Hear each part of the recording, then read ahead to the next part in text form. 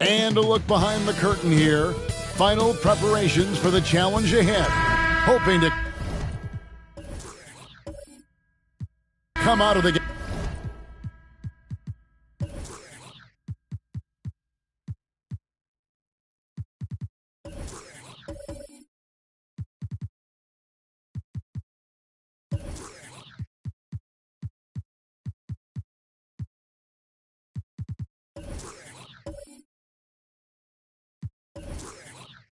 Strong. Here we go.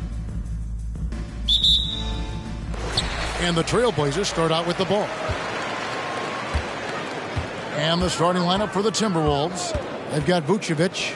Sabonis is out there with Klay Thompson. Then it's Conley, and it's Young in at the 2 spot. Harris's shot is good. Well, we have 2 defensive first teams tonight, Steve. Both of these squads fully engaged on the defensive end. It will be a low-scoring outing tonight, but they all say it in all sports and in basketball, it works.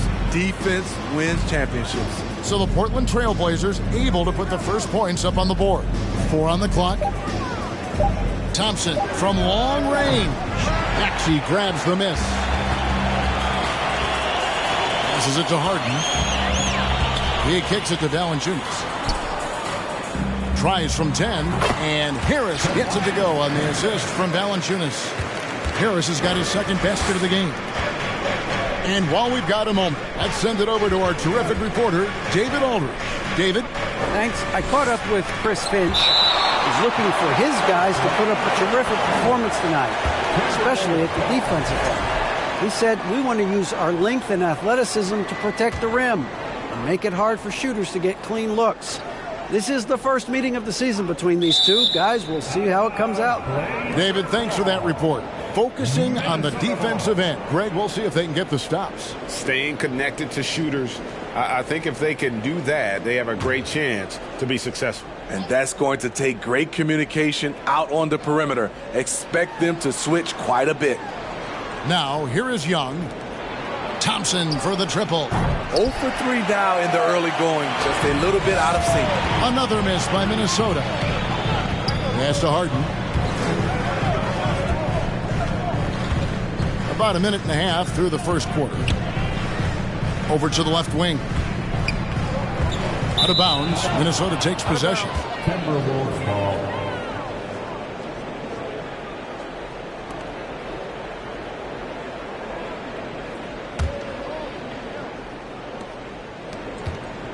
For Minnesota, they've gone 0 of 3 from the field to start the game.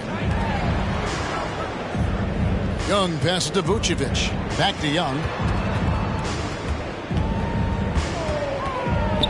Gobert with the block. What a block by Gobert. You expect that from a player who has led the league in blocks.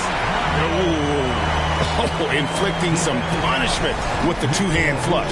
They're going for the throat. Well, James Harden's still a tremendous player, but now in his early 30s, some question, can he be the dominant MVP force we saw in Houston? Now, here is Young, averaging around 27.5 points a game, one of the best in the league. Gobert with the block. Yeah, trying to get going here, but that's an offer for the first 5 here to start the game. Here's Valanciunas. Basket is good. The assist from Harris. And Greg, Harden in recent years. Has he lost a step to age or injury? You know, probably a little of both, but we've seen players with a new diet or training regimen get back to peak production. Hopefully, he can as well. Gobert with the block. 2 points. That one goes. Trailblazers leading by 7. Harden kicks to Valanciunas. Outside, Maxey. Harris inside the line. Pass to Valanciunas. Here's Harden. Tries again. And oh boy, a lot of contact there, but he gets the call and will shoot 2. And the ongoing league debate. Who's the toughest guy to guard? Harden's name always comes up. Portland shooting their second and third free throws tonight. And as a team, really just middle of the pack in terms of their percentage from the line at about 76.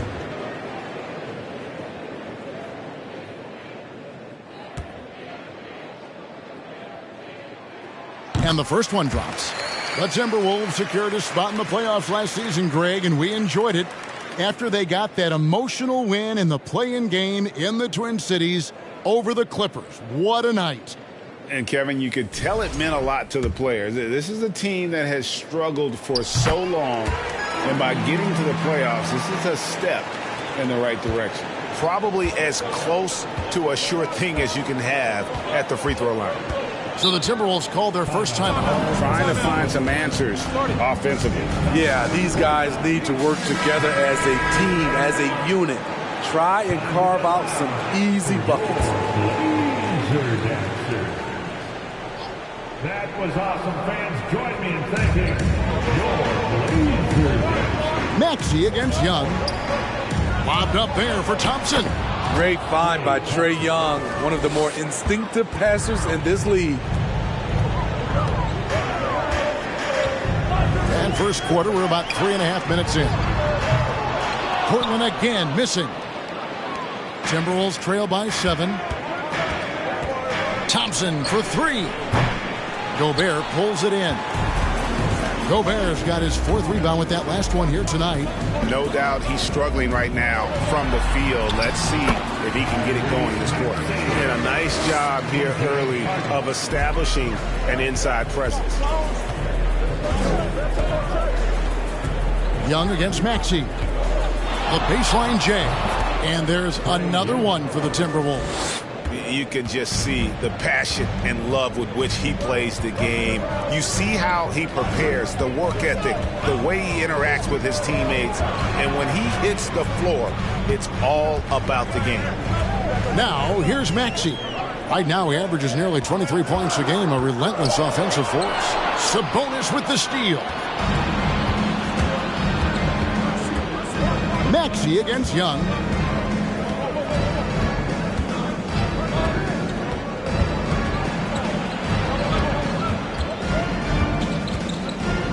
The pass to Conley. Down to 5 on the shot clock. Over Harden. Rebound by the Trailblazers. This is their first chance this season playing the Timberwolves. Harden with a screen on Young. Here's Maxey. That one no good. The Timberwolves go the other way with it. Young with the ball. Thompson inside. Harris is there. Shot from 12. Misses off the left iron. And he's really trying to get them back into it, but the results just have not been there. Harden the pass to Maxey.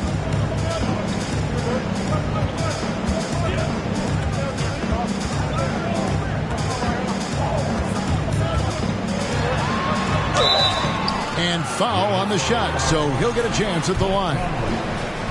You look back at how the Blazers have drafted. They get a lot of value no matter where they pick. Great job of identifying and growing talent. Mills, he's checked in for Mike Conley. 2 big marks there, you're right. And the last 2 lottery picks for Portland before the latest draft, Lillard and McCollum. And Kevin, McCollum has since moved on, but they have knocked it out of the park in the last decade. Great job of maximizing draft assets. Mills can't hit. And already they've staked out a noticeable advantage in terms of aggression and controlling the backboard. Maxey in the corner. Left side, Harris. The shot from the low post is good. Harris has got 6. Building up a big early lead, they have taken charge of this game. Play calling has been fantastic. They've been a step ahead of the defense since the opening tip. And the Timberwolves call time here. As the teams head into this timeout, a chance for the coaches now to map out some plays for the next few minutes and a chance for the players to rehydrate with some Gatorade. That's important if they want to make sure they don't wear down later in the game. Absolutely. Over the course of a game, you have to stay hydrated. Now, here is Young. And Valanciunas pulls it down. And for his offense, this has just been a brutal period. That one goes in. Maxey's got his second bucket. And now you see them starting to really work the ball inside. Here's Young.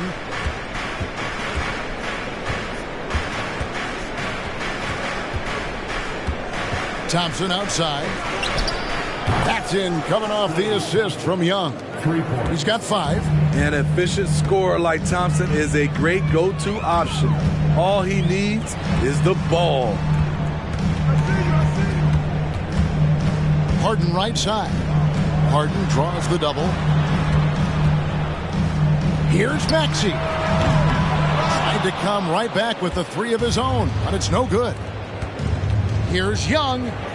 It drops for his second made shot of this game. An unimpressive 2 of 7, though. Perfect vision. Mills getting quicker these days at spotting the open man. Pass to Gobert. Shoots over Vucevic. Second chance effort, and the shot goes in from Rudy Gobert. And the Trailblazers lead by 9. They've been sensational on the backboard to start this game. Mills passes to Vucevic.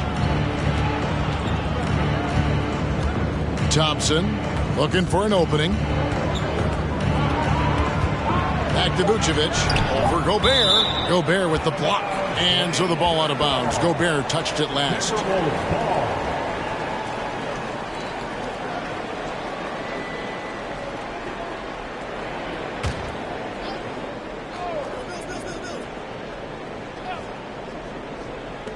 Clock at 2, and here's Mills for 3. They're struggling to knock down those threes here in the early going. Pass to Valanciunas. Goes up on the wing, and he gets it back. Lays it up off the glass. They should continue to get the ball inside. The defense struggling to contain them. And here's Mills. He's gotten some minutes, but nothing on the board yet. Young against Maxey. Young dishes to Thompson. Vucevic trying to get open. Thompson misses. He's doing what he can to help them cut into this lead. His shot just isn't quite there tonight.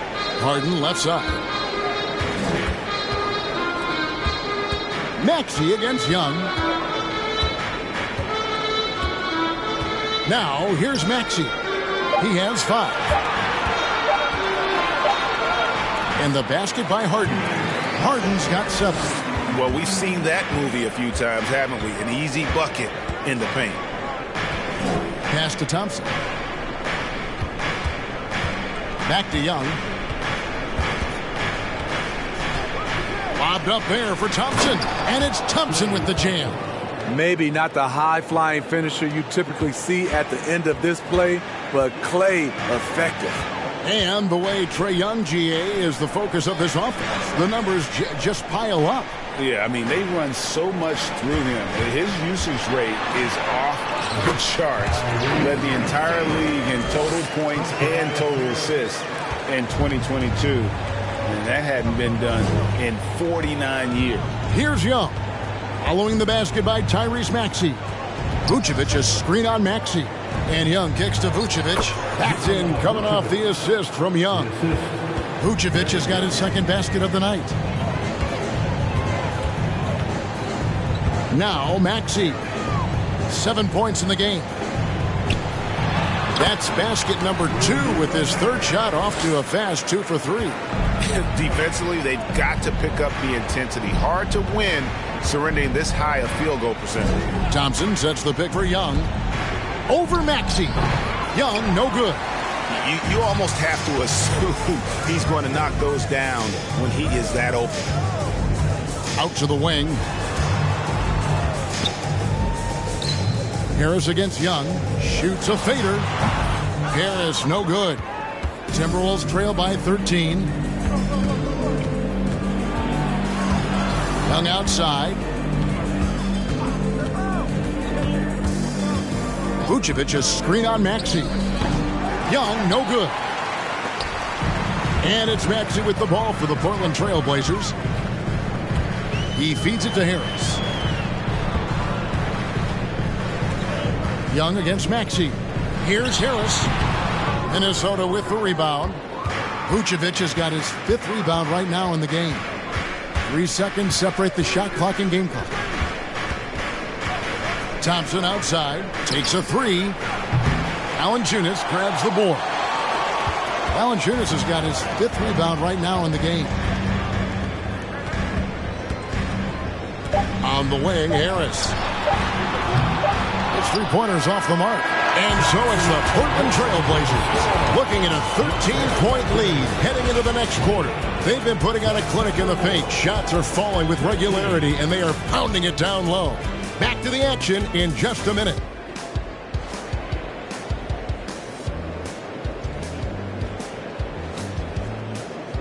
And your Trail Blazers youth fans team. And glad to have you with us, folks. Second quarter of basketball. This game has not exactly been neck and neck, but plenty of time left in this one. And a moment to look at the scoring approach in terms of where the points are coming from for Portland. Right out of the gates, they've been in attack mode. And I think that's by design because it has been relentless. And the other thing I've been impressed with, guys, is their assertiveness at attacking the paint, trying to hunt for those high percentage looks. They've got Tobias Harris, Hachimura out there with Jonas Valanciunas. Then it's DeAnthony Melton, and it's Harden in at the point guard position. They're the group the Portland Trail Blazers will start the second quarter with. Great positioning by Vucevic. Hustle points for the big man. And with an update from the sidelines, Let's check in with David Aldridge. Thanks very much. Now, the Blazers missed the playoffs last season for the first time in almost a decade. Coach Billups says, it's been a lot here so far, but I just know that I'm built for this. This is what I do, and it gives me the opportunity to stand up as a man to show that I can lead. I'm ready for it. Kevin? I think he is, and he's embracing the challenge, which is fun to watch. David, thanks. Here's Brunson. The Blazers getting the bucket. Thompson outside, lets the three fly. Hachimura grabs the miss. The edge on the glass is the difference. It's allowed them to build this lead. Harden up top, covered by Conley. And the basket by Harden. Harden's got 9 points. And it's coming easy for them right now. 5 baskets in a row in the paint. Conley, the pass to Vucevic. Oh, Vucevic in position. And again, Minnesota will turn it over. Here's what the Minnesota Timberwolves have lined up on their schedule. On Wednesday, they'll be facing Drew Holiday and the Orlando Magic. And then on Saturday, they'll take on Karl Anthony Towns and the Philadelphia 76ers. And for that game against Indiana, it's going to be a bit of a measuring stick for them. See just how they stack up with a team that most would feel has the edge. GA, something that's kept Portland from getting over the hump is their defense. Kevin, their defensive rating hasn't been pretty for several years. It's a point of emphasis for the Blazers going forward. Shore up the D and try and take that next step. When operating in the pick and roll, Vooch knows how to use angles to free himself up. There's the pass to Melton. Trying to find Valanciunas. It's to him. That's good, and he's now 3 for 4 from the field. I love that they're continuing to attack despite being up big. I'm impressed with their intensity tonight. They've came in focused, and they've executed. Now, here's Sabonis. Still looking for his first bucket in this one. Getting inside, Sabonis finishes strong. You can see how comfortable he is shooting at that range. Passes to Harris. Fires the three. That one, no good. Timberwolves go the other way with it. Coming into this, having notched a win against Cleveland in their last game. Yeah, their long-range artillery hit the mark more often than not. A great equalizer when you're on the road. They embrace the challenge as well. They hit big shot after big shot to keep the other team at bay. And I think that play sort of sums up what we've seen tonight. Just simply being outplayed both sides of the ball. Smart basketball defensively, turning into easy points. Vucevic, second chance shot. He takes it up and lays it in. Sabonis has got his second basket of the night. A tireless rebounder. Sabonis gives his team an edge on the glass. Melton kicks to Harden. High, arcing shot. A shot missing. The Timberwolves go the other way with it. When this game is done, they'll be off to Orlando, and they'll take on the Magic. And that game will be 4 out of 5 on the road for the team. Pass to Vucevic. There's the dish to Thompson. For the three. No good on the shot. In this first half, he has really fallen in love with the three. So far, not paying dividends. Hachimura, the pass to Harden. And you hear the term point forward. But then, Greg, you had Magic Johnson. 6'9", but still a point guard. So what's the difference? Well, when you talk about a point forward, it's someone whose versatility extends to their playmaking. Magic is the rare talent who redefined the point guard position. The Trailblazers have only one missed free throw. They've had 5 attempts and made 4 of them. At the line for 2. Shooting 2.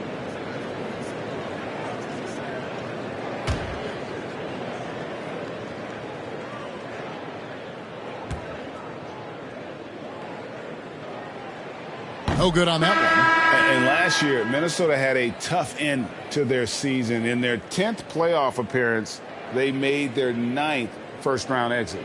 Jackson, he's checked in for Harris. Maxi Kleber, he's checked in for the Timberwolves.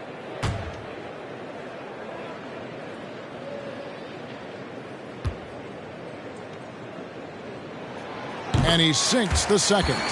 And what's incredible about Harden, he can dominate a game with the pass as much as the shots. So defensively, you have to prepare for both. Conley, the pass to Brunson. Nice ball movement by Minnesota. Pass to Sabonis. Back to Conley. Clock is at 3. Over Harden. Offensive rebound. And no good. Trying to use the glass. It's a +5 advantage for them in rebounding after that one. Hachimura, the pass to Melton. Dishes it to Harden. To the middle. Here's Hachimura. It's good. The assist there. The Trailblazers lead by 19. I don't think the Timberwolves, Greg, plan on letting their playoff statistics discourage them at all. And that's kind of the beauty of this squad. They're out to make new franchise history, not focusing on the past, just keep evolving as a team. The Timberwolves shooting their initial free throws of the game right here. And I think this is a strength of this team. Solid numbers at the line across the board, 77% collectively.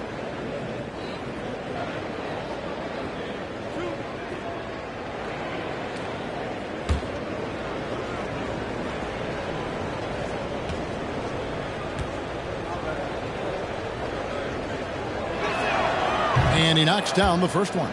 Greg, we know that Klay Thompson had 941 days between NBA games because of those injuries. But he was using that experience away for good. And Klay announcing with that his family foundation would have a 941-day initiative. Programs to help workers who have suffered career setbacks. Thompson helping others with their comeback. And so Thompson nails both of them. People say Klay Thompson's shooting form is picture perfect, and they're not wrong. Kids out there, watch how he shoots it and take notes. Now here's Harden. 13 points in the game. And that's a special play coming from the one spot. You know, his passing can take a backseat for that dunk. Wow. It just shows you the versatility. This guy can do a lot of different things for you. Woo-wee. And the Timberwolves call timeout.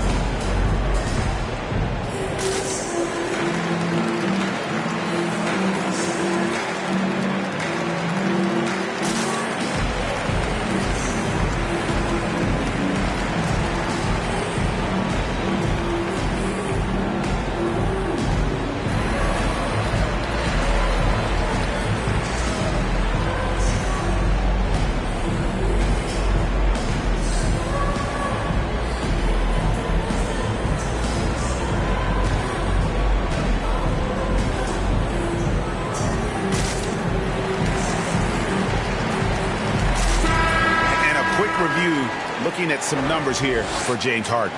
Averaging about 22 points per, 10 assists, and 7 rebounds.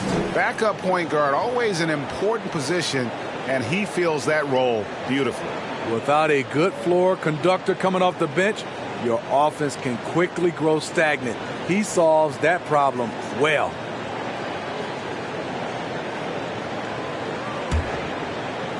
Timberwolves trail by 19. Thompson sets the pick for Brunson. Shoots over Melton. The shot's good from Brunson. Brunson's got his first 2 points of the night. Talented, driven. He puts constant pressure on your defense. Here's Harden. And Harden with the stuff. An elite scorer who takes pride in torching defenses. Harden is outstanding at getting to his spots and capitalizing. Now here's Brunson. 17 points for him last game against Cleveland. And he did great work on the defensive end, too, with 3 steals on the night. Just a solid performance on the interior. The rebounding has been off the charts. Here's Melton. It's good. The assist that time from Harden. Harden's got 3 assists now in this one. Minnesota's gone 0-3 from beyond the arc to start the second quarter. Brunson the pass to Thompson. Back to Brunson. Lobbed up there for Thompson. Stolen by Harden. Over Conley. That one off the back iron and out. And so it's Thompson with it. He'll bring it up for the Minnesota Timberwolves. Conley with it. No points in the game yet for him. Back to Thompson. The 3. Portland grabs the miss. Their last game, a win against San Antonio, looking to carry that into this one. Yeah, they got into a terrific flow offensively, but a lot of that was because the defense they were facing was mediocre. Yeah, it seemed like they got every shot they wanted. I'm sure they wish every game could be that way. Maybe the best ever at earning free throws. I mean, Harden has mastered the art of contact and still being able to get off the shot. Shoot 2.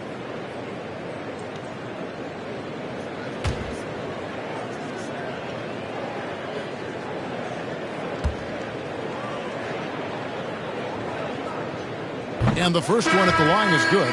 It's still early in the season, and teams are still trying to figure out rotations. Greg, what's it like to play in a game like that tonight? Well, for a lot of these guys, Kevin, it's all about jockeying for position, making an argument for minutes. You want to earn the trust of your coaches. Catching up on the changes for Portland. Rudy Gobert, he's checked in for Jonas Valanciunas. And Maxey subbed in for DeAnthony Melton. And after several playoff runs, the Portland Trailblazers, Smitty, decided to shake things up. The decision to deal key role players shows they wanted a change in direction. They felt like their team needed some changes, but it looks like they still are aiming to remain competitive. At some point, when you recognize someone's this out of rhythm, you have to shift to something else. Hachimura finds Jackson. Now Harden, covered by Conley. And Harden with the basket on the assist from Jackson. And that's 20 points for James Harden. And of the last 6 baskets, 5 have come on the interior. This is just smash-mouth physical basketball, guys. Now, here is Young.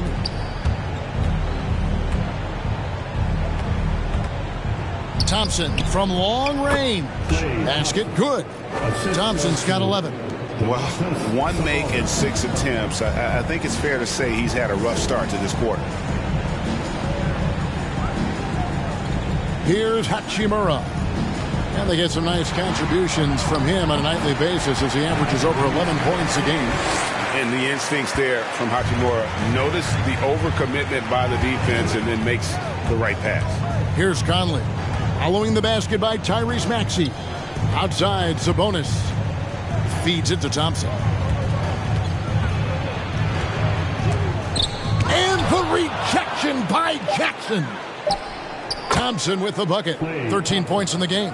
Nice touch from Thompson there. If the defense does not crowd him, it's over. The feed now to Harden. And the jam by Harden. And he can time his passes so perfectly. Wow, what an assist. Minnesota shooting 41% from the field here in the second. Sabonis at the elbow. Kicks it to Young. Off the mark there with the three-point shot. Portland's gone 2 of 3 when they've stepped beyond the arc in the second quarter. To the paint. And finished off by Gobert. Hard to stop Gobert on the dunk. His length gives him a clear path to the rim. Harden against Conley. 2 minutes remaining in the first. There's the lob to Sabonis. Oh, what a pass. And then he lays it in with the circus move. So smooth. Hachimura against Thompson. Jackson a screen on Conley. From deep Harden. And Domantas Sabonis pulls it down. And the great shooters know when they've got enough opening to go for the 3. I didn't think it was a bad choice on that possession. The struggle is real. He's been way off with his shot all evening long. Hachimura kicks to Harden. And the pass to Gobert. Portland moving the ball around. Shot clock at 6. Jackson setting the pick here for Harden. And again, it's Portland converted. I mean, how many spots on the floor is Harden not effective from? I'll tell you, not many. Young passes to Sabonis. Thompson outside. Young outside.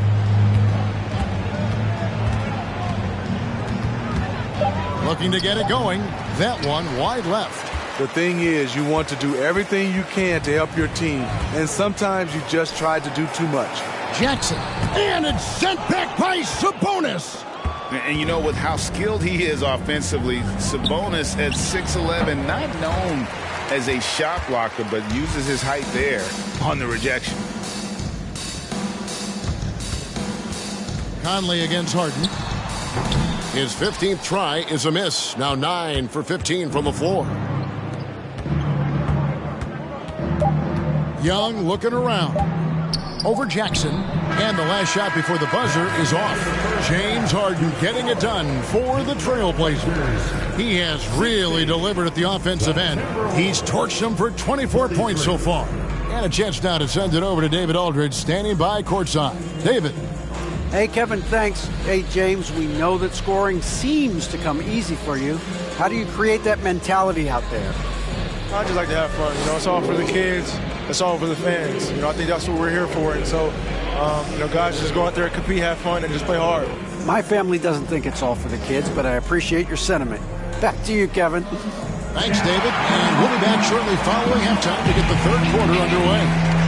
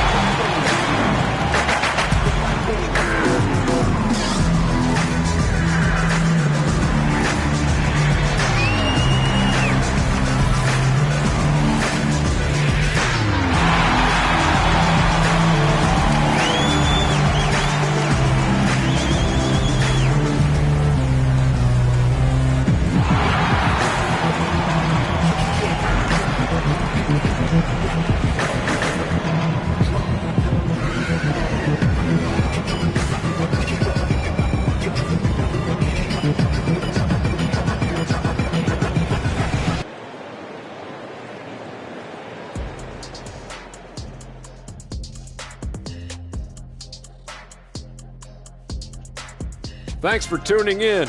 Welcome. A clinic in execution so far, as it's been a dominant showing for the Portland Trailblazers. They've made it a track meet. Transition buckets are easy baskets and easy points, Ernie. That builds your confidence, and it takes the pressure off your half-court offense. Yeah, it's been a track meet. Trying to get in before the defense sets, that's where you get the good looks. And let's take a second now to see what the fans are saying on social media. And T-Money720 asks, Kenny, I saw that highlight where Shaq dove for a loose ball and landed on top of you. How worried were you in that moment? Well, thanks for that question, T-Money. I can't say I wasn't concerned at all. Shaq is a gentle giant. It's okay, Kenny. Tell the truth. Okay, I was terrified. I had to check to make sure everything was okay and still working after I got up. And that'll do it for halftime. We send you back to Kevin Harlan, who has the second half call.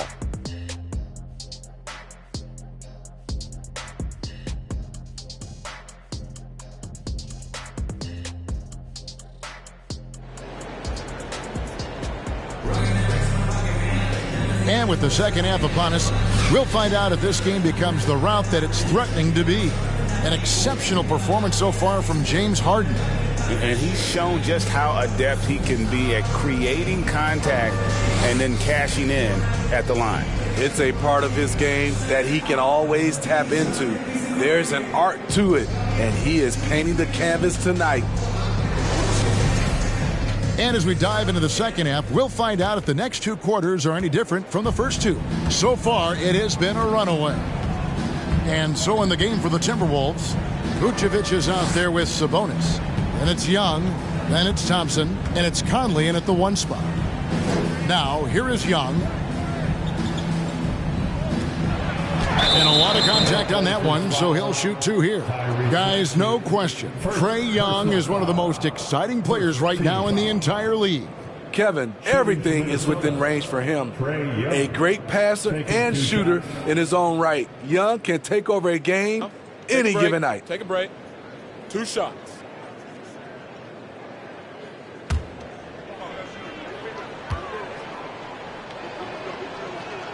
The first free throw is good.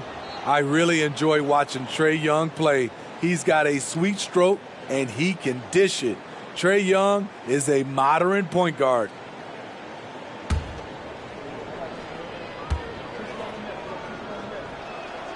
And so Young nails them both. And it's Harden with the ball for the Portland Trail Blazers. Their next game playing at home as the Nets come into town. And that's the third of 4 straight played at home. Fires for 3. They get the rebound. And finished off by Gobert. That's a signature move by Gobert. The length allows him to do what others can't. On the wing, Thompson. Vucevic dishes to Thompson. The kick out to Young. Shot clock at 5. Good on the 3-point shot. Young's got 5 points now in the quarter. Hard to defend Trae Young from out there because he's a master at creating space. Right now, let's send it over to the sidelines and get a report from David Aldridge. Thank you, Kevin. Domantas Sabonis is one of the best passing big men in the league. He said, sharing the ball is contagious. Everyone feels confident and knows they'll get touches, which makes the game fun. And that can build chemistry on a young team. Kevin? And David, we know how important that is. And we thank you for your report. Now, here's Valanciunas. He has 6. Gobert finds Harden. And he can't answer back. The three-pointer offline. Harden's gone 1 of 5 from deep. Young outside. To the inside. It's stolen by Gobert. And here comes Harris leading the fast break. He scores his 5th field goal. He's taken 9 shots to get those 5. And right there you can see Tobias had made up his mind. The ability to handle the ball at his size makes him a tough matchup. Now, here is Young. 9 points in the game so far.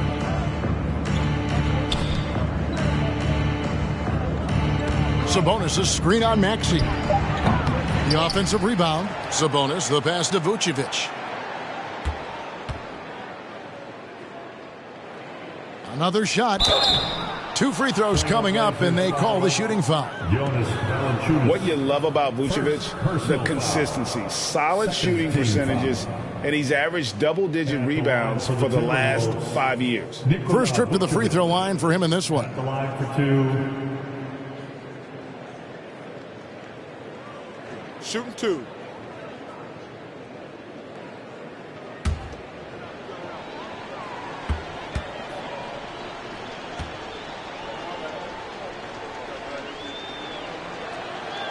No good on the free throw.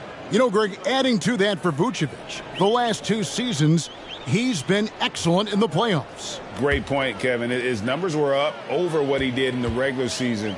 He hits clutch shots, gives them a physical presence, and he is just a rock in the middle. That one misses. And Smitty, we've seen Nikola Vucevic add a 3-point shot to his arsenal. This is a shot he didn't have early on in his career.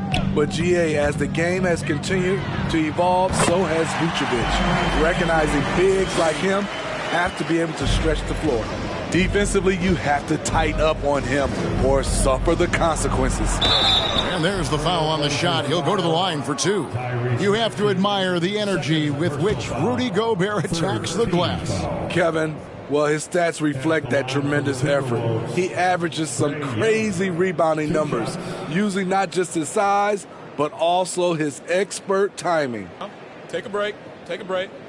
2 shots.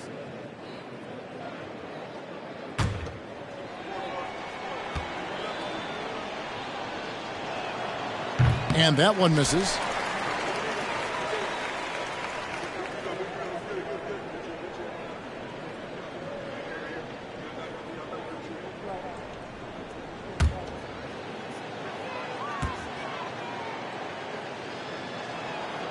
And he's good on the second.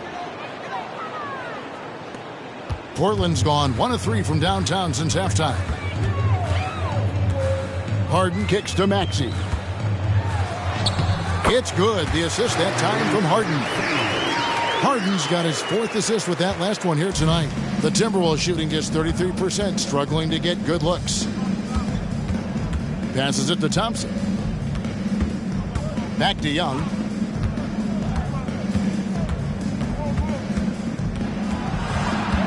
Out to Conley. There's the triple. Rebounded by Valanciunas.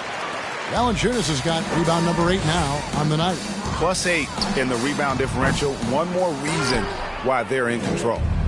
And so it's Conley bringing up the ball for the Minnesota Timberwolves. On its way from Young for 2. And it's Portland with the rebound. Valanciunas has got rebound number 9 now. What an effort here tonight. Harris passes to Valanciunas. Harden kicks to Valanciunas.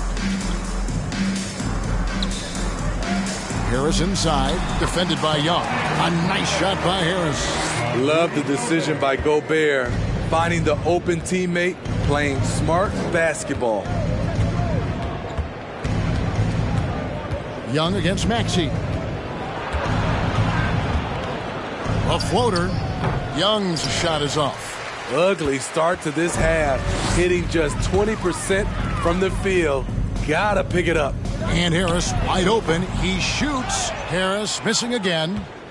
Timberwolves have gone only 1 of 5 from the field since halftime. A very slow start offensively. And Young kicks to Conley.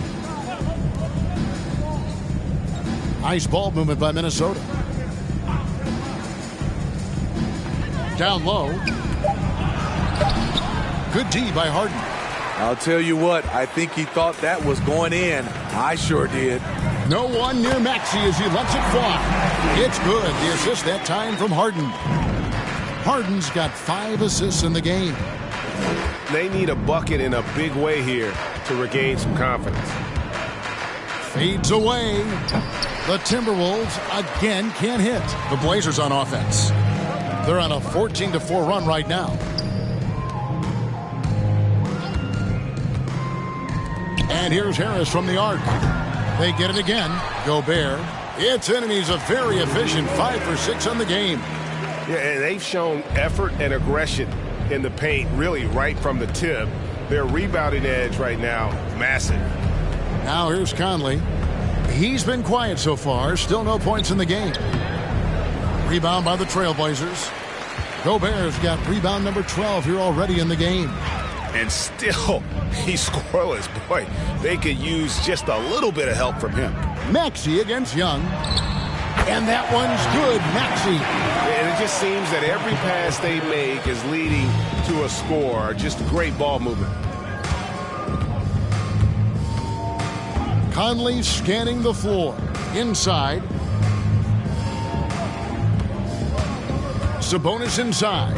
Valanciunas is there. Back to Conley. Over Harden. Rudy Gobert with the rebound. Gobert's got 13 rebounds in the game. Class eating. Harden gets the bucket. Assists like that have typified their effort today. Terrific ball movement. Harden against Conley.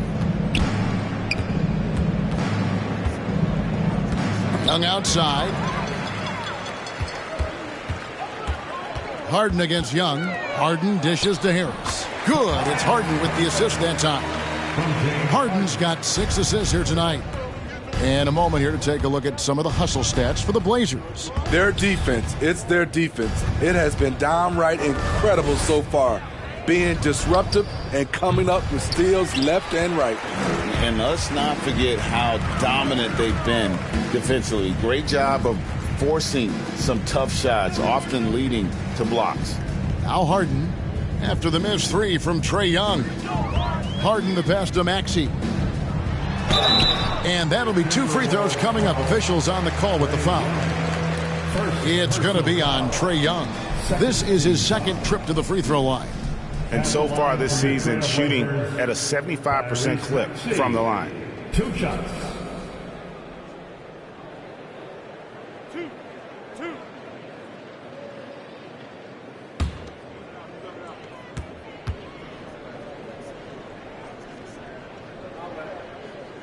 First free throw is good. So for the Trailblazers, Jackson, he's checked in for Jonas Valanciunas. And it's DeAnthony Melton in for James Harden. The Timberwolves also changing it up. Maxi Kleber, he's checked in for Sabonis. Jalen Brunson comes in for Young. And it's Mills in for Mike Conley. He's perfect from the line this time. Minnesota's gone 1 of 3 from downtown since halftime. Brunson kicks to Kleber. Pass to Vucevic. Back to Kleber. And Brunson has it in the corner. Looking to end the run, and he knocks down the jumper. That's a high percentage look when the D doesn't fight over the screen. Reason why it takes extra energy to do it. You have to trust your defensive rotations, but it's worth it. Now here is Harris. He's got 14 to the paint. And here's Mills.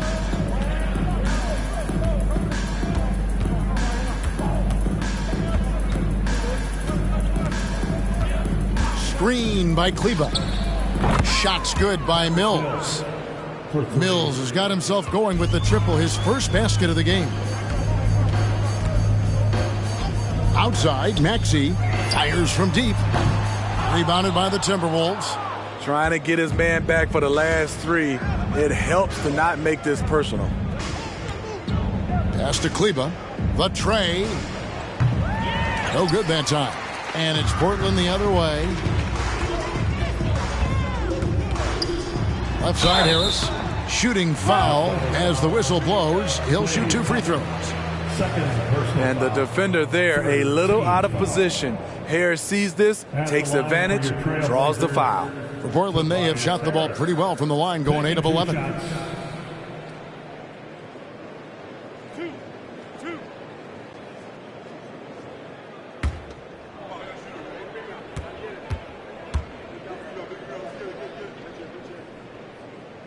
That's good from Harris. Slowly but surely, Harris continues to elevate his game. The shooting, the playmaking, the ability to make a difference.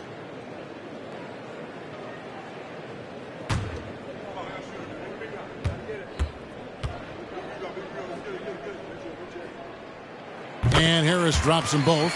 And if they continue, Kevin, their outstanding free throw shooting, that'll help them seal the deal. Mills passes to Thompson. Unloads from 13th. That one goes. Count it. Thompson's got 15 points. This is how dangerous Klay Thompson is from the mid-range. His shot looks just like a free throw. And the shot goes in. They have leaned on him all quarter, and it has worked to perfection. Brunson finds Kleber.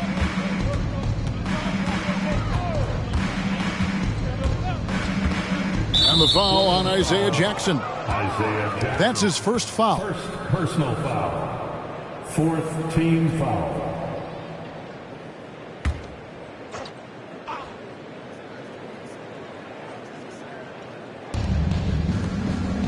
Timberwolves passing it around. Thompson sets the pick for Brunson. Out to Thompson. 6 to shoot. A three-pointer off the mark. And on an open look like that, he's very gifted at making the weak coverage pay. Outside, Maxey from past the arc. That one finds the mark. It's the 10th time he's done that tonight on 14 shots. Putting consistent pressure on this defense. Just the threat of him out there makes this offense work. Here's Brunson, and it's wide right. It's off the rim. This could get even more out of hand if they continue to put up points. Wow, Kevin, what a performance we are seeing. He gets that one.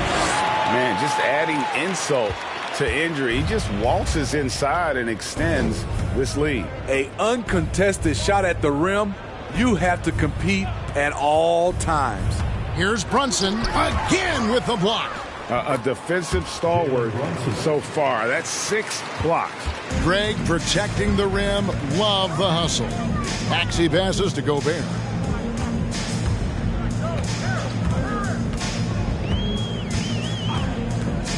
To the inside. The steal out on his own on the break. Here's Vucevic, and Vucevic throws it down. And that's a double-double for him now. 10 points and 10 rebounds. Great positioning by Vooch in transition, making himself available to finish the break. Here's Harris. And the call on the shot that sends him to the line. That one on Vucevic. He's gone 2 for 2 at the line so far. And at 78%, he's been a consistent shooter at the line for them all season long. At the line for 2.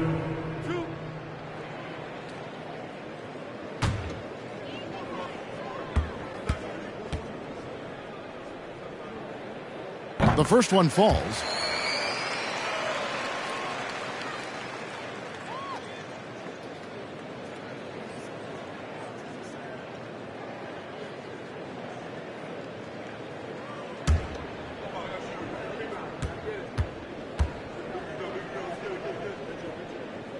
And Harris drops them both. It's interesting. No free throw attempts for him in the first half. He's finally pushing the action and reaping the reward.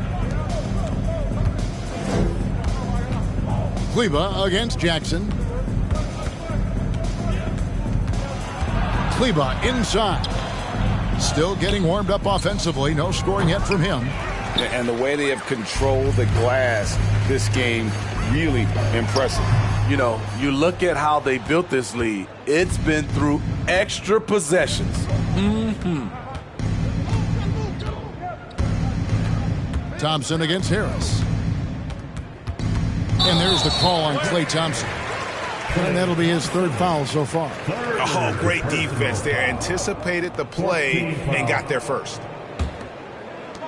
7 seconds left to play here in the 3rd. Melton finds Harris. Here's Maxey. And no good on the last second attempt this time. And so it's the Portland Trailblazers enjoying the kind of gigantic lead you almost never see. From the field, they have been outstanding, amazing shooting. That's what has them headed to a blowout. We come back right after this.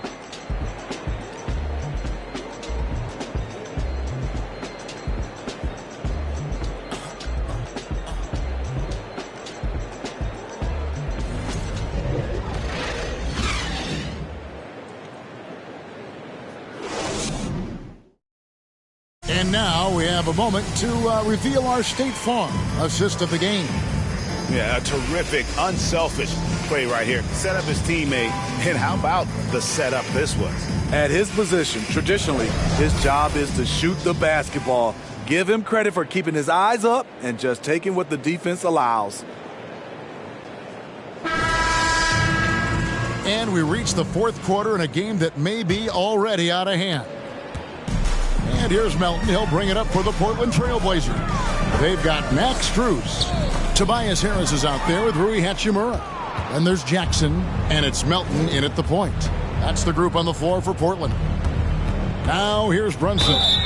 And contact on the shot, so he'll be shooting free throws here. And they came out of the locker room after halftime with a much more physical approach than what we saw in that first half. Last season, of course, Marcus Smart won the Defensive Player of the Year. Greg, it's rare to see a guard win it. Should perimeter players get more consideration from this point on? It's tough, Kev. I do think they should. And I think the numbers, though, tend to favor the rim protectors, but it's only right to recognize great defense at every position, especially in an age of positionless basketball.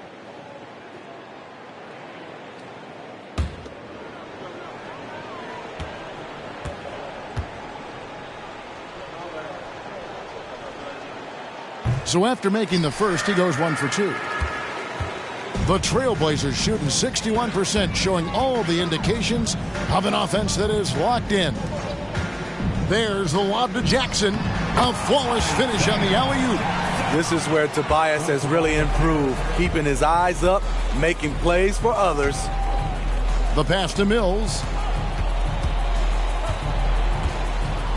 It's Bogdanovich on the wing. Now here's Brunson, defended by Strus. Brunson, good. Just taking what the defense allows, and that's a shot he'll make all night. Melton passes to Harris. Now here's Strus. He's guarded closely. Harris, right side. He dishes it to Jackson. Passes it to Melton. Just 4 to shoot. That shot missing. Minnesota shooting only 32% from the field. Plenty of signs of struggle by this offense today. Nice ball movement by Minnesota. Here's Brunson. Portland grabs the miss. Harris has got 5 rebounds tonight. Pass to Hachimura. From 15 feet away, Bogdanovich grabs the miss. And I was sure that was money on that one, but everyone is afforded an easy miss or two. Yes, let's look on the bright side. You got a great look. It's a play that you might want to go back to again. And Nance kicks to Kleber. Pass to Brunson. The Timberwolves need to get a shot off here. Mills can't hit. Trailblazers have gone 1 of 3 from the field to start the 4th quarter. Feeds to Harris. Over Brunson. Harris's shot is off. They could use a big shot here to get this offense going. Too many empty possessions. Right now, they need a basket. Kleber finds Brunson. Plenty of room to knock down the shot.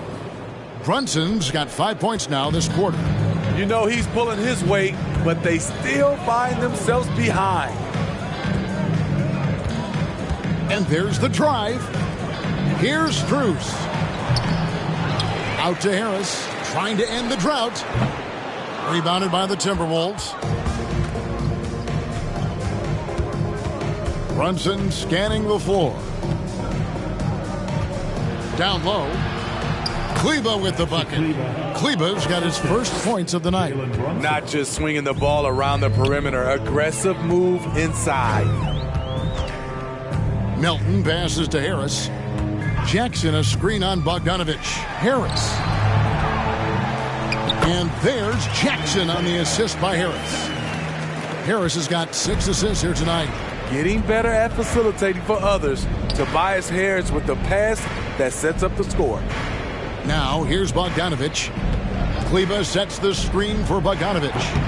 And it's off from 3-point range. Portland's gone 0-3 so far in the 4th quarter from long range. Melton passes to Hachimura. Jackson with the bounce pass. In the corner, it's Melton. Now the pass to Hachimura. Got a piece of it, and he's able to get it back. Gets it to go. That one good for Melton. He is cold-blooded. Drops the dagger. Piles on to what was already a big lead. I mean, defensively, if you have any hope of coming back in this game, you can't afford to give him those looks. Here's Kleber. And they recover it. Takes the 3. It's hauled in by Harris. Harris has got 6 rebounds here tonight. There's the lob to Jackson. Oh, a nice defensive play to disrupt the alley-oop. The feed to Bogdanovich. And foul on the shot. He'll shoot 2 at the free throw line. That one on Harris. Even though he spends a lot of time on the perimeter, Bogdanovich goes 6'6", 220. He's a threat inside. At the line for 2. Shooting 2.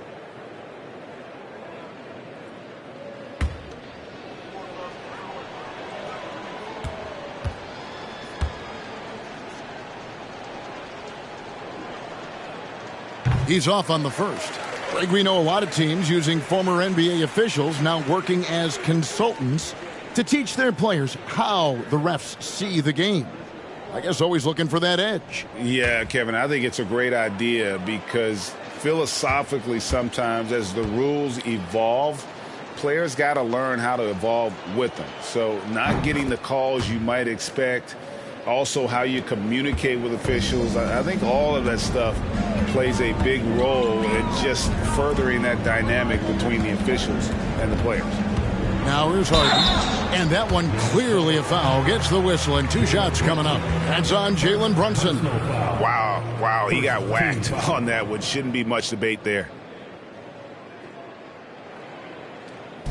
At the line for your Trailblazers, James Harden. 2 shots.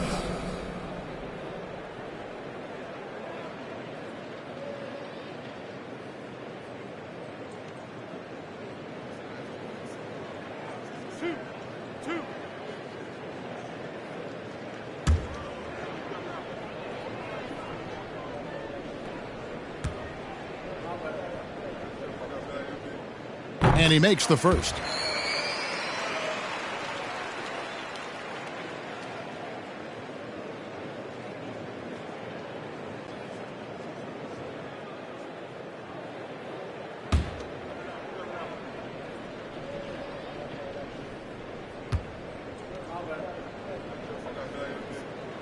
Harden hits them both. We're seeing a lot of pretty lively pregame dance routines from the players. You got any of that in your repertoire, say, before we begin a broadcast? Oh, Kevin, I think pretty soon we should work out a few sequences, get ourselves fired up. You game? About that, but you go ahead and do it. 3 on the clock. Here's Brunson. And the 3 off target. And so it's Hachimura who brings up the ball for Portland. They've given up just 8 points in the 4th quarter. Here's Harden, and he could not get that one to go. A lot of contact, and he'll go to the line for 2. Steve, you played all 4 years at Michigan State. When you think about the fun you had there, what was more enjoyable, playing college basketball or in the pros? Kevin, I have to be honest, both was fantastic. When in college, those 4 years was something I'll never forget. But then obviously, ultimately, you want to make it to the NBA, and I got a chance to do that. So both were fantastic in my eyes. First one falls for him. Valanciunas, he's checked in for Portland. The Timberwolves also with the sub. Sabonis, he's checked in for Nance.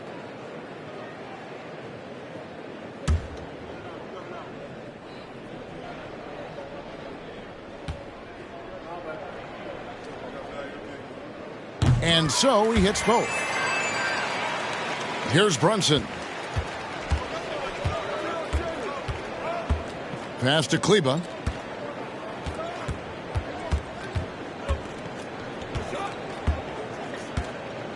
Back to Brunson. It's Bogdanovich on the wing. The shot's good on the assist by Brunson. Bogdanovich has got 4 points this quarter. No hesitation off the catch. Bogdanovich has a quick trigger. Harden against Brunson. Harden gets the bucket. Harden's got 32 points. Strong work for him at the offensive end, helping them to maintain that lead.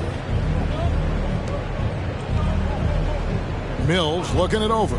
Fires it up. Portland grabs the miss. Jackson's got 6 rebounds in the game. Harden the pass to Melton.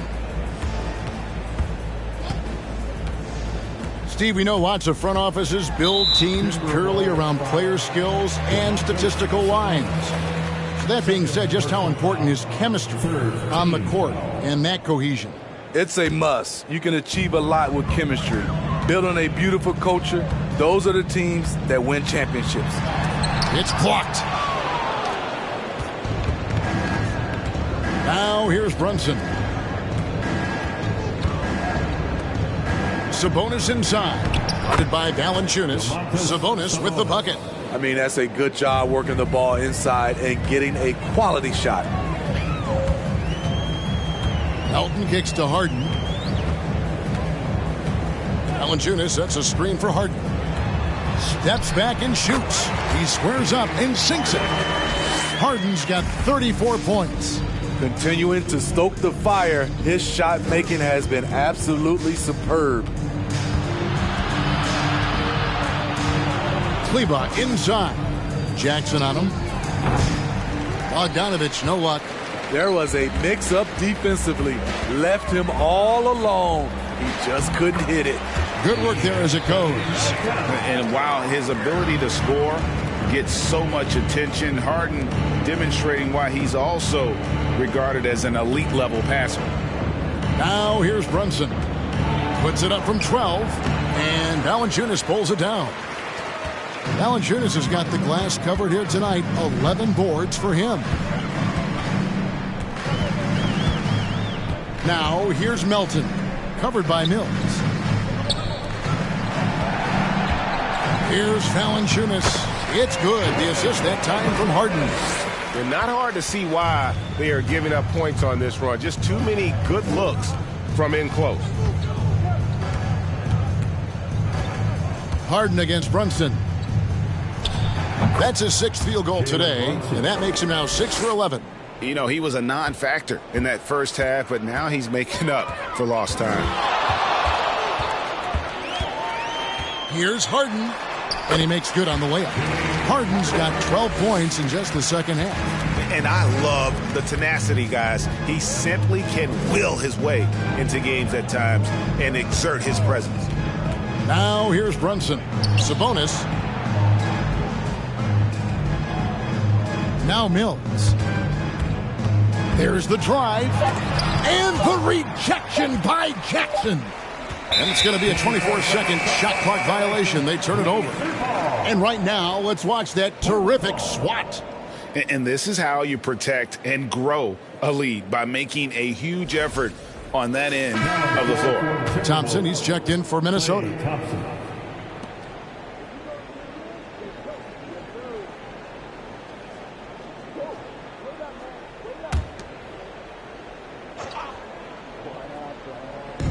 And so it's Hachimura who brings up the ball for the Portland Trail Blazers. Harden the pass to Valanciunas. Fader on the way. That shot no good. And Minnesota now the other way.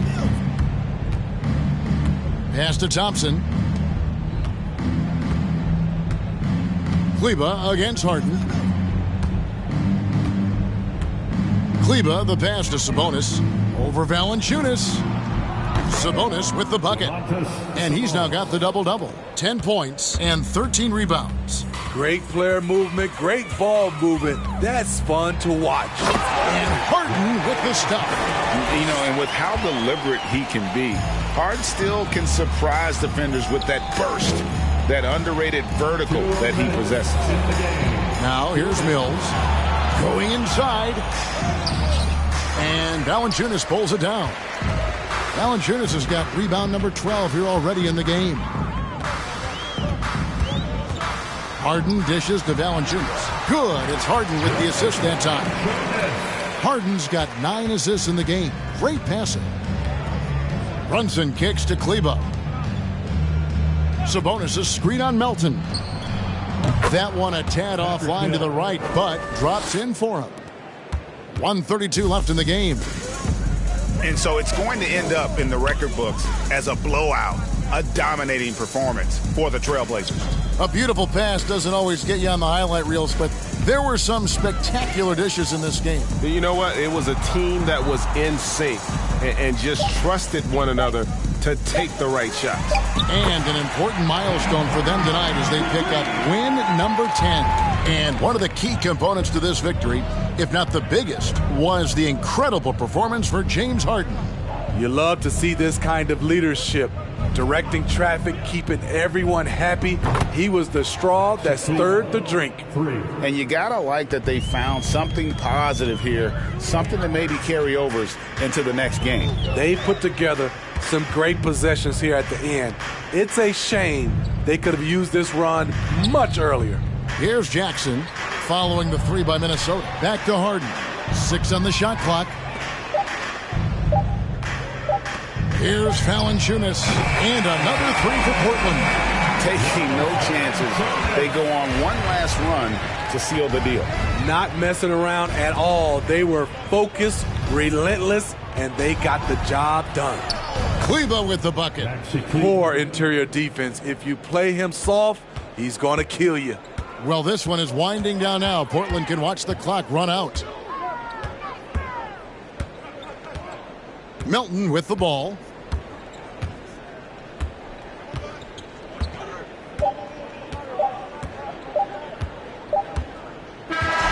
And so Portland takes this one, but by a big margin. It was a tale of two teams tonight, one that was in total control, operating flawlessly, and the other just searching for answers that they could never find. I mean, the energy here is just so tremendous. Fans involved from the get-go, and once they started to really pour it on, it was fun to see that rhythm and flow from their perspective.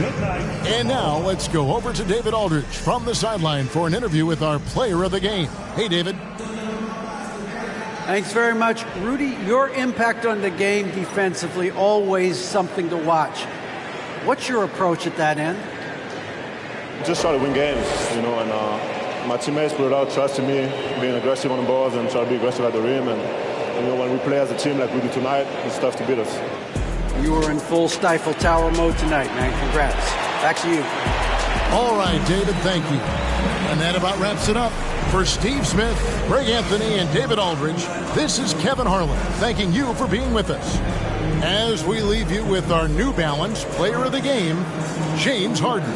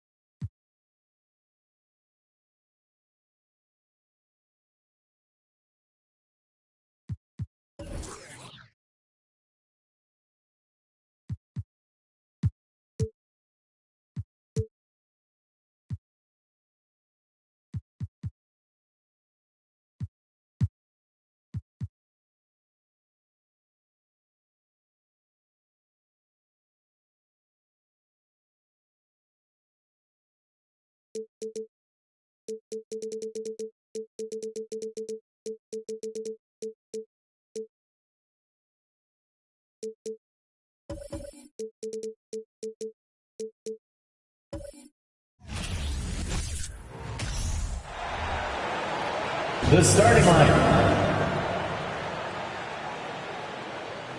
At forward, Mason Plumlee. It's early in the season, but we're all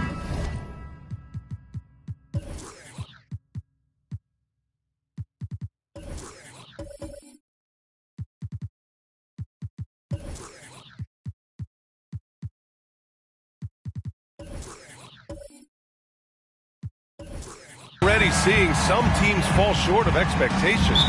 Grant, what do these teams need to do to get back on track? Well, first of all, they have to relax.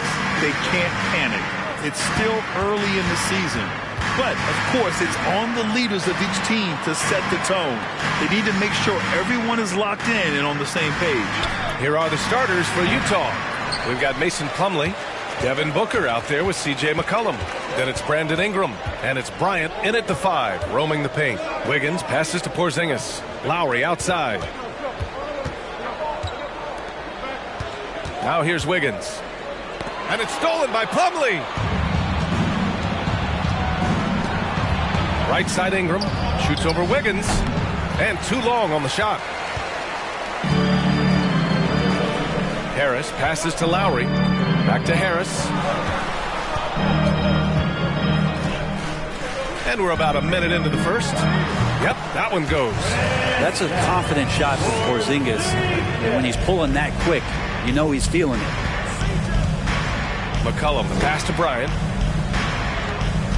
Here's Booker.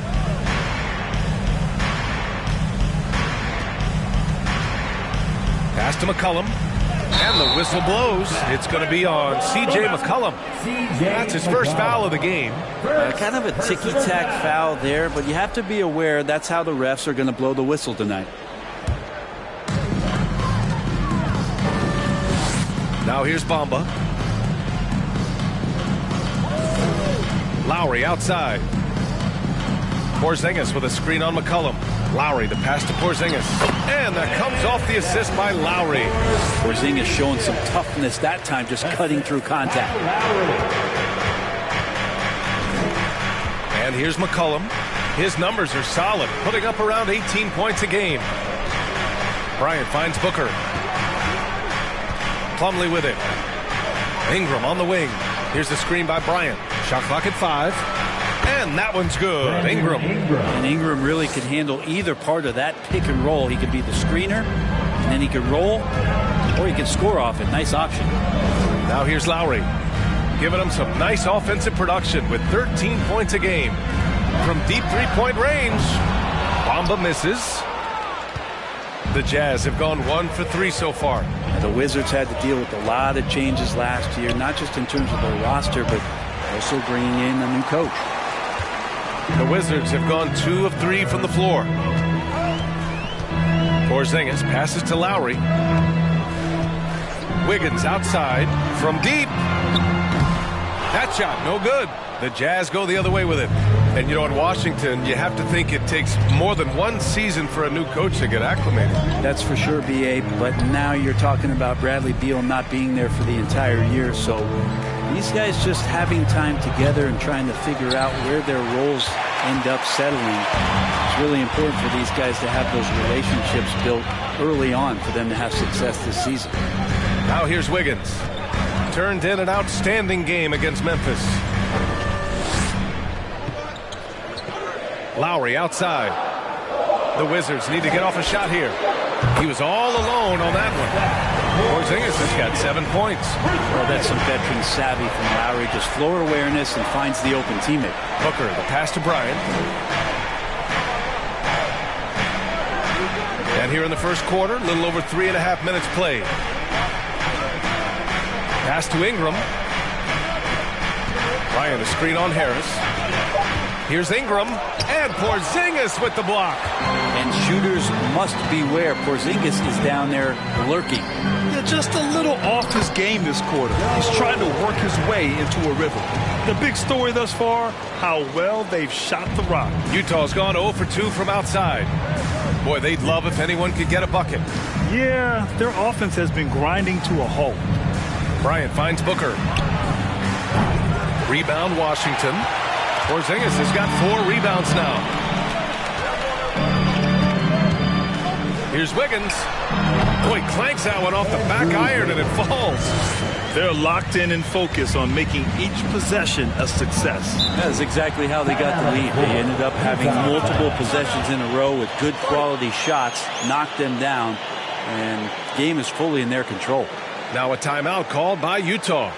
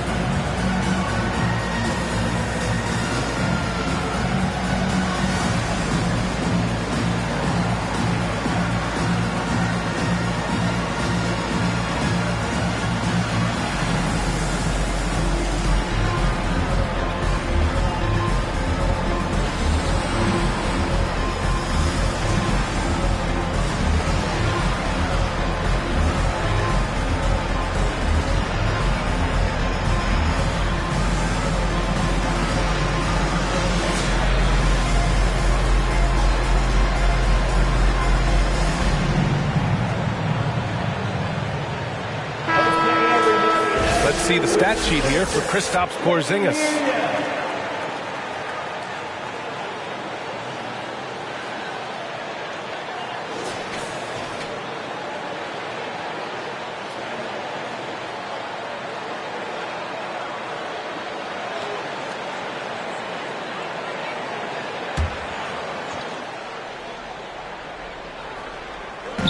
Bryant finds McCollum.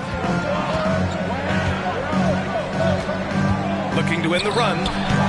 The rebound by Lowry. Washington has gone 1 for 3 from beyond the arc. Pass to Wiggins.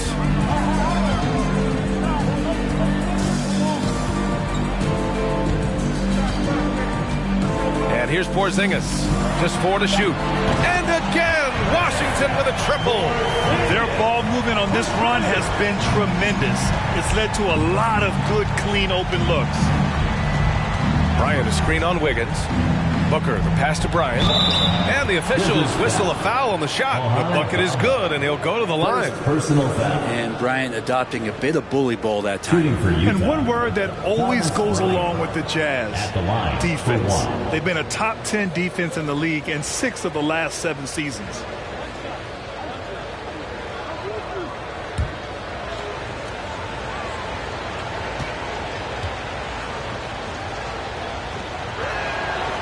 And that one misses.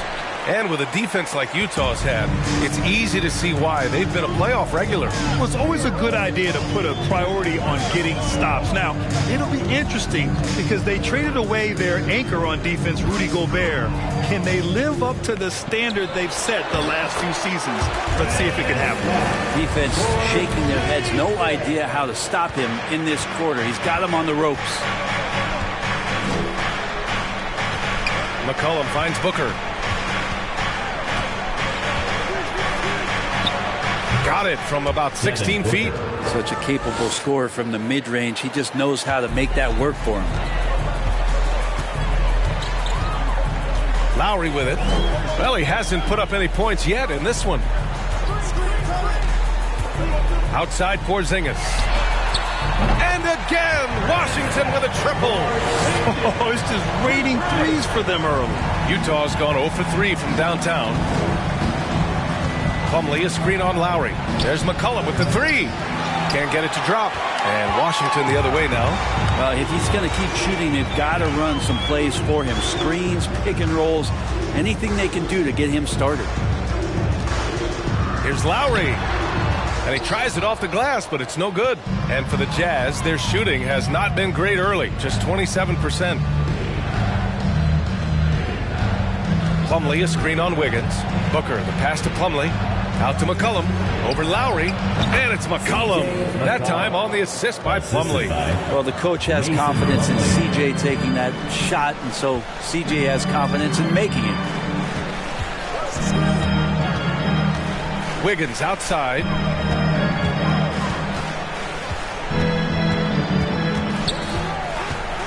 To the middle. Out to Lowry. Harris a screen. Takes the 3. And again, Washington with a triple. Outstanding long-range shooting here early. They already have hit multiple shots from downtown. And Utah calls time here. Outplayed in the previous game on their schedule, losing to the Knicks. They failed to create enough good looks. The ball movement just wasn't quite where it needed to be. Yeah, lots of ups and downs. One good possession, 2 bad ones, 1 good one.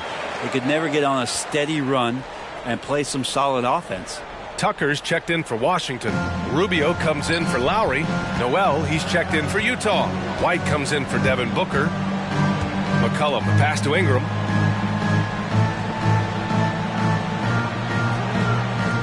Plumlee, a screen on Harris. And here's Ingram outside. Knocks down the triple. Ingram's got 5 points. They expect Brandon Ingram to give them a constant inside-outside threat. He's got to go ahead from three-point line whenever he wants it. Now here's Rubio. And the Wizards with another 3. They're getting torched on the perimeter. 4 of the last 5 buckets have been threes. Plumlee a screen. Ingram with the ball. Picked up by Tucker. And there's the basket. And the whistle blows. Chance at a three-point play here. Going to the line for one. Let's get a quick check of the scoring breakdown here for Washington. Yeah, their early focus on outside scoring has paid off. They're finding plenty of points from three-point land. Well, not only that, but you love how unselfish they've been to start this game. That's going to get all the guys in a great flow and feeling good. So moving that ball around and scoring off assists, it's a nice way to play. Last season, Washington was hot out of the gates. They started 10-3, but things did not end well. You know, and after that hot start, BA, a 25-44 ending for the Wizards, failing to make the play-in game as well. Just a disappointing season after the promise Washington showed early. All 5 of the last buckets they've given up have been from downtown. Pass to Noel. And here's Ingram, pounded by Harris. Good on the shot. He has 7. They just need to keep close tabs on Ingram if you're on defense. He's getting that jump shot to go. And he lobs it up. Oh, it's Porzingis with the jam. Always the connection with the teammate. That time Porzingis in the right spot. McCollum finds Ingram.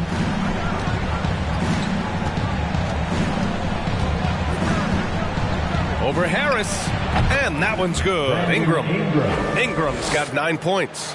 He's been terrific tonight, and with a little help from the other guys on the floor, they might be able to turn this game around. Pass to Rubio. Porzingis with a screen on McCollum.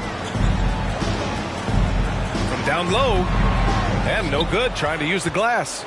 The Jazz have gotten 8 of 16 attempts to fall. White, the pass to McCollum. Now here's Ingram, pounded by Harris. Plumlee, a screen on Harris. Ingram goes back up. And a nice bucket inside for Plumlee. Plumlee's got his second basket on the night. Already +5 in terms of rebound margin. Pass to Porzingis. Wiggins against White. Now here's Harris. Kept alive. Second shot opportunity, and Porzingis with a layup. Porzingis has got 19 points. Porzingis now playing with passion, engaged on the offensive glass. Noel with a screen on Harris. From 13, again, Utah. It feels like the other 4 guys have disappeared at this point. He wants to be the one to get them back.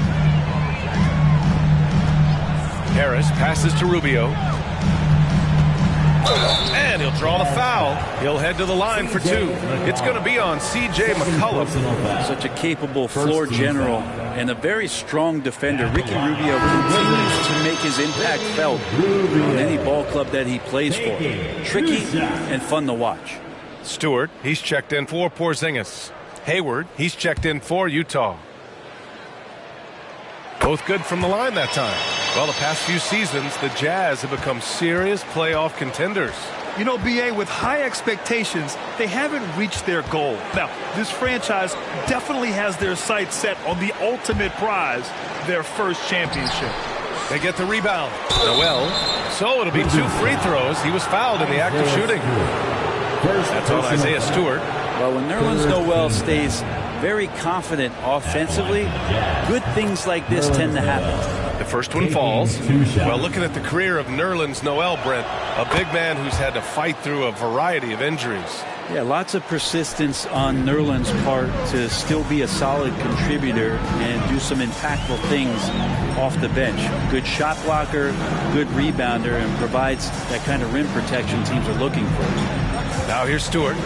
He's averaging more than 12 a game. A consistent threat on offense. Wiggins from long range. That one no good. And Utah will come the other way. The Wizards beat them last time when these two met in Washington. In this league, you have to stay active at both ends of the floor. I thought their lackluster defense was the difference in the game. Now, you can't allow any opponent to shoot that kind of percentage. If you do, it's just going to be so tough to keep up. I love how they've attacked the boards here in the first quarter. Outside Rubio. Inside. Shot left block. Tried to bank it in, but it misses. And a double-digit lead on the scoreboard as we end the first quarter of play. Wizards out in front, leading by 10. At DC Family, your Wizards, USA. And so far through one quarter, it's been a lopsided game. We'll see if that changes here in the second. All right, let's quickly break down the game and what we've seen so far from the Wizards, guys. Yeah, showing grit on the glass is a good way to gain an advantage. They controlled the boards in the first. Well, if you get physical out there, you can control the glass, and that helps you to control the pace of the game. We've got Mo Bamba, Isaiah Stewart out there with Joe Harris. Then it's Andrew Wiggins, and it's Lowry in at the 1 spot. That's the 5 on the floor for the Wizards. Wiggins against Booker. Shoots over Wiggins.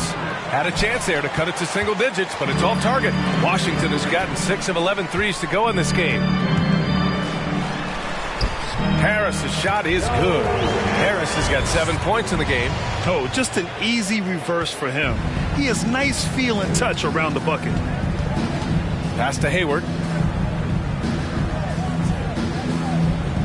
Starting the second quarter, about a minute gone. Booker can't get it to go. All alone from mid-range. You gotta think he's kicking himself. Harris misses. And there's a little bit of pressure on him, but not enough to cause him to miss a shot that's in that close. Bryant with it.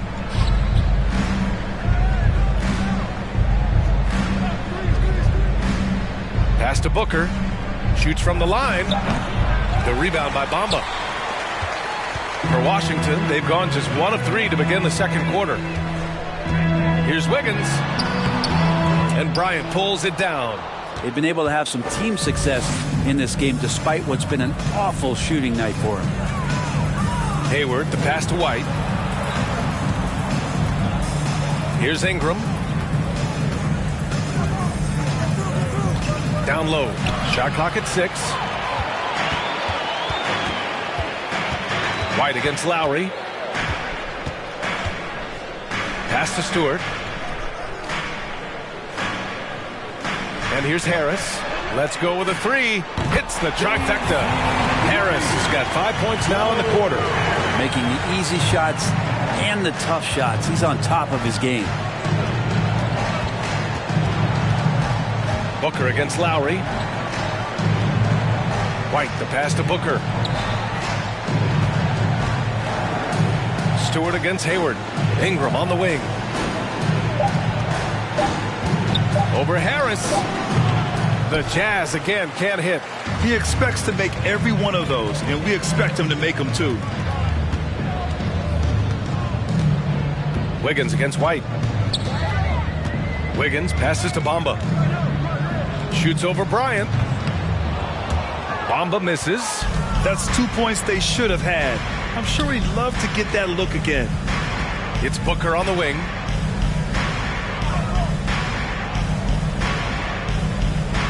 Bryant, a screen on Lowry. Looking to end the drought. That one doesn't drop. And Washington the other way now. They come into this one having outplayed the Grizzlies last time. They were really in control of that game, played well as a team, and really made sure they didn't have to sweat it out at the end. And the final score may not have indicated just how much they were in that one. They were clearly the dominant team. Here's Bamba. Rebounded by Ingram. Ingram's got 5 rebounds in the game. Pass to White. Bamba against Bryant. Now here's Booker. Outside Ingram. Here's a screen by Bryant. Lets it fly. The Jazz with another miss. The Wizards have got 2 of 7 attempts to drop since the end of the first quarter. Lowry finds Harris. Here's Bamba. Pass to Wiggins from deep three-point range. That shot is off. And Utah the other way now. And after this one, they're at home against Phoenix. And that's a 1-game homestand for the club. And here's Booker for 3. Ooh, and he took a hard foul on the shot. So he'll head to the line to shoot a pair. A tenacious competitor. Hayward is more than comfortable playing in attack mode. Shooting for Utah, Gordon Hayward. 2 shots.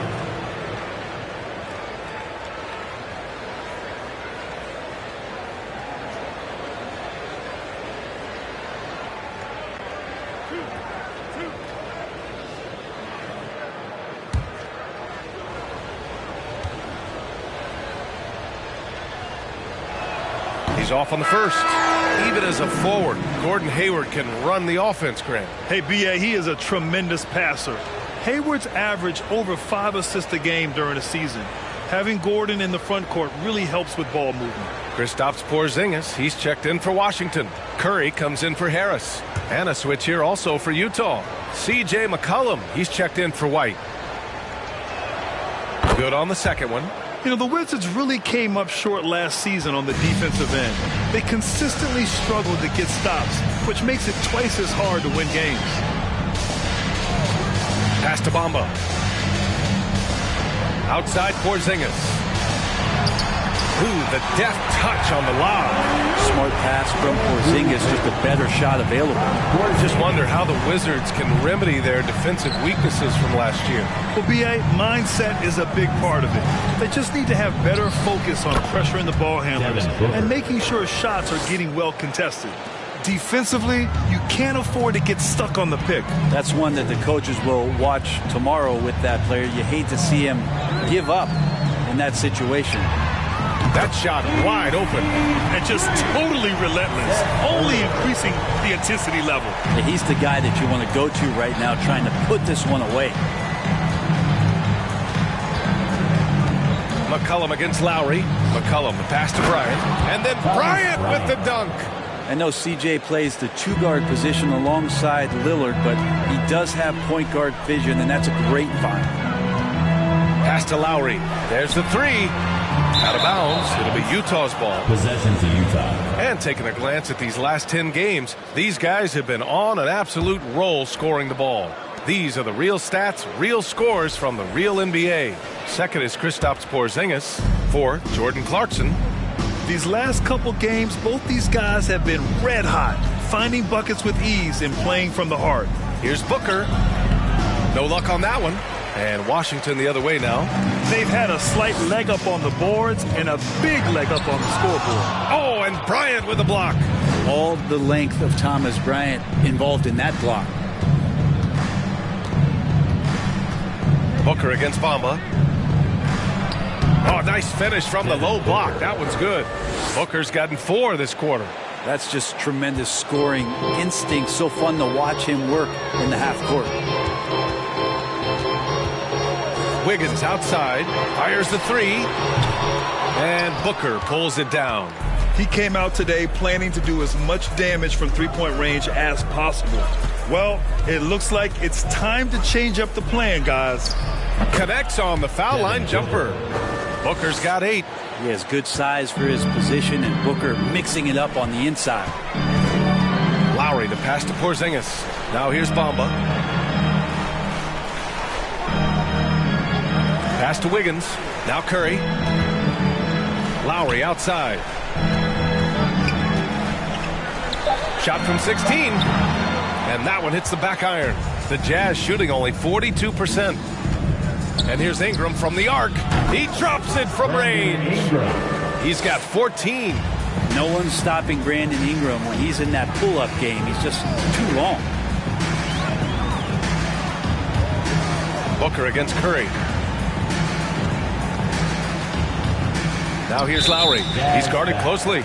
And there's the call on Devin Booker. That's his first foul. So for the Wizards, Cauley Stein, he's checked in for Bamba. And Tucker is subbed in for Andrew Wiggins. And a switch here also for Utah. Plumlee's checked in.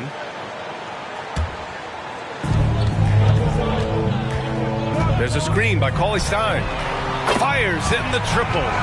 Lowry's got his second bucket on the night. And Kyle Lowry, he has nights like this. He can hang with anyone from downtown. Booker, the pass to Bryant. Pass to McCollum. Now Plumlee. McCollum outside. Down to 5 on the shot clock. Utah, the rebound. And the basket by Plumlee. He hasn't been quick enough to react to the ball inside. That's helped cause this run. Lowry against Ingram. It's Lowry with a drive. It's good. Lowry's got his 3rd basket of the night. And he just uses his body so well off the bounce. Kyle Lowry, he's in complete control right there. And then look at that soft touch. Booker against Curry. Here's the screen by Bryant. For 3, Booker. And they'll get another chance. Second chance effort. And no good. And Washington the other way now. Pass to Cauley-Stein. Here's Porzingis. Oh, it's Porzingis with the jam. Porzingis has shown us signs of a little bit of everything here. Scoring, skill, dominating offensively. Bryant, a screen on Curry. Booker, the pass to Bryant. Porzingis grabs the board. Porzingis has got his 6th rebound on the night. Lowry with it. The 3 from Curry. That's good. And so Lowry with the assist. Lowry's got 5 assists tonight. And Brent, we hear talk about teams finding their identity. For those that don't know, can you break down what that really means? Well, one of the key things, BA, is you come out of a training camp in any given year. You're trying to find the right rotation of players and combinations of players that's going to establish what it is that you're capable of doing. And 30 games into the season, that identity can start to show itself. Great coaches in the league will adapt to the things that they're seeing from their rosters to give them the best chance to win. Curry's shot is off. Utah's gone 1 for 3 from downtown here in the second. Outside Booker. Now Plumlee. He's got 7. Outside Booker. Bryant, a screen on Curry. Booker can't get it to go. Well, with him struggling tonight, we need to find some other options out there to keep themselves in the game. Laid it in with a nice touch off the window. Curry's got 8 points here in the quarter. It took a little bit of time, but now he's taking the pen off the cap and putting his mark on this game. McCollum finds Booker. There's 57 seconds left to play in the first half of basketball. Lets the 3 fly. Sinks it from distance. Booker's got 11 points. Somebody's going to set him up, and Devin Booker's going to knock him down. Thrives in that catch and shoot. Lowry outside. Ooh, plenty of contact on that shot. Officials call the foul, and he'll take 2 free throws now. It goes on Mason Plumlee. Leader of the 2019 Raptors championship team, Kyle Lowry, winning in those finals as the point guard. It just took his career and confidence to another level.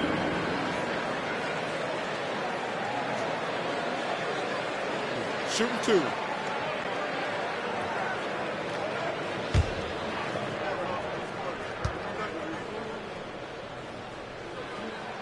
And the first one at the line is good. And when we're talking about guys who just can think the game of basketball while they're playing it, Kyle Lowry is up there with the best. It just shows up in every aspect of his game. Harris is checked in for Washington. Rubio comes in for Curry. Noel, he's checked in for Utah. White comes in for Booker.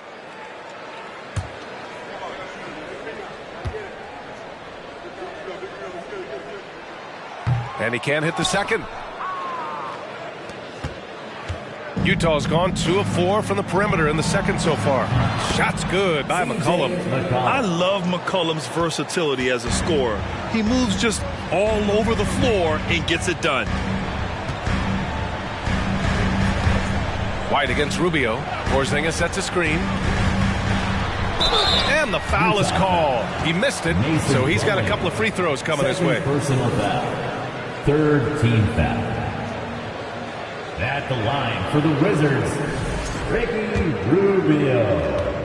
2 shots. And he drops the first.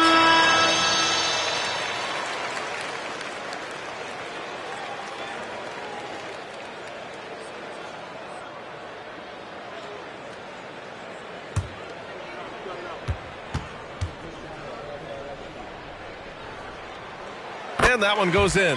2 from the line that time. Yeah, they're really cashing in more at the line here in the second quarter. Up top, McCollum. He's guarded by Lowry. From the arc. McCollum's shot is off. And so we wrap up the first half. Wizards out in front. All right, good stuff, Allie.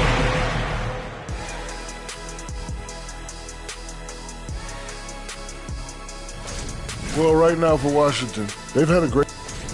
Let's turn our attention to the first half. Some enchanting play from the Unicorn. You like what I did there? I didn't think so. Kristaps Porzingis. Well, he's putting up some SF. Thanks for joining us.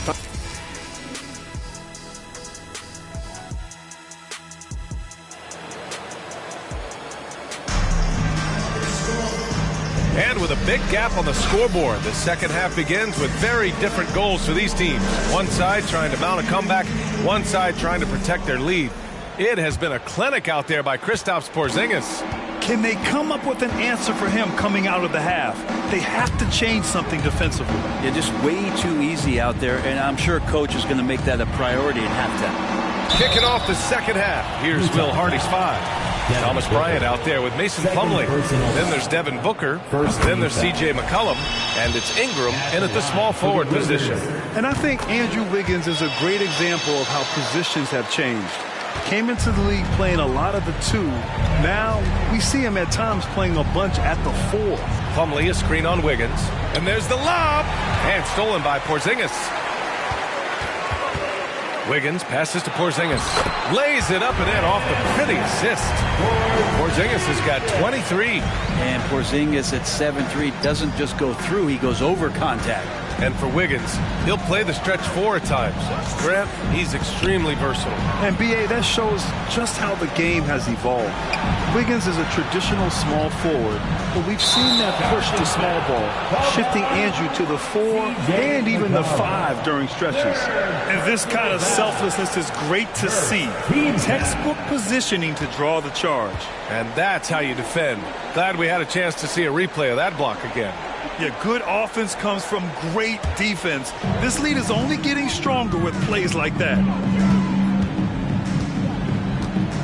Pass to Porzingis. Wiggins against Booker. Harris passes to Wiggins. Bamba, the screen on Booker. Wiggins from long range. Rebounded by the Jazz. Bryant's got his 5th rebound in this one. McCollum with it, now guarded by Harris. And there's Plumlee on the assist by McCollum. McCollum's got his 3rd assist of the night. Just over 1.5 minutes have passed in the 3rd quarter. Wiggins on the attack, and he dunks it down. Oh, he can be such a powerful dunker. Wiggins that time with some force at the rim. Wiggins against Booker. Ingram with a screen on Wiggins. Here's Booker, and there's a whistle. He'll head to the line to shoot 2. That one belongs to Wiggins. Already a terrific career for Booker. 3-time All-Star, and then last year he was named to the All-NBA first team. Just a big honor. Shooting 2.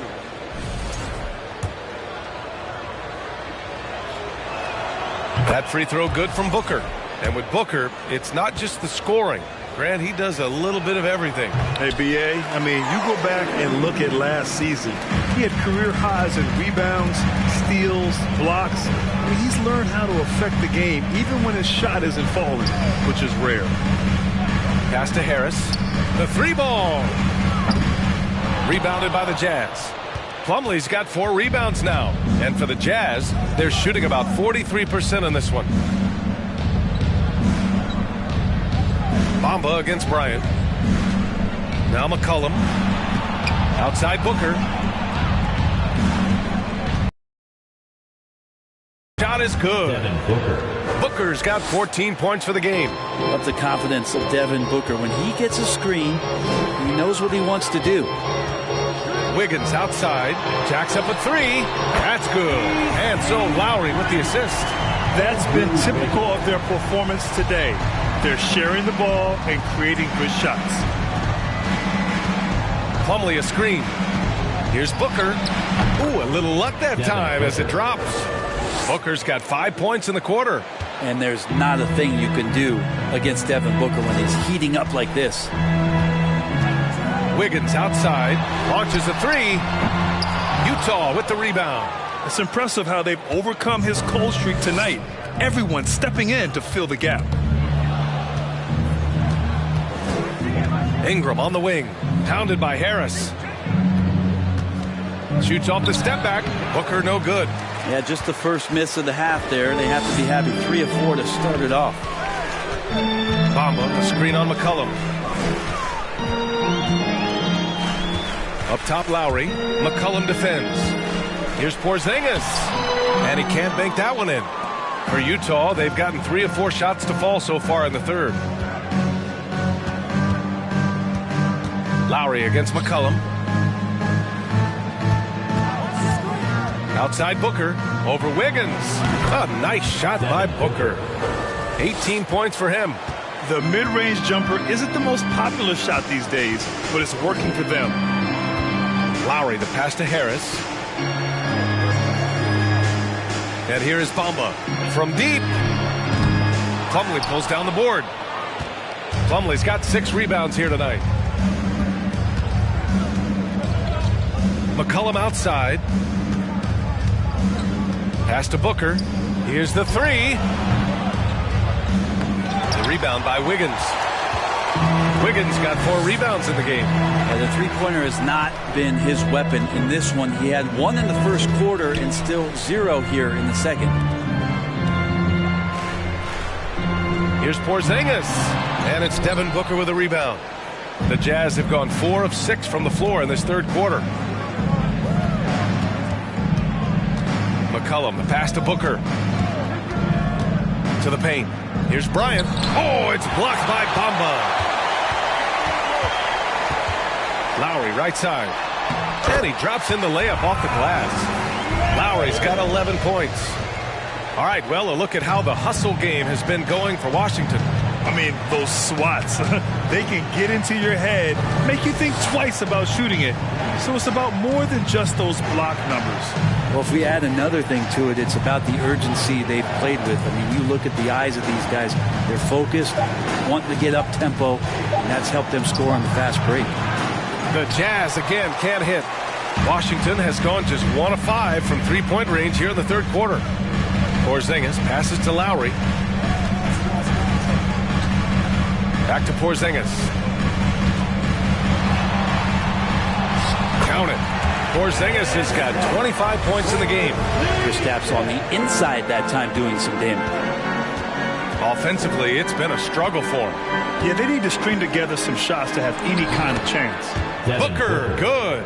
Not just the accuracy in the quarter, it's his movement and the energy that's getting him on this nice roll. Wiggins passes to Porzingis.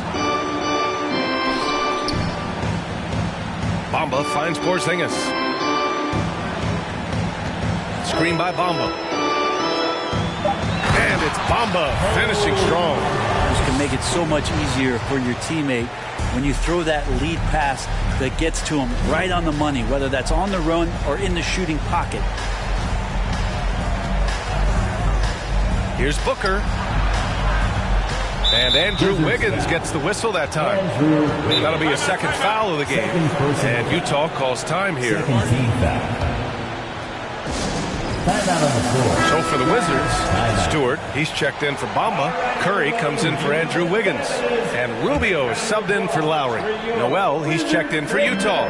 White comes in for Booker. Here's Ingram. And he can't get that one. And Washington the other way now. And at home for the next one, it'll be Oklahoma City pulling in. Outside Rubio. Back to Porzingis. Oh, and makes it with the kiss. Porzingis has got 6 in the quarter. They have no answer defensively inside. Curry against White. uses the glass to finish the layup. White's got his first 2 points. Defensively, you can't afford to get stuck on the pick. That's one that the coaches will watch tomorrow with that player. You hate to see him give up in that situation.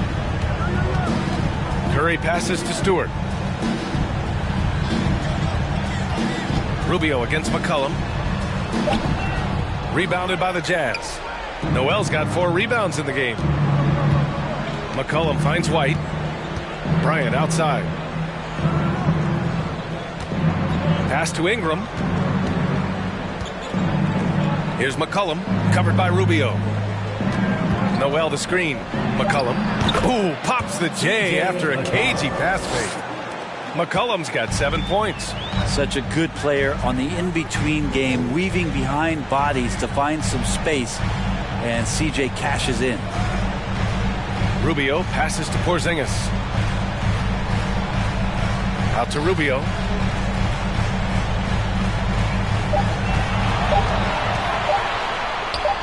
On target from about 13 feet. He's got 9. Rubio's a guy you have a hard time guessing against. Creative shot making there. McCollum, a pass to Ingram. Fires from 14. And there's another one for the Jazz. Great to see players still working the in-between areas. There wasn't much resistance defensively.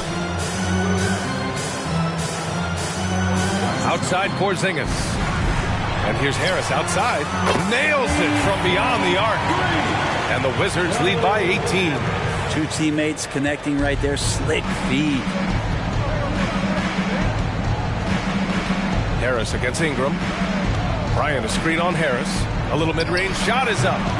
Rebound by the Wizards. And Nerlens Noel picks up the foul. That's his first foul of the game. So for the Wizards, Bamba comes in for Stewart. And it's Andrew Wiggins in for Curry.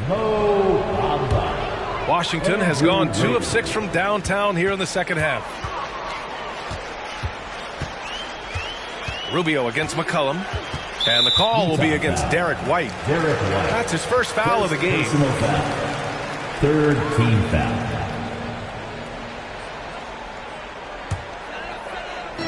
Utah on D. It's an 18-point game. McCollum against Rubio. That shot missing. For Utah, they've gotten 8 of 14 attempts to go in the second half so far. McCollum right side. Bryant against Bamba. Bryant, the pass to Ingram. 5 to shoot. Rebound by the Wizards. Porzingis has got rebound number 10 tonight with that last one. Harris finds Wiggins. Porzingis with a screen on Noel. Wiggins, no good. Not a bad shot from the mid-range. The D's giving it to him, and he's usually got an eye in that kind of range. Back to Ingram. Pass to Noel. Bryant with it, hounded by Wiggins. 14 feet away. Bryant, no good. And for the Wizards, they're shooting well here in the third, hitting 50% of their shots. Now Wiggins. McCollum defends. Rubio with the ball.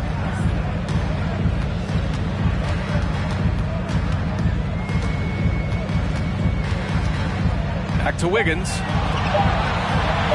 Up and over McCollum. And the shot's good by Wiggins. Wiggins has got 9 points here in the second half.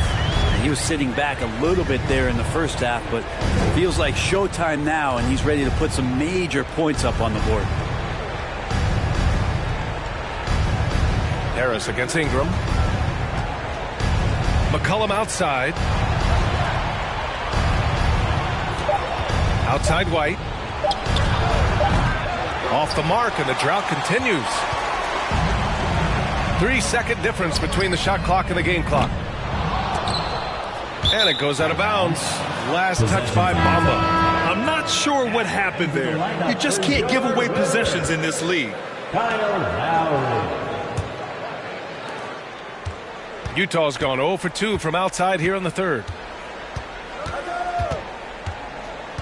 McCollum against Porzingis. Here's McCollum. Bryant a screen on Porzingis. There's McCollum with the 3. He can't hit that time. And so it's Washington ending the quarter with a 20-point edge. It hasn't taken them too many shots to get their points. They're winning with efficiency. Time for a quick break, then back to the action.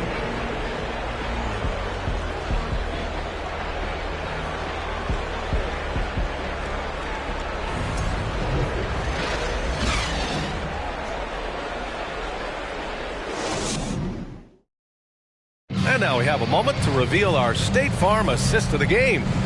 And I'll tell you what, this was a no-brainer tonight. Take a look at the precision on this feed. Couldn't place it any better. Well, there's a way to break down the defense with the handle, but you can do it with the pass. Prime example of that right there. And with the fourth quarter upon us, time is running out for this game to become competitive. Kristaps Porzingis out there with Joe Harris. Then it's Mo Bamba. Then it's Andrew Wiggins. And it's Lowry in at the point guard position. That's the 5 on the floor for the Wizards. Here's Lowry. Oh, a special move before that shot. And the Wizards lead by 20. That's Kyle Lowry just putting it all on the line, just outworking guys to get in that close. McCollum, the pass to Booker. The rebound by Wiggins. Wiggins has got his 6th rebound on the night. Lowry finds Porzingis. Tipped away, and it's stolen by Noel.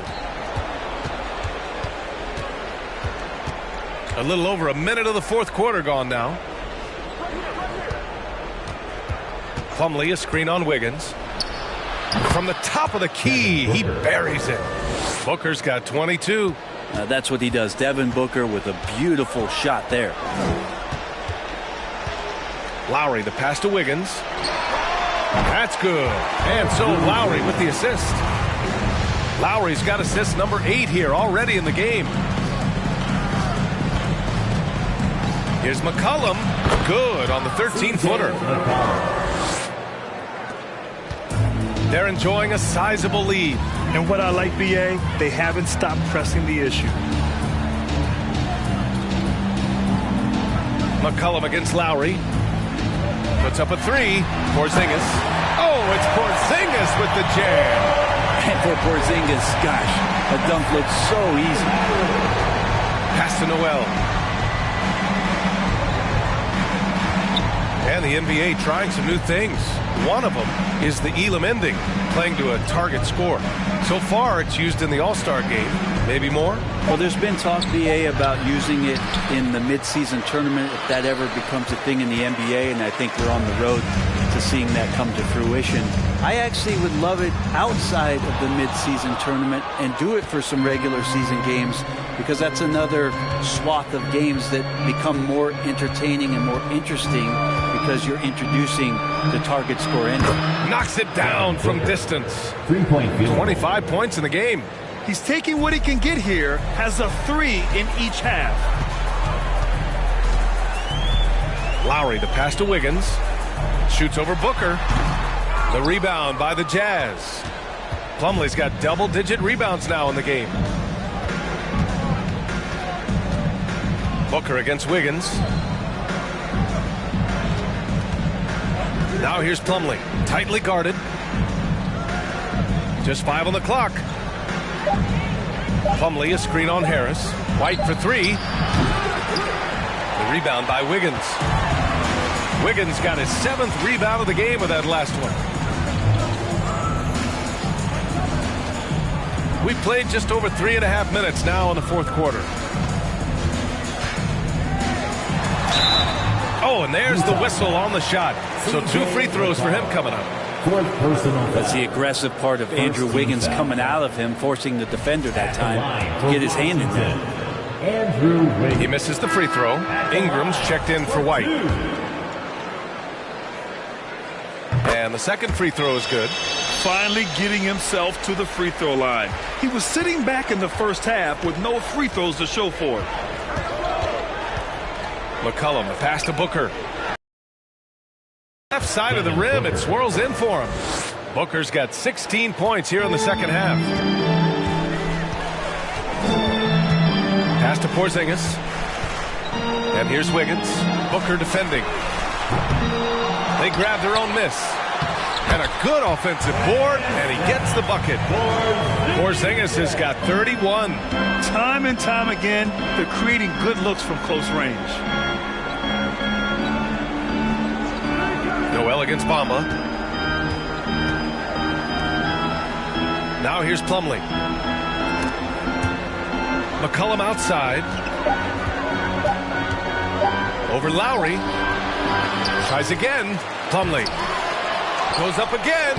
And he lays it up and in. Plumlee's got 4 points now in the quarter. That's what most want to see from Plumlee. Attack mode, pound the boards, have the confidence to finish off those kind of plays. The three, Porzingis drains the triple. And the Wizards lead by 19. Is it possible his sweet touch is getting sweeter, guys? McCollum, the pass to Noel. Now Booker. Pass to Plumlee. Back to Booker. Ingram with the ball. From deep three-point range, Porzingis grabs the board. Would you say testing the limits of his range there? Well, I thought they played smart, and then all of a sudden it was maybe a little too flashy there, and that's unfortunate. Wiggins, no good. You know, he's usually very reliable from out there, but tonight it's just not going down. McCollum, the pass to Plumlee. That's good, and it's McCollum with the assist. McCollum's got 6 assists here tonight. Not sure this was in the scouting report for the other team, but Plumlee doing a magnificent job scoring tonight. The three, here's Harris. Oh, another basket for him. He's 6 of 11 now. Well, he now has 4 3-pointers this game, guys, 2 in each half. He's really spacing out the floor for his teammates. McCollum finds Booker. Well, since Commissioner Silver took over, Grant, it seems the league's dress code is now leaving more, let's say, wiggle room. You good with that? Yeah, a lot of wiggle room, at least compared to when I played, when it was more of a business casual environment. But I think it's great. Let the players be themselves. Let them be authentic. And I think in a weird kind of way, it endears these players to the fans at home watching on TV. Like a bunch of runway models before and after every game. No question, no question. Bryant, he's checked in for Noel. Lowry, the pass to Wiggins. Outside Porzingis. No good on the three. For Utah, they've gone 7 for 15 in the fourth. Lowry against McCollum. Bryant outside. Pass to Booker. Back to Bryant. Oh, a clear foul there on the missed shot. So he'll get a pair at the line. Yeah, Bryant's a tough guard when he gets outside of the key. He's got great touch. And Brent, you won the dunk contest in '96. After last year's edition, some calls to fix it. You got any ideas?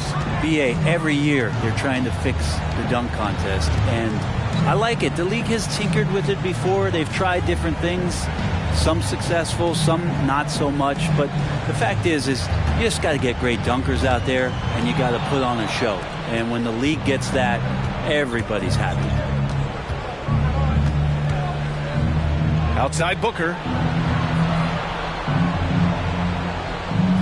Bryant, a screen on Bamba. For three, Booker.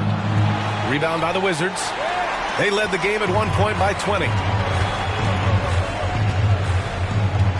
Lowry against Ingram. Pass to Porzingis. Up and over McCollum. And misses it off the right side of the rim. Utah has gone only 1 of 4 from the perimeter here in this fourth quarter.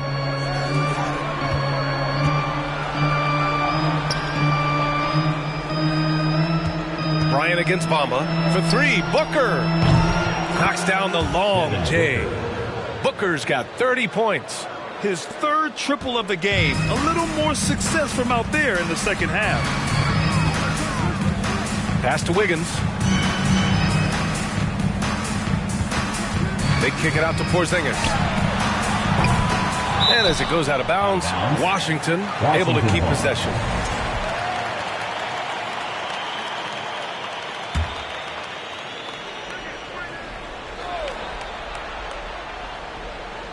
On defense, the Jazz. They trail by 14. Porzingis sets a screen. Wiggins from long range buries it from 3. Wiggins got 15 points in just the second half. Are we sure that's the same player, guys? He looks completely different. What confidence he's playing with, and look how engaged he is on both ends. For 3, Booker. Oh, and again, it's the Jazz from deep. Well, anytime that somebody scores, Devin Booker's the first option. He comes back and drills that one. And the Wizards call time here. Gives us a chance to catch up with Allie LaForce. I was able to listen in on what Wes Unseld Jr. had to say to his team. He spoke about their approach going forward.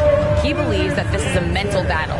He told his players how we think about each possession will determine the outcome. Let's stay locked in. Thanks for that, Allie. Here's Bamba. Oh, and Bryant with a block. And he gets it back. Bamba, that's good. And here's Booker. Pass to McCollum. The 3. Drops in the 3. Man, they're having a hard time defending the triple. That's 3 in a row. Grant, wouldn't be a bad idea here to slow it down. Yeah, the coach is definitely looking for patience and execution. Harris outside. From downtown. No luck on that one. And Utah will come the other way. Outside Ingram. And the call will be against Mo Bamba. That'll get him his 4th foul of the game. Personal foul. 3rd team foul.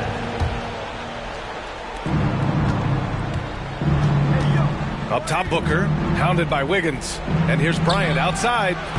Utah, the rebound. That's been the difference tonight. They've been insanely disruptive on the glass. The 3. And Harris gets it to go on the assist by Wiggins. Wiggins has got 9 assists now tonight. And Wiggins is a capable passer, someone that wants to hit a guy in the right spot. Bryant, the pass to McCollum. Takes the assist and lays it in. Nice setup. McCollum's got 7 points here in the quarter. Really heads up there. A play where you locate the best open pass and then you get it there for an easy bucket. Lowry, the pass to Bamba. Shoots over Bryant. Utah with the rebound. Bryant's got 8 rebounds in the game. Pass to Booker. Well, the naming of the NBA's 75th anniversary team was a fun event last season. That sparked plenty of conversation, Brent. Yeah, it was really interesting to see how it is the NBA settled on 75. So many memorable players throughout the decades. But I really enjoyed the event. I really enjoyed seeing all of those players once again getting together to be celebrated for all of their accomplishments and for building the foundation of what the NBA is today. And they were really able to find the mismatches they wanted and exploit those all night. Great execution from the players and coaching staff for the Wizards. Loved how much they moved the ball out there tonight. Yeah, no one got left out. This was a real team effort. And they earned win number 9. Each win so important in this league. And with just 1 game left to play between them, they've captured the first 2 meetings of the year. And even the opposing fans can't deny this was a sensational game for Kristaps Porzingis. And you can't put a price on the value of his rebounding in this game. His effort on the glass was a game changer. Harris against Ingram. Pass to McCollum. Outside Booker. Here's Plumlee. Comes up empty from 19 feet out. And so it's Washington easily grabbing this one. A competitive game. You have to feel like this crowd gave him a little extra edge. Yeah, they really fed off the energy. You saw their act. All right, Allie, good stuff there. Thanks for that. And that'll wrap it up, folks.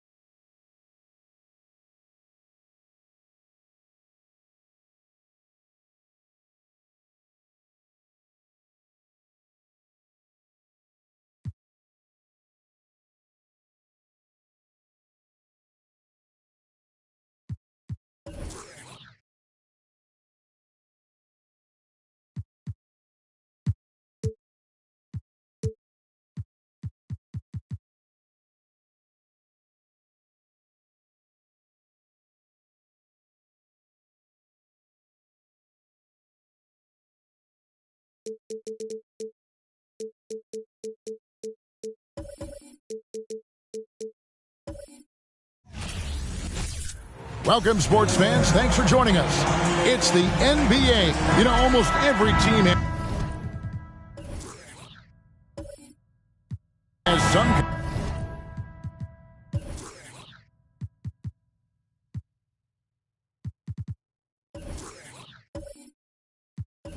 kind of roster turnover in the offseason. So, Greg, this time of year can be about getting familiar with your new teammates.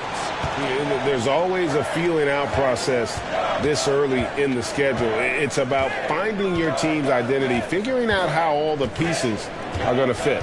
A look at the Bulls starting lineup. They've got Marjanovic, Boucher out there with DeAndre Jordan. Then it's Damian Lillard, and it's George in at the shooting guard position. Lillard against Giannis. To the middle, here's Wood, and finished off by Wood. The D has to get Wood a little bit further off of his spot. Once he's close to that basket, man, it's pretty much over. And Lillard kicks to George. Down low. Takes the assist and lays it in. Picked out the pass nicely. He finds a shooter in motion and is confident he can threat him with the lead pass. Well done. And out of bounds as the Bulls gain possession.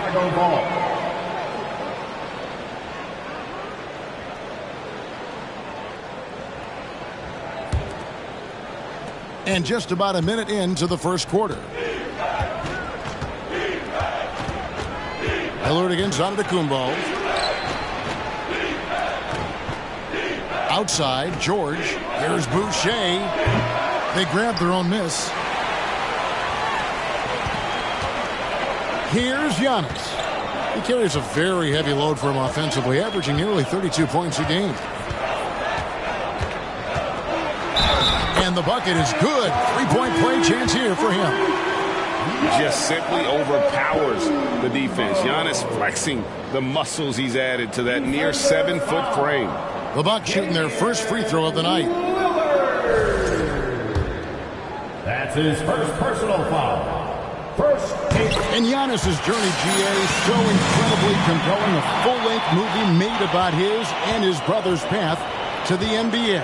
Well, you hear that saying, my life is like a movie. Never truer than for Giannis. It's been an odyssey for the Greek freak. It's good. If the keys to your offense are in Lillard's hands, you're going to be in pretty good shape. Check out how well he runs the pick and roll there. That's just a perfect way to play. Here's Bridges. Good for the basket. Starting off 1-for-1 with that shot. I know what they say, defense wins championships, but you need some bucket getters too now. Lillard, the pass to Boucher. Out of bounds. Milwaukee takes possession. And a moment now to check out the numbers for Giannis Antetokounmpo. And he provides that deterrent around the rim, ranking among the top 15 league-wide in blocks per game. And again, look what he's done so far this season. Wiping the boards clean, ranking second in the league in rebounds. Outstanding effort. Now, here's Antetokounmpo. He had 27 points last game. Unlike a lot of clubs now, Richard, this Bulls team has not fallen in love with the three-point shot. Yeah, some of it's scheme and some of it's personnel. Don't just shoot threes because everyone else is doing it. They slash through the lane. They'll post you up, and it gets them to the free throw line. That's where they dominate.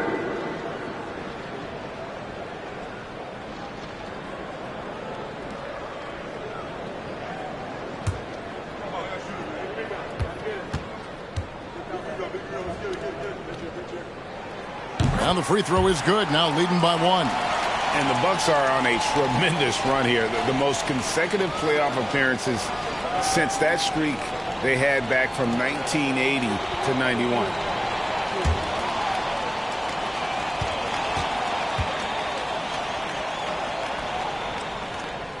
Good on both. Greg, and back to the Bucks. The question is, how much longer do you think is their window? That's just it, Kevin. They've got the players to win now, and that has to be the attitude moving forward. They're built to do it again, just need to push all the right buttons. To the inside, here's Antetokounmpo, and he drops in the layup off the glass. Antetokounmpo's got 5.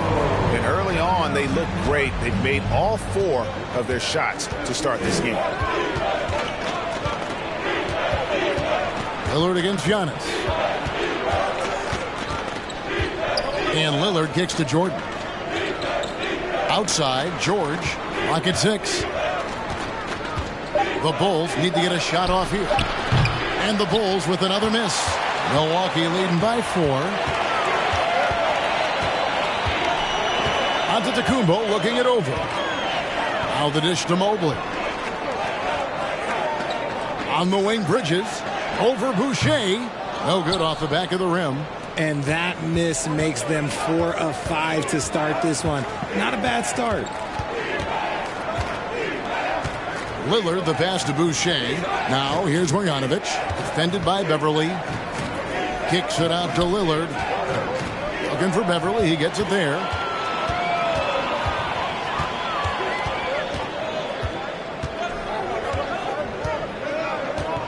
Pass to Mobley.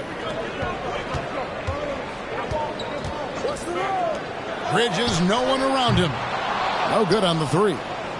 Bulls trail by 4. Lillard, the pass to George. And it's good. Assisting on the play was Lillard. And that's a staple of George's offensive game. His mid-range J continues to just torch defenses night in and night out. And it's Beverly missing. The defense really made this an uphill battle, and he just couldn't get there. And George kicks to Lillard.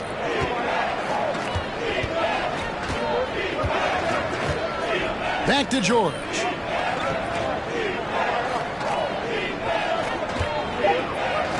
To the wing on the left. Here's Marjanovic. And they're unable to get the tying basket there. Beverly feeling it out a bit. Giannis inside. Over by Lillard. Antetokounmpo with the bucket. And I can't think of a higher percentage look than that. Giannis, one of the best ever working inside. To the paint. It's deflected. An even 3-on-3 break. Here's Bridges. It's good. It's his second basket. He's shooting 2 for 4.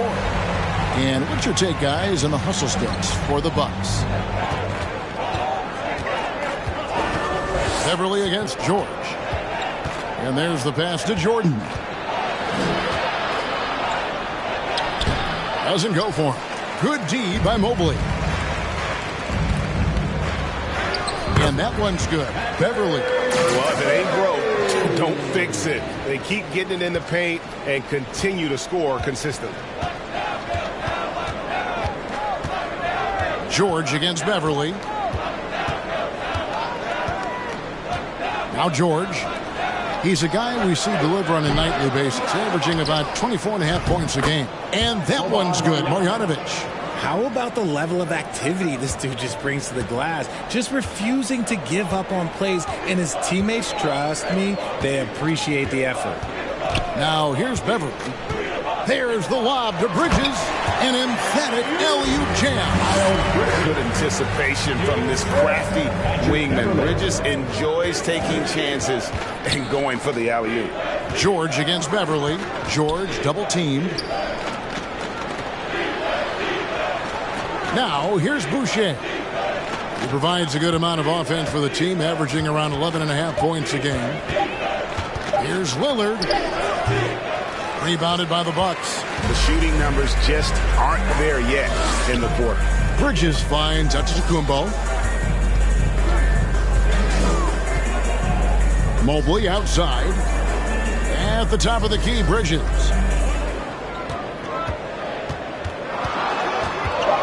Drives to the hoop. Looks good. Is good.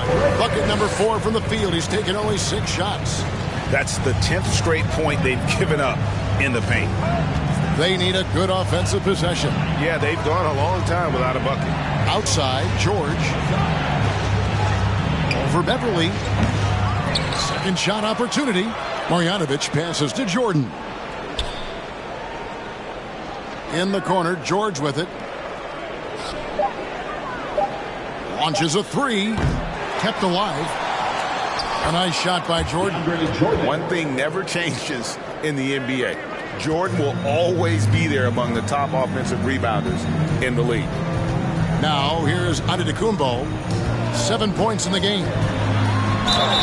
And he gets the whistle. 2 free throws coming up. And Greg, even with teams daring Giannis to shoot from outside, his career three-point percentage stuck below 30%. And still an elite scorer because of his proficiency at the rim. But it's been said before, if he adds the triple, he'll be truly unguardable.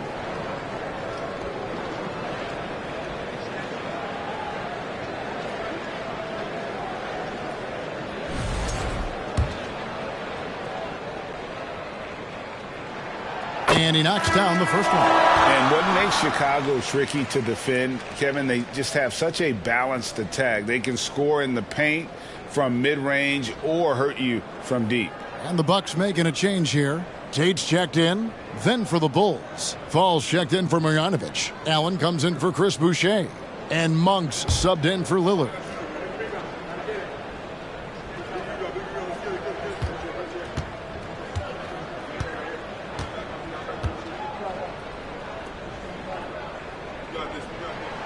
And he makes the first but misses the second.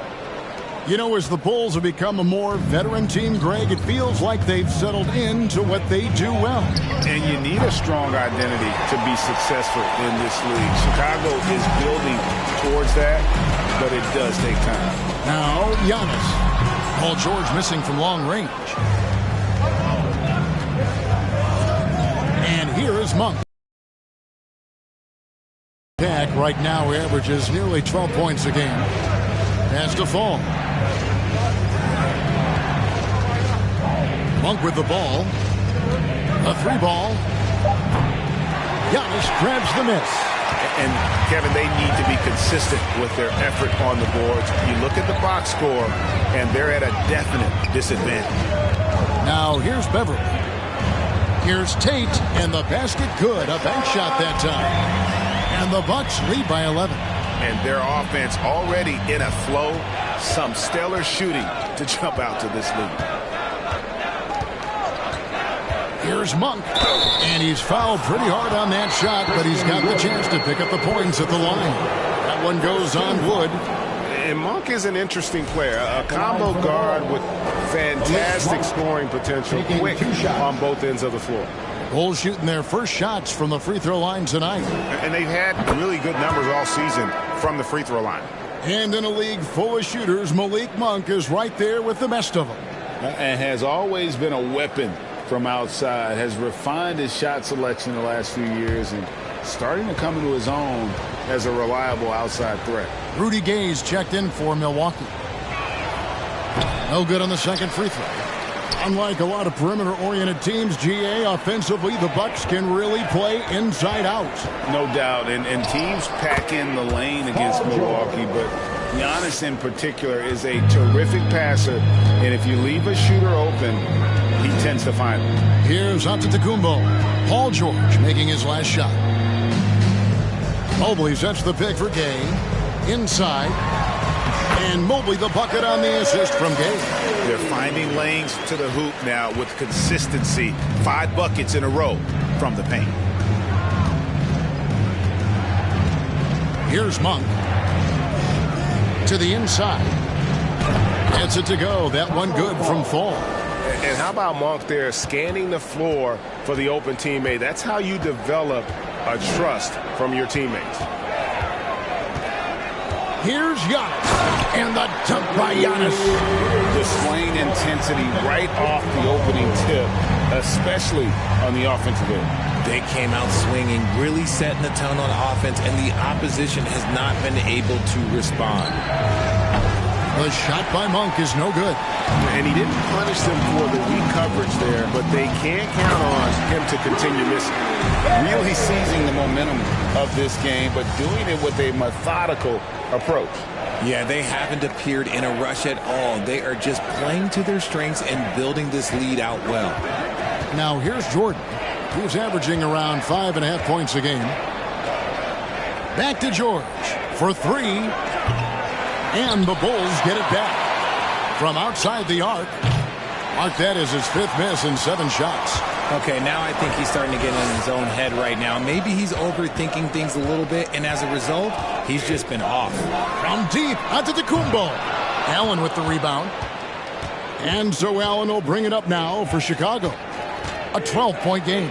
They're getting their first look of the season at the Bucks in this one. And they're facing the team that dismissed them from the postseason last year. So certainly a little payback in mind. Now, here is Jordan. After the miss from Malik Monk. In the corner, George with it. George missing again. Well, it isn't for a lack of effort when it comes to getting up to 3-pointers, but not much to show for it. He's going to lose the green light here very early in this game if this comes out. excellent all-around performance so far, hence the big lead.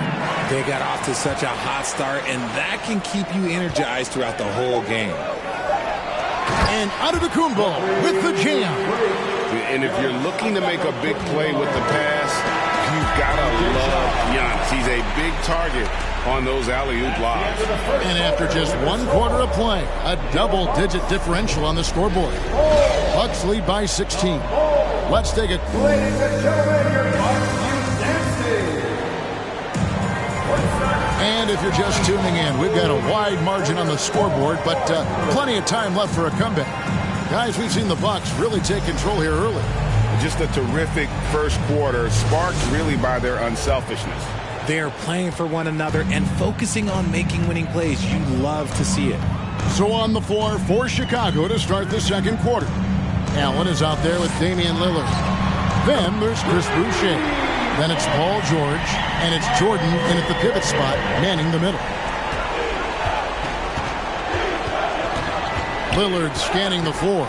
And here's George for 3. Good. Great play by Lillard to set it up. George has got 7. That last 3 must have bothered George a little bit. He goes to the arc with a purpose and fires off his answer. Bridges for 3. Milwaukee getting another chance here. And they double up Giannis. Bridges a screen on Allen. Beverly for 3. The shot, no good. So the Bulls will take it the other way. They're moving on after the tough loss they took at the hands of the Nuggets. Well, in that one, you could pretty much see the writing on the wall. Their performance was lackluster at best. Yeah, I just didn't see any fire from them to want to get it back. That's just one of those games you throw away in the trash and try and forget about it. Marjanovic checked in for the Bulls.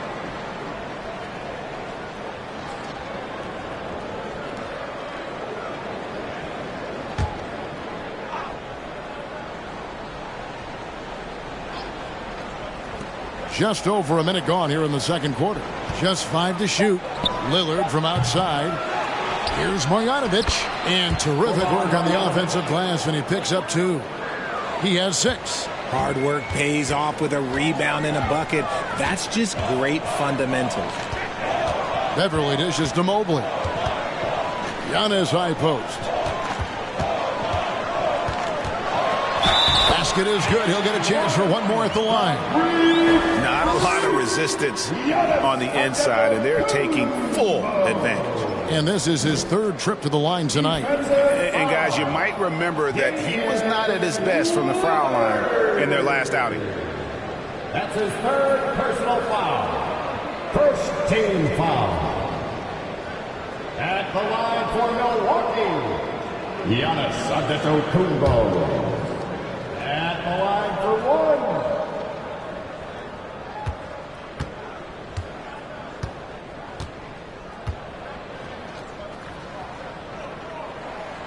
Free throw good. Giannis. When you think of backcourt offenses in general, Greg, how critical is ball and player movement to a team's success? Kevin, unless you have incredible isolation scores, it's essential. Even then, keeping the defense rotating and reacting is the best way to create open looks and offensive rebound opportunities. And let's head over to the sideline and catch up with David Aldridge. Thanks very much, Kevin. Well, of course, Giannis is the Bucks leader, but it's still Coach Bud who calls the shots. Giannis says, as players, we have to accept Coach's plan. You got to trust. That's the only way it's going to work. And sometimes it won't. Sometimes I'm going to execute the game plan, and sometimes I'm not. Not because I don't want to, but it's just not my day. Kevin, that is very, very good perspective. Agreed. Thanks, David. Bucks leading by 15. And Beverly kicks to Antetokounmpo, trying to go for an alley-oop, but excellent defense and anticipation there to stop it. And 2 free throws coming up, unable to get that one to go with all the contact. First personal foul. Let's now take a moment to view the league's leading rebounders. Second, Giannis Antetokounmpo. And you can't win games without rebounding the basketball. That's what has made him such an important part of what they do.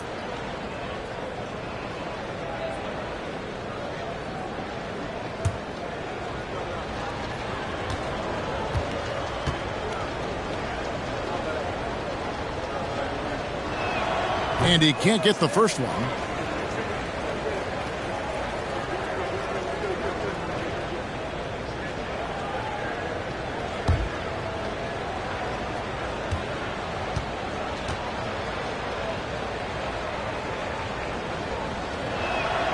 He hits the second from the line. We're just over 2.5 minutes into the second quarter. Passes to Wood. Mobley outside. Pass to Bridges. Beyond the arc. Chicago grabs the miss. Marjanovic has got 8 rebounds in this game. Allen passes to Lillard. Back to Allen. And here is Marjanovic. Wood comes with the double team. Bulls moving the ball around. And again, no good by Chicago. Milwaukee leading by 14. Giannis up top. Covered by Lillard.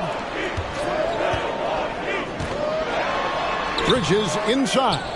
Working on Boucher. That won't go. He's failed to score in 6 of his 11 tries from the field. Allen finds Jordan. Kicks it out to Lillard. It's up a 3. Good on the triple. Lillard's got 6. Oh, great ball movement there. The Bucks have gone only 2 of 7 from the field since the second quarter got underway. Giannis passes to Mobley. Back to Giannis to end the cold streak. Gets it to go for bucket number 8. He's taken just 10 shots. He has been a key factor for them offensively, scoring with consistency. Allen passes to Marjanovic. He kicks to Lillard. Mobley with the rebound. Mobley's got 4 rebounds now tonight. A pass to Giannis. And he converts the layup. Giannis has got 7 now in this quarter. Pretty much all of their buckets coming from inside the paint now. Lillard against Giannis. Yep, it goes in, and the Milwaukee lead is cut down to 13 after the bucket is good from Damian Lillard. And there's such an edge to Lillard's game. Dame doesn't care where he is on the court. He's going to get buckets. For 3, Bridges. It's hauled in by the Bulls. Marjanovic has got rebound number 10 tonight with that last one.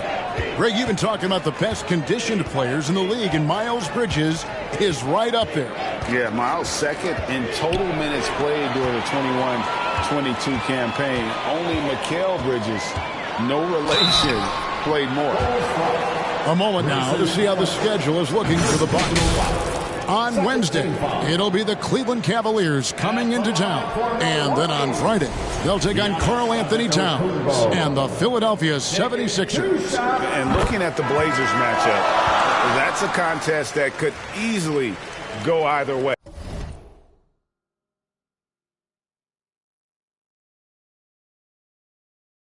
Small mistakes could be the difference, and both teams will need to be at their best. Richaun Holmes, he's checked in for Evan Mobley.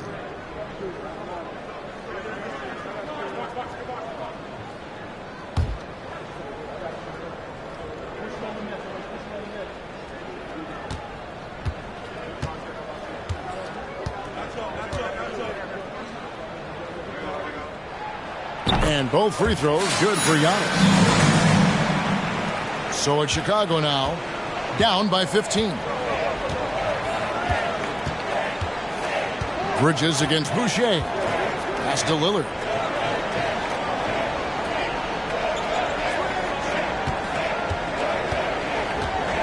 Five to shoot. There's the 3. It's hauled in by Beverly. Beverly's got 4 rebounds in this game. Antetokounmpo against Lillard. And Giannis gets it to go. Antetokounmpo's got 25 points. And he's starting to show that killer instinct this quarter, looking to extend the lead. Jordan, a screen on Giannis. And the basket by Lillard. And you see the confidence Lillard has from that spot. You expect him to knock those down. Passes it to Holmes. Now Giannis. And the double up on Antetokounmpo. Jordan against Holmes. Over Jordan. Will not go. This is off the front iron. Bulls trail by 14. High post Allen. Now Lillard. Marjanovic with a screen for Lillard. Shoots from 12. Marjanovic, no good. Milwaukee leading by 14. Giannis passes to Wood, and he could not get that one to go. A lot of contact, and he'll go to the line for 2. Well, Christian Wood has shown himself capable of being a 20 and 10 guy, but now he's looking to show he can be a winner as well. Milwaukee making a switch here. Tate's checked in. Falls checked in for the Bulls. Monk comes in for Allen. Monk with the ball. Working on Tate. And let's take a moment here to see some of the numbers for Malik Monk. He's putting up about 12 points a game, 4 assists, and 2 rebounds. And to have a player who can fill it up like him coming in off the bench, what an asset. He's crucial to the success of their second unit because he can keep that offense rolling. Antetokounmpo. It's deflected, and they get it back.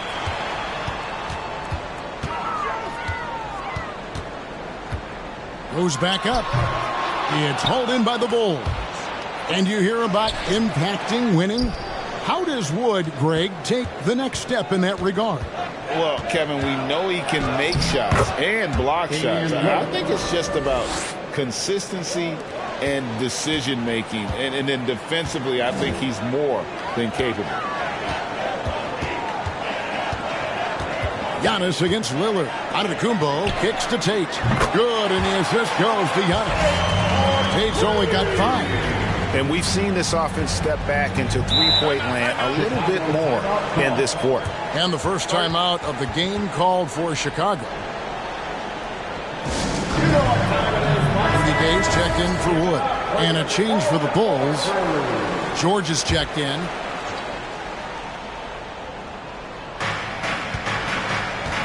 Monk dishes to Lillard. Outside, George.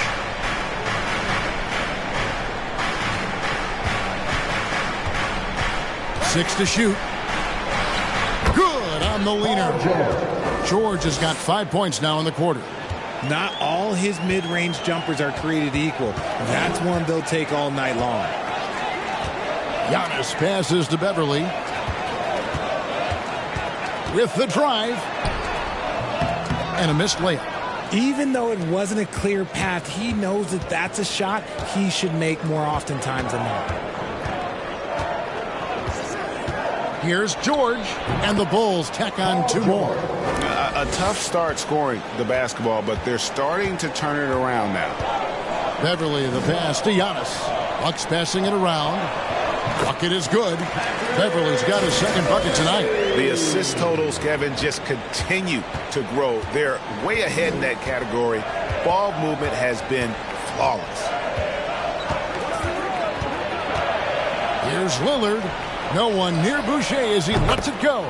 Another 3 for Chicago.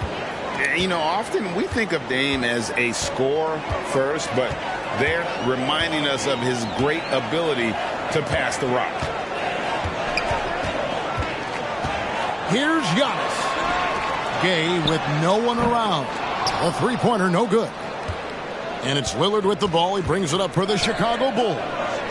11-point game. And that one's good. George. He's looking much more confident here in the second quarter as far as his scoring goes. 2 minutes remaining in the first half. 2 minutes. Now, here's Tate. He's got 5. Pass to Beverly. Antetokounmpo against Lillard. And they double up Antetokounmpo. Holmes kicks to Gay. That 3 off the mark. Chicago with the ball. They're on a 14-6 run. And there's the pass to Fall. And it's good. Assisting on the play was Lillard. Lillard's got assist number 7 for him tonight. Pass to Holmes. Now here's Beverly. Monk defending. Beverly, the pass to Antetokounmpo. Gay in the corner. Three-pointer. Another miss by Gay. They've been the better rebounding team by a healthy margin, but it hasn't been enough. Lillard outside. Here's Fall. And misses it off the right side of the rim. Not that time, but that's a shot that he's going to make more oftentimes than not. Tate finds Beverly. Now, Antetokounmpo. Driving the lane. And that one, good. Giannis has got 27 points. And we talk about Antetokounmpo's all-around skills, and tonight it's been about the scoring. He's put this offense on his back. And it's George missing. Milwaukee leading by 9. Passes it to Giannis.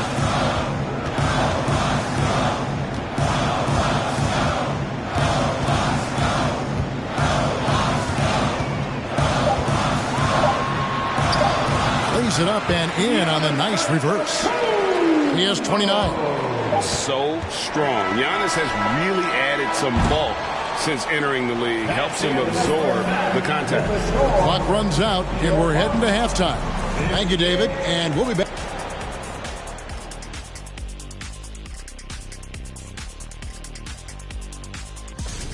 Great battle between these two. They take a lot of... Switching focus now, a tremendous showing. Thank you for being with us. Now let's send it to Kevin Harlan for the second half tip.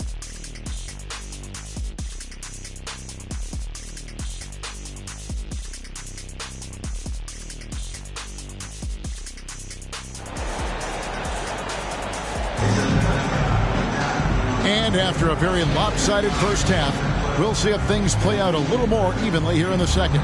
You look at Antetokounmpo in this one, he's been everywhere. And he's shown just how adept he can be at creating contact and then cashing in at the line.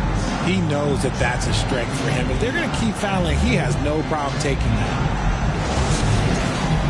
Well, we've got a second half of basketball for you. We think it's going to be pretty good. A big comeback, though, is needed for this game to be competitive, and it probably has to happen quickly. Christian Wood is out there with Evan Mobley. And then there's Antetokounmpo. Then it's Patrick Beverly. And it's Bridges in at the 3 slot. They're the group for Mike Budenholzer starting the second half. Here is Lillard. Pass to Marjanovic. There's the lob to Lillard, and Lillard throws it down. You'd love to see Lillard this fired up on offense. Gives his entire squad a big boost of energy.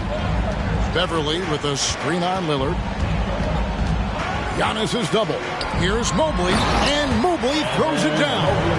The finish was nice, but the setup was better. Yeah, G.A., the pick working to full effect before the stuff. Yeah, you like the pick to set up the open shot. But when it leads to a dunk, okay, even better, you'll take it. Marjanovic finds Boucher. Down low. And the rejection by Antetokounmpo. And a lot of attention on Antetokounmpo's offense, but don't sleep on the D. He can defend every part of the court and does it with intensity. Lillard against Antetokounmpo. And with that, the Bucks lead is cut to just 9 points on the basket from Damian Lillard. This is why I love his game. You really have to admire his tenacity. Giannis with it. George picks him up. Paul George with the steal. Lillard outside. Here's the floater. Bridges against Marjanovic. Bridges outside. Giannis against Lillard. Yep, that one goes in there. Antetokounmpo's got 31 points. And haven't we seen that a few times today, guys? I mean, their defense has got to have a little bit more toughness in it. It's thrown by Antetokounmpo. And here we go, the fast break with Giannis. And he gets the basket. Officials blowing the whistle, so a chance at the line for one more. And this has been a nice start to the second half. They're 3 out of 4 in a rhythm on the offense right now. Damian Lillard. That's his 4th personal foul. First team foul. At the line for the Bucks, Giannis Antetokounmpo. Shooting 1.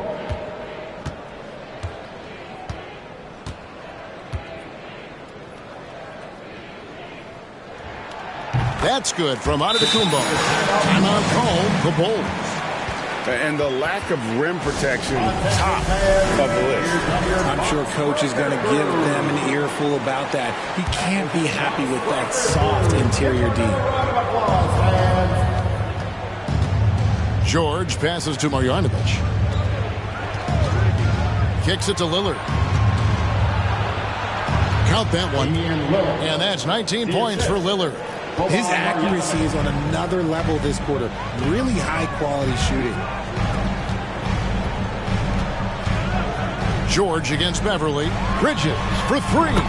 Drains it from beyond the arc. And an excellent start to the second half. Only missed 1 shot in their first 5. Lillard with it. He's got 19. Jordan with a screen on Giannis. Lillard finds Jordan. Good D by Mobley. And the D does just enough to throw off his rhythm on that shot. And Mobley throws it down. Oh, yeah, that's a lot of body there to cover. Mobley using that to his advantage. Grayson Allen's checked in for Chris Boucher. And he's got his first chance at the line here. And so far this season, it's been average at best at the line. Only 71% as a shooter. And one thing that is special about Evan Mobley, made an immediate defensive impact as a rookie. Something few big men are able to do. And a bit of a battle here for the ball. The official signals a jump ball here. It'll be a jump ball.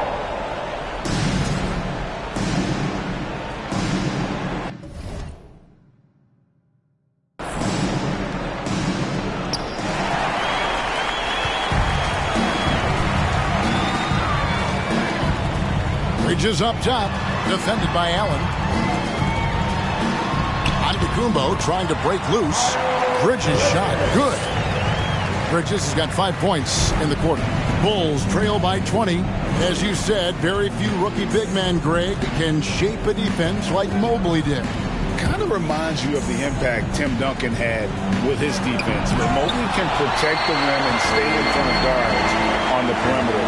Boy, sky is the limit for him defensively. You often expect him to convert these types of shots, but the D must have made their presence felt to prevent that one. Here's Marjanovic. They get it back, and they get it. And Jordan with the layup. Jordan's got his second basket. A comfort zone of Jordan's. The closer he is to the rim, the more efficient he becomes. Antetokounmpo against Lillard. Beverly for 3. And it's Antetokounmpo picking up the assist. Giannis has got his 7th assist in the game. Bulls trail by 21. Lillard from outside. Another 3 for Chicago. There you go. That's the stroke we saw in the first half. There's the pass to Wood. Lillard against Giannis. Here's Bridges. And that'll be 2 free throws coming up. Officials on the call with the foul. Just good at drawing fouls. Bridges plays well in traffic and through the contact. Richard, 2004 was the last time that the NBA expanded. Now, some say Seattle and maybe Las Vegas could before long have teams of their own. What do you think? Oh, please give me Seattle back. Please give me Vegas back. Do you know what I would give to have those 2 cities back in our league and to have to travel to them? Look, but you must have deep pockets. Let's be honest with yourself. The franchises now are selling for over $3 billion. You got to think that the expansion fee will at least be that much per team. Bridges for 3. It's rebounded by Jordan. And it's Lillard with the ball. He brings it up for Chicago. They trail by 18. And following this one, they'll take on the Hornets in New Orleans. That'll be the second of this 2-game road trip. The shot by George, no good. Milwaukee's gone 2 of 3 when they ventured outside the arc in the third quarter. Porter kicks to Beverly. Pass to Porter.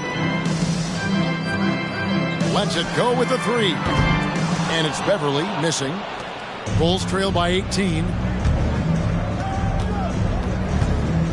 It's Allen on the wing, guarded by Porter. George sets a screen for Lillard. From deep. He can't get that one to fall. The Bucks go the other way with it. Bridges outside. He kicks to Beverly. Wood at the elbow. Fouled in the act of shooting. Gets the bucket anyway, so a 3-point play chance for him. It's hard to cover Wood. Even when you're rough with him, he can still score on you. Chicago making some changes. Falls checked in for Marjanovic. And it's Malik Monk in for Lillard. The shot by Monk is no good. Milwaukee leading by 20. Passes it to Bridges. Back to Beverly. Jacks up a 3. Unable to get that one. His shot's it's not there right now with his team leading. Perhaps, let's focus on some other areas of the game. That one good for 2. George has got 15. A good ball handler with an advanced offensive repertoire. George is more than comfortable in the pick and roll. Here's Wood. It's tipped. Another shot. It's hauled in by the Bulls. Really surprising to see the huge edge they have in rebounds, given what the scoreboard said. Here's George. Offensive rebound. Fall passes to Monk. They set the pick. Here's Fall. And the layup is good after a nice lead pass.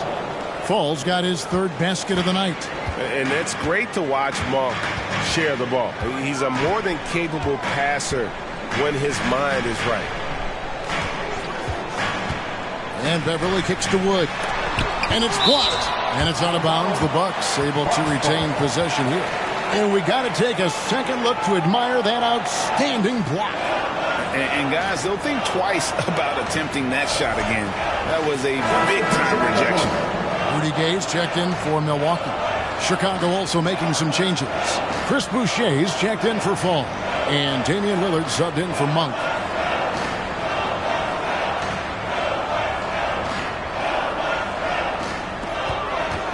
Gay dishes to Beverly. 5 on the clock. Pass to Bridges. Stolen by Allen.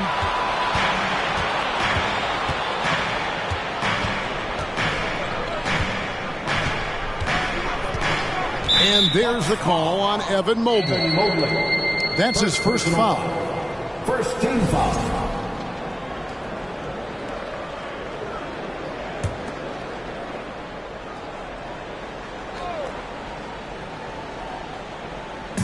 On defense, the Bucks, 16-point lead.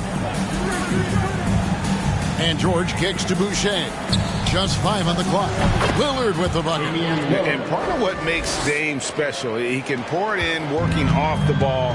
Rare to see a point guard who finds points without the rock in their hands. Over in the corner, Beverly.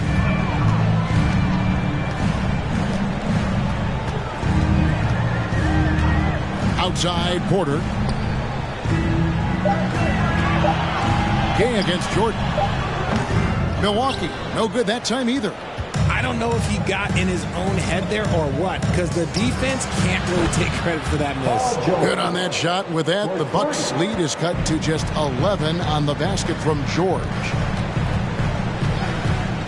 Beverly, the pass to Bridges. Gay, a screen on Allen. Trying to get something going. Great D that time from Jordan.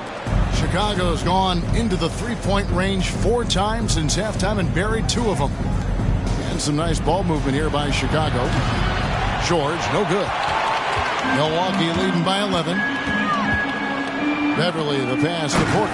And finished off by Porter. And we talk about Porter's reliability. He makes few mistakes finishing around the rim.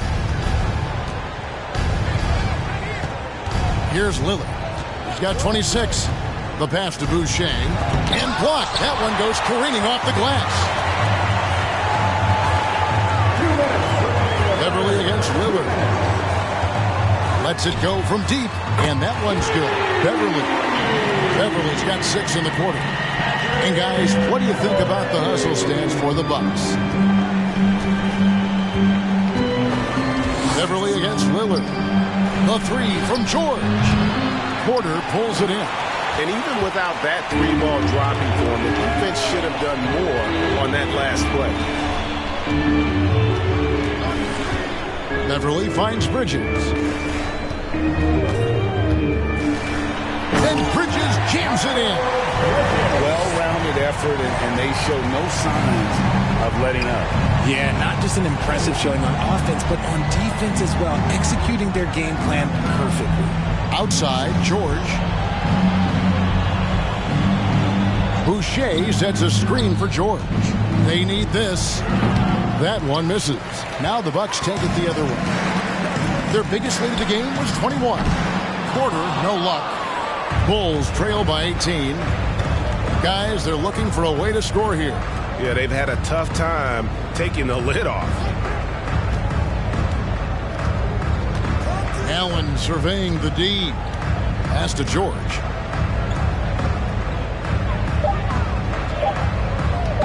Three-pointer. Rebounded by the Bucks. And he has been ice cold from beyond the arc here since halftime, and he continues yet to fire away. He has got to tone it down if he wants to help his team. Here's Mobley. And foul on the shot, so he'll get a chance at the line. When you're talking about Mobley, where do you start? In terms of length, skill set, he's got a great offensive skill set, and he's got a great defensive skill set. This man has the old school grit and grind mentality.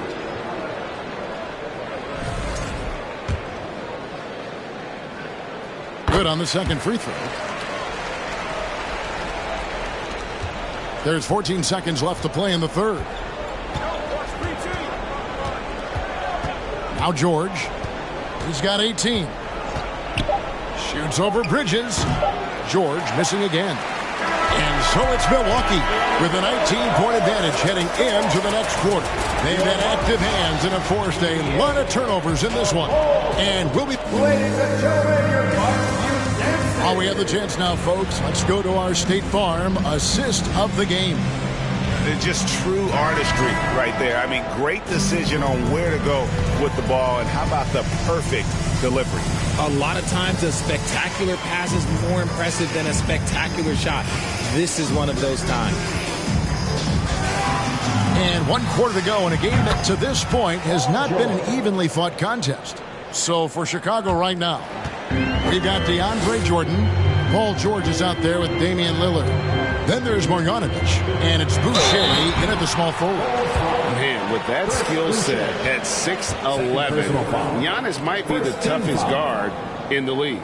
At the line for Milwaukee, Giannis Antetokounmpo, taking 2 shots.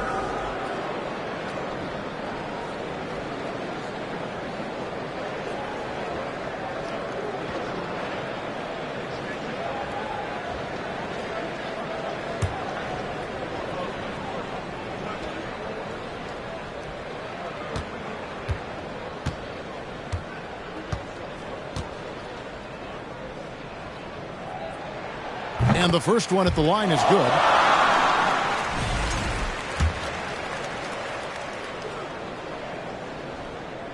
And both free throws good for Giannis.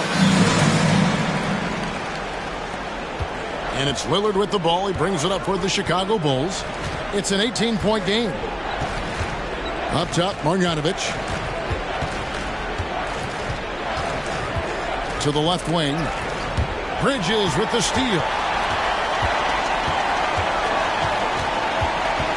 Over Boucher. Mobley trying to free himself up. And it's off the back rim. No good. Lillard with it. He's picked up by Mobley. George against Beverly. George, no good. Milwaukee leading by 18. Antetokounmpo kicks to Bridges.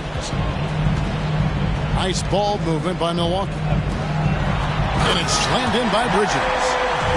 Dangerous score from just about every area. We're just very good at capitalizing in a number of ways. About a minute and a half into the fourth quarter now. Outside for George.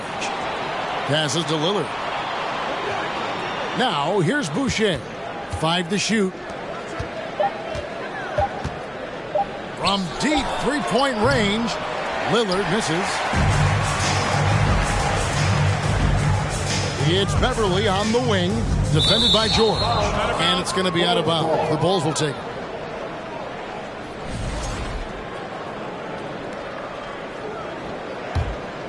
Bulls trail by 20. Now here's Lillard. Pass to Boucher. Back to Lillard. Shoots the three. And the Bulls with another miss. The Bucks shooting one of the high points for them in this game at 54%. Lillard against Antetokounmpo. Bridges outside. 6 on the shot clock. Off target from outside. Oh, man, for whatever reason, he can't get it going from 3, and he's pretty good from there. Here's George. Whistle blows. Basket is good. So a chance here for a three-point play. Personal foul. Solid play there from PG. Absorbing the contact, but staying with that shot for the and one. Well, in spite of the critics and the injuries, Paul George continues to produce one of the league's truly elite players. And you mentioned the injuries for Paul George. Let's see, G8, the broken leg, shoulder surgeries, last season a torn elbow ligament. And I'm sure there are a few others, Kevin, but give him credit. To battle through and maintain his greatness tells you something about his competitive will. He hits both from the stripe. By the looks of it, the Hall of Fame class of 2023, Richard, should be loaded. A lot of big names could be headed to Springfield, Massachusetts. Yeah, it's going to be beautiful to see two of the biggest rivalries, San Antonio and Dallas. Tony Parker and Dirk Nowitzki are on the ballot. And then there's Mr. Wade, Dwayne Wade. We know about that. So there's going to be a lot of rings walking into that ceremony. A lot of rings indeed. Antetokounmpo against Boucher. Bridges outside. Good, and the assist goes to Giannis. Antetokounmpo's got his 8th assist in the game. A bit under 3.5 minutes have passed here in the fourth. Marjanovic, a screen on Giannis. Here's Lillard, and the Bulls tack on 2 more. They are just killing them on the interior. Bucks leading by 19 points. And here's Giannis. Wood a screen on Boucher. Here's Bridges. Banked in off the glass. Bridges has got 29. And solid at just cutting through the defense. Give Bridges a lane, and he'll make you pay. Here's George. And foul on the shot. He'll shoot 2 at the free throw line. It goes on Giannis Antetokounmpo. Yeah, the defender all over him. Shooting for Chicago, Paul George. 2 shots.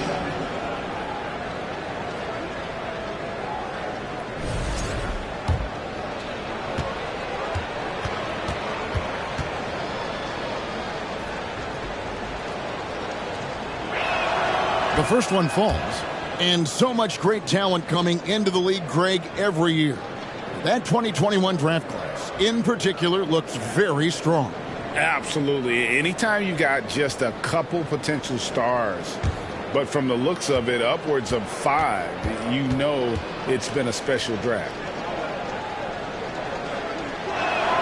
That one falls, so he hits both of them. Milwaukee leading by 19. Antetokounmpo with the ball. For 3, Bridges. It's hauled in by George. George has got 5 rebounds tonight. The pass to Lillard.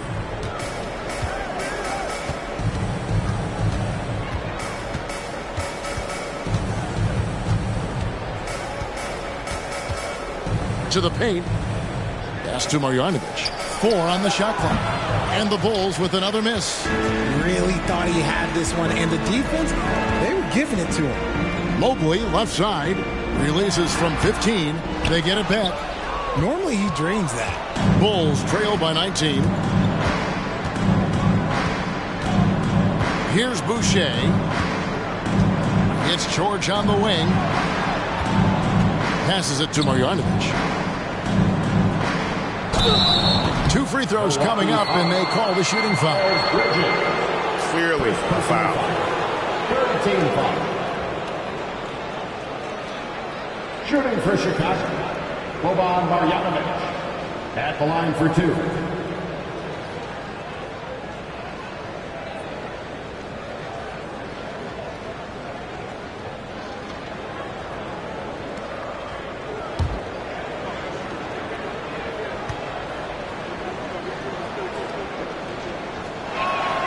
First free throw is good.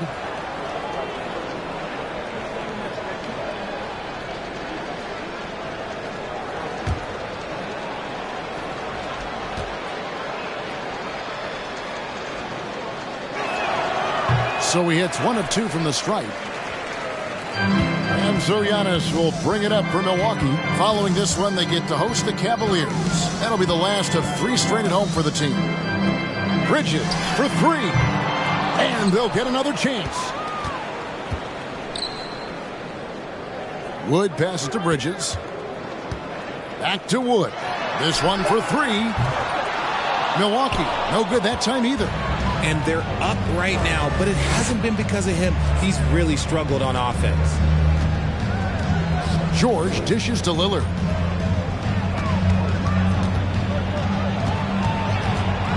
Over onto Tacumbo.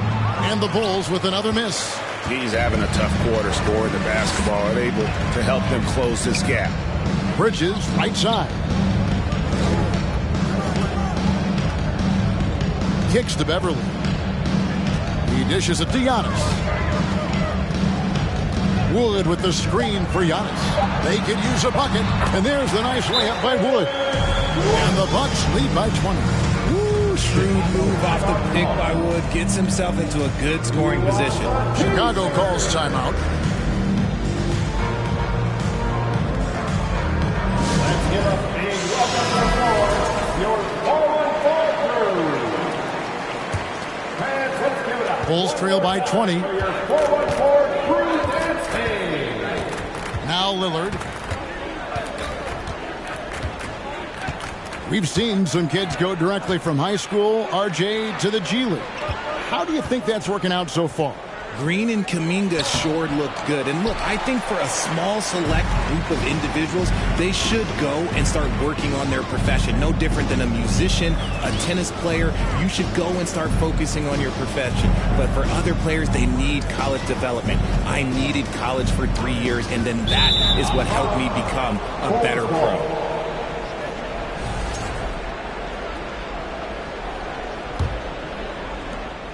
Chicago has gotten just 1 of 4 3-pointers to go down for them here in the 4th.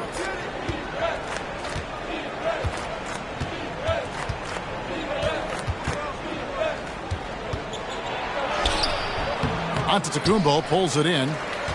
Giannis has got double-digit rebounds now in the game. And if they want to mount a comeback here, they need him to get going. It's just that simple. Yeah, and that was lining up to be a huge alley-oop, but they just couldn't quite connect. Just go to show how tight your timing needs to be on this kind of play. Boucher with a screen on Antetokounmpo. Terrific assist, a nice finish. Solid play all around. Love how selfless he is setting brick screens like this. Plays like that right there are what help create easy scoring opportunities. Lost contact on the shot, and now a three-point play chance as he'll head to the line. So it'll be Giannis Antetokounmpo shooting. It's on Damian Lillard. Chicago making a switch here. Allen's checked in. He throw good. Giannis. And player nicknames are a fun part of covering the game. Now a lot of guys, GA, are just going with their initials, like KD or AD or KG. Do we need more creativity? I don't know, Kevin. Maybe the league could give guys a cash bonus for picking a nickname. Initials excluded. That might spark some creativity. Here's Antetokounmpo. Oh, and Antetokounmpo hammers it in. And that move has become second nature for Giannis. Once he establishes position, game over. George looking around. Oh, tried to dunk it home, but drew the foul, and he'll go to the line. That one goes on Wood. Throw good, Paul George. Didn't get to the line in the first half, but since the break, he's been in attack mode. Great adjustment. George Hill's checked in for the Bulls.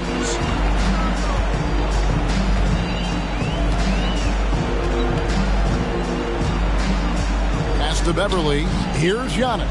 He's guarded by Hill. To the middle. Here's Mobley. The rebound by Marjanovic. Bulls trail by 20. Outside Hill. On the wing, George. And the pass to Boucher. The shot's good on the assist by George. After sinking one triple in the first quarter, he nails another one in the second quarter. He's got it going on. Pass to Wood. He kicks it to Beverly. Bridges outside. And right away, they match it with a three-pointer of their own. Bridges got 12 points now in the quarter. And here's George for three. Rebound, Milwaukee. Mobley's got 9 rebounds now tonight. It's Antetokounmpo on the wing. He's guarded by Hill. Pass to Beverly. And here's Antetokounmpo outside. And it's still a rare sight to see rebound numbers like the one he's had tonight. He is totally in the zone, showing his incredible focus when it comes to attacking the glass. Here's Hill. Shooting foul as the whistle blows. He'll shoot 2 free throws. Third personal foul. We know, Greg, the league trending towards small ball, but some teams are having success playing 2 bigs up front. And I think the key is having versatile big men. If they can space the floor and play in space, also be able to cover smaller players, why not get the added rebounding and rim protection? Bridges against Marjanovic. Down to 5 on the shot clock. Wood uses the glass to finish the layup. And the Bucks lead by 21. Have to be impressed with Wood's tenacity from the interior. Outstanding work down there. And one team is just completely outclassing the other tonight. Spirited performance, and it really ignited what is turning out to be a... And this was one that never really was in doubt, I thought, an all-around dominant performance. And you kind of thought that maybe before into the game. Yeah, there was a sense of that, and man, they just pretty much blew them right out of the water. A clinic was put on display here today. And so that moves their record to 11 wins on the year. And what a tremendous standout performance it was for Giannis Antetokounmpo. And he was doing everything out there on the floor tonight. Triple-double on the stat sheet, and that doesn't even tell the whole story. Big group substitution here for Milwaukee. Richaun Holmes, he's checked in for Christian Wood. Gay comes in for Mobley. Porter's checked in for Bridges. And it's Jae'Sean Tate in for Patrick Beverly. Then for the Bulls, Paul's checked in for DeAndre Jordan. Malik Monk comes in for Chris Boucher. And Grayson Allen subbed in for George Hill. And it's just competing, you know, giving your best when it matters most. And let me tell you, as a team, you love to hit your stride right at the crucial moments. They put this game away in style. And you gotta love that three-point stroke of Monk. I mean, he's got such a high arcing shot there. It gives it a good chance to go in from deep. Tate kicks to Gay. Porter a screen for Marjanovic. Gay can't hit. He is single-handedly dropping the temperature in here with that cold streak. Yeah, right now, he's just in his own head. Not much you can do to try and push through it. So no problem for Milwaukee as they get the win. They won this game going away. They were the better basketball team by far tonight. And you got to commend this sort of dominance, particularly here at home. It's a great feeling when you play almost a perfect game and to have that crowd be so pumped up. And we've got David Aldridge standing by on our sideline with the player up. All right, David, great job. Thanks so much. And that's going to do it tonight.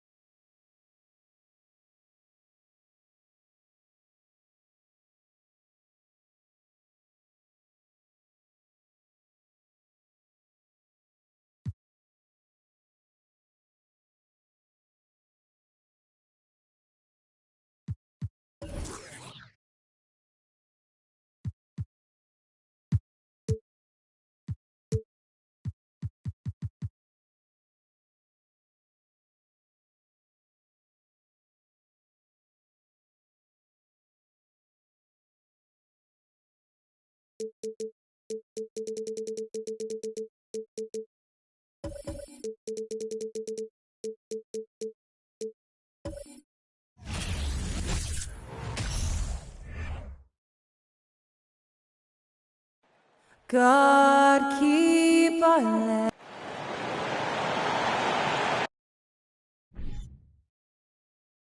Welcome, everyone. Thanks for tuning in to Two. And with every new NBA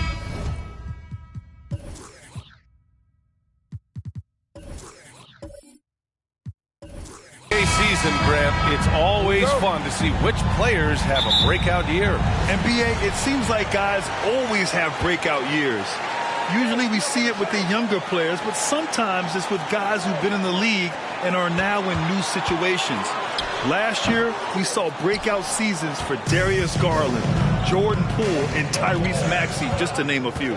Now the opening lineup for the Brooklyn Nets. Nicholas Claxton out there with Michael Porter. Then there's Cade Cunningham. Then there's Jason Tatum. And it's Allen in at the 5. First bucket of the evening. Now, both teams are really looking to exploit matchups here. What's going to be fascinating to watch is which matchups are they willing to go exploit. Gets the 3 to fall. Boy, you love to see this level of awareness from a big like Drummond. How about that feed to his teammate? Allen on the wing. Cunningham against Gilgeous-Alexander. And it's Cunningham missing. Outside Gilgeous-Alexander. Pass to Butler. Outside Gilgeous-Alexander.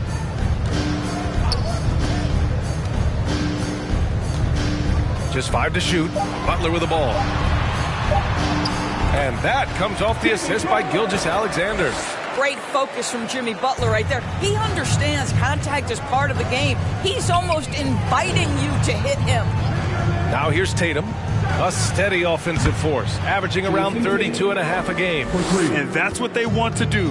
Get him open looks early. Butler against Tatum. Butler passes to Gilgeous-Alexander. Rejected by Allen. Jared Allen twice on the pipe. Send it back, young sir. Pass to Cunningham. Here's Porter. And it's good for 2. Well, there's an unpredictability to his offensive game. He is always keeping the defense off balance. Outside Gilgeous-Alexander. To the inside. Here's Whiteside. And he got the whistle on the way up. So he'll be headed to the line for a pair. His first personal foul. They'll pin that one on Jared Allen. So close on the finish. I mean, it could have been a three-point opportunity. Free throw good. Whiteside. And guys, so many great players coming out of Canada. The Raptors have converted a nation, not just watching basketball, but to playing it as well. And both free throws good for Whiteside. And Grant, you think back to those early Raptors jerseys with the big dinosaur. They admit it was aimed at the kids. Yeah, of course. I mean, rather than win over the older hockey fans, they went after the younger generation. And now they're all grown up and packing the seats. Now here's Gilgeous-Alexander. And the jam by Drummond. Well, the passing ability on display for SGA. Shea Gilgeous-Alexander getting it done. Tatum a screen on Gilgeous-Alexander. Here's Cunningham. And Whiteside with a block. Porter against Isaac. Pass to Gilgeous-Alexander. Drummond to screen on Cunningham. Double team on Drummond. From deep, Gilgeous-Alexander. And they recover it. Misses again. Now 0 for 3. Tatum passes to Allen. And Whiteside with a block. And it's going to be out of bounds. The Nets will retain possession. And first quarter, we're about 3.5 minutes in. Cunningham against Whiteside. And there's contact and a whistle. So he's got 2 shots coming up. The people upstairs in Brooklyn have been making some very interesting moves, trying to put together a championship caliber team. Both free throws good from Cunningham. Are those big decisions by the Nets front office difficult to deal with as players? You know, some guys can ignore the politics, but I'm sure others do have questions at the end of the day, though. These guys just want a ball. And ultimately, I think they just roll with the punches. It hasn't been his best quarter. I mean, he's trying to shoot himself out of the slump. Out of bounds. It'll be Toronto's ball. And here are some of the best rebounders at the point guard spot from this year's rookie class. The fourth spot held by Cade Cunningham. Yeah, you know, there's really a science to it all.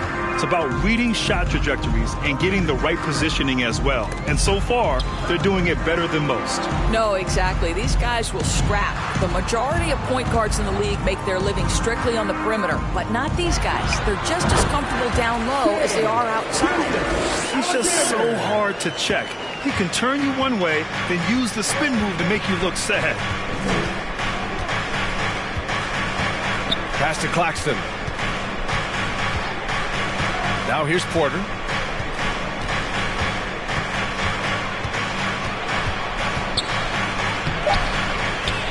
Back to Claxton. Now Cunningham.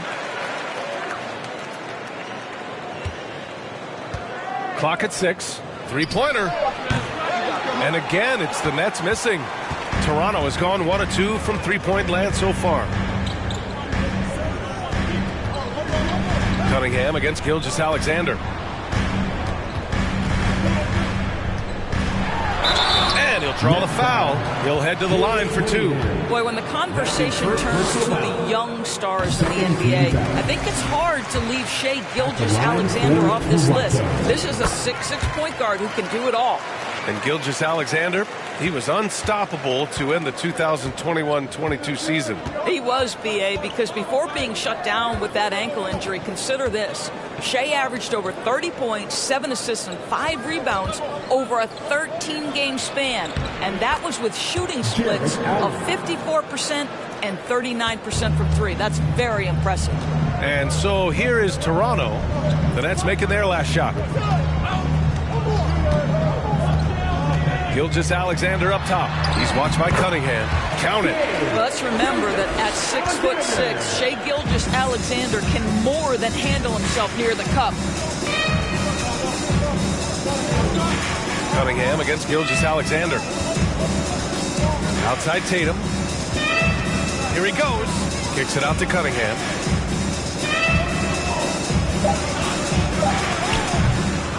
Here's Claxton. Nice start for him, sinking his first shot. Boy, the work ethic on the offensive glass just refuses to give up on that possession. Butler passes to Gilgeous-Alexander. Down low. Here's Drummond. That one's good. And so Gilgeous-Alexander with the assist. Gilgeous-Alexander's got 3 assists in the game. Cunningham outside. Back to Tatum. Fires for 3. He's looking good. 2 buckets and 3 attempts. Tatum doesn't need a whole lot of space. You give him any look from 3 and you're in trouble. Gilgeous-Alexander passes to Whiteside. Isaac outside. Pass to Gilgeous-Alexander. To the middle. Here's Whiteside. Oh, the block! Just stops it cold and takes possession. Cunningham drives in. Crafty move. Drummond grabs the miss. He hasn't been able to find his touch this quarter. Well, not at the offensive end. Certainly, he cannot buy a bucket right now. Now here's Gilgeous-Alexander. 37 points his last time out. Pick works well there, but the defense left a lot to be desired. It takes incredible effort to stay connected to the hip of the offensive player. You've got to want to work. Here's Cunningham. They trail by 3. Unable to get that one. Ooh, some solid defense from Gilgeous-Alexander. Outside Butler. Out of bounds, it'll be the Nets ball. Well, a chance to check out some stats for Nicholas Claxton. Just in regards to his defense, these past 5 games have not been his best. He's been a tad slow on rotations, and his block numbers have dipped. Maybe he can get on a roll tonight and pick up some blocks. Smith, he's checked in for Toronto. Westbrook comes in for Gilgeous-Alexander. There's Tatum with the three.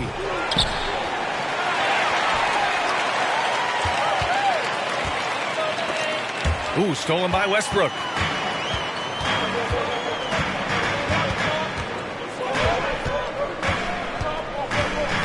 Pass to Butler. Shoots over Dinwiddie. A nice shot by Butler. Now it's a 5-point Toronto lead. Well, this is where Jimmy Butler started on the offensive end. The mid-range game has always been solid. Westbrook against Dinwiddie.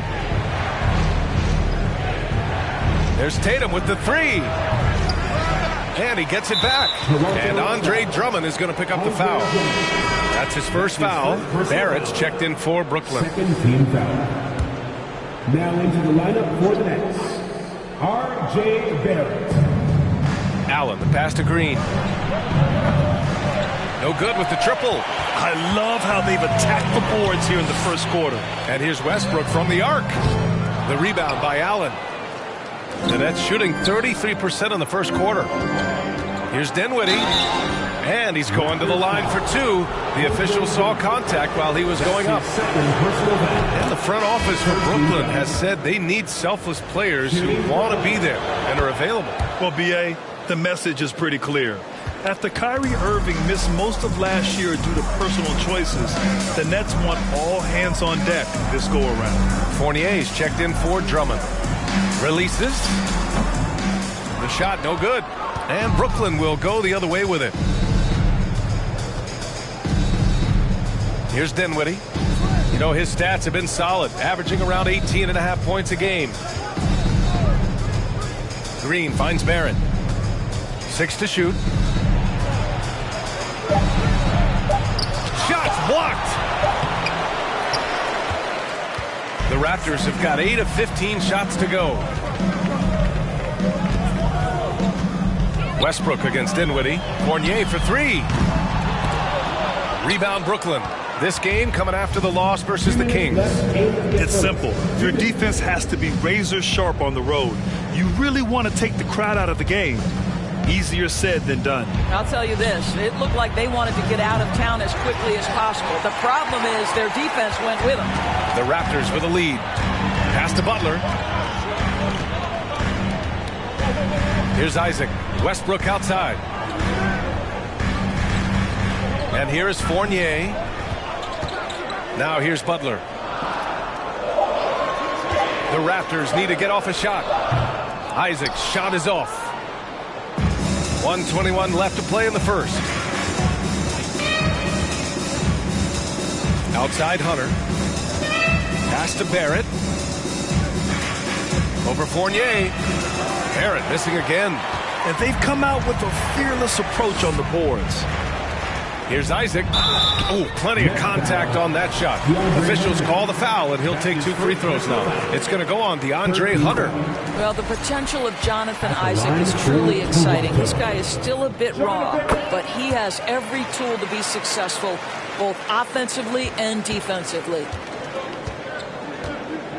They're searching for a way to score.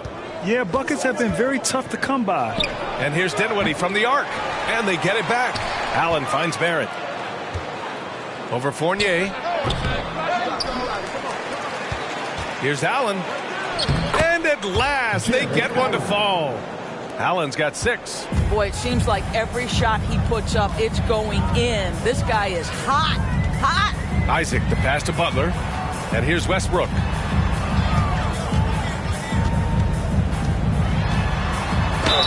And count that. 2 points and a chance for one more at the line. The motor of Russell Westbrook is absolutely amazing. This guy stays with his shot even through the tough contact. The three, Barrett nails it, and he's 1 for 5 with that one.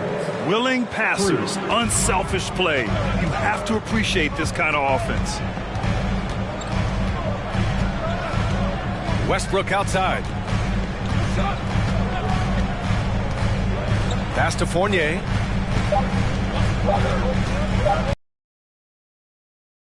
For performance for Shai Gilgeous-Alexander. He has been the story for Toronto. 8 points in the quarter. Please give a big round of applause for your Raptors, U16. And we hope you're enjoying the game. Both teams tonight keeping things pretty even on the scoreboard so far. And from what we've seen from the Raptors, what's your take so far? It's simple. The main takeaway from the first quarter is they're winning this game with defense. I think across the board, a number of guys have done a great job guarding multiple positions. Brooklyn trailing. On the court right now. Second quarter for the Nets. Green out there with Jarrett Allen. Then it's Michael Porter. Then there's Jason Tatum. And it's Dinwiddie in at the one. Allen, the pass to Tatum. Allen with a screen on Butler. Fires, top of the key. No good, a bit long that time. Well, if the defense gives him that shot next time, they could get burned. I think he's just a little bit out of rhythm. Allen against Drummond. Here's Gilgeous-Alexander. Oh, and he got fouled on his way up. He'll head to the line to shoot two. Watching SGA run this offense, he's so patient, and he reads the defense exceptionally well. Yeah, Gilgeous-Alexander really plays at his pace, Grant. You know, B.A., he's one of those guys the defense just can't speed up. And every move is purposeful. No wasted motion. He methodically breaks you down. Claxton, he's checked in for Brooklyn. Cunningham comes in for Dinwiddie, and it's Cunningham missing. The Raptors shooting about 47%, a nice number. Outside Gilgeous-Alexander. There's a screen by Whiteside. Gilgeous-Alexander passes to Whiteside. Claxton with a rebound. Well, we love his ability to attack the rim. He just loses a little bit of focus and misses the chippy. Cunningham against Gilgeous-Alexander. Now here's Tatum. The D's right on him. And it's good. 2 points. Tatum's got his third basket on the night right there. Okay, Jason Tatum showing a little strength on that play. Pushing through the contact. Gets to his finish. That is pretty. Isaac for three. And the Raptors get it back. Drummond. Ooh, he's looking comfortable now. 3 for 3. Oh, he'll wear you down with the way he grinds it out on the offensive glass. Cunningham outside. No good on the triple. He's so frustrated. Hasn't had a make all game. It's making it very difficult for them to find any success. Pass to Drummond. Blocked! This has been a close game in a lot of ways, but they do have an edge on the boards. Cunningham outside. And here's Porter. Butler covering. Porter in the post. Drummond's there. Porter's shot is off. The Raptors have gotten only 1 of 4 shots to go in. Oh, there's the alley. And the jam by Drummond. Andre Drummond, my goodness, throw it up high, let him finish the rest. And here in the second quarter, about 3 minutes played. And here's Porter outside. The shot that time not on target. And Toronto will come the other way. They defeated Detroit in their last game. You have to credit the game plan going in, especially at the offensive end, where they were just so relentless. And that's not an easy environment to play in. To score at the rate they did on the road says a lot about their intensity and focus. Brooklyn has gone 0 for 2 from outside in the second quarter. Cunningham against Gilgeous-Alexander. Outside Tatum.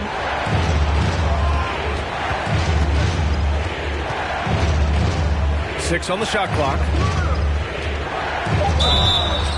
And the basket is good. The call goes his way, and we could be looking at a three-point play here. All right, guys, let's get your take on the scoring breakdown for the Raptors. They're working themselves to the line, using great fakes and getting into the body of the shot blocker. Yeah, and their assertiveness in the paint so far tonight has been impactful. They're really making it hard for the interior defense. Isaac outside. The three is up. Rebounded by the Nets. Porter in the post. Isaac covering. Here's Green. Oh, it's blocked. It deflects off the backboard. Outside Butler. Outside Gilgeous-Alexander. Pass to Whiteside. Outside Butler. Now here's Isaac. Outside Gilgeous-Alexander. Shoots from the baseline. They get it again. It's good on the putback. And the Raptors lead by 7. And you have to appreciate the heart they've shown on the offensive boards this quarter. And keeping us updated from the sideline, Allie LaForce. Well, guys, Shai Gilgeous-Alexander, one of the deadliest drivers in the league. Coach Nick Nurse of the Raptors said, quote, his first step is unbelievable. It's hard for anybody to keep him in front of him, and once he blows by you, he can slow down, he can sidestep. He's got a lot of things going. Brian? Well, it's fun to watch, Allie. Thanks for that. Boy, the evolution and growth of Jason Tatum has been fun to watch. He's committed to improving, he wants nightly responsibility, and he's got such a high ceiling. Gilgeous-Alexander passes to Drummond. Inside, back to Whiteside. From deep. And it's Jason Tatum with a rebound. Tatum's got 4 rebounds now. One of the things I love the most about the success of the Toronto Raptors is how much the game of basketball has grown over the 25 years. Let's remember, there was a very lukewarm reception when they first arrived. Well, boy, have they made Toronto a basketball hotbed. And Gilgeous-Alexander missing. Well, it hasn't been the most efficient game for this guy, but their team is fortunate to still be out in front. Here's Claxton. Looking at his production, close to 12 points a game. Oh, it's stolen by Butler.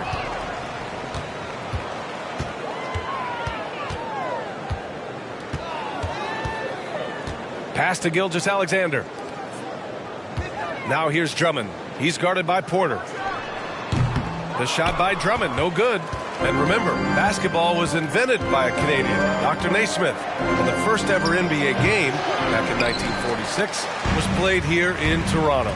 That's a fact, B.A., that I don't think casual fans really know. It took 73 years for the first NBA Finals game to be played in Canada, but basketball has taken root, and boy, you can see and feel the impact of that throughout the NBA. And when you're trying to slow down a top scorer, often the game plan is to get physical. Grant, you would know better than anybody. What's it like in the trenches here? Well, B.A., it's interesting. I mean, it can wear on you. It's a mental challenge. When you're in the trenches trying to slow down a great offensive player, it really becomes a battle of wills. You have to stay focused. You have to be disciplined. And most importantly, you just cannot take a play off and allow a great player to get going.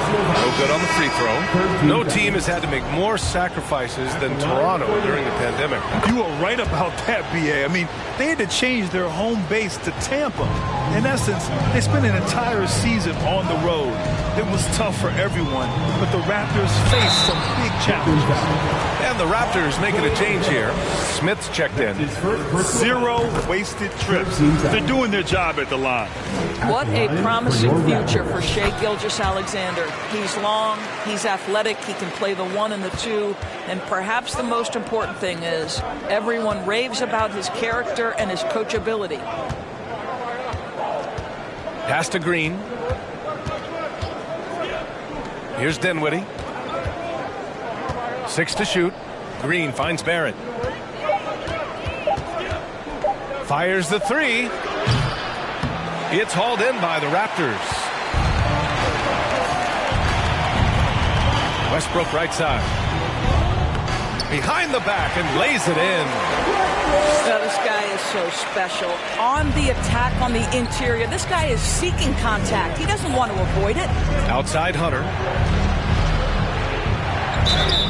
It's good. And he drew contact on the shot, so he will go to the line.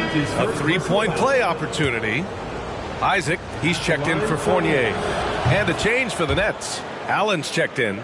Boy, there were lots of expectations that accompanied R.J. Barrett coming out of college. That's going to happen when you're the 3rd overall pick. Gilgeous-Alexander passes to Westbrook.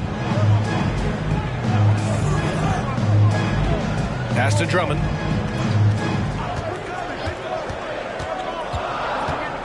And here's Here's Isaac. Fades and shoots. And they'll get another chance. And there's a whistle. He'll head to the line to shoot 2. Well, that's just an excellent possession from this team. When you set up Andre Drummond down low, you're going to either take contact, get to the foul line, score it. So productive inside.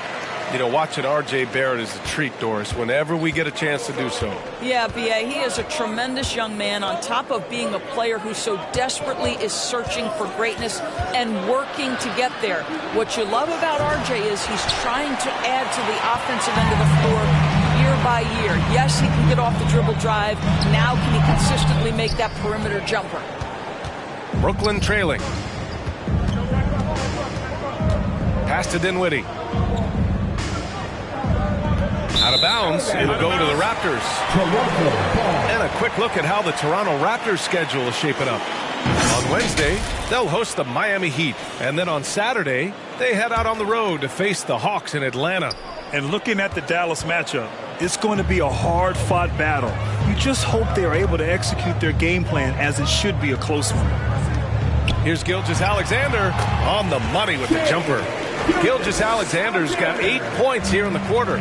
Because Shai Gilgeous-Alexander has an array of moves, this guy can get going offensively. He's starting to cook a little bit. Dinwiddie, right side. Back to Allen. Ooh, stolen by Westbrook.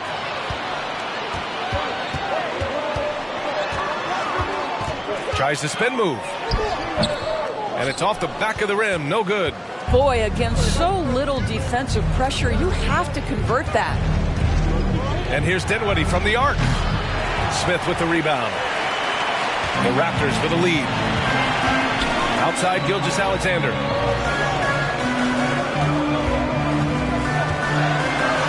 And slam dunk by Gilgeous-Alexander. Wow, Shai Gilgeous-Alexander quick off his feet. Defense doesn't have time to react. Here's Dinwiddie, coming off a 16-point game against the Kings in Sacramento. Throws it up high, and it's Allen who slams it home. Well, that's just tremendous length, exceptional hands, Jared Allen, nice and easy. Gilgeous-Alexander passes to Westbrook, lets it fly, and that comes off the assist by Gilgeous-Alexander. Gilgeous-Alexander's got 5 assists tonight. Boy, they need something to go to regain some confidence. No question. Way too many empty possessions for them. Dinwiddie passes to Barrett.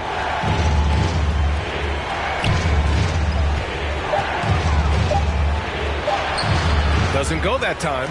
Good work defensively by Gilgeous-Alexander.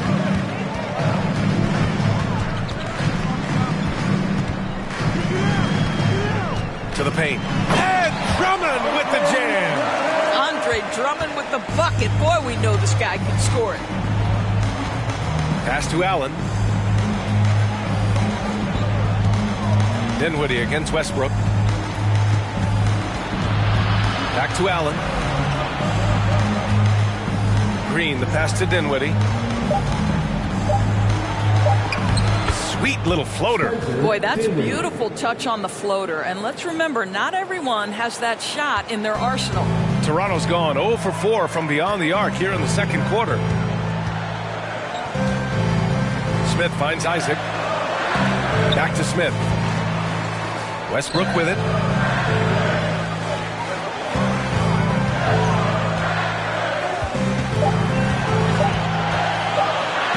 Fade away. Rebound by the Nets. Coaches loathe empty possessions. You got to be able to hit the easy ones. Outside Barrett.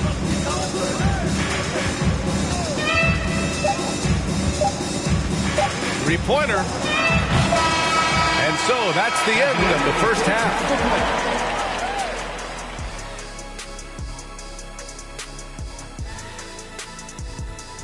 Taking a look at the Raptors, they've had a great... And back to our game. 3 letters standing out. And that's it for halftime.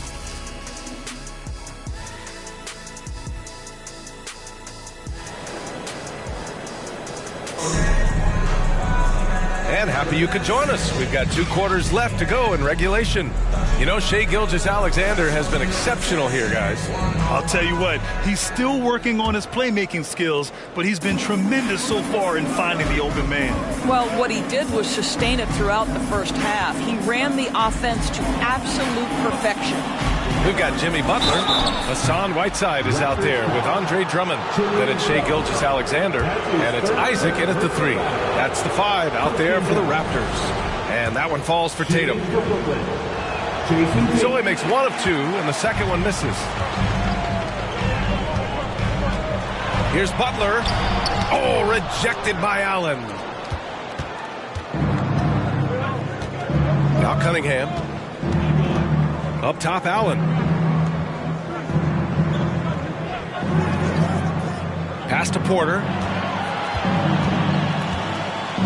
Outside Tatum. From deep three-point range.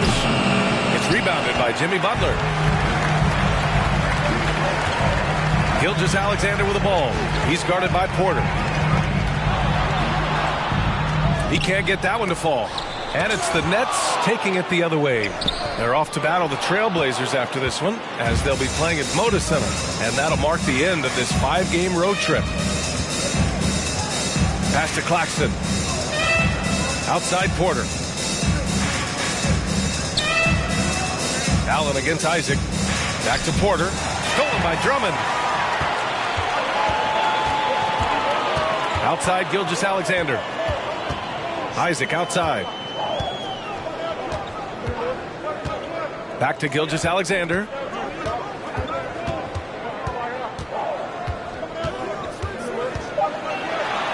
The tremendous length at the guard spot that Shai Gilgeous-Alexander presents is a problem for a lot of defensive players.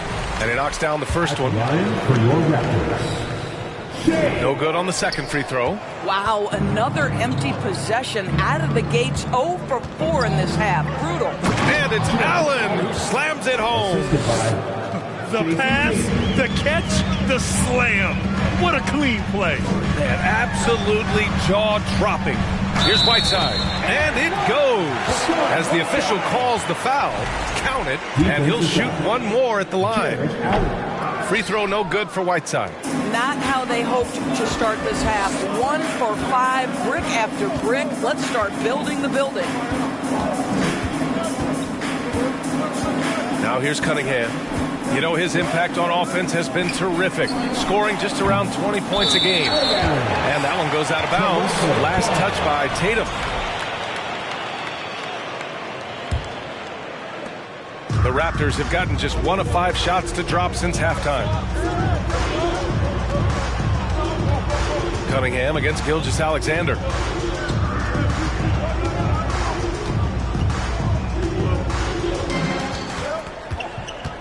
Five on the clock. Outside Butler. That one's good. And so Gilgeous-Alexander with the assist. Gilgeous-Alexander's got 8 assists in the game. They need something good to happen here. Yeah, they've gone way too long without a score. Tatum against Butler. Outside Tatum. And Brooklyn again with a bucket. Well, off the dribble, Jason Tatum continues to perfect multiple options in his arsenal. Pass to Isaac. Gilgeous-Alexander on the wing. The shake. And Cunningham pulls it down. The Nets have gotten 2 of 4 shots to go since the break. Now Tatum. Allen with a screen on Butler. Here's Tatum, and again, it's Brooklyn. They just look so overwhelmed inside. Yeah, that's why they continue to get attacked. Cunningham against Gilgeous-Alexander.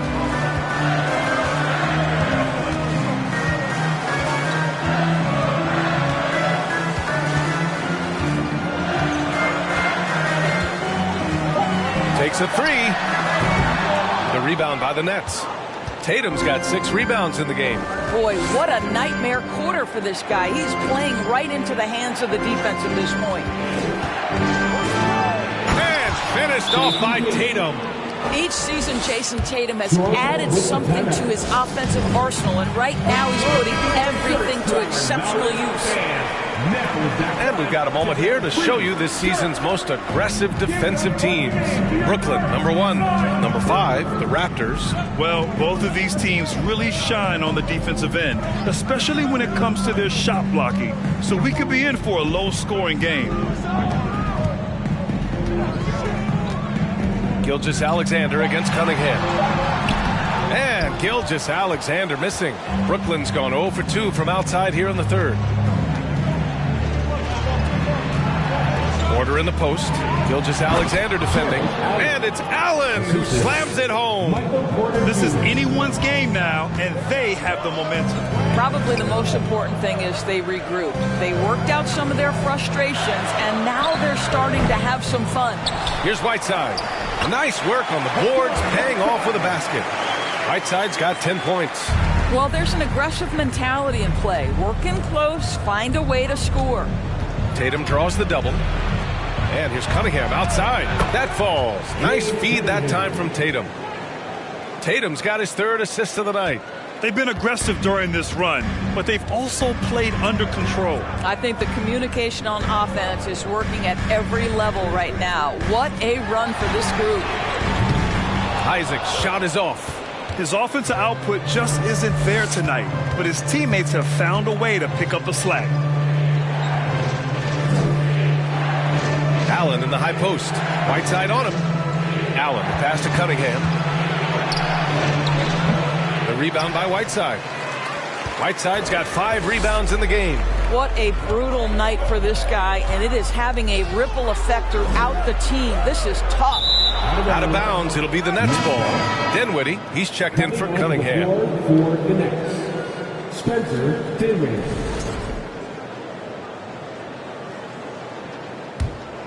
Brooklyn with the ball. Stringing it together. They've got an 11-2 run going. Pass to Tatum. And so he draws the foul. Headed to the line to shoot a pair. It's going to go on Andre Drummond. Well, you like the level of aggression right there from Jason Tatum. Committed to scoring on the interior and draws the contact. So the Nets making a switch here. Barrett's checked in. 2-part equation. You have to be aggressive enough to get to the line, then talented enough to sink it. And he was fouled while in the act of shooting, so he'll take 2 free throws. Let's remember, Shai Gilgeous-Alexander is 6'6", so getting on the interior is not a problem. He's perfect from the line this time. For Brooklyn, they've gone 6 for 9 in the half. Outside Barrett. Pass to Tatum. Fires from deep. Rebound by the Raptors. Drummond's got rebound number 13 tonight with that one. Outside Butler. Isaac with it. Outside Gilgeous-Alexander. Drummond to screen on Dinwiddie. Gilgeous-Alexander, a good look. It's good from the top of the key. Gilgeous-Alexander's got 23. Dinwiddie against Gilgeous-Alexander. Tatum with it. Give him 23. To the inside. And a foul called on the way up. So he'll take 2 from the free throw line. And a moment now to quickly take a look at the offensive approach for the Raptors. You got to admire how hard they've worked to get to the line. All game long, they've been going right into the defense and drawing foul after foul. Also, they've been living in the lane. They're getting the ball in close, and it's had a devastating impact all game long. Here's Gilgeous-Alexander. Again, the Raptors good for 2 more. This guy's got tremendous length for his position, so at 6'6", Gilgeous-Alexander confident attacking in the paint. Back to Barrett. Looking to get back on track. And Whiteside with a block. Outside Gilgeous-Alexander. Pass to Drummond. Outside Butler. Knocked away. It's stolen by Hunter. Green, the pass to Barrett. Goes up and lays it in nice and easy. Barrett's got 5 points. Good concentration from the man out of Toronto, Ontario, R.J. Barrett. Go ahead with the contact finish. Next foul, Spencer Dinwiddie. That's his third personal foul. 14 foul.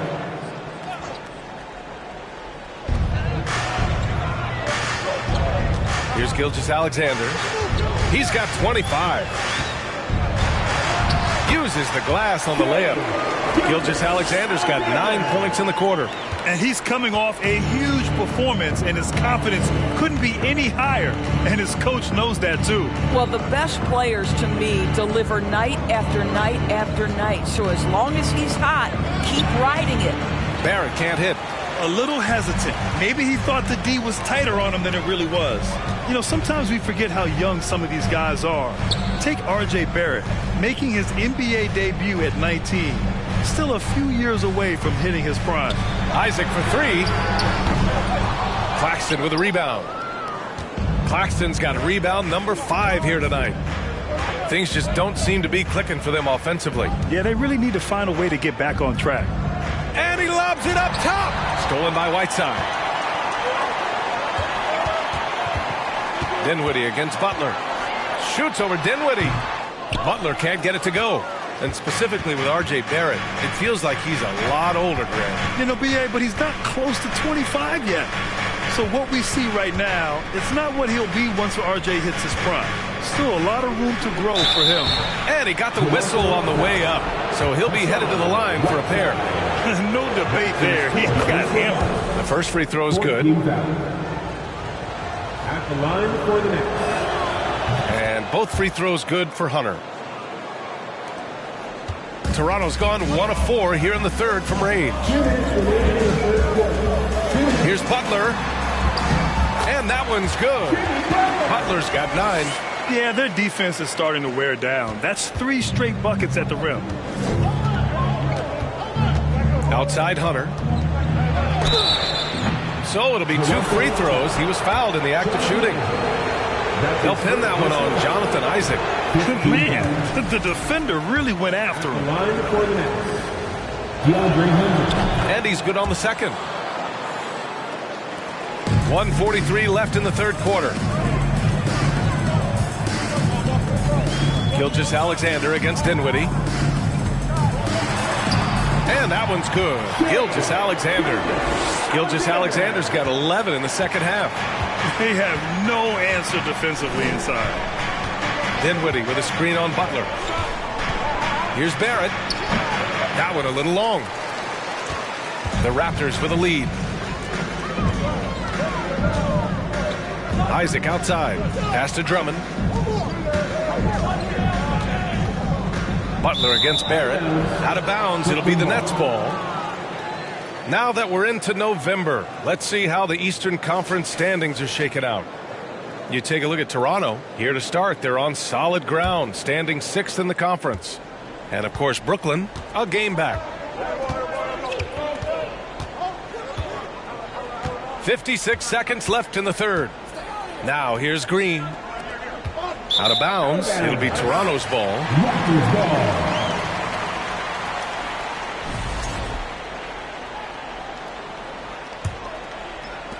The Raptors shooting 42% in this third quarter. Butler up top, guarded by Barrett.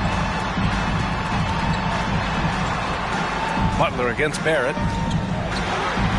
And there's Gilgeous-Alexander on the assist by Butler. And now it's a 9-point Toronto lead. The Nets have gotten 7 of 14 attempts to fall in the half. Dinwiddie passes to Barrett. Off the left rim and out. This guy has not been a factor at all in this quarter, and it has hurt the team. Outside Gilgeous-Alexander. 11 seconds left in the third quarter. 4 on the clock. With some arc, and the shot's good. Gilgeous-Alexander's got 33 points. Boy, delicate touch on that floater by Shai Gilgeous-Alexander. That's pretty. And so it's the Toronto Raptors. They lead by 11 as the quarter comes to a close. And a moment now as we take a look at our State Farm assist of the game. And from the two-guard spot, an unselfish play like this sets a fantastic tone. Well, having multiple playmakers on the floor makes you a much tougher team to defend. And as we head into the fourth, we'll see if there's a comeback in the works or if it's more of the same for the first three quarters. On the court for the Nets as we get the fourth quarter going. They've got Cunningham, Michael Porter out there with Jeff Green. Then it's Jared Allen, and it's Tatum in at the 2. Well, the great ones make their mark in the playoffs, and Jimmy Butler has certainly done that. Some Herculean performances when the chips were down. He hits the second from the line. And granted, last year's playoffs, Jimmy Butler became the first player since Jordan to author multiple 40-point, 4-steal games in a single series. And in 2020, the third player ever to record a 40-point triple-double in the finals. I mean, just legendary stuff. Here's Tatum, and it's good from the elbow. He's got 25. Jason Tatum working into the mid-range area of the floor. Sometimes that's the only shot available. And now we present our New Balance player of the game, Shai Gilgeous-Alexander. This has been one of the most dominant performances I've ever seen. What's incredible is he has no off switch, just a tremendous motor, and he's making an impact on every single possession. And look at him. You think it's just another game. He is totally in control of his emotions. Hey, these fans love him so much, and when he gets it going, they respond. The crowd's energy fueled his performance. All right, let's check in with Allie LaForce. I was able to listen in on what Nick Nurse had to say to the team. He spoke to his club like they were down in a score. He told them, quote, "We haven't won anything yet. Don't go easy. We've had all the leads like this, and we've seen them evaporate quickly." Coach bringing the urgency. Back to you. Okay, thank you, Allie. Allen, the pass to Cunningham. Off target with the 3. And for Toronto, they're shooting the rock well at 46%. Isaac outside. Whiteside finds Gilgeous-Alexander. Back to Whiteside. Outside Butler. This one for 3. Sends it home from three-point land. Butler's got 4 points this quarter. Jimmy Butler is not a volume shooter. He makes every shot count. That time the delivery from deep. Pass to Tatum. Allen with a screen on Butler. The drive by Tatum. Here's Allen. Drummond grabs the miss. The Raptors have gone 2 of 3 to open the fourth quarter. Isaac with it. Picked up by Allen. And he lobs it up to the rim. And so the ball out of bounds. Gilgeous-Alexander touched it last. Hurts to see that kind of mistake. Coach is going to be on him about that one. Just under 2.5 minutes gone by now in the final quarter. They've been having major problems offensively. Definitely in a bit of a dry spell. Tatum can't hit. Here's Toronto with the ball. A great fourth quarter, just giving up 2 points. They'll be hosting Miami for their next game. That'll be the second of a 2-game stretch at home. And they're really rolling right now. That lead keeps getting bigger and bigger. And one of the things that's helped that is they're getting it done on both ends. Terrific focus on offense, and they're locked in defensively. Tatum passes to Green. Oh, and he got fouled on his way up. He'll head to the line to shoot 2. That's his good whistle there. First free throw is good. And Grant, you played on a Suns team whose training staff was renowned. Is that still a differentiator between teams, or has everybody caught up and on the same level now? You know, B.A., I think everyone's caught up. You know, 15 years ago, the Suns training staff was ahead of their time. But now teams are all much more sophisticated. They understand injury prevention, rest, recovery, really aiding the players, and I think adding years for players on the back end of their careers. Second team foul. That free throw good from Gilgeous-Alexander. At the line for your Raptors. Both free throws good from Gilgeous-Alexander. A bit under 3.5 minutes have passed here in the fourth.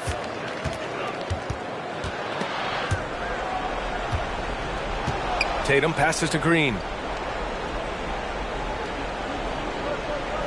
Allen on the wing. Outside Tatum. Just 5 on the clock. Oh, rejected by Drummond. Right on the pipe. Send it back, Andre Drummond. For Toronto, they've gone 3 of 4 in the fourth and looking confident on offense. Gilgeous-Alexander double team. And here's Butler outside. And again, Toronto no good. And you can tell right there, the defense is totally fine with him shooting that. That's not his game. And that one's good. Cunningham. I'll tell you, allow him to get to a spot, and it's over, right? Defense unable to even challenge the shot. Pass to Drummond. Outside Butler. Drummond with the screen. And close on the shot, even with the foul. Now 2 free throws. Second personal foul. Well, this to me is the problem with defending Butler. He typically takes it so strong, it's hard not to bite on that pump fake. Claxton, he's checked in for Brooklyn.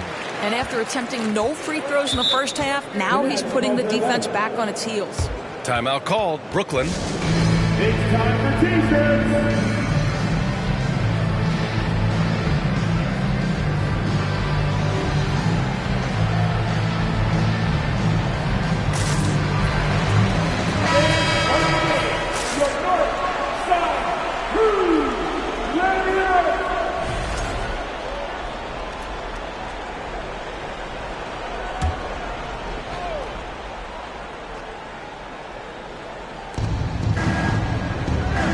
Cunningham outside.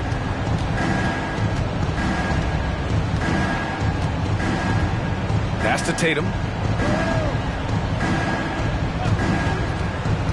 5 to shoot. Stolen by Drummond. Isaac outside. And here's Drummond. Butler on the wing. Hounded by Tatum. Butler can't get it to go. The Nets have gotten only 2 of 6 attempts to drop in the fourth. From outside the arc. And Tatum is good for 3. Tatum's got 5 points in the quarter. His first triple of the second half. That makes 3 for the game. Pass to Whiteside. Great D that time from Allen. Brooklyn has gone 1 of 2 from deep in this quarter. Cunningham passes to Porter. Here's Allen. Outside Tatum. Allen a screen. The floater. And Whiteside with a block. They get it back. Here's Porter. Doesn't go for him. Oh, great D that time from Isaac. For Toronto, they've gotten 3 of 7 attempts in this fourth quarter to fall. Cunningham against Gilgeous-Alexander. And Drummond with the jam. Gliding the pass to where it needed to be. Wow, a strong finish to seal the deal. Gilgeous-Alexander against Cunningham.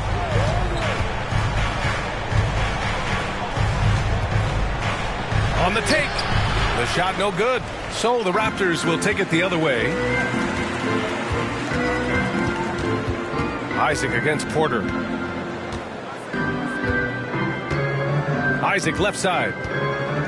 Drummond passes to Gilgeous-Alexander. Back to Drummond. And Drummond with the jam. Boy, what a night for Andre Drummond. Effective, consistent on the offensive end. Gilgeous-Alexander against Cunningham. Pass to Tatum.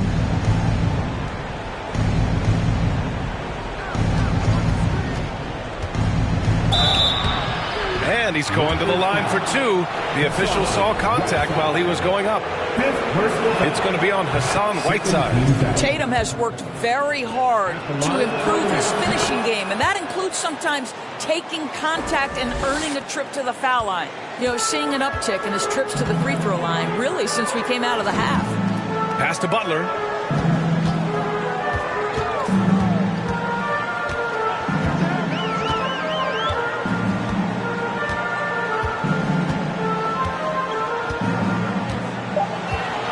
screen on Tatum. Here's Butler. Here's Drummond. Oh, he hits that one. 8 for 11 and remaining a thorn in the D side. Nice rebound. Trying to match the other team's intensity right now. Cunningham passes to Tatum. Cunningham, a screen on Butler. There's Tatum with the three. Rebound by the Raptors. Drummond's got his 20th rebound here tonight. Isaac against Porter. Fades back. Out of bounds. It'll go to the Nets. Unforced turnovers. They'll drive your coach insane. Brooklyn has gone 1 for 3 in the fourth quarter from range. Up top, Tatum. Butler covering. Butler against Tatum. Clock at 6. Beyond the arc. Sinks the tray. Tatum's got 33. Rising to the challenge. He's given them everything he's got. Pass to Whiteside. Butler on the wing. Now Gilgeous-Alexander. He's watched by Cunningham. Isaac outside.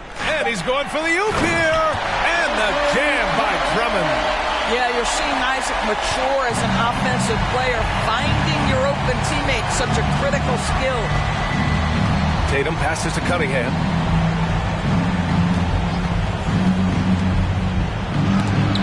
Oh, Drummond with the block. And as it goes out of bounds, Brooklyn able to keep possession.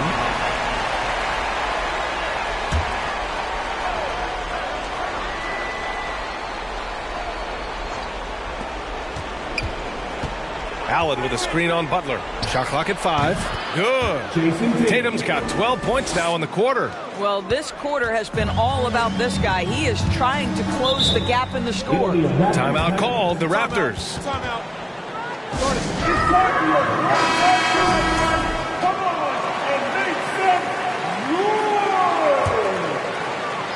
Wow. Great work from your north side. And here's Drummond. Gilgeous-Alexander double team. Isaac for 3. Here's Drummond. Outside for Butler. Outside Gilgeous-Alexander. Shot clock at 6. Oh, and there's the whistle on the shot. So 2 free throws for him coming up. That's his second. Hey, you can't block it. Sending him to the line could be the next best thing. At the line for your round. Both free throws good from Gilgeous-Alexander. Brooklyn has gone 2 of 4 from the perimeter here in the fourth quarter. Tatum against Butler. With the 10-footer. And it's Tatum missing. The Raptors have gone 7 of 14 here in the fourth from the floor. Here's Gilgeous-Alexander. High quality look as he sinks it. Gilgeous-Alexander's got 43 points. 2 minutes remaining in regulation. Now Porter. Up top, Allen. Pass to Tatum. Inside.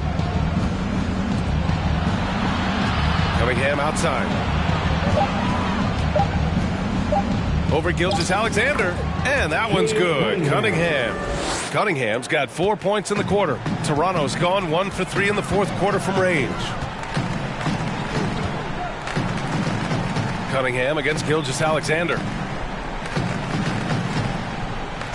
Whiteside with a screen on Cunningham. To the middle. The shot. And Whiteside with the bucket on the assist by Gilgeous-Alexander. And the distance between the point totals for these teams tells the whole story. Just a fantastic effort, and you have to give it up for the Raptors. Simply taking better care of the ball may have made all the difference.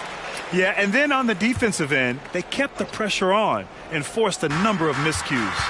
And with this performance, they'll have claimed their 8th win of the year. Here's Barrett. And it's Toronto with a rebound. There's a minute 12 left in the fourth quarter of this one. Westbrook outside. Pass to Whiteside. No good off the back of the rim. He forced that one. Not a productive trip up the floor. And in a way, by taking that one, he's bailing out the defense. It's just too easy to stop. Saw his teammate with a path to the rim, and boom, lobbed it up there beautifully. Very smooth catch and finish. Fournier for three. The rebound by Allen. So it's Brooklyn now, trailing by 17. Outside Hunter. Down low. Here's Tatum. And Whiteside with a block. It's a 4-second differential between the shot clock and game clock. Westbrook outside.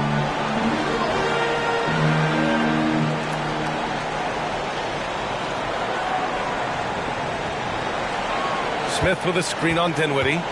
Goes up. No good off the glass.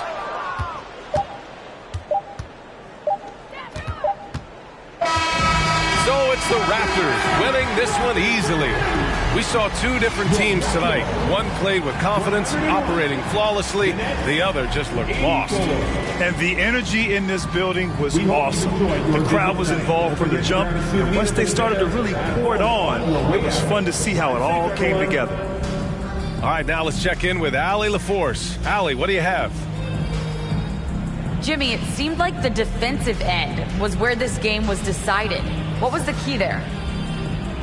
That everybody locked into the scouting report, and we had a lot of guys that could switch and guard up one-on-one, take that challenge. But I think, man, all in all, we just played incredible. That versatility is going to pay off all season. Thanks so much, Jimmy. All right, Allie, thank you. And that's going to do it tonight, folks, for our broadcast. For Allie LaForce, Doris Burke, and Grant Hill.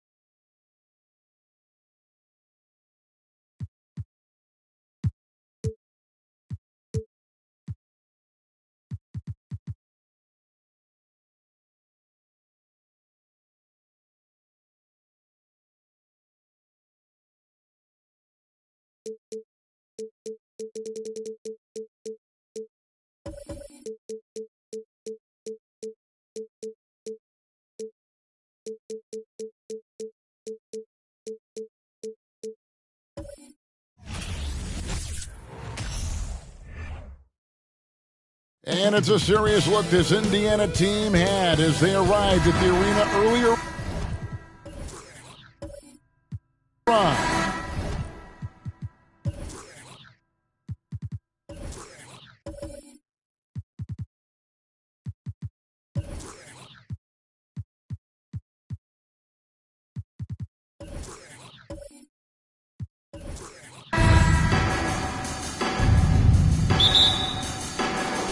So Indiana wins the tip. Let's check out Indiana's starting lineup. Banchero out there with Anunoby. Then it's Barnes. Then there's Davis. And it's Brown in at the small forward. Now here's Brown. Bagley with the block. And he gets it back. And he recovers it. Brown, good. I think that's where Brown is at his best, guys. He's a muscular athlete who loves finishing strong through contact. Outside Irving, the three. Banchero grabs the board. For Indiana, they've gone 1 of 3 from the field to start this one so far. This state of Indiana, Clark, they are crazy about the game of basketball, aren't they? Yeah, hoops is part of the DNA of the Hoosier State. Drawing huge fans for high school games, college games. They love the college hoopsters, and at the pro level, the Pacers and Fever both have loyal and strong followings. Shot clock at 6. Irving misses. Those are chances almost always you can rely on him to get you 2 points, but the D, just enough to keep him out of rhythm. And the call on the shot that sends him to the line. Can you believe it? Already, Clark, there's some trade chatter out there. And we've only played a handful of games. Yeah, you know, Kevin, sometimes people want instant oatmeal. Sometimes you got to put that thing in the pot and stir it up for a little while. Social media has really ramped up the pace and size of expectations for players, coaches, front offices, and fans. Everybody's getting scrutinized because of social media. Pipe down, folks. Pipe down.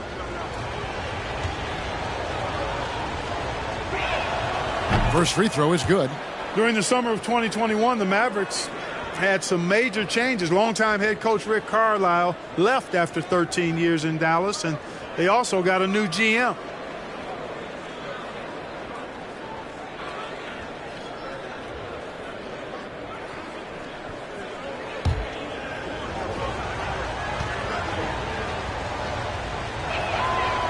He doesn't get the second one.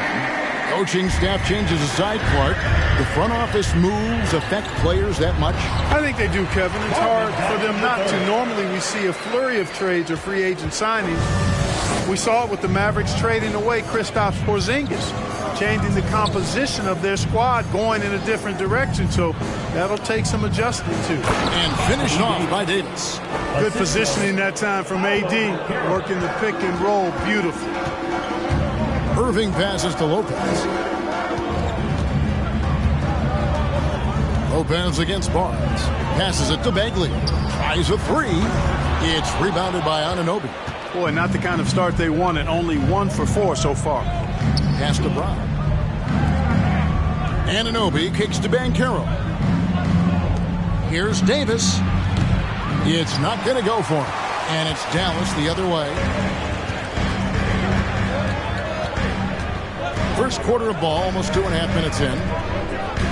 Now the pass to Lopez. Now Bagley. Pass to Irving. Here's the three. It's rebounded by Scotty Barnes. Really just struggling here in the first few minutes. 5 attempts with only 1 falling. Anunoby passes to Barnes. Over Irving. It's good from Barnes on the assist by Anunoby. He does not lack for confidence. And he shouldn't. I mean, this guy's a dangerous scorer. Passes to Lopez. Bagley from outside. That shot, no good. And Indiana will come the other way. And this matchup with Dallas, it's their first meeting of the season. And finished off by Davis. And they have owned the paint so far, and the score reflects it. And, you know, establishing that physical dominance early gives you a big mental edge, too. Don't discount that. Now, here is Irving. He's still scoreless so far in this one. Fouled on the shot and picks up 2 points. So 1 free throw coming up. That'll put Brook Lopez on the line. Scotty Barnes picks one out. And let's quickly check out the scoring breakdown here for the Pacers. Well, I've liked their assertiveness inside. They've been getting that way and playing that way the whole time, setting the tone right away that the inside area is their territory. And I also have to bring up their passing game. They've been moving the ball with great precision so far and creating great looks for their teammates. Defensively, they've got to pick up the intensity. Hard to win surrendering this high a field goal percentage. Yeah, you got to turn up the dial on the intensity at the defensive end if you're them. I mean, it's still early, but I agree with you. Lopez. And contact on the shot, so he'll be shooting free throws here. First personal foul. Well, Robin Lopez played with 8 different teams through his first 13 seasons in the league. And in a word, a basketball nomad. Those 7-footers always in demand when they can impact both ends of the floor. Take a break. 2 shots.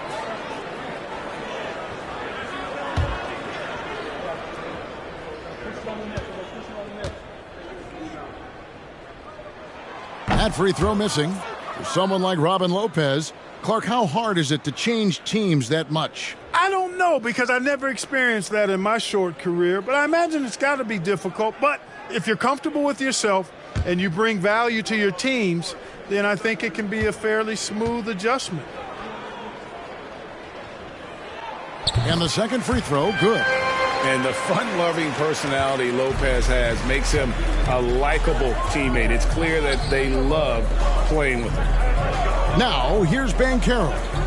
He's been patient so far, nothing on the scoreboard yet.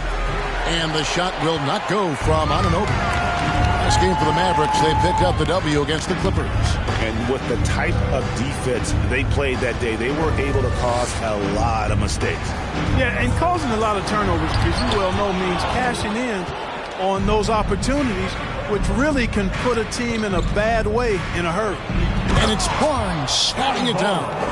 Displaying intensity right off the opening tip, especially on the offensive end. Tell you what, forget about easing into the game. They came out with guns blazing.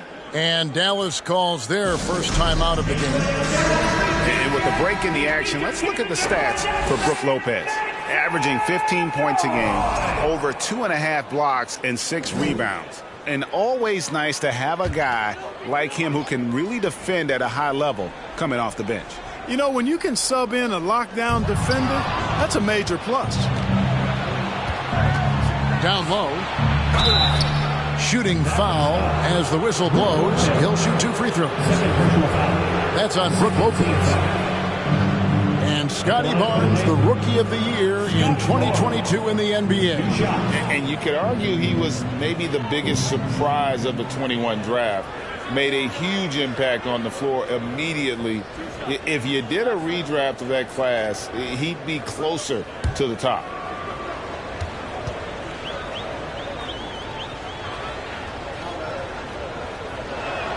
And the first one drops. The Pacers still looking to find their way a bit. Struggled last year in Rick Carlisle's return, but I think the future is bright. Ended up near the bottom of the Eastern Conference, but they've got some nice young pieces to build around. And the Mavericks making a change here. Kuzma's checked in. Barnes hits them both. Mark, you know about Indiana. The Pacers, a young team that's still looking for a leader. Yeah, they're in growth mode right now. Clearly a team in transition, but that's not always bad. I mean, I love some of their young pieces, and I'm excited to see what this team can look like in a year or two. And just a terrific effort on the offensive glass. That's how they're going to cut into this league. And Greg, a dunk like that is sure to give them a spark. Which is a spark they desperately need. They've got to ramp up the intensity. They've been beating them to a lot of those loose balls and rebounds here to start. Yeah, the half and half balls are going their way, and that's really a function of effort and intensity. You know, the ball doesn't discriminate. Whoever goes and gets it, that's who owns it. No doubt it's been a bit of a struggle for them here in this quarter in terms of scoring. Their play on both ends has been superb. We'll see if they can maintain the momentum. And, you know, nothing like getting an opponent on the ropes early. You love that if you're on that side of the scoreboard, and they are landing some haymakers now.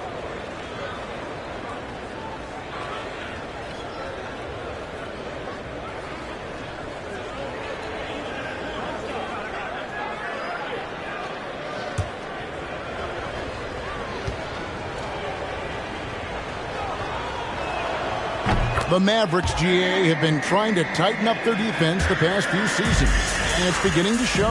And we're seeing signs that the players are getting the message, that they're spending more energy at that end of the floor, and that's essential for any elite team. And that one's good, Irving.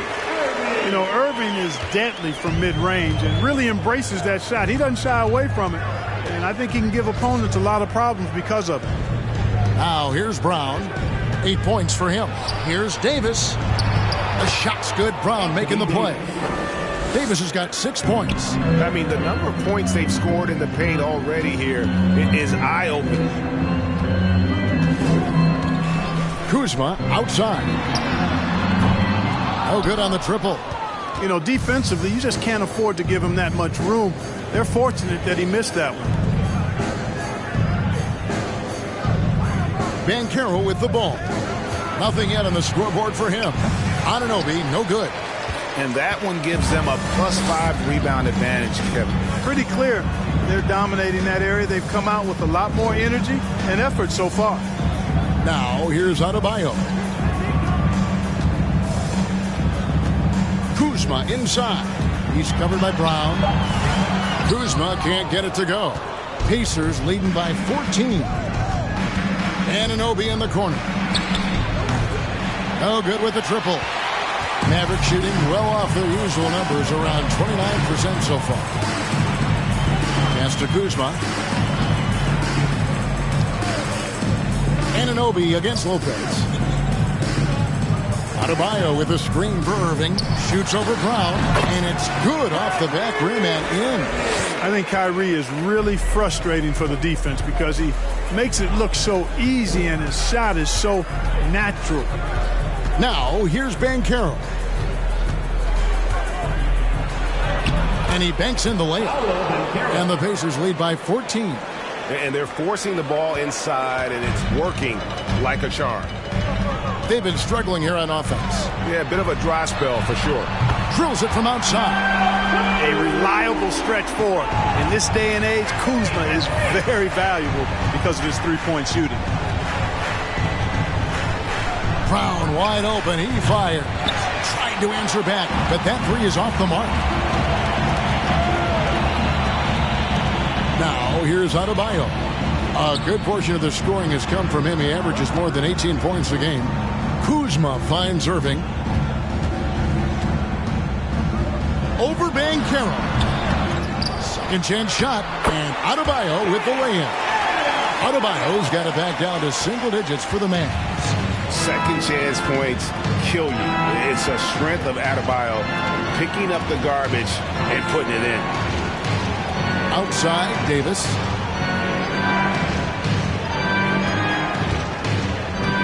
The pass to Brown. Count that bucket. Brown's got 10.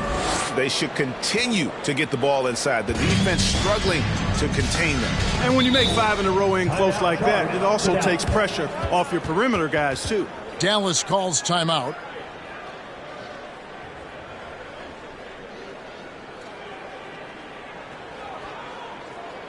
Please give a view to your defense crew.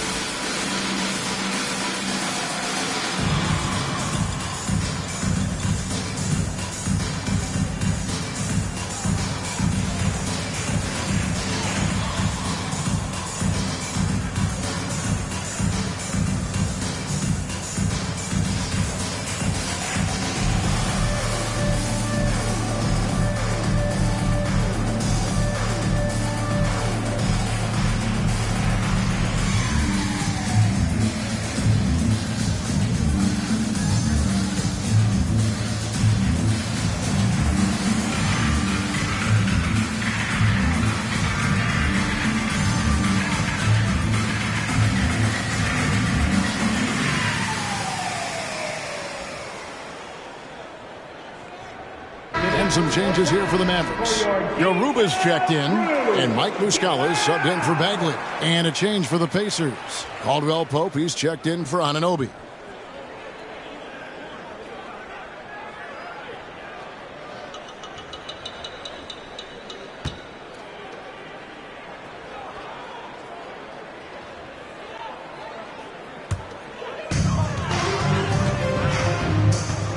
Outside Irving. Pass to Adebayo. And here is Muscala. Cracks in the tray.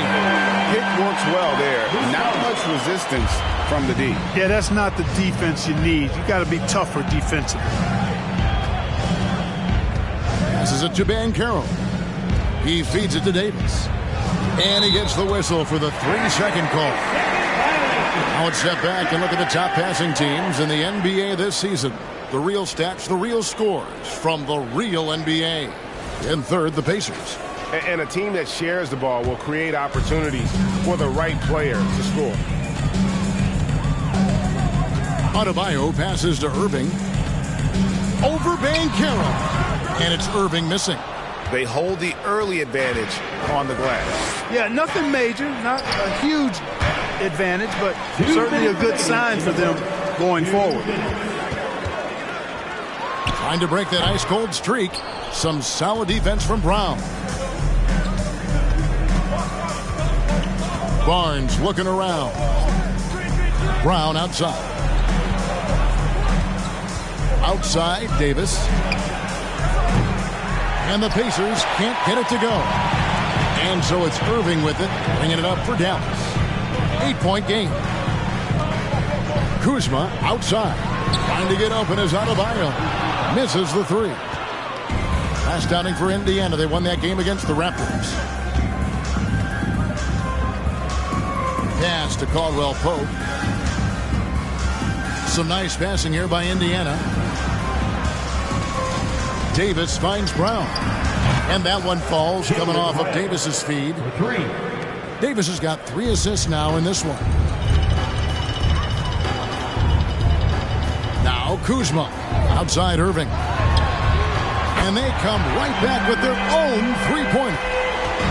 Irving's got 7. The fire that Irving plays with, I mean, you can feel it. When you make a 3 on him, it's payback time. He's coming at you.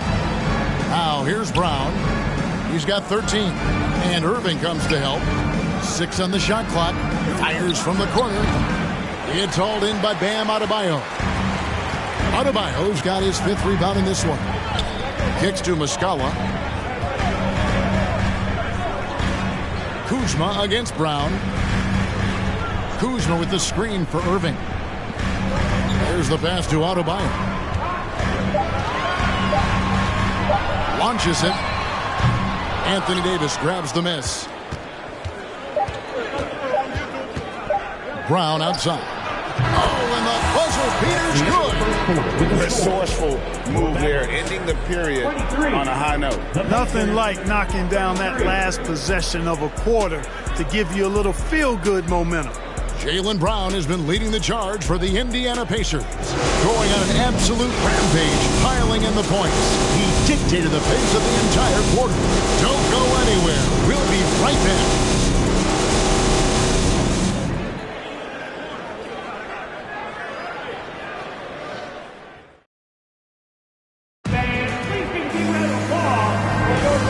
So far through one quarter, it's been a lopsided game. We'll see if that changes here in the second. And let's quickly break down the game, guys, we have seen from Indiana. What do you think?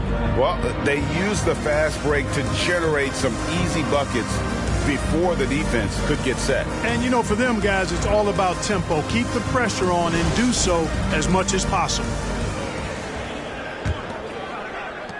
Mavericks trail by 10 on the court for Indiana. They've got Anthony Davis, Banchero out there with OG Anunoby. Then there's Brown, and it's Brown in at the 5. Now here's Bagley. Lopez kicks to Irving. Adebayo with a screen for Irving. Connects from three-point range. Irving's got 10. And they're getting their points now almost exclusively from the triple. 4 of their last 5 makes are from beyond the arc. It's hard for me to watch this. I mean, the defense practically giving them those shots. Out of bounds, Dallas takes possession. And with the struggles AD has had to stay healthy, and you wonder, though, if the team's going to focus on having him be at his best for that postseason run and try to manage the wear and tear. Lopez outside. Pass to Irving from the arc. It's rebounded by Indiana.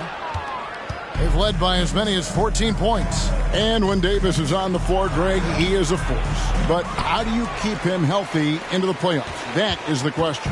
I mean, sustaining his output over a full season isn't easy, but Davis has had a bit of bad luck with the injury. So you have to mitigate ways to keep him available. And it's Mathurin with the rebound.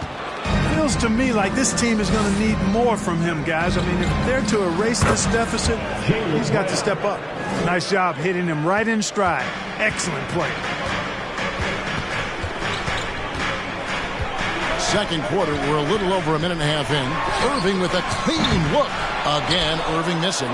Pacers leading by 9. Anunoby passes to Brown. Back to Anunoby from downtown. No good that time. And the Mavericks going the other way now. Here's Adebayo. Outside Irving. Fires the 3. And the 3 ball is good. Irving's got 6 points in the quarter. And the confidence Irving has is something I really appreciate. I mean, he's ready to shoot it as soon as he gets it and not afraid of any kind of shot. Passes it to Mathurin. And he can't answer back. The three-pointer offline. Bagley dishes to Lopez. Irving kicks to Adebayo. Outside, Bagley. Here's Irving. Played in with a nice touch off the glass. And now it's just a 4-point Pacer lead. Irving, excellent at converting with either hand. He's got a special talent for finishing in the lane. Brown, the pass to Brown. And once again off the mark by Indiana. In the first quarter, he was killing them from outside. But he can't get it going here. And the Mavericks making a change here. Fultz is checked in. And the Pacers also making a change. Highland's checked in.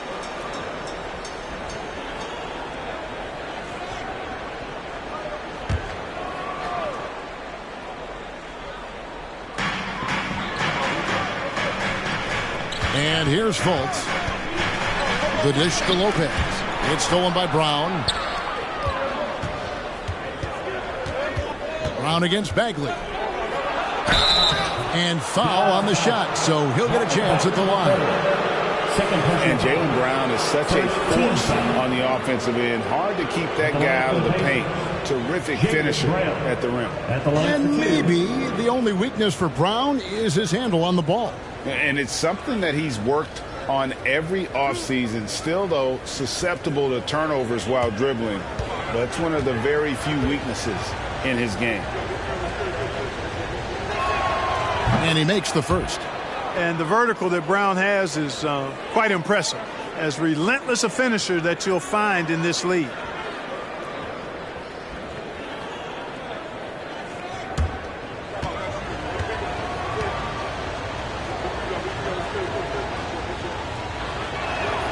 Both shots good from the stripe. We know the league's cracking down on those dangerous plays that risk a player's health. Why was that less of a focus when you played? That's a great question. I think it's smarter to approach the game this way. We don't want to have unnecessary injury because of guys maybe just taking it a little too far with the physicality. And so it's Indiana with it, following the miss by Kyrie Irving. Outside, Bagley. He kicks it to Fultz. Pass to Lopez.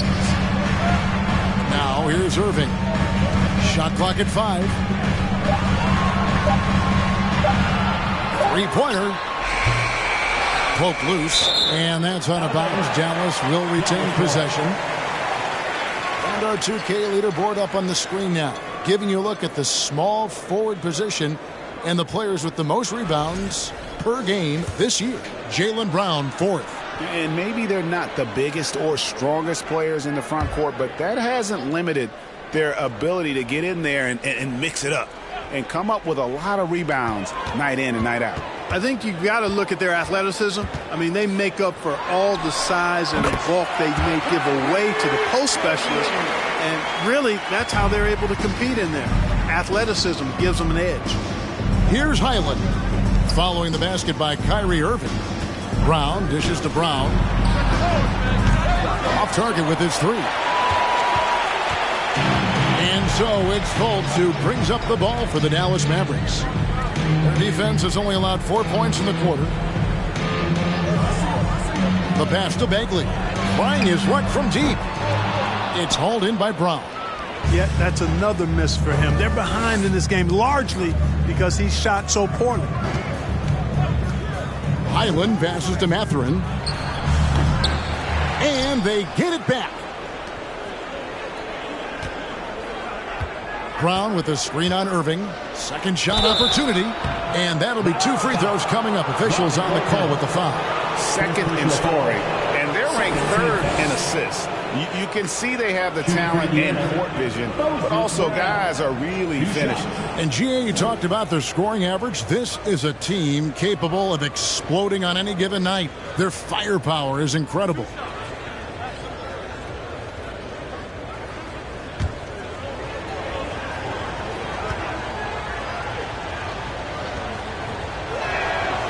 That one is off. And Clark, don't you have to admire the way the Mavericks are always looking to compete? Yeah, I like that, Kevin. It's a good point by you. It starts at the top of the organization. I mean, the team has really avoided any kind of lengthy rebuild. To their credit, they want to win, and this team is definitely capable of doing that. Here's Fultz. He's still scoreless so far in this one.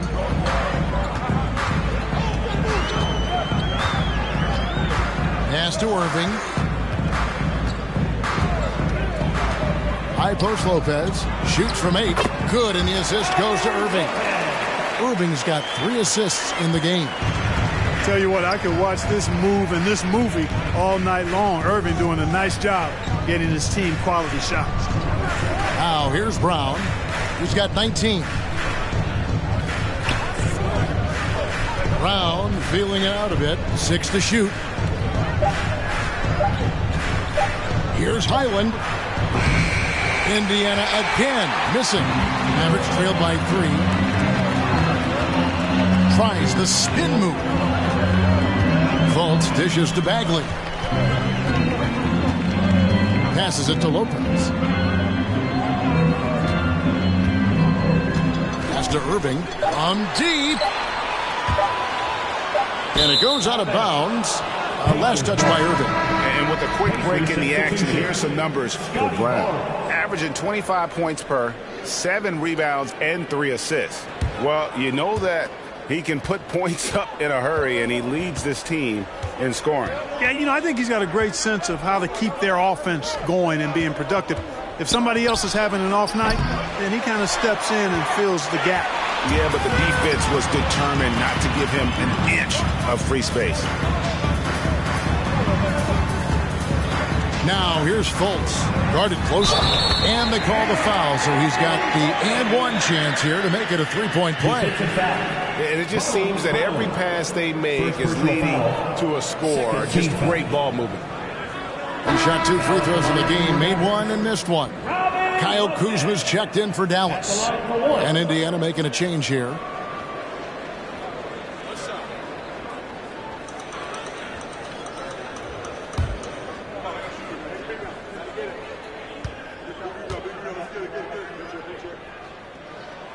That one drops. He ties it up. The Pacers shooting at a decent 44% clip here. Kicks it to Barnes. Outside, Davis. Anunoby has the open look. And the Pacers can't get it to go. The Mavericks have gone 6 of 14 shooting here in the second. And there's the pass to Lopez. Fultz with the ball. No points in the game yet for him. And that one's good by Lopez. Boy, moving the ball with purpose there. Fultz has tremendous offensive potential, and we're seeing him put it all together now. So the Pacers call timeout, their first of the game.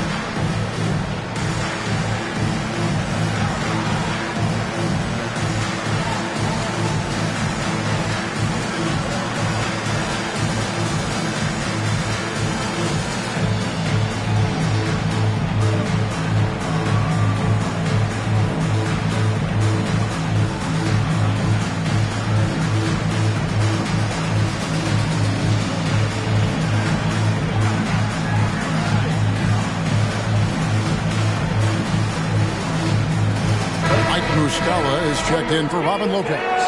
Banchero's checked in for Indiana.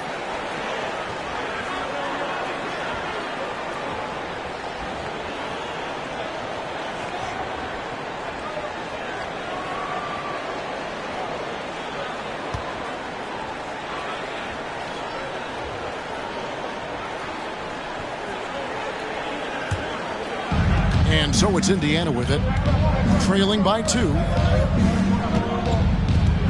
Pass to Barnes. Lopez with the block. Lopez showing off the length there to get to that shot. And it's Fultz with the ball for the Mavericks. They've only allowed 5 points in the quarter. He kicks it to Irving. And another basket for Dallas. And guys, let's get your take on the hustle stats for Dallas.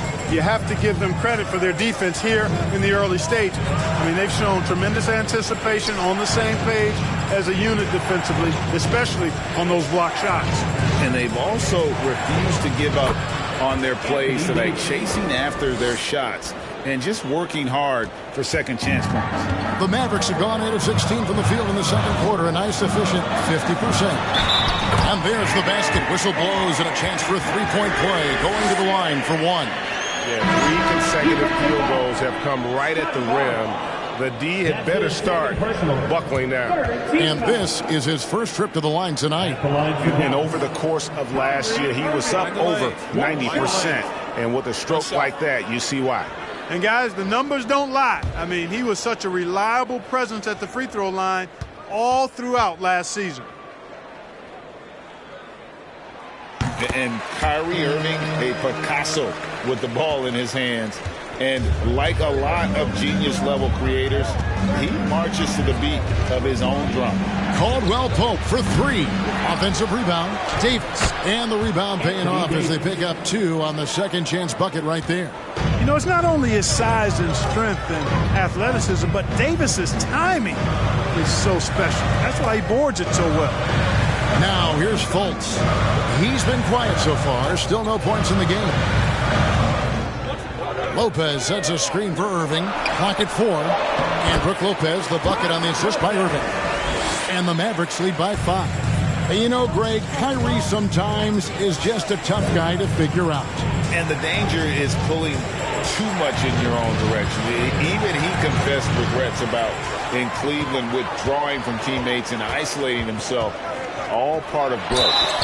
And 2 shots coming up at the line as he gets fouled on the shot. You know, I like how Irving also keeps the defense guessing, keeps them off balance, and he's so crafty and creative around the basket. And this will be his second and third shots at the line here. Take a break. Take a break. 2 shots.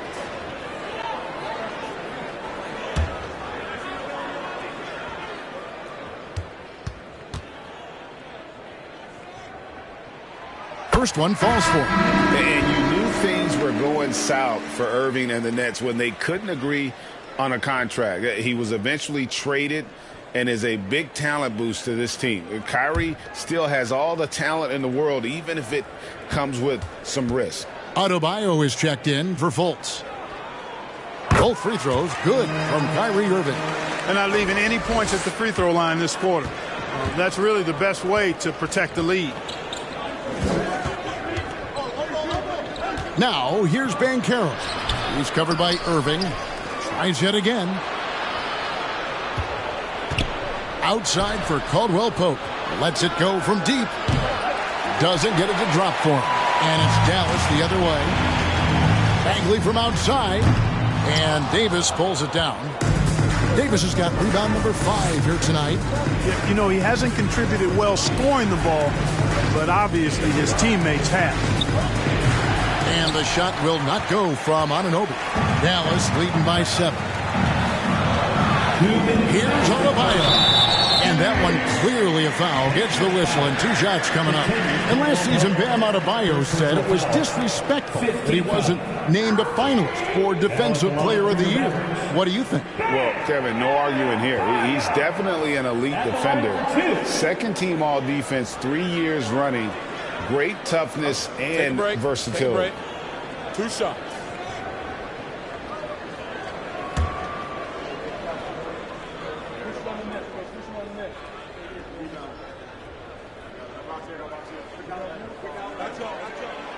That free throw, no good.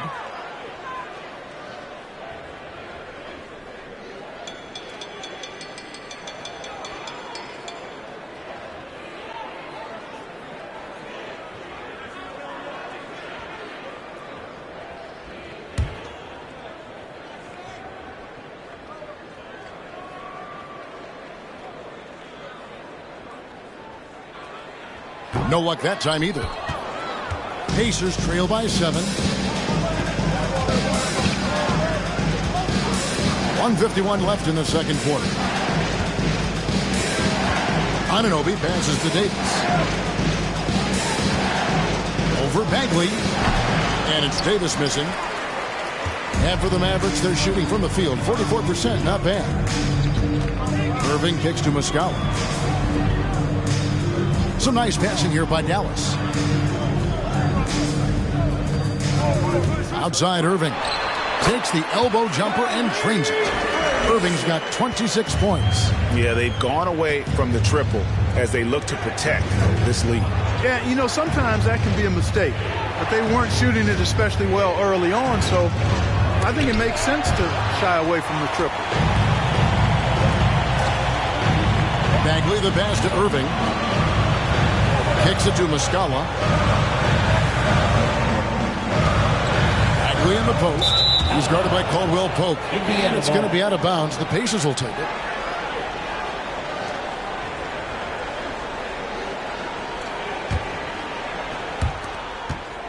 Pacers trail by 9. Guys are looking for a spark here. Yeah, a cold stretch offensively for sure. The drive by Barnes. And the call on the shot that sends him to the line. First personal foul. And really the defense fouling there to prevent the layup, but that's exactly what you need to do. It is. I mean, no reason to back off and give him the layup. I mean, much better off making him go to the line.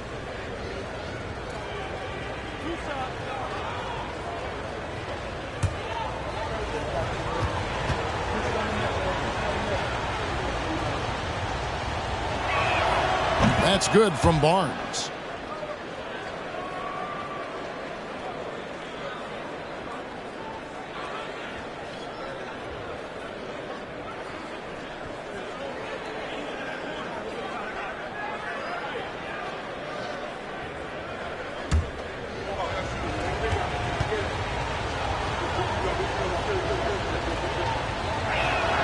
Barnes hits them both.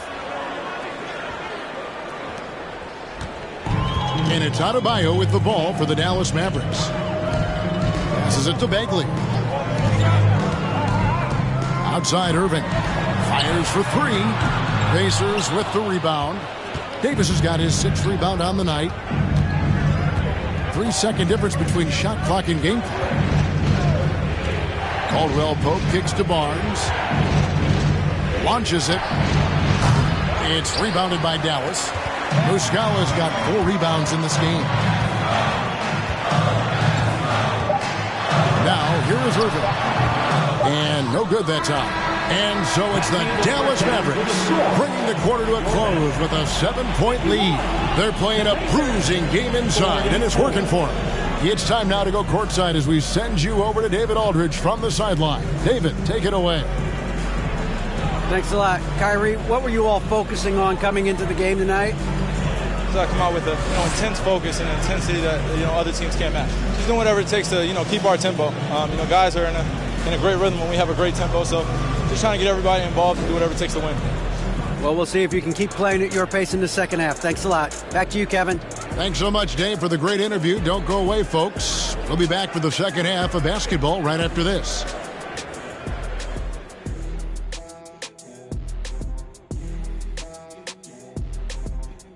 Thanks for tuning in. With half the game in the books, a bit of ground to make up for the Indiana Pacers.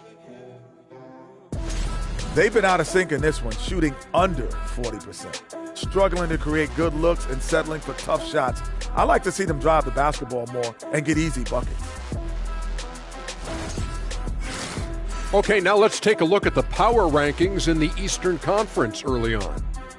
Well, right now for Indiana, they've looked okay early on, but it's going to take a lot of work to get this team to the next tier. Plenty of competition ahead of them and not much room for error. And that'll do it for halftime. We send you back to Kevin Harlan, who has the second half call.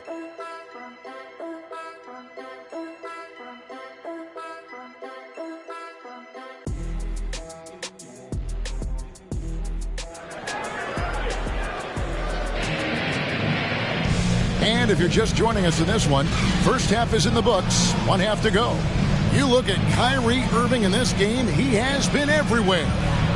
And if he can keep shooting from deep like he did in the first half, he's going to be more than a handful.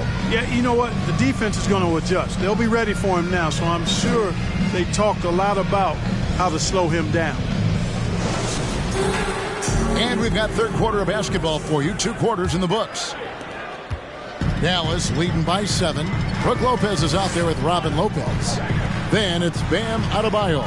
Then it's Kyrie Irving. And it's Bagley in at the 3. That's the 5 to begin the second half for Jason Kidd.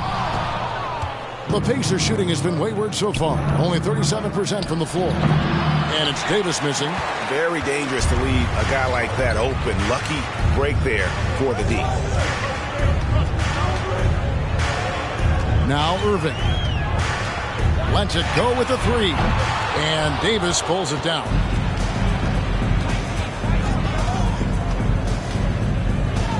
To the right side. Inside.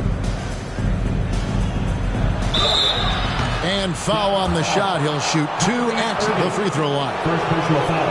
It's going to be on Kyrie Irving. Hey, you know, this is really the challenge of trying to defend Davis, because not only is he tall and smart, but he's gotten stronger in his time in the league. Take a break. And he typically blows through contact and draws fouls.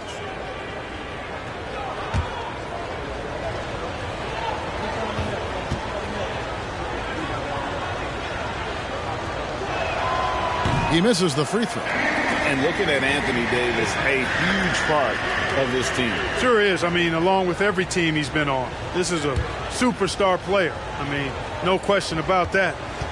He can headline a roster full of superstars. Not much on the floor that AD can't do. And he can't hit the second. You know, I tell you what, you can make a case he's the best player in the league. Davis is really the total package, both ends of the floor, and he continues to get better. Pacers trail by 7.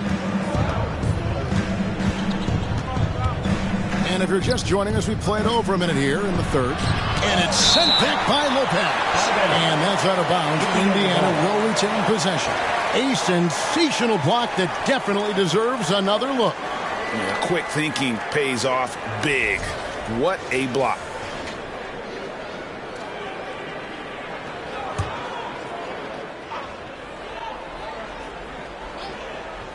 Round kicks to Anunoby. From outside the arc. Clearly out of sync to begin this half. 0 for their first 3 attempts. Right side Irving. Pass to Lopez.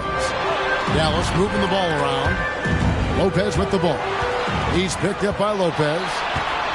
Here's Anunoby. 2 free throws coming up, and they call the shooting foul.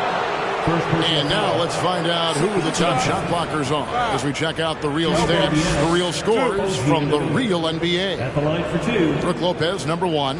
What an intimidator he is in the paint. I mean, he shot to the top of that leaderboard, and nobody feels comfortable putting a shot up around him right now.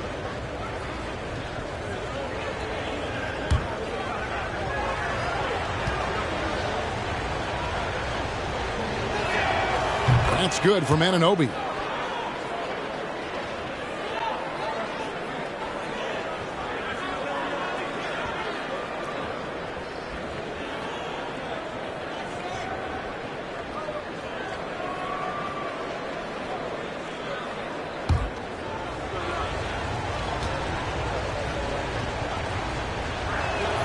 Both free throws good from Anunoby. And it's Irving with the ball for the Dallas Mavericks. Their biggest lead of the game was 9. He dishes it to Lopez. To the left side wing. From the baseline. And Adebayo gets it to go on the assist from Lopez. There it is. The first basket of the half after missing their first 3 attempts. Davis finds Barnes. Davis against Lopez. A fadeaway, and too long on the shot. Well, an awful beginning to this half, guys, missing their first 4 attempts. Irving with the bounce pass.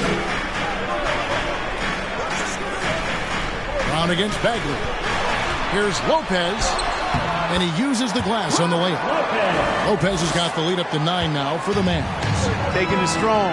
Nice finish by the big fella. Way to get after it, Lopez. Brown feeling it out a bit. Barnes passes to Davis, and it's Davis with the jam. And didn't do anything fancy there, but didn't need to. Nope, his only concern right now is getting the points on the board. And I don't mean style points. Hey, I thought there was some style there, guys. What are you guys looking at? I mean, it was still a pretty sweet, flavorful one-hand flush. And the foul called on OG Anunoby. That's his first foul. And the Mavericks making a change here. Fultz is checked in.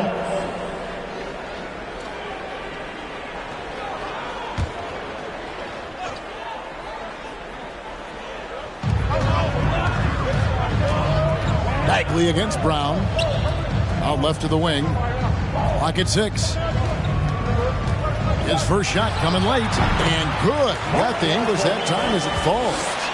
Fultz has got his first basket of the night. Gotta love Fultz's effort level. I mean, really working hard for his shot. Time now to turn to our sideline reporter, David Aldridge. David. Thanks very much. In recent years, the NBA has opened several international academies. Commissioner Adam Silver says huge numbers of people are playing basketball, but unless you take the best at a young age, get them facing elite competition and training under high-pressure circumstances, they won't develop into NBA-caliber players. Kevin? Well, opening doors, David. That's always a good thing. Expansion. Thank you. I love his shot selection today. He set the bar for the rest of the team. Lopez against Barnes. Brown outside. Good, and it's Barnes picking up the assist. Brown's got 22 points. Hey, guys, you're not going to slow down Brown when he's scoring the ball like this. I mean, he's simply on a tear right now. And the pass to Lopez. Lopez sets a screen for Fultz. Over Banchero. And that one hits back iron. Pacers trail by 6. Pass to Barnes. Here's Anunoby. He has 6. Brown with a screen on Adebayo. From 15 feet away, they get it again. Mavericks leading by 6. He kicks to Lopez. Passes to Adebayo. Outside, Bagley. Pass to Fultz. To the paint. Wants to get it to Adebayo and does. Basket counts. Adebayo's got 10. And inside is where Bam is at his best. He knows how to outwork the other guys in the paint. The pass to Anunoby. Shot from 12. Misses off the right iron. The Mavericks have gone 5 of 9 on field goal attempts since halftime. Fultz kicks to Lopez. Fultz looking around. A chance there to push it to double digits, but it's off the mark. Pacers trail by 8. Here's Brown, and that one falls coming off of Davis's feed. Davis has got 4 assists now tonight. And I know the defense was all over Brown that time, guys, but in the end, it's just too skilled for him in the paint. Dallas calls timeout.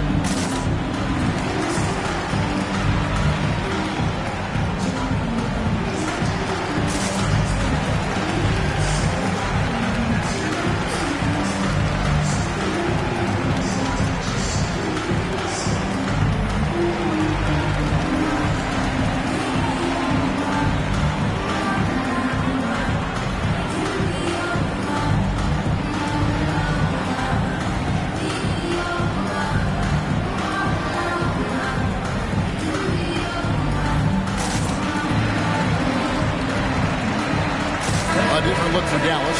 Garuba's checked in, and Irving subbed in for Fultz.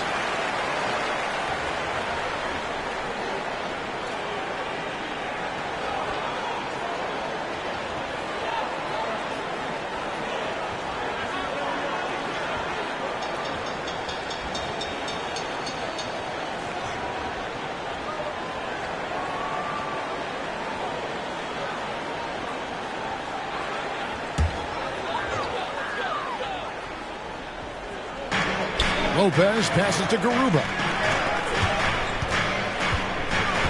Here's Adebayo. Score the basket. It's number 6 for him this game. 6 for 9, 67% shooting. And you like to see since the half now. He's finally starting to come around. Mathurin passes to Barnes. Brown sets a screen for Barnes. Shoots from 8. And a lot of contact on that one, so he'll shoot 2 here. We've got a moment now to check out how the points have been divided between the starters and the bench for the Pacers. And this is his second trip to the line in the game. And not the guy you want to see at the line too often. Season numbers has him in the bottom tier of the league. And, you know, that's not the kind of percentage any player wants to see next to his name at the end of the season. First free throw is good.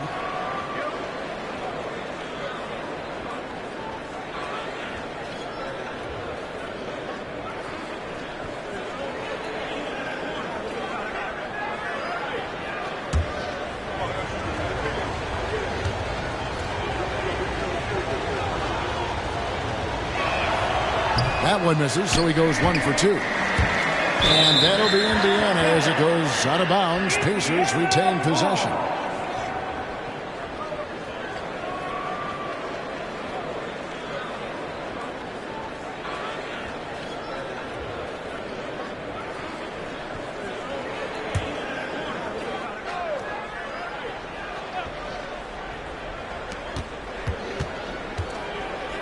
And they double up Brown. Releases. Up it goes, and the Dallas lead is cut down now to just 5 on the bucket from Barnes. Boy, Brown not just a super athlete, folks, but he's got excellent skills as well. A tremendous floor general. Now, here is Irving. 26 points for him. A total defensive collapse. I mean, no reason to allow him that kind of space from behind the arc. Here's Mathurin. It's Brown on the wing. Jacks up a 3. And Irving pulls it down. Irving's got 4 rebounds now tonight. And it's Dallas with another. He's certainly been their go-to guy when it matters most. He's trying to close this one out. Pass to Mathurin. Brown outside.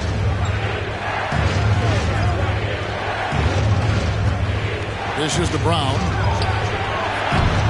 It's rebounded by Dallas. He missed that one, but I've seen him drill shots from that distance in warm-up.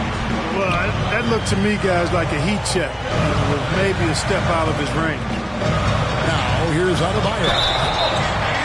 A moment now to see how the schedule is looking for the Pacers. On Wednesday, they'll be facing Steven Adams and the Charlotte Hornets. And then on Friday, they'll be matching up with Chris Paul and the Houston Rockets. And for their matchup with the Magic, that's going to be one where it would take a lot of errors and maybe a cold shooting night for things to go wrong. They just have that much of an advantage over that team.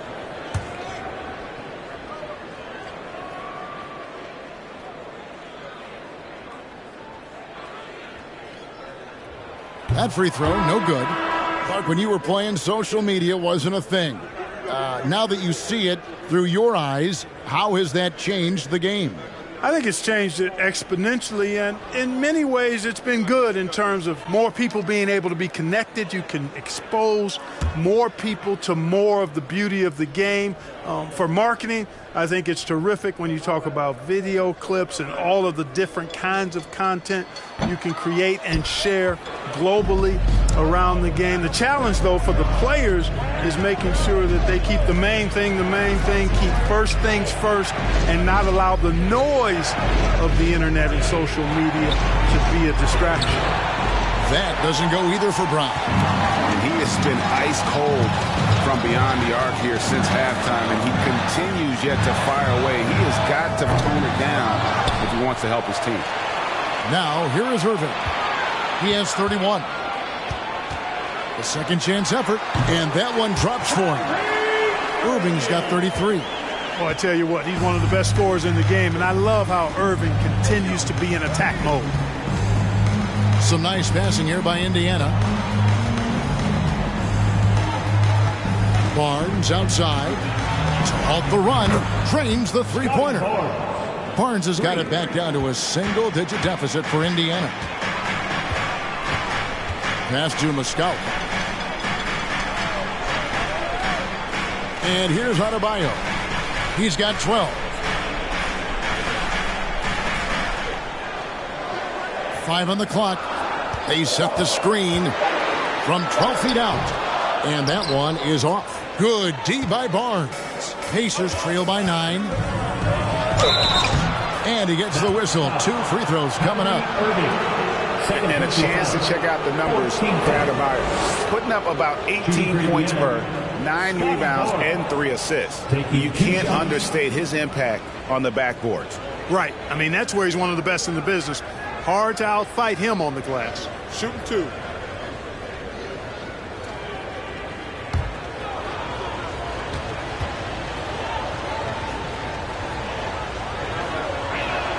And the first one drops. Lopez, he's checked in for Dallas.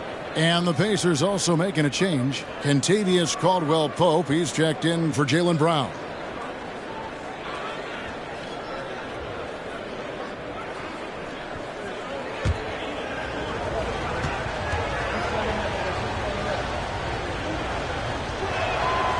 He's off on the second. They're not doing themselves any favors with their free throw shooting this half. And that's the battle they haven't been winning today. Their work on the glass has been porous, and that's got to change.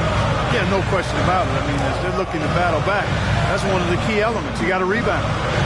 Now here's Irving. 33 points for him. Here's the 3.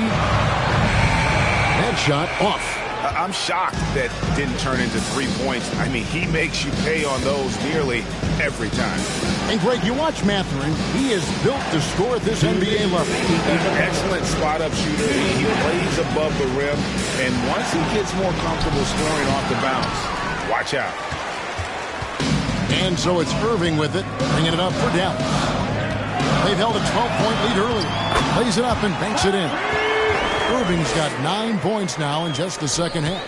Always a threat on the drive. Irving has an explosive first step. Caldwell-Pope pass to Banchero. Bagley with the rebound. Bagley's got his 7th rebound of the game with that last one. 1:19 left to play in the third. Irving can't get it to go. And you could tell he thought that triple was going to fall. To the inside. And too much time in the lane. They get called for the 3-second violation. Here we are in November, and let's see how things are going out east in the early season. You look at the Pacers. They're sitting 8th right now in the early going. And right now for the Pacers, they had the kind of hot and cold start that we've kind of come to expect. Nothing that would indicate they're in for any kind of a breakout season. And, you know, perhaps with a roster move or two later on, they can start to break out of that path. Offline with his 3. Pacers trail by 10. Pass to Banchero. Now Barnes.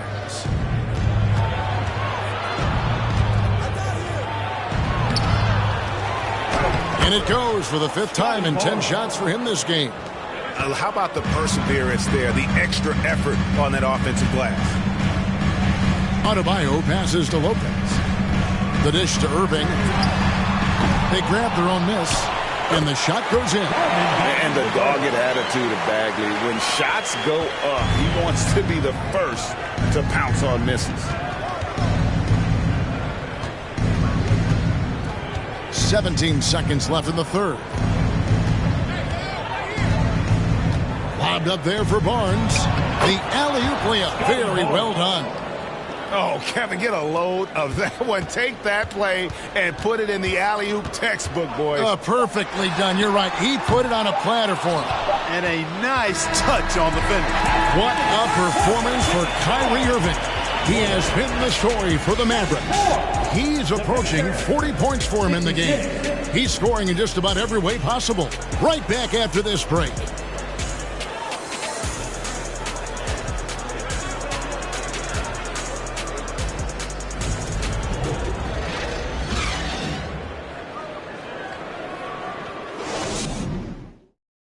And now let's go back to a play from earlier as we show you our State Farm assist of the game. Yeah, and I like the fact we get to see this pass one more time. A magnificent feed, and you love to see your off guard taking over the playmaking duties with this much skill.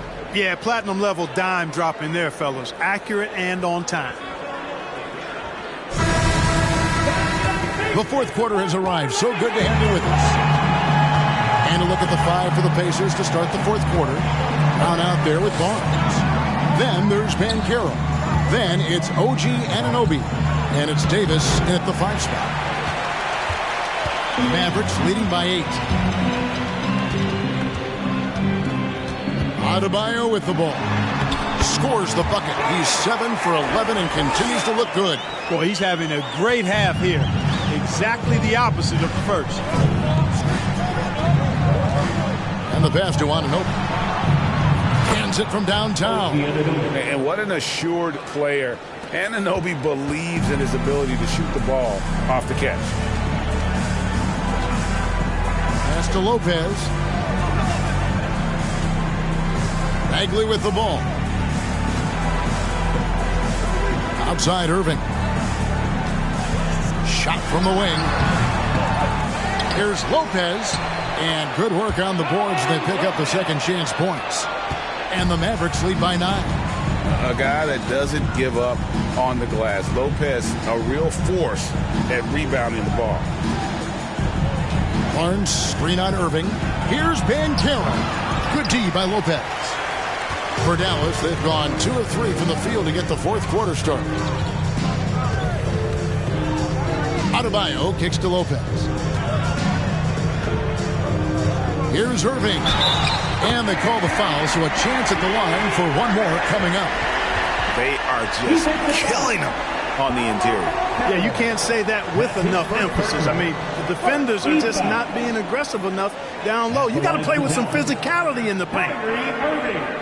At the line for one.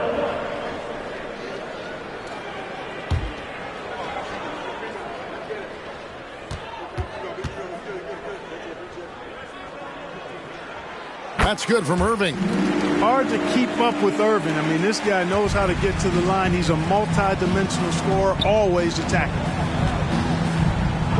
Brown outside. Trying to find Davis. He's got it now. And it's slammed in by Davis. And cutting into the lead with the big one-hand throwdown. That's how you get your team back into it. That might indeed ignite a spark in this team. Adebayo against Anunoby. Now, here's Adebayo. Defense is right there. From deep three-point range, and they force the shot clock violation. Great D.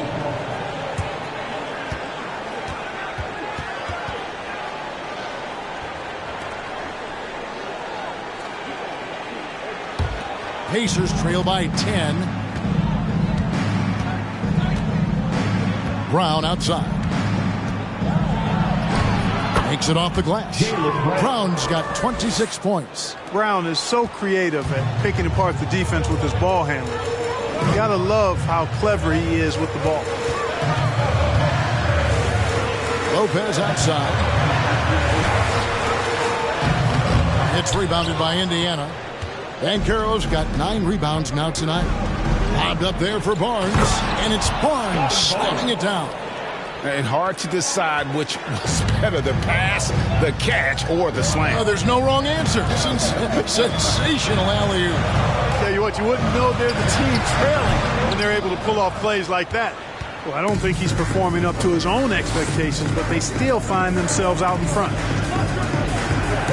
And Carroll passes to Brown.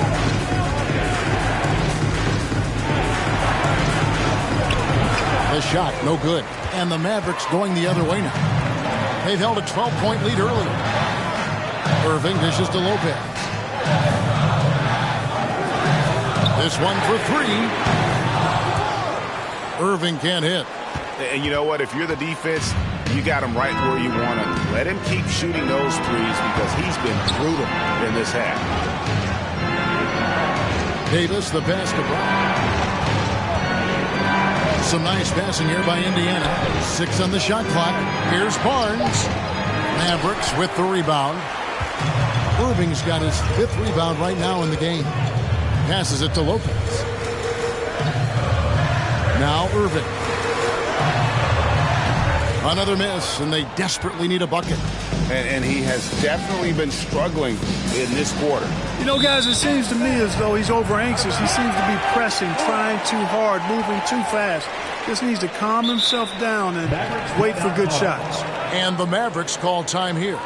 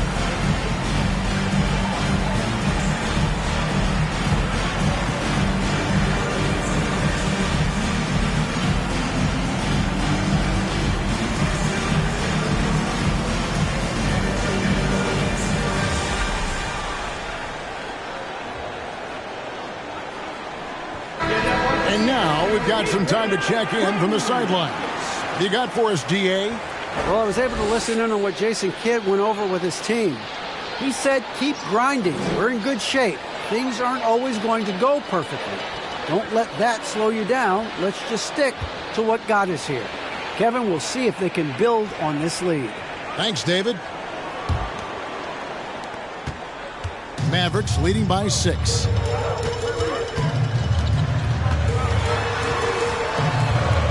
To stop the drought. That's tipped. And he's been way off the mark this quarter. It's been ugly. And it's Barnes slamming it down. Well, they left it until the 4th quarter, but finally the run they needed to get back into this one. I didn't think it was going to happen for them, quite honestly, but they finally turned it on, turned it up a little bit. Now they've got to come up with some stops. And some stats here, guys. The scoring breakdown for the Pacers. You know, all game long, they've imposed their will on the interior, scoring a lot of points in the painted area. Another place they've had the upper hand tonight is in transition. They've gotten a bunch of their points off the fast break.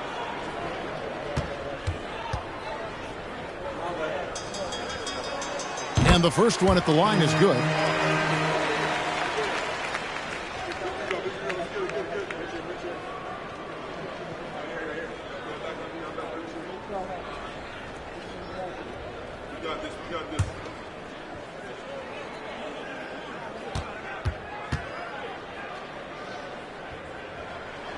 Both free throws good for Irving. Already a very confident player. Knocking down those free throws only fuels that. Pass to Barnes. Here's Brown. Nice move. And oh boy, a lot of contact there, but he gets the call and will shoot 2. Marvin Bagley picks one up. I like the fact that the energy that Brown plays with makes him a guy that does a good job getting to the line. And what do you guys think so far about the offensive approach for Dallas? Well, throughout this game, they've been lighting it up from mid-range. I love seeing that. They've made that the focus of their offense, and it's really paid off.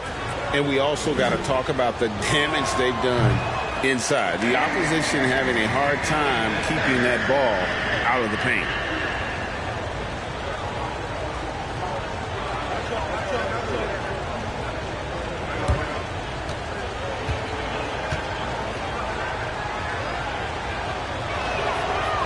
Can't make the second free throw either. Missing both. And not what we're accustomed to seeing from him at all from the free throw line. The pass to Lopez. Lopez kicks to Bagley. Pass to Irving. 6 to shoot. From outside, off the mark. And since halftime, he has just been ice cold. Just can't seem to get anything to go his way. Passes it to Anunoby. From the arc. It's hauled in by Bam Adebayo. We know how good a shooter he is. It's frustrating for him when he's not able to knock down that kind of wide open look. Irving double team. Dallas moving it around. Lopez kicks to Bagley. Lopez right side.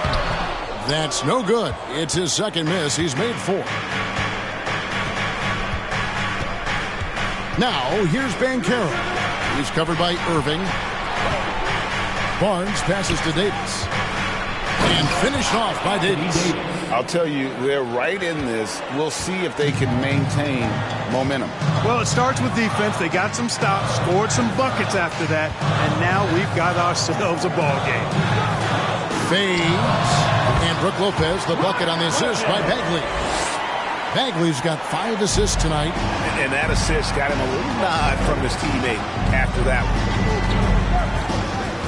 Here's Barnes. On his 15th shot attempt, he makes his 9th basket. Shooting a healthy 60% tonight.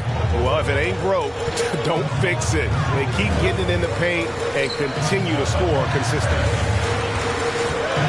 Bagley finds Irving. Over Davis. No good from Irving. And it's Davis with the ball for the Pacers. It's off to Charlotte for him after this game as they take on the Hornets. And that game will be game 2 of 3 straight on the road. To the left wing. From about 16, the offensive rebound, Brown. And that one is good. Brown's got 4 points now in the quarter. And Brown is just so physically imposing. I mean, especially inside where he usually gets whatever he wants. Against Bagley. Lopez outside. A deep 3 from Irving. Barnes grabs the miss. Barnes has got his 7th rebound here tonight.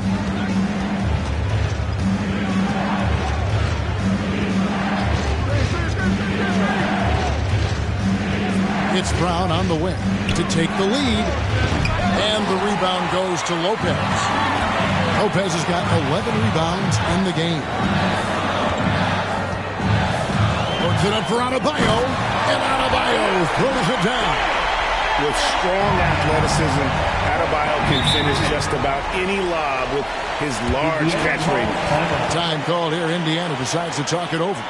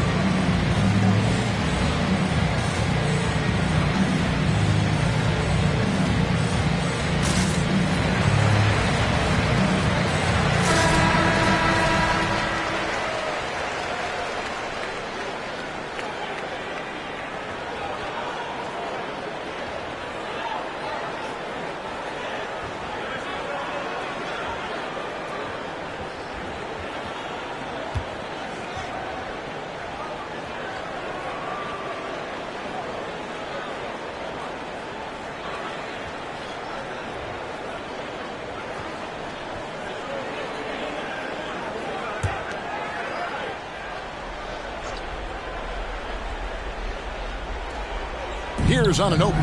Kicks it to Banchero. On the wing, Barnes. And the Pacers can't get it to go. Mavericks leading by 4. And Irving gets it to go on the assist by Adebayo. Irving's got 42 in the game. That's their 3rd straight make off an assist. Pass to Banchero. Now here's Davis. Lopez covering, and it's in there. Davis has got 6 here in this quarter. Shots are just flowing for him right now, having a really strong quarter. Adebayo passes to Irving. Lopez outside. The pass to Lopez. Irving for 3. Gets the three-pointer to fall. Irving's got 45 points. You know, the threat of Irving's drive can open up looks for him from the perimeter. And he is a gifted scorer, folks. Brown outside. It's good from long range. Brown's got 12 points here in the second half. He's really picked up where he left off in the first. Irving drives in, and Davis sends it back. Not only does Davis have great skill, but he is tremendously agile. He can get shots from just about anywhere on the court. Hey, and with Brown, guys, it doesn't matter what point in the game it is. I mean, he's ready to shoot whenever he has the ball in a good spot. The shot's good from Irving. Irving's got 47 points. Boy, you need a confident player to get you a big bucket. And that's exactly who Irving is and what he does. Shooting foul as the whistle blows. He'll shoot 2 free throws. No question, he got bumped on that shot. Yeah, the officials didn't need to talk that one over. It was obvious. Jalen Brown at the line for 2.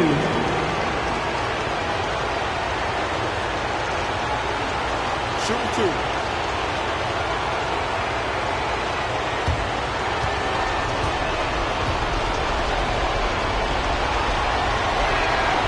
Good on the first, and that narrows the lead down to just 3.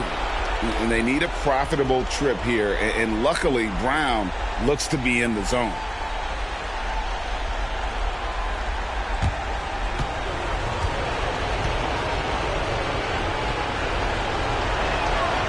And Brown drops them both.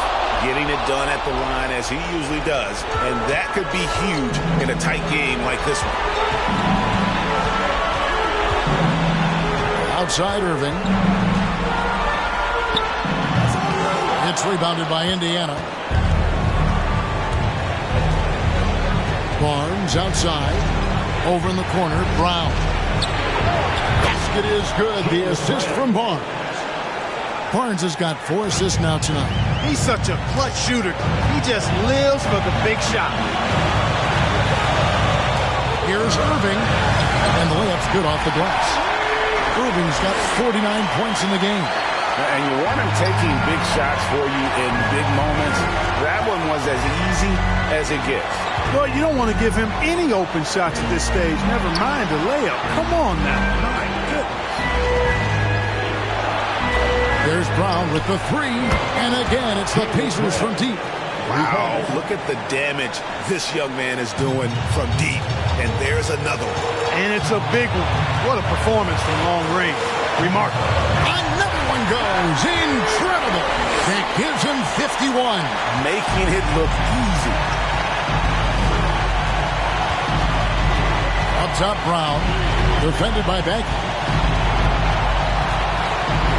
Davis setting the pick for Brown. Buries it from outside. And you can't get a bigger bucket than that. Well, that was 1-2. He wanted the ball. Nobody else was taking that shot. And the Mavericks call time here. They're behind by 3. 44 seconds left in the fourth quarter.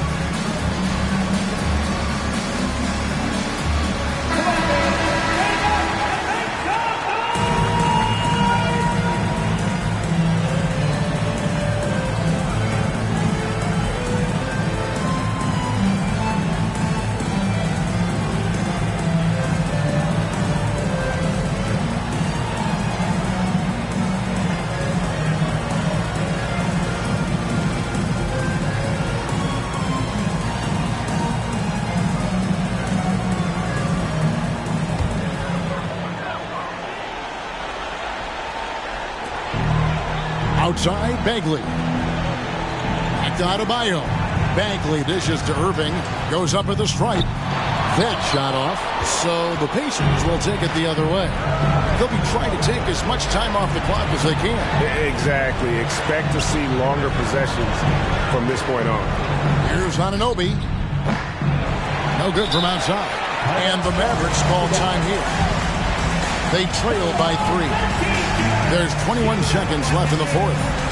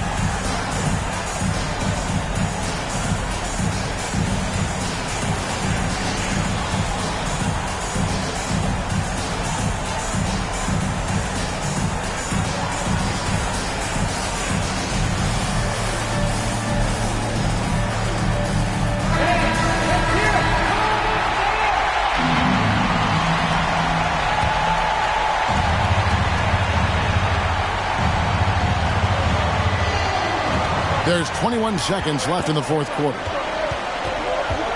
Here's Irving. Got it! And what a sensational bucket to bring them within 1. Kyrie Irving is simply caught foul. And so they choose to intentionally foul. Honestly, just doing what they have to in order to get the basketball back. That's a good foul, though. I like that. I mean, clock management is crucial at this time of the game. Taking 2 shots.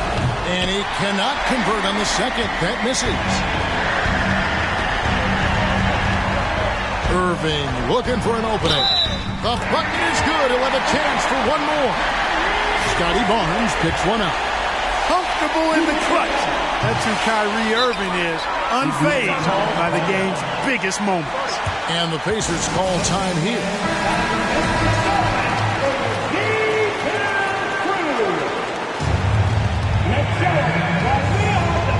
5 seconds left in the fourth quarter. That's a 2 from Barnes. Oh, it's off the mark. And we're going to overtime. And that's going to do it for regulation. And now we get set for overtime in what has been a stirring contest.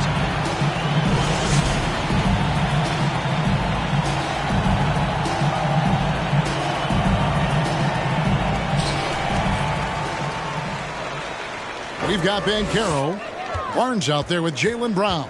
Then there's Davis, and it's Anunoby in at the 2 guard. Adebayo down low. He's guarded by Anunoby. And the rebound battle split evenly thus far. Yeah, tit for tat on the glass. Just one more aspect of what's been a very closely contested ball game here. For 3, it's rebounded by Dallas. Bagley's got rebound number 9 now. What an effort here tonight. Pass to Irving. Adebayo the screen. And they recover it. Loud pass to Bagley. It's stolen by Davis. There's Brown with the 3. They get the rebound. Here's Anunoby. Up and in on the layup. Anunoby's got the first points here in the overtime period for the Pacers. Passes to Irving. Outside, Bagley. Pass to Adebayo. Left side, Irving. Shot clock at 6. And the basket is good. Irving's got 57 points. He is absolutely putting on a scoring clinic, guys. If it wasn't for him, they would not be in this game. Davis kicks to Banchero. Here's the pass to Anunoby. And here's Brown. Davis with a screen on Bagley. Here's Brown. Here's Davis. And it's slammed in by Davis. Anthony Davis showing you he's in control. when the spotlight is on. Now, here's Adebayo. Outside, Bagley. Some nice passing here by Dallas. He kicks it to Irving to take the lead. It's rebounded by Indiana. Brown's got his 7th rebound of the game with that last one. And the call on the shot that sends him to the line. Marvin Bagley picks one up. The first free throw is good. Shooting for Indiana, Jalen Brown. 2 shots. So he picks up just 1 from the line that time. Mavericks trail by 3. Outside, Bagley. Lopez outside. A 3-ball. A new 14 for the Mavericks. For Indiana, they've gone 2 of 4 on their shots here in overtime. Barnes passes to Brown.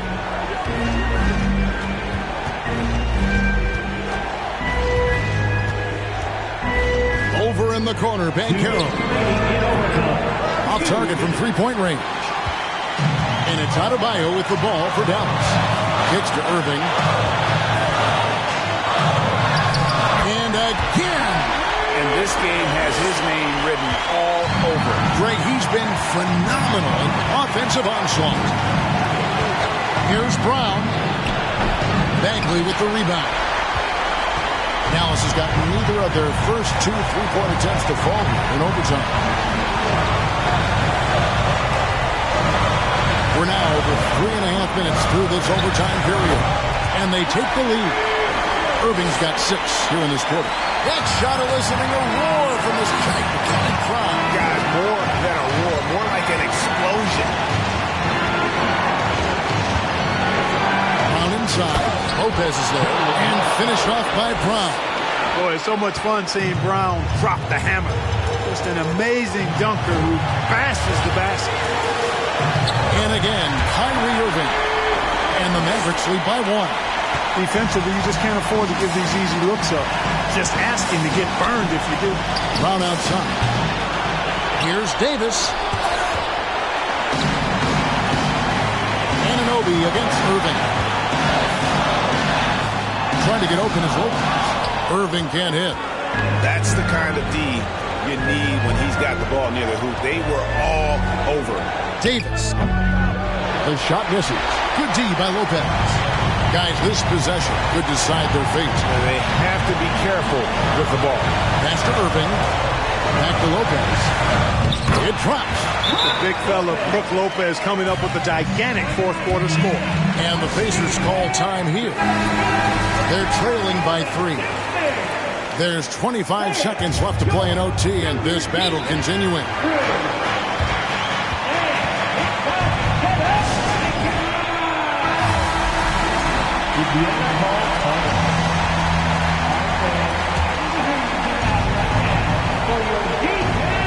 One second separating the shot clock and game clock. Now Brown. Over Lopez. Money! And that shot brings them to within just 1. I like the confidence and the assurance that Brown is taking these shots with. I mean, his mid-range game is actually on point.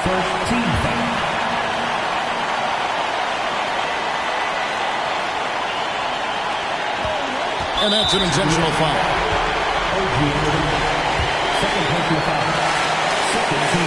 He hits the first one, and that will put them up by 2. Well, Irving isn't the guy I would want to send to the line. He is very comfortable with that shot. That last free throw was critical. Their only choice now is to go for the 3 to tie. Nails the triple.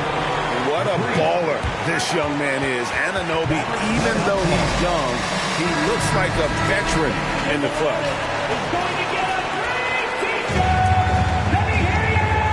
Here's Irving. For the win. Oh, no good there. The potential game winner off the mark.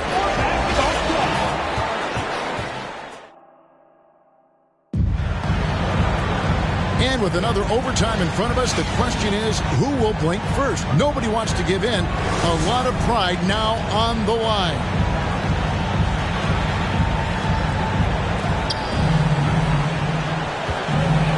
Here's Barnes.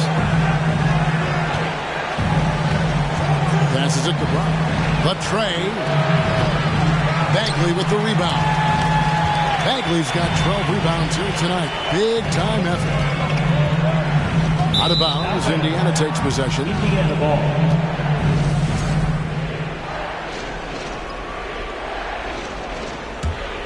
The Pacers shooting 43% from the floor. Pass to Anunoby. Outside, Davis.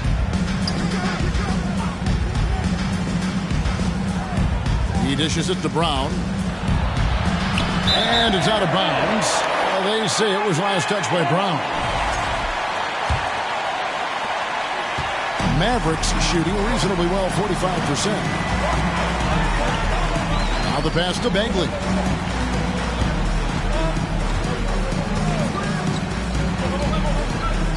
Lopez outside. 6 to shoot. Dishes it to Irving. On deep. Shot clock reset for Dallas. Lopez, no luck. And so Anunoby will bring it up for the Pacers. And foul on the shot. He'll shoot 2 at the free throw line. I'll tell you what, he earned his money on that foul. Yeah, if you're going to foul, then make sure that you don't give a chance for the and one. Both free throws good from Anunoby. The Mavericks trailing. Outside Irving. Driving to the basket. And he's fouled pretty hard on that shot, but he's got the chance to pick up the points at the line. It's on Paolo Banchero. That one is no good. Irving against Brown. He kicks to Banchero. And that'll be 2 free throws coming up. Officials on the call with the foul.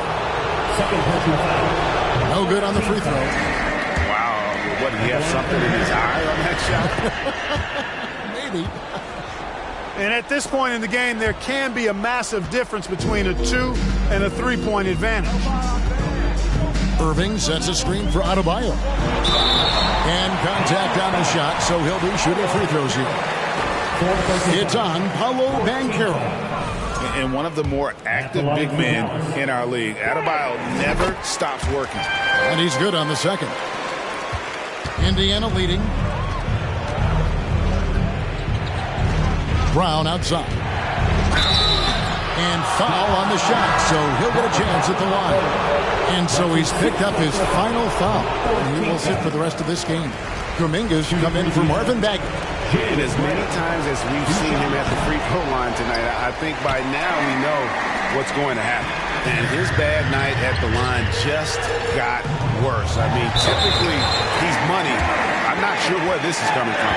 How about battling through the impact there and then wheeling that basketball in? Boy, it does your heart good to see that kind of determination in a player.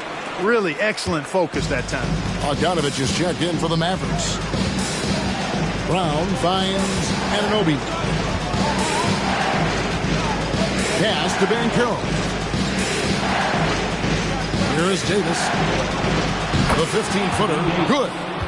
Davis has got the game tied up here for the Pacers. Hey, when Anthony Davis is knocking down Jays like this, it opens up his entire game. Forces defenders to pick their poison. And here's Bogdanovich. Lopez outside. Just 5 to shoot. And the officials calling for a 3-second violation. Boy, in a game this snug, you can ill afford to commit those kinds of turnovers. And the Mavericks making a change here. Gordon's checked in. The Pacers shooting 43% from the field. Brown with it. To the paint. Here's Davis. The shot's good. Brown making the play. Davis has got 6 points in the quarter. AD doing what he does. 24/7, stuffing that stat sheet. Outside Irving. From deep. Jaylen Brown with the rebound. Brown's got 8 rebounds in this game. throws down the breakaway jam. And the native of England, Anunoby, doesn't back down from taking the big shots. Irving against Davis. Baseline J on the way. And the dunk by Lopez. Those plays can make a difference in a game like this. Well, you know it's going to fire up, Greg, everybody on that bench. Making a statement for sure. I mean, we'll see if they can maintain that aggressive approach, guys. And no time for Davis to doubt himself here. He needs to maintain his focus. Derek Jones, he's checked in for the Mavericks. Second one is good, getting both at the line, and it's a 4-point ball game. Nicely done. Without much separating these teams, that's when you have to make good at the line. Irving kicks to Jones. Back to Irving. There's the three. And the rebound goes to the Pacers. They've led by as many as 14 points. Jones against Brown. Takes a three. And another one falls. And he's up to 52 points. Yeah, making a GA look all too easy right now. Dallas calls timeout. They're down by 7. 51 seconds left to play in the second overtime of quite a heated game. Kyle Kuzma's checked in for Jones.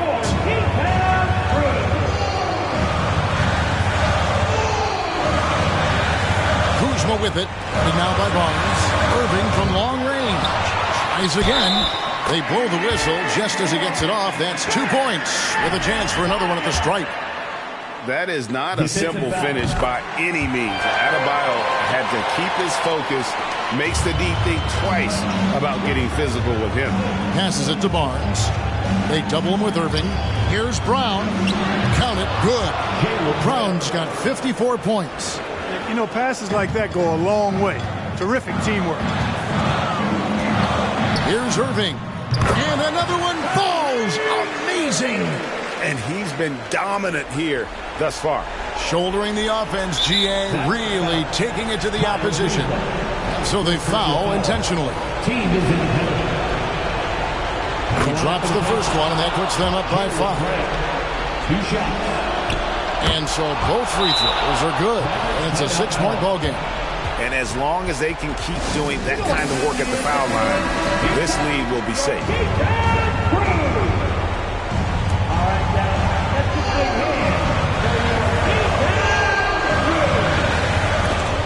5-second differential between the shot clock and the game clock. Here's Irving. Another bucket. Wow. And that's 70. He's unbelievable. And an intentional foul there stops the clock. Fourth personal foul. First free throw is good, and that puts them up by 5. He's off on the free throw, unable to get that second one to drop in. Opens it up for Adebayo.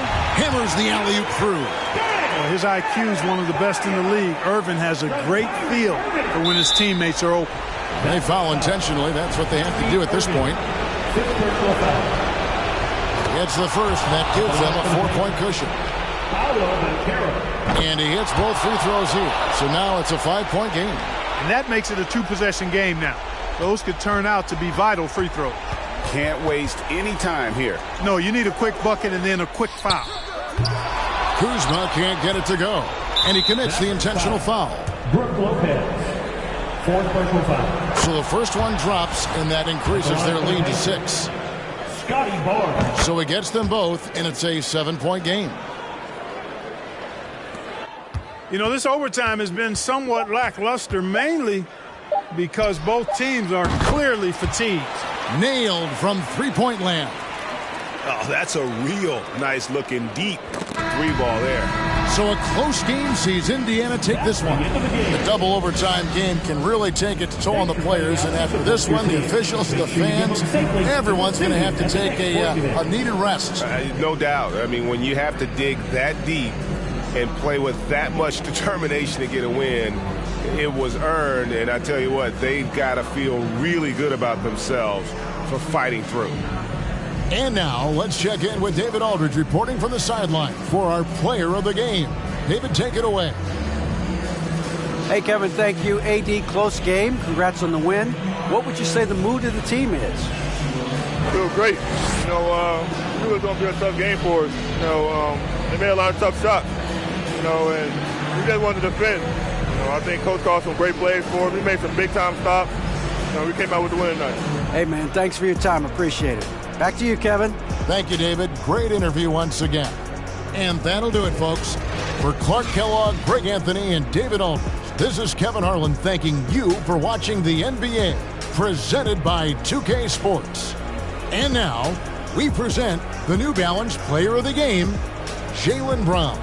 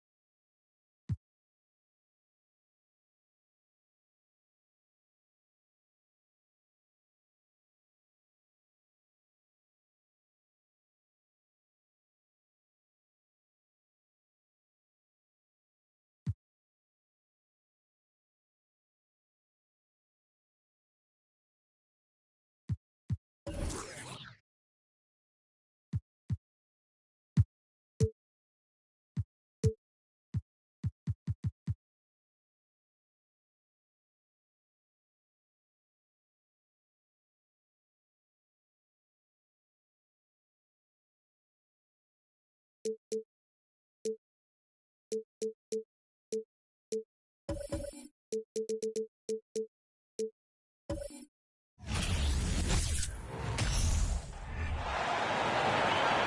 guard, 6'7". And we're expecting an intense back.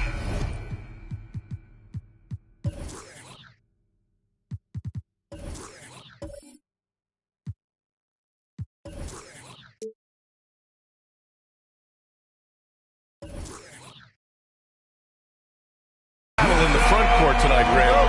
Both teams with a lot of talent in those positions. You know, B.A., it'll be an interesting matchup here with the talent and size of their front court. It should make this game extra challenging for these squads. They can't just count on being the dominant force down low. They'll have to get a little creative. So the Hornets starting five. They've got Okoro, Jared Vanderbilt out there with DeAndre Ayton. Then it's Donovan Mitchell, and it's Johnson in at the three. Mitchell misses. Doncic outside. Pass to Murray.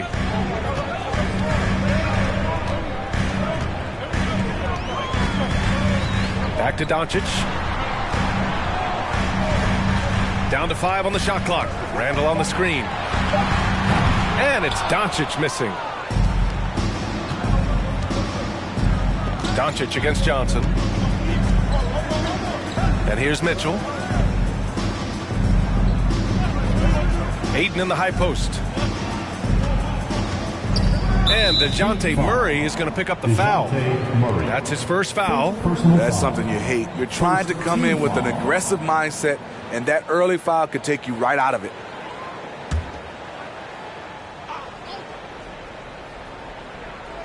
And now just over a minute played here in the first.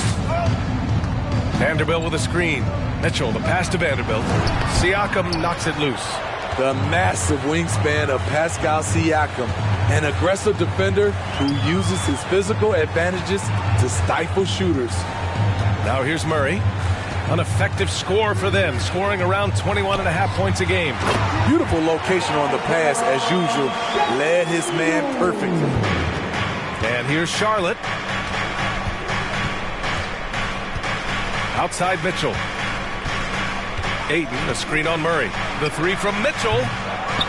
Charlotte again missing. Miami has gone 0 for 2 from outside. Outside Murray. Pass to Doncic. 4-3. That one falls. He's now 1 for 3. Because opponents have to respect his passing so much. A lot of times, the three-pointer is there for Doncic if he wants it. Smitty, it can be pretty impressive to watch this Miami squad go to work on the offensive end. Yes, B.A., the reason why they have a bunch of talented shooters, that's for certain. But they also pay attention to the little things, like grabbing offensive boards and moving the ball around. Here's Murray. The Hornets making their last shot. Şengün passes to Siakam. Outside Murray. Just 5 to shoot. Randall on the screen. The Heat need to get one up in a hurry. And it's Randall with the jam. I mean, that's a nice find by Murray. He has the height to see the floor, and his awareness continues to grow. Pass to Mitchell. Now here's Ayton. That one falls. Nice setup by Mitchell. Just taking it right to the rim, and no one was there to greet him. Wow, that's a defensive breakdown. Can't do that against good scores. Oh, it's stolen by Mitchell. To the paint. Okoro. Doncic with a block. And we're approaching about 3.5 minutes played in this first quarter. Şengün finds Murray. Here's Siakam. 6 on the shot clock. Randall outside. And it's off from three-point range. Charlotte trailing. Mitchell up top, defended by Murray. Mitchell misses. I mean, he's staying aggressive, trying to regain his touch, but right now, he's hurting the team. Murray passes to Doncic.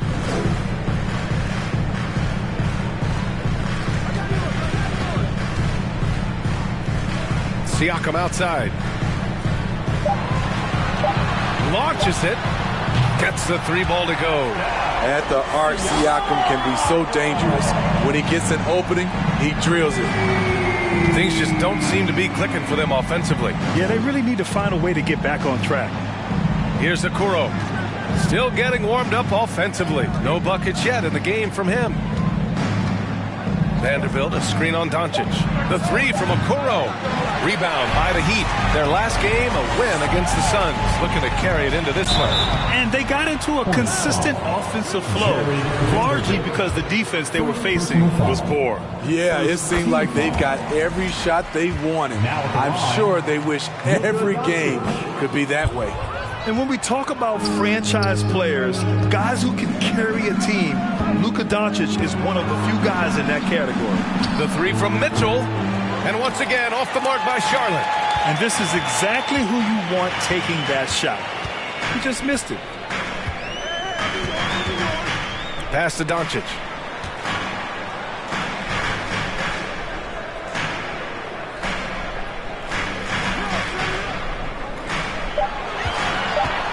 There's the triple. Second chance shot. And the layup is up and in. So far, rebounding has been a focal point for them. Here's Okoro. Pass to Mitchell. Over Murray. It's deflected. They need everyone clicking here. Unfortunately, his game has gone the other direction. Now Doncic. Now Murray. Check by Mitchell. Murray against Mitchell. Here's Şengün. It's good. And the assist goes to Murray. Murray's got his 3rd assist of the night. And they're behind right now because they're failing to play quality defense. It's that simple. He got a piece of it. Now Siakam. A top-tier scorer, averaging a little under 25 points a contest. Pass to Doncic. Murray with it. From deep.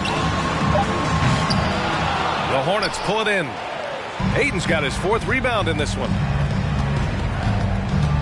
Johnson passes to Mitchell, and here's Ayton. Shoots over Siakam. Ayton, no good. And he's frustrated. That's a shot he can make in his sleep. Here's Doncic. And that one goes in as he's fouled. It'll be 3 points if he converts the free throw. It's clear Charlotte has the pieces in place to make noise in the league for years to come. Yeah, no question, B.A. They got one of the best young rosters in the NBA. And they're balanced. They play tremendous team basketball. Fun to watch. Brooks, he's checked in for Miami. Schroeder, he's checked in for Charlotte. Now that we're into November, let's see how the Eastern Conference standings are shaken out. You take a look at Miami. Already, they're on the outside looking in. 9th place in the conference. And, of course, Charlotte, currently they're 5 spots behind them. I think for the Heat, a real stumble out of the blocks for them. I mean, really a lot of lackluster performances. Where's the championship spirit we were expecting? I don't know, but they haven't shown up yet. They haven't played with anywhere near the kind of fire they showed last season. That one goes in. And the Heat lead by 15. And they've settled in quickly today. A nice flow and rhythm to their offense. Right side, Mitchell. And Mitchell with the slam. That's the result of hard work. Mitchell just gets better and better off the bounce. Murray finds Doncic. Randall on the screen. The 3 is up. Doncic's shot is good. Doncic has got 10. This defense just can't stay connected to shooters. Schroeder passes to Ayton. Back to Schroeder. And there's the call on Dillon Brooks. That's his first foul. First personal foul. 2nd team foul. A different look for Miami. Crowder, he's checked in for Randall. And it's Caruso in for Murray. Gafford, he's checked in for Charlotte. O'Neal comes in for Johnson.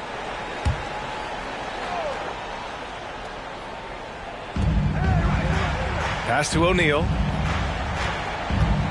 Here's Mitchell. Now Ayton. It's rebounded by Pascal Siakam. The way they've gotten after rebounds has been impressive. Caruso with it. Driving to the basket. Ooh, excellent D there from Ayton. Charlotte has gone 0 for 3 from downtown. Caruso against Mitchell.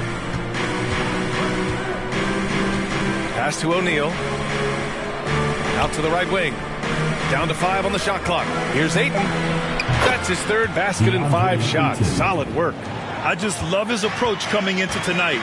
Focused and aggressive. Brooks, the pass to Crowder. Now here's Doncic. Siakam with a screen on Schroeder. Doncic finds Siakam.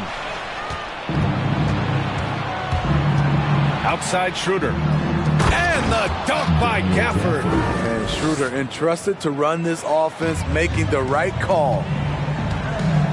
Doncic passes to Brooks. Here's Crowder. Crowder, a screen on Mitchell. Caruso with it. Gafford picks him up. And Gafford with the block. And they get it back. Now here's Mitchell. And his scoring average of 31.5 points a game is fantastic. Here's O'Neal. Brooks with the rebound. Miami has gone 4 of 9 from beyond the three-point line in this first quarter. Pass to Doncic. 1:56 left in the opening quarter. And at this early stage of the season, you think teams are still trying to sort out players' roles, Smitty? Maybe a few, B.A. But if you're still trying to figure things out, it could be a long year. That's what the preseason's for.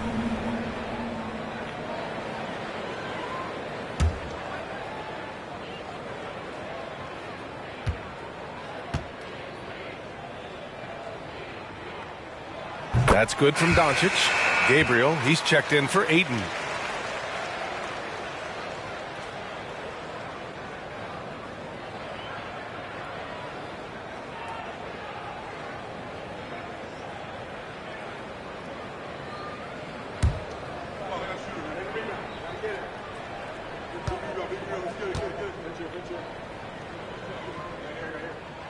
Doncic hits them both.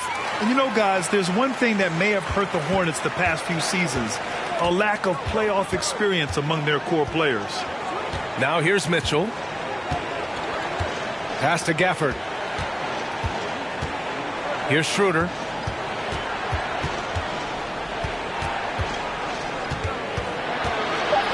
Ooh, he took a hard foul on the shot. So he'll head to the line to shoot a pair. And of the Hornets' top 5 scorers last season, 3 have never been to the playoffs. And B.A., that can be tough when the pressure's on. They've gotten blown out in play-in games each of the last 2 seasons. But with all their talent, they should be in the postseason soon enough.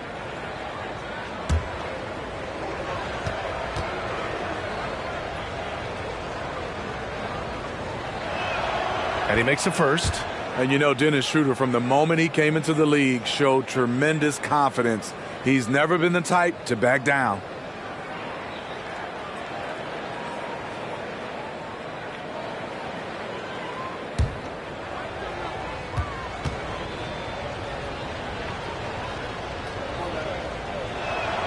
And both free throws good for Schroeder. I'll tell you, he doesn't give points away. Excellent job from the line. Doncic passes to Brooks.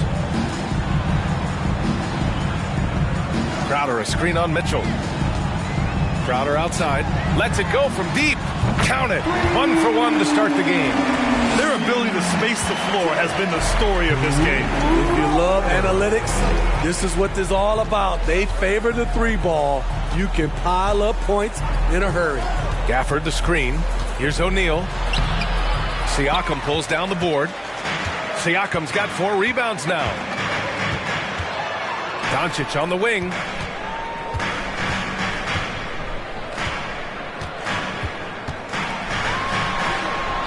No good on the shot. And Charlotte going the other way now. Outside Mitchell. Back to Schroeder. Over Doncic. Schroeder can't get it to go. Well, the Heat's shooting 53%, setting the tone right from the opening tip. Inside. Caruso outside. Crowder a screen on Schroeder.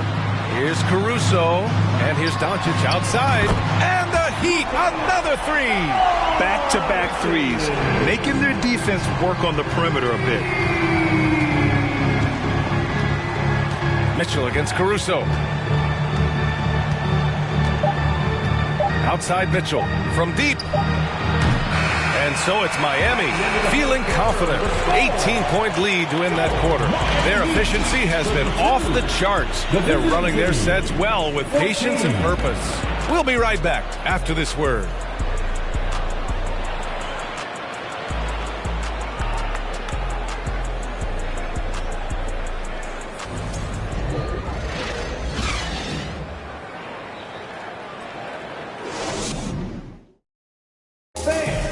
Your Heat Youth Nest team. And if you're just tuning in, we've got a wide margin on the scoreboard, but plenty of time left for a comeback.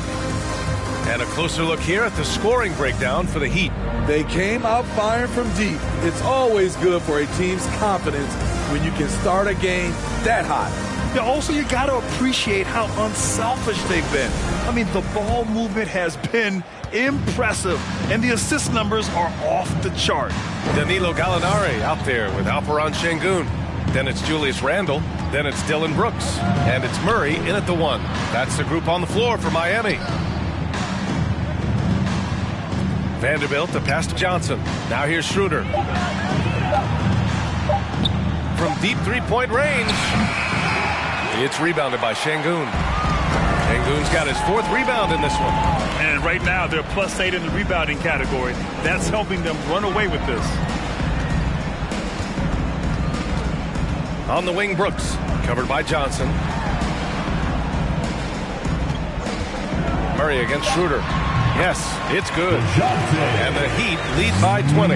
And this is what you want to do when you've got a big lead. You must stay aggressive. I'm impressed with their intensity tonight. They've came in focused and they've executed. Tipped. Second quarter, and we're just over a minute in. Pass to Şengün. Gallinari against Vanderbilt. And here's Randle. And it falls. 2 for 3 from the field so far. And it hasn't just been their stellar offense. Their defense has been effective as well. Yes, when it's going good, it feels easy. These are the nights you relish, but they're tough to replicate. Now here's Johnson. Well, no scoring yet from him, but that's likely to change. And they're ahead right now because they're working so hard on the glass. You know, you look at how they built this lead. It's been through extra possessions. Schroeder against Murray. Another shot. Hornets with the rebound. Their last game, a win against the Magic, looking to carry it into this one. Oh boy, throughout the game, they got after it defensively and forced a lot of turnovers too. They had active hands on the defensive end, and it paid off. A lot of easy baskets and transitions because of that. Schroeder passes to Johnson. Connects from downtown. Johnson's got his first bucket of the game, and he's on the board for 3. Defensive mix-up there. He's the last guy you want to leave open. Brooks, the pass to Şengün. Stolen by Gafford. And we're now a little over 2.5 minutes into the second. Pass to Schroeder.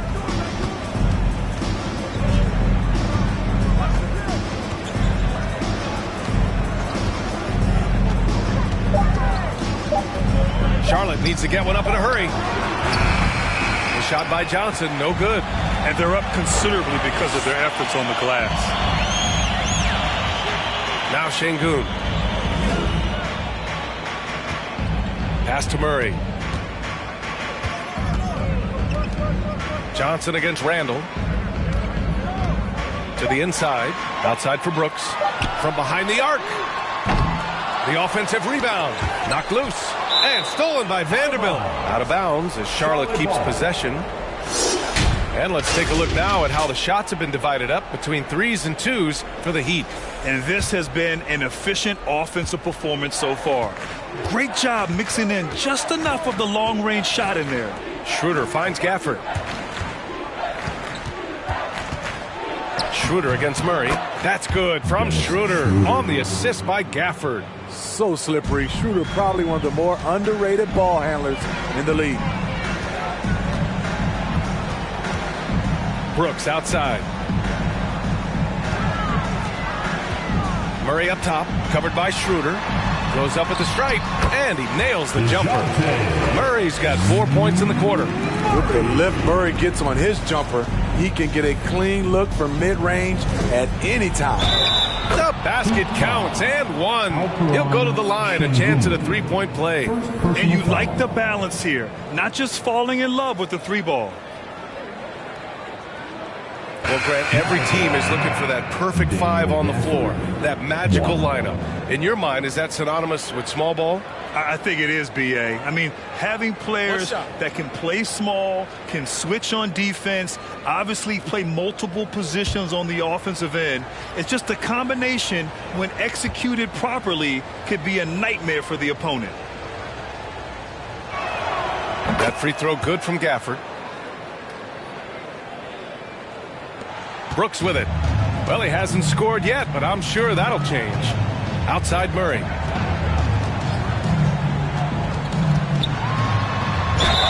And he was fouled while in the act of shooting, so he'll take 2 free throws.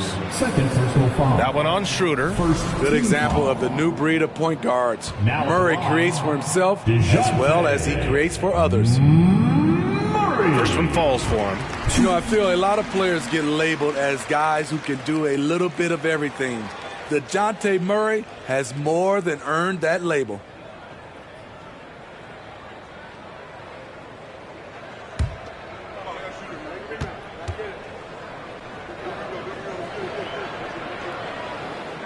And Murray drops them both. It really has been striking, the improvement Murray's shown every year, Smitty. B.A., his scoring keeps going up. His assists are up. He's one of the best rebounding point guards in this league. And his confidence is trending up just like his stats. Now here's Ayton. Coming off a 16-point game against the Magic in Orlando. They recover it. Here's Schroeder. And even after 2 offensive rebounds, they just can't take the lid off. Murray for 3. Again, the Heat misses. The Hornets have gotten only 3 of 9 attempts to fall in the second. Murray against Schroeder. Pass to Ayton.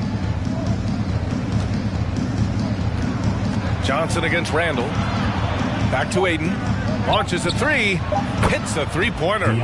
Ayton's got 9 points. Man, he keeps doing his part. They just haven't been able to get over the hump.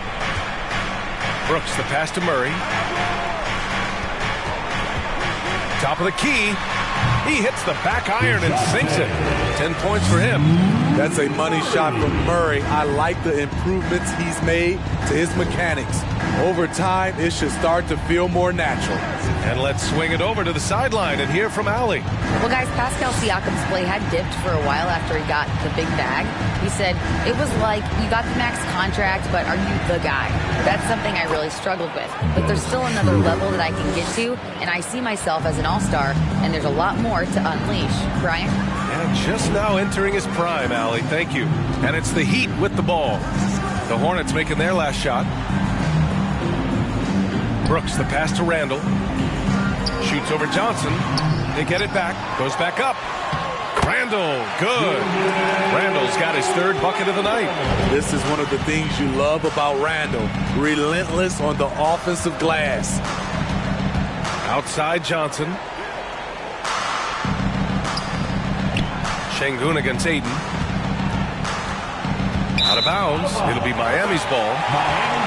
In terms of 2 guards, these guys are putting in the work on the glass. DeJounte Murray is second. And it's not easy to be a great rebounder as a 2 guard. You've got so many duties to take care of on the floor, and these fellas, they do their jobs and then some. It just illustrates the level of effort that the guys on that list play with every night. They're willing to do all the things to help their teams win, and rebounding is a big part of it. Now a timeout called by Charlotte. Team foul. Hornets timeout call. And here comes your Heat Breaker dance crew.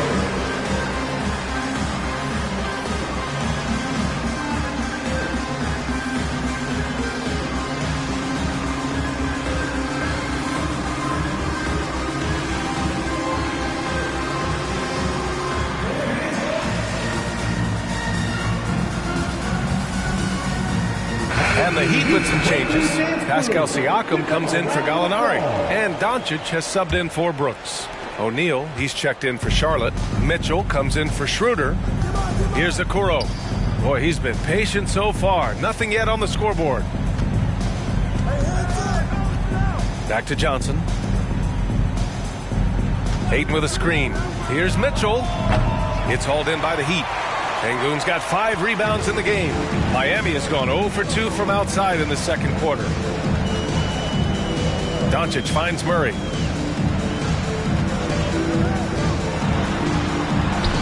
And he scores it. Now 5 of 9 from the field. Finding a soft spot in the belly of that defense. Murray taking full advantage. And here's Johnson, giving them some nice offensive production with 13 points a game. From deep, Mitchell. Siakam pulls down the board. Miami's gotten 6 of 13 shots to go from outside the arc to the middle. That's tipped. Murray. And the layup is good off the glass. Murray's got 12 now in this quarter. They're not messing around. 5 of their last 6 buckets have come from the interior. Ayton, a screen on Doncic. Here's Okoro, guarded by Doncic. Mitchell against Murray. Mitchell can't get that one to fall. Hey, the struggle is real. He hasn't found much success with his offense today. Here's Randall. They kick it out to Murray. Randall inside. Checked by Mitchell. And there's another one for the Heat. Just so successful getting the ball inside and finding those great looks. Boy, they need something to go to regain some confidence. No question. Way too many empty possessions for them. And once again, off the mark by Charlotte.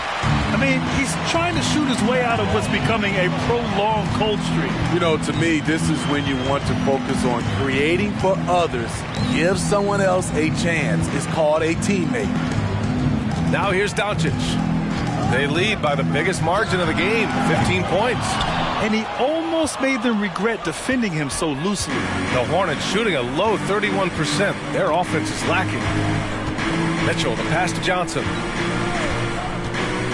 Back to Mitchell to halt the run.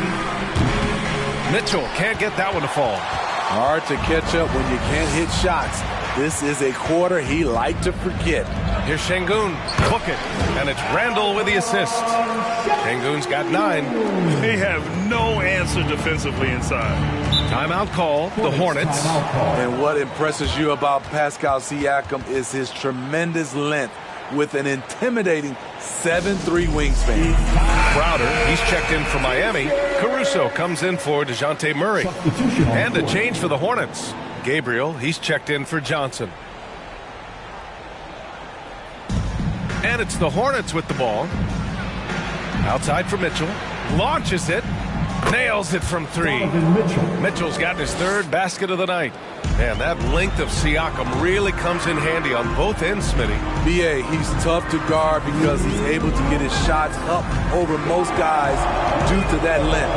And then on the defensive end, capable of guarding the post and the perimeter. Now here's Mitchell. 7 points in the game. Mitchell, a screen on Caruso. Pass to Ayton. Mitchell with the ball. 4 on the clock. Here's Gabriel. Let's go with a 3. Crowder grabs the miss. Doncic against Mitchell. Up top, Crowder. Randall outside. Fires the three. He can't get it to go. And Charlotte going the other way now. 1:06 left in the second quarter. To the inside. Pass to Mitchell. And he takes it in for the layup off a very nice feed. Mitchell's got 5 points now in the quarter. Boy, this could snowball if they continue to put up points. I can't say enough about their performance. Here's Doncic. It falls. 5 for 11 in the game. That's 10 straight points they've given up in the painted area. 41 seconds left in the second period. Here's Mitchell. Second shot opportunity, and Ayton gets it to go. I mean, come on, a 7-footer with a 7'5" wingspan. Ayton beats everyone to the ball and converts easily. Now here's Siakam. Pass to Doncic. The three. Hornets with the rebound. Ayton's got 9 rebounds now. Charlotte is shooting just 38% in this quarter. Now Mitchell.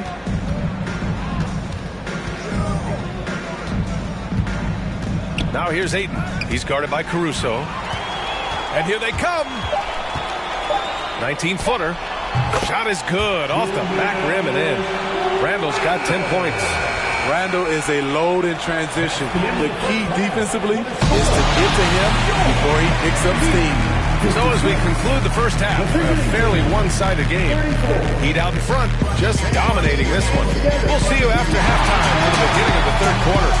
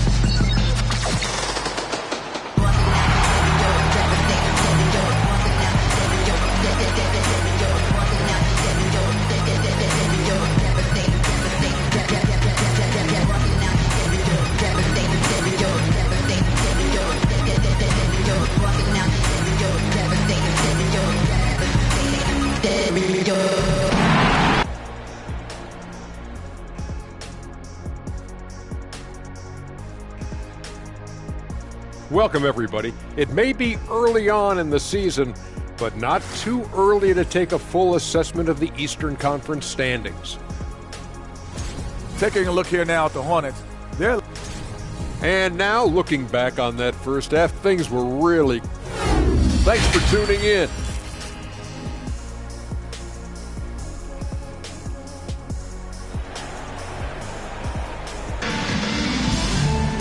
And as we dive into the second half, we'll find out if the next 2 quarters are any different from the first 2.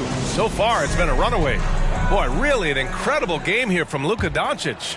Yeah, he's showing off how skilled he is at attacking the defense and converting at the line. It's a part of his game that he can always tap into. There's an art to it, and he is painting the canvas tonight. On the floor for Charlotte, Jared Vanderbilt out there with Johnson. Then it's DeAndre Ayton. Then there's Mitchell. And it's Okoro in a 2-guard. Now here's Şengün. Pass to Doncic. From downtown. Rebounded by Johnson. Here's Charlotte now. Here's Okoro. Mitchell with the ball.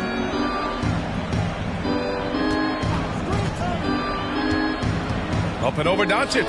Mitchell's shot is good. Mitchell's got 11 points. And they keep on figuring out ways to force the Rock inside and convert. Outside Murray. Pass to Doncic. Puts up a 3. Randall, the pass to Şengün.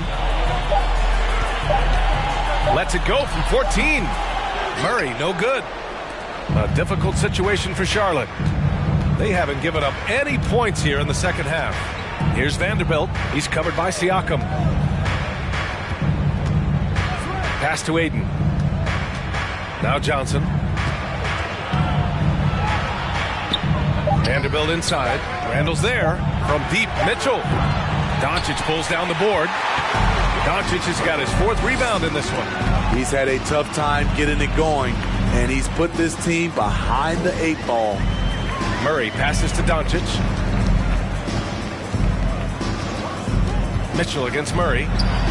From 13 feet, down it goes. He's got 16. So reliable. They've really leaned on him at the offensive end. Ayton finds Mitchell from the arc. Drills it from deep. That's his 2nd three-pointer of the night. 1 in each half. Trying to keep the defense honest. Murray passes to Siakam. Back to Murray. A little under 2.5 minutes gone by in the 3rd quarter. Pass to Randall. Doncic outside. Lets it go from the wing. Vanderbilt pulls it in. Only 1 for 4 in this half. Sometimes it's execution. Sometimes the shots just don't go down.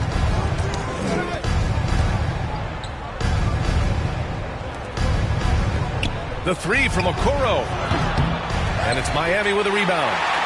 Sengun's got rebound number 7 tonight. Here's Randall. Will not go. Misses off the front iron. Halftime didn't do them any favors offensively. They've missed 4 of their last 5 shots. They get it back. Tries yet again. And there's a 3-second violation. Looking at the real numbers from the real NBA, the best free throw shooting teams of the season. Number 1, the Heat. This squad will punish you every time you let them get to the line. It's something they've worked on as a team, and now they're reaping the rewards. Sengun, a screen on Mitchell. Murray passes to Sengun. Ooh, Ayton with the block. Yeah, Ayton has all the physical gifts of a great shot blocker. Size, length, and agility. Brooks, he's checked in for Julius Randle.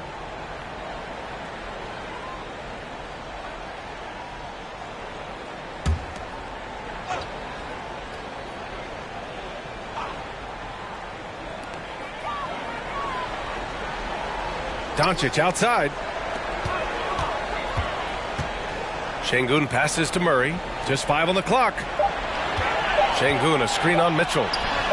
Murray's shot is good. Murray's got 18. A tough cover because Murray thrives in the pick and roll. He can beat you with the shot or the pass. Here's Okoro, guarded by Doncic. Here's Ayton. And so he draws the foul, headed to the line to shoot a pair. And when Ayton isn't playing basketball, either the live video game version, he's often drawing. Yeah, I mean, he grew up wanting to be an architect. I actually hear that he loves blueprints, but probably his most famous sketch, himself dunking on Joel Embiid his rookie year.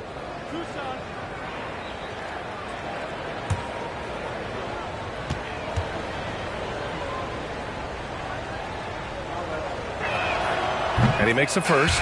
Yeah, what I appreciate about Ayton is that he wants to keep getting better. You have to be excited about his future. Schroeder, he's checked in for Charlotte.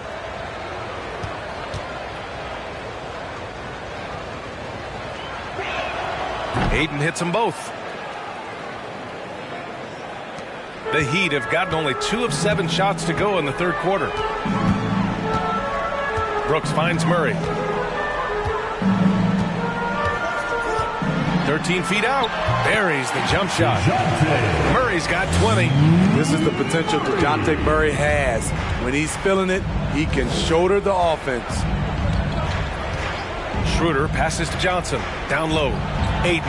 Oh, and the jam by Ayton. Hey, when in doubt, run the defender off the screen. And you know, with a result like that, we'll see them run it again. Especially if the defense is going to allow you to do it. Have to switch on that play. Now here's Murray. Give him 20. And Ayton pulls it down. Ayton's got rebound number 13 tonight with that one. Now Schroeder. Pass to Ayton. Oh, and there's the whistle on the shot. So 2 free throws for him coming up. That one on Sengun.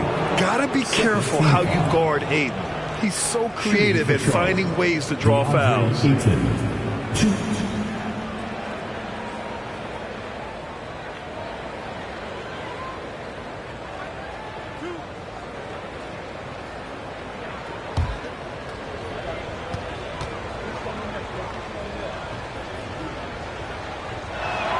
That's good from Ayton.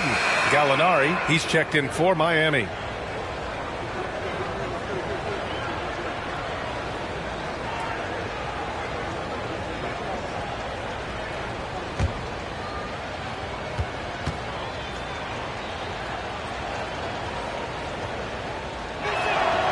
So 1 for 2 that time at the stripe. The Heat have gone cold here in this third quarter. Just 3 of 9. He buries it from 3. Murray's got 23 points. Training his first 3 of the game. No doubt hoping to build up a little momentum from outside. Pass to Ayton.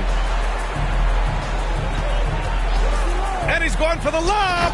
Oh, and the jam by Ayton. Excellent timing by Ayton on the alley-oop pass. He's perfectly positioned to throw it down. And there's a whistle. That's going to go on Jared Vanderbilt. That'll be a second foul of the game. Well, when you look at the wing position, how do you feel it's evolved since you played, Smitty? Well, they've been asked to do more, B.A., especially on the defensive end. Mostly wings now are asked to guard 1 through 5 with teams switching a lot. And also a lot of these wing guys are asked to run the offense. Now here's Murray. Give him 23. Clock at 6. That's good from Gallinari on the assist by Murray. Murray's got his 4th assist in this one. Schroeder against Murray. Schroeder passes to Vanderbilt to the paint. And Okoro gets it to go.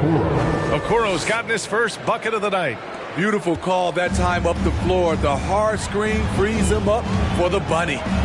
Doncic finds Murray. Gallinari with a screen on Schroeder. Here's Murray from deep. Gallinari's shot is off. The Hornets have gone 5 for 9 from the floor in the third quarter. Outside Schroeder. Okoro on the wing.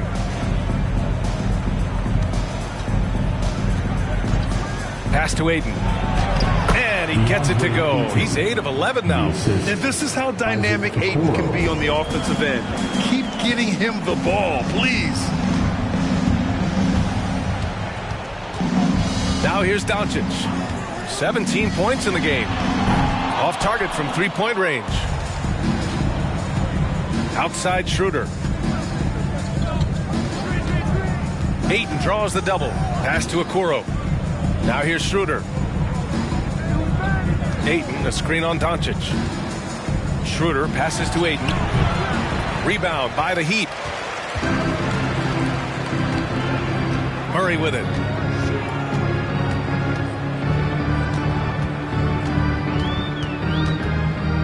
Over Okoro.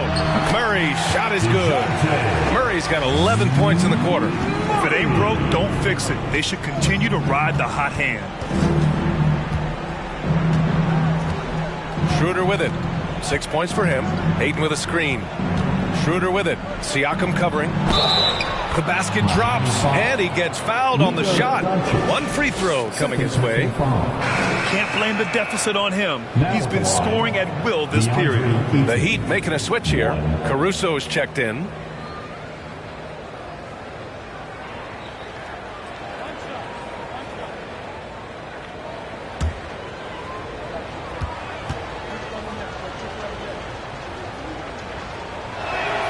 Free throws off from Ayton. See, now he's getting defenders back on their heels a little bit. Getting to the foul line here in the second half. And a foul called on the way up. So he'll take 2 from the free throw line. I love how DeJounte Murray plays with reckless abandon. He is fearless with his body, and that can often give him an edge against the D. Murray. Shoot 2.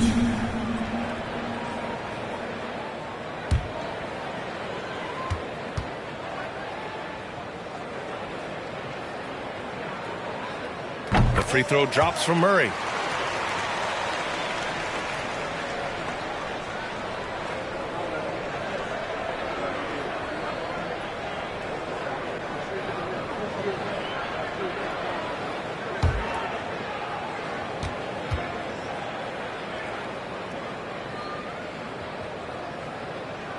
That's also good, so he hits both free throws. For Charlotte, they've gotten 7 of 12 shots to drop in the third. Murray against Mitchell. Ayton, a screen on Murray. The three from Mitchell. Miami grabs the miss. Siakam's got rebound number 8 now. Caruso outside. Right side Murray. And they double up Murray. Back to Caruso. And Ayton pulls it down.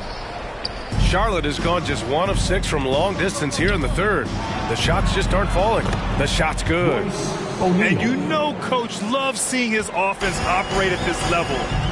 Great passing out there. Now here's Gallinari. Pass to Siakam. And here's Brooks. Back to Gallinari.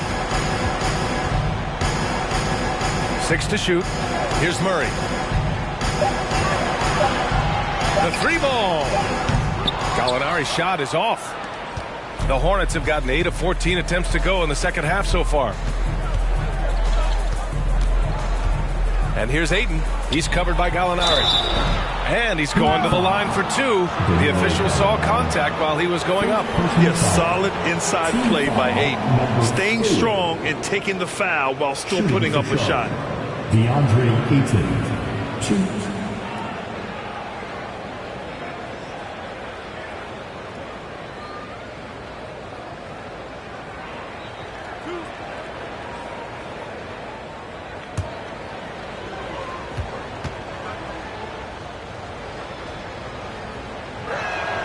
And the first one at the line is good. Staring at this deficit, they're trying to be more aggressive and get themselves to the line. Crowder, he's checked in for Gallinari. And a change for the Hornets. Johnson's checked in.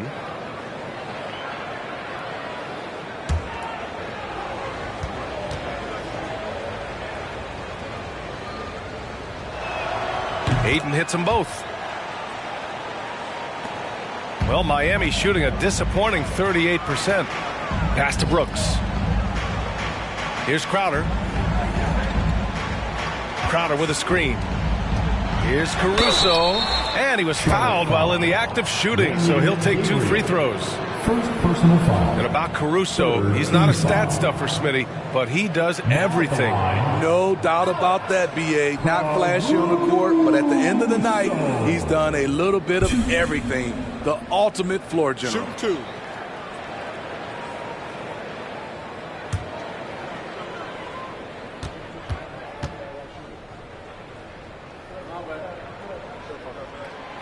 No good on that one. I like how Alex Caruso gives his team an instant energy boost out on the floor. He's always working overtime.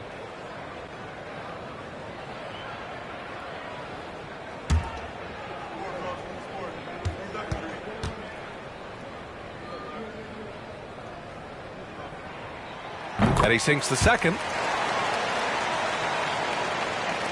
Charlotte's gone just 1 of 6 from long distance here in the third. The shots just aren't falling. Right side Johnson. Ayton, a screen on Brooks. Johnson passes to Ayton. Stolen by Siakam. Outside Murray. Crowder outside. Takes a 3. No good that time. And the Hornets going the other way now. Johnson passes to Mitchell. Looking to get it going. Shot misses. Good D by Murray. We've got 1:48 left in the third quarter here. Back to Siakam. 5 on the clock. Here's the 3. Here's Caruso. Rebounded by Johnson. For Charlotte, they've gone 8 of 15 in the third quarter. Pass to Mitchell. Johnson a screen on Murray. From deep, Mitchell on target from range. Mitchell's got 17 points. He is starting to build up a little confidence. Hit just 1 3 in the entire first half, but he has hit 2 more since then. And there's a pick. Back to Brooks. Caruso outside. Lets it go from deep. The shot comes out. Now Charlotte takes it the other way. He hasn't hit a single shot yet, but somehow as a team, they're getting it done. Pass to Gabriel. Ayton with it. Brooks defending. Puts it up. Ayton with the bucket inside. Ayton's got 26. Yeah, when you let Ayton get the ball close, it's over. DeAndre is just too skilled. To the wing on the left. Caruso left side. Now Siakam is covered by Ayton, and it's out of bounds. They say it was last touched by Siakam. Randall, he's checked in for Miami. Here's Mitchell. 17 points in the game.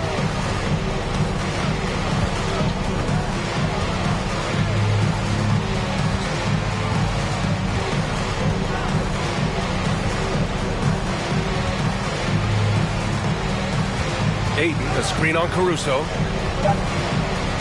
Mitchell, the pass to Ayton. Off the mark. Had a chance there to trim it to single digits. And so it's DeJounte Murray making things happen for Miami. 27 on the night. He's had it his way. Back to the game after this break.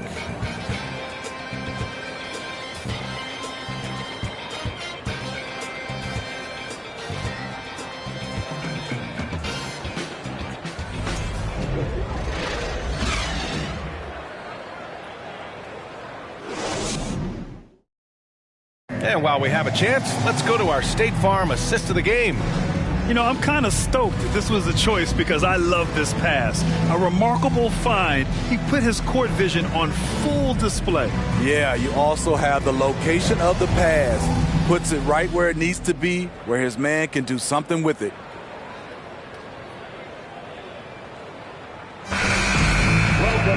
And there have been two very different performances from these teams today as we get going in quarter number 4. Luka Doncic is out there with Dylan Brooks. Then there's Jay Crowder. Then it's Julius Randle. And it's Şengün in at the center position, locking down the middle. That's the group in the game for the Heat. That's what happens when you let Doncic get this close, using his vertical to perfection. Pass to Gabriel. Outside Mitchell. Knocks it loose. Out of bounds as Charlotte keeps possession.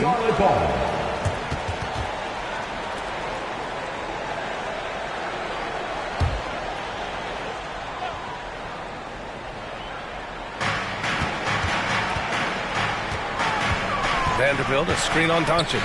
Shot clock at 5. Mitchell misses. And their physical dominance has been on display. A 10-rebound advantage is a good indicator of how this game has gone. From deep, here's Doncic. Here's Şengün. And the foul is called. He missed it, so he's got a couple of free throws coming his way. Well, that was clearly a foul. Now at the line, Alperen Şengün.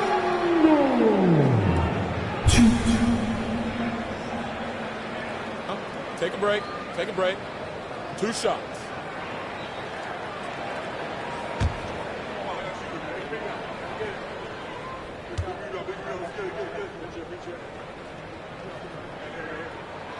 And he drops the first.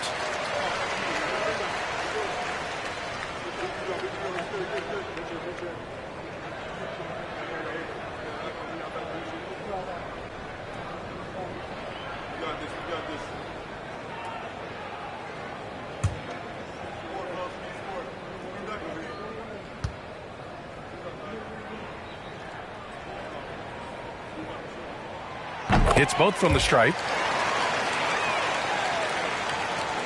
And for Charlotte, they're shooting around 39%. They'd like to get that higher. Mitchell against Doncic. Outside Mitchell. The kick out to Johnson. Clock at 4. Here's Gabriel. Good D by Şengün. And here are the Heat now. Here in the fourth quarter, their defense has been very strong. No baskets allowed. Pass to Doncic. There's the 3. Pure from three-point range. Doncic has got 22 points. continue from where he left off. First three-pointer of this half, fourth of the game. Now here's Johnson. Checked by Randall. Johnson with a bucket. Exchanging buckets from downtown.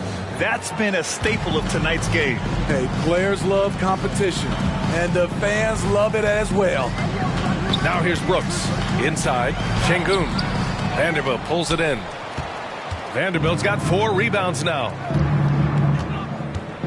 Pass to Mitchell.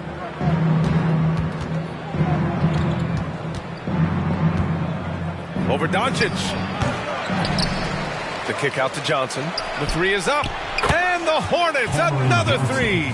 Their offense sort of clawing back to respectability. Let's see if they can keep building on this. Brooks finds Doncic. Jacks up a three. And again, Miami with a triple. Had that one in his sights, too. His 5th triple of the game, second this half. Doncic against Mitchell.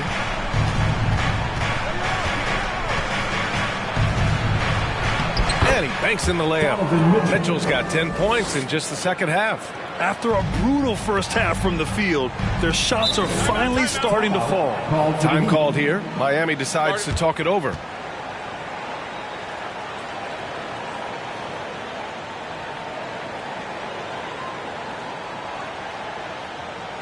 Fans, please give a big round of applause for your Heat UFC.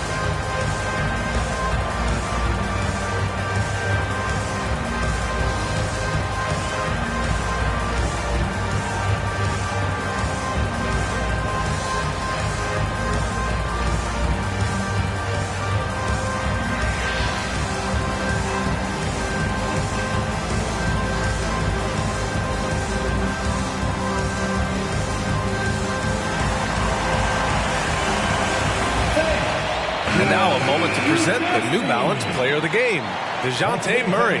He has truly put on a show out there tonight, tearing it up on both ends of the floor. So impressive, and the other squad has looked helpless to stop him. I'll tell you what, for him, it doesn't get much better than this. Putting on an absolute clinic while the home fans went wild. A moment to hear from Allie LaForce. Over that last break, I got a chance to hear what Eric Spoelstra said to the team, and he implored them to be patient at the offensive end. He wants to use every second of the shot clock. He said, quote, if we take care of the ball and take our time and play D, this game is ours. Thank you for that, Allie.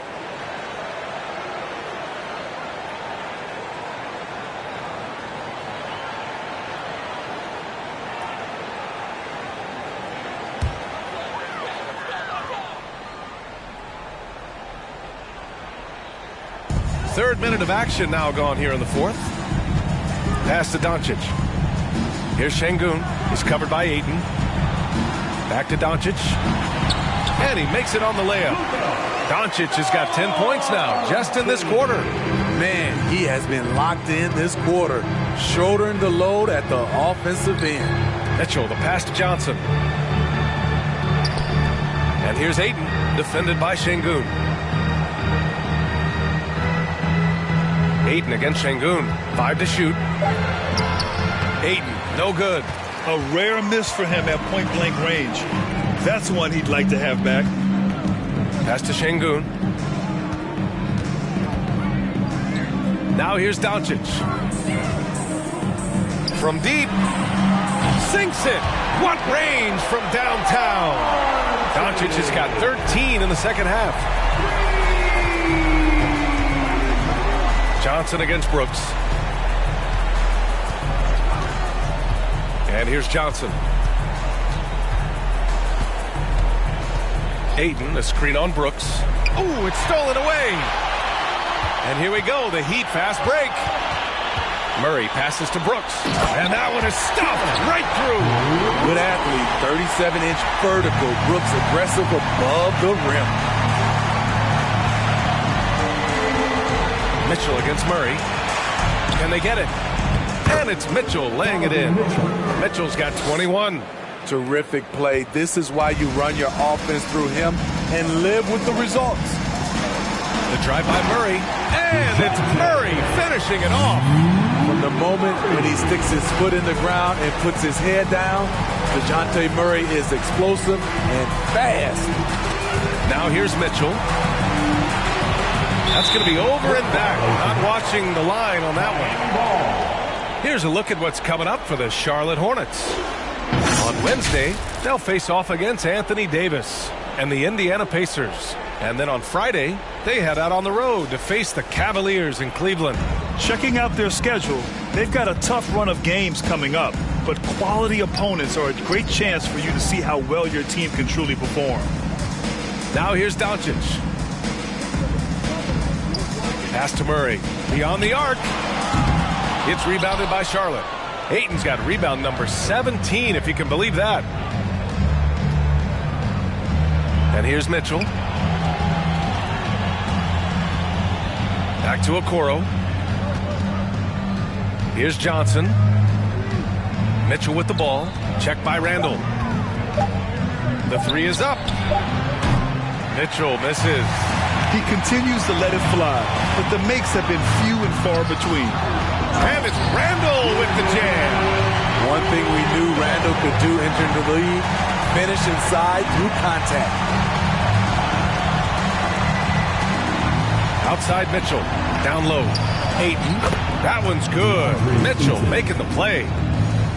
Mitchell's got 3 assists now in this one. Outside Murray. Doncic outside.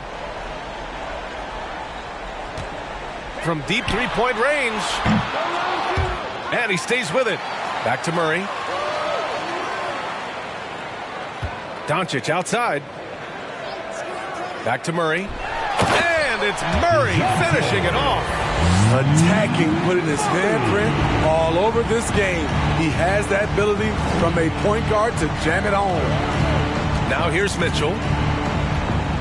Johnson with it. Checked by Murray. Ooh, stolen by Murray.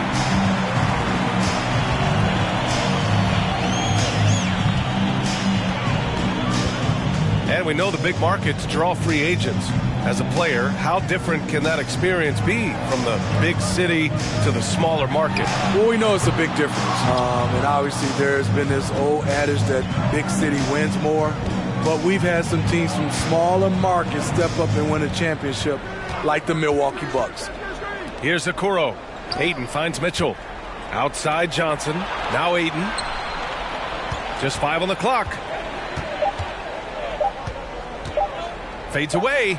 And another basket for Charlotte. He has gotten into a terrific groove here, trying to wheel his team back into this.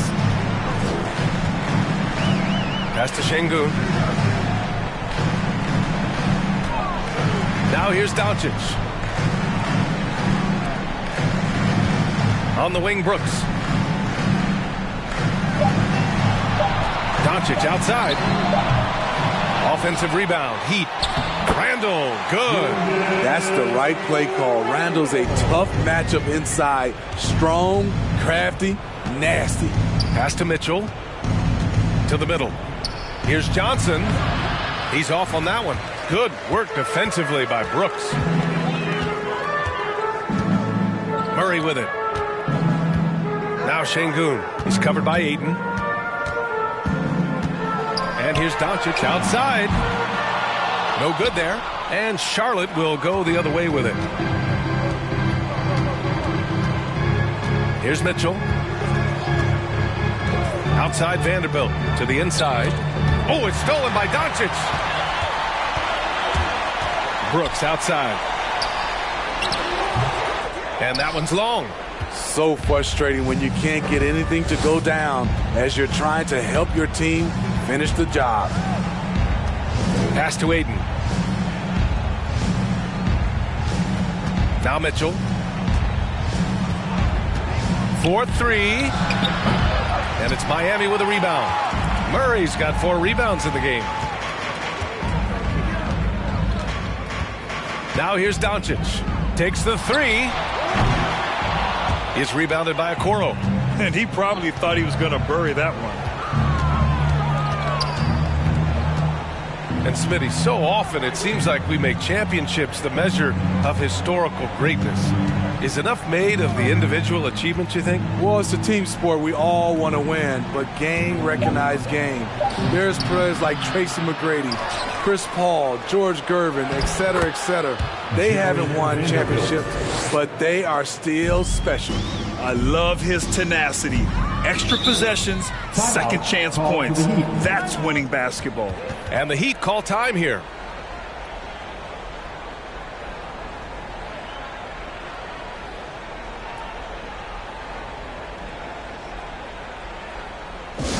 Who wants a t-shirt?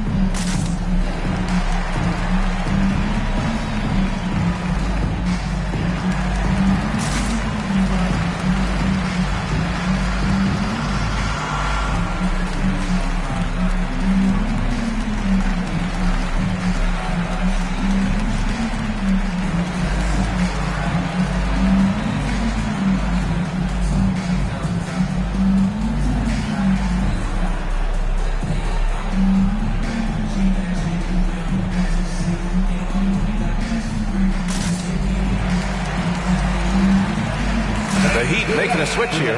Siakam's checked in. Your Miami Heat dancers.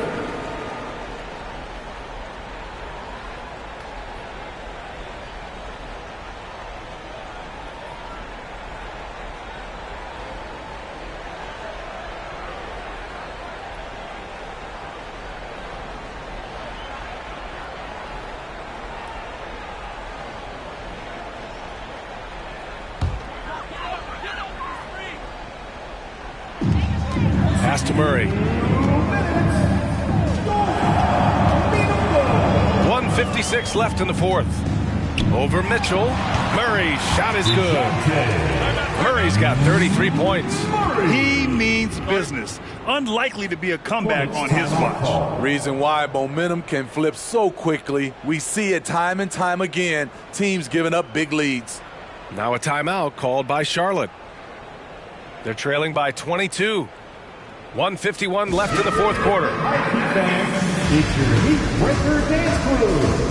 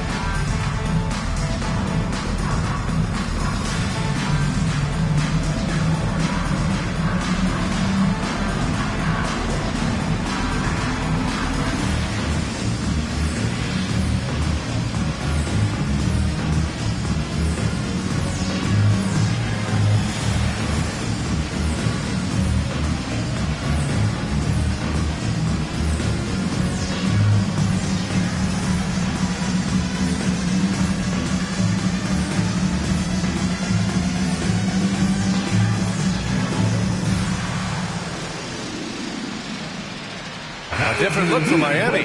Gallinari, he's checked in for Şengün.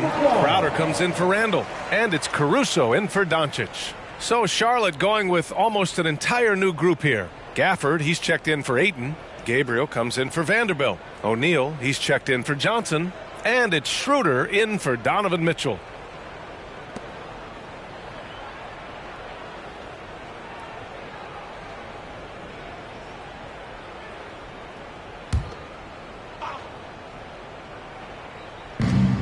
Pass to Gabriel.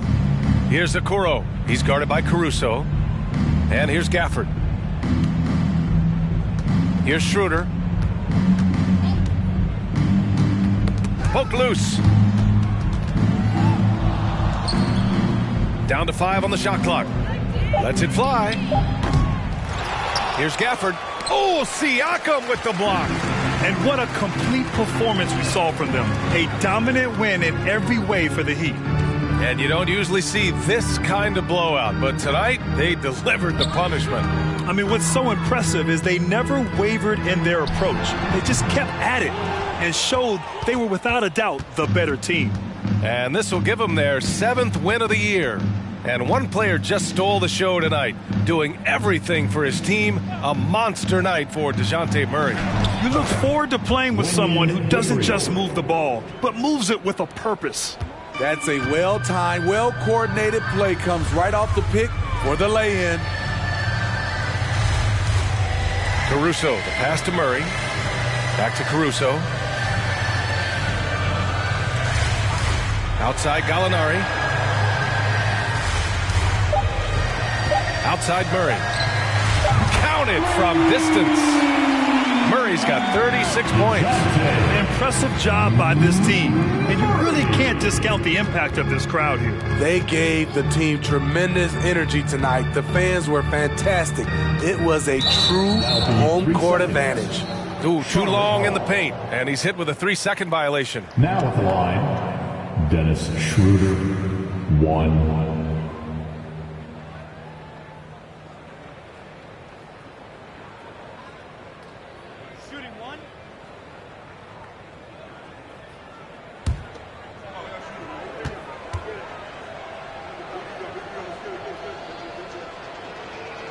And the technical free throw is good. For the away team, Donovan Mitchell.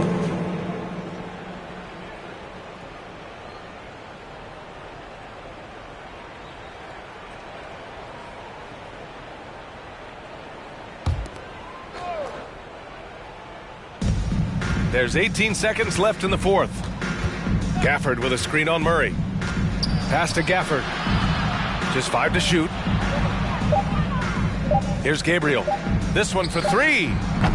Can't hit that one. It's the fire he's playing with that has him leading the team in rebounds. Controlling the glass helps them maximize their number of possessions. He's done everything he can do to help them in that area. So it's the Heat winning this one easily.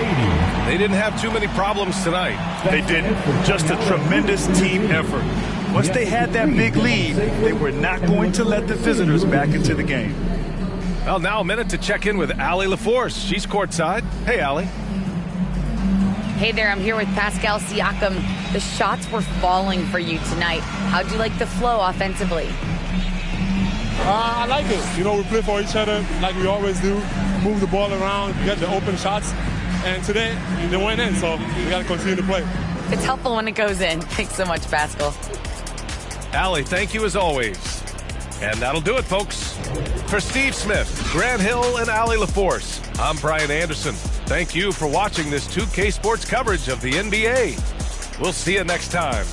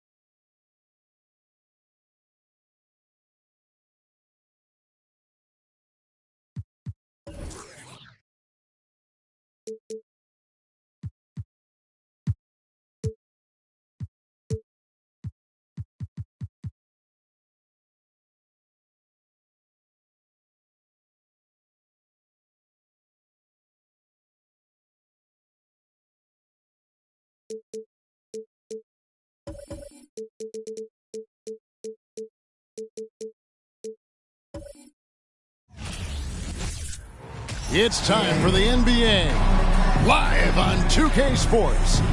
This still very early in the season.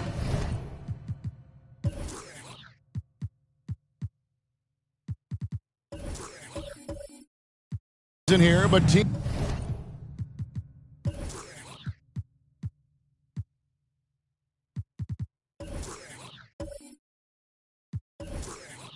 Greg beginning to hit their stride and get into a rhythm. And the same can be said for the younger talent. The rookies are shaking off those debut jitters and starting to show us what they can really do. A look at the starting group for the Magic. Holiday out there with Jamal Murray. Then there's Markkanen. And it's Nikola Jokic. And it's Bridges in at the 3. Clock at 6. And the foul on Drew Holiday. That's his first foul. Oh, they've got their eyes on him, calling the foul right away.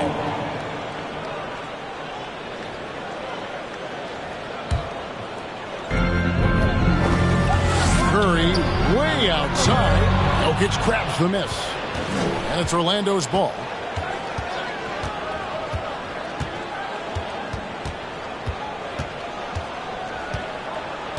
Passes it to Bridges. Shot clock at 5. Back to Jokic. And a miss there on the triple. Holiday against Curry.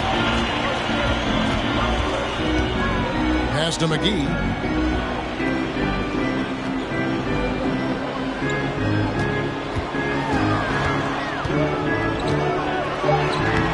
Good defense by Jokic.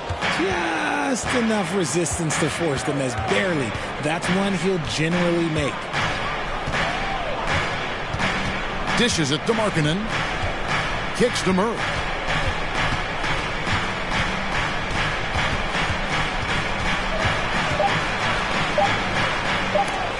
And Thibault sends it back. Out of bounds as Orlando keeps possession.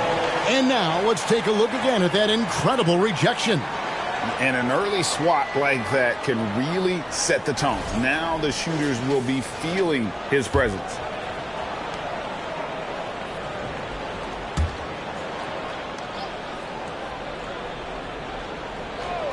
Just over a minute and a half play here in this one. And the shot clock expires. 24-second violation.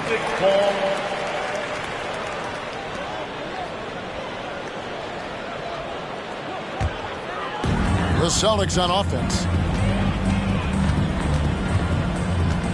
Outside Curry.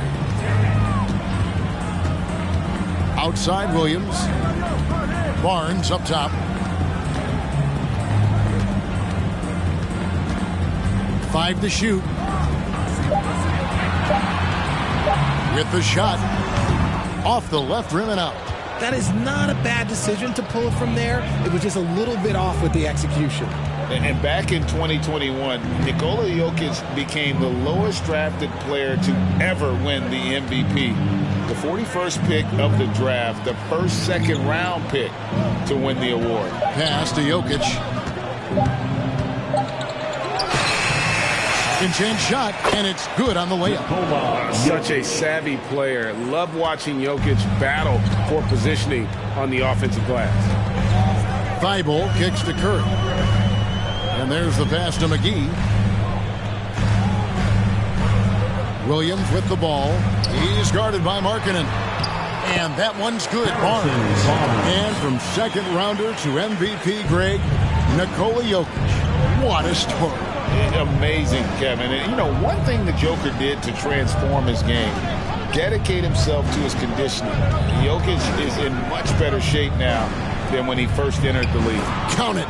Savvy play from Holiday. Quick thinking helps him get the ball to the wide open man. Barnes passes to Curry. And it's sent back by Jokic. Bridges with it. And McGee picks him up defensively. Bridges outside. Good ball movement here by the Magic. Here's Jokic. Makes it off the glass. Jokic has got 6. And this is where Jokic is most comfortable. The closer he is to the rim, the more effective he becomes. Now Thibault still looking for his first bucket in this one. Curry way outside. Gets it to go from beyond the arc. And he's not going to miss that sort of an opportunity from deep. Murray the pass to Markkanen. And good that time. I like the decisiveness by Markkanen in the screen and roll, really knowing when to shoot once he gets the screen. Right side Curry. And he floats in for the easy 2. Credit the assist on that one. Guys, just ridiculous. He is just an absolute surgeon when he has the ball. This man is surgical. There is no way to slow him down when he wants to score. Jokic high post.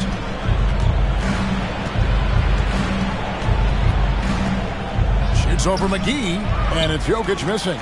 Well, some trips you get the shot you want, it just doesn't fall. I'd go back to him in that area on the floor. Williams, a screen on Holiday. Curry passes to McGee.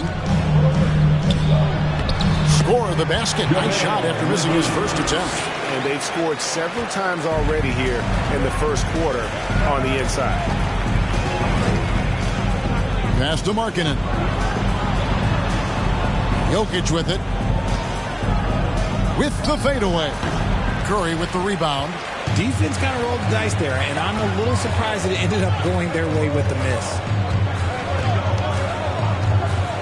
He kicks it to Barnes. Williams sets a screen for Barnes.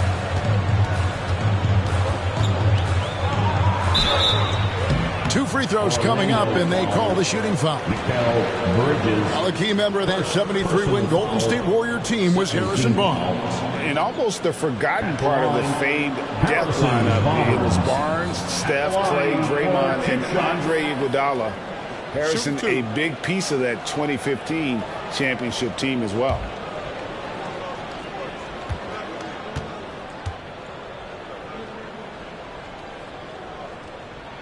The first one falls. And for Orlando, it's been a tough decade. We would agree on that. And Greg, they've only won 2 playoff games since 2012.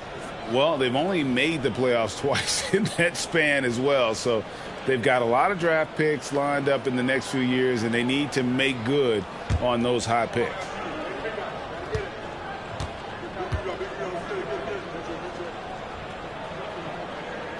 Barnes hits them both. And one thing that stands out about this Celtics unit, their defensive abilities. They've got a lot of skill on that end of the floor. Murray with it. Williams picks him up. And it's JaVale McGee with the foul. That is his first foul of the game. First team foul.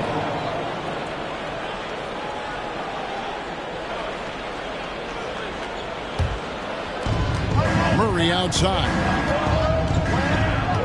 Bridges outside. Pass to Markkanen. Outside Holiday. Down to 5 on the shot clock. Hits the three-point bomb. You're right. Defense, it's been terrific for him. This Boston team, GA, certainly has a talent for holding back their opponent's shots and really defending well. And, Kevin, they put a lot of energy into pressuring shooters, making sure guys can't find easy looks. They don't want to give away anything for free. Jokic against McGee. On the wing, Bridges. He's gotten some minutes, but nothing on the board yet. Jokic, no good. And to put things simply, this has not been his quarter. Inside. Here's McGee. And it's Jokic with the rebound. Jokic has got his 5th rebound in this one. Here's Markkanen. That one doesn't drop. Excellent D there from Williams. Thibault kicks to Curry. Here's Williams. And a great assist by Curry as that one goes in. And the Celtics lead by 2. Orlando's gone 1 of 3 from beyond the arc so far in the game. Here's Holiday. With an average of around 19.5 points a game, his scoring has been a constant for them. McGee with the block. Thibault with the ball. Pass to Curry. McGee against Jokic. And the pass to Williams. Just 4 to shoot. And the layup is good. Now it's a 4-point Celtic lead. And this has been a great job of just getting into the middle of that defense and really scoring effectively from the paint. Jokic a screen. Holiday goes in. No dice from 9 feet out. Celtics leading by 4. Now here's Thibault. He's been patient so far. Nothing on the scoreboard yet. Barnes outside. Passes to Curry for the 3. And again, Boston with the triple. He's looking confident right from the opening tip. And it'll be Orlando with their first time out of the game right here. It's time for some t-shirts right now, fans. Headed to the floor right now is Celtics Entertainment.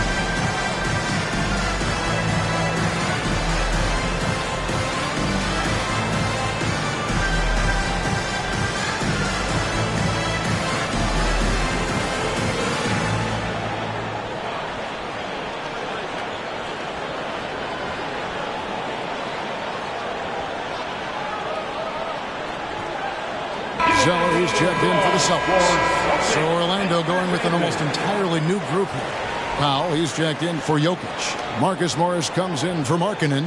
Josh Hart, he's checked in for Bridges. And Terry Rozier subbed in for Murray.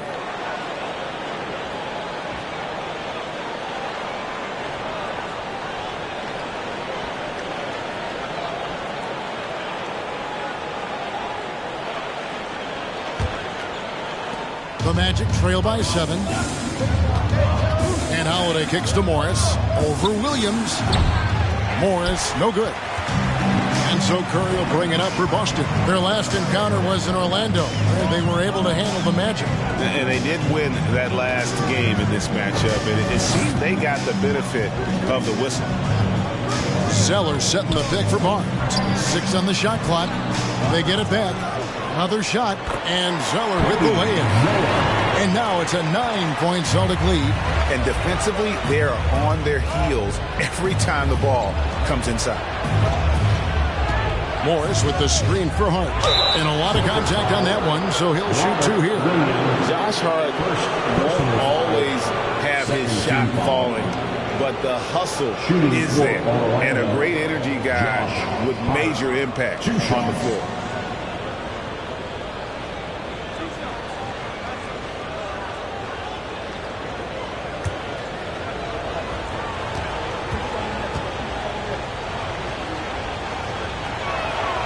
Free throw good. Hart. And for Josh Hart, he's a fan favorite because of his hustle.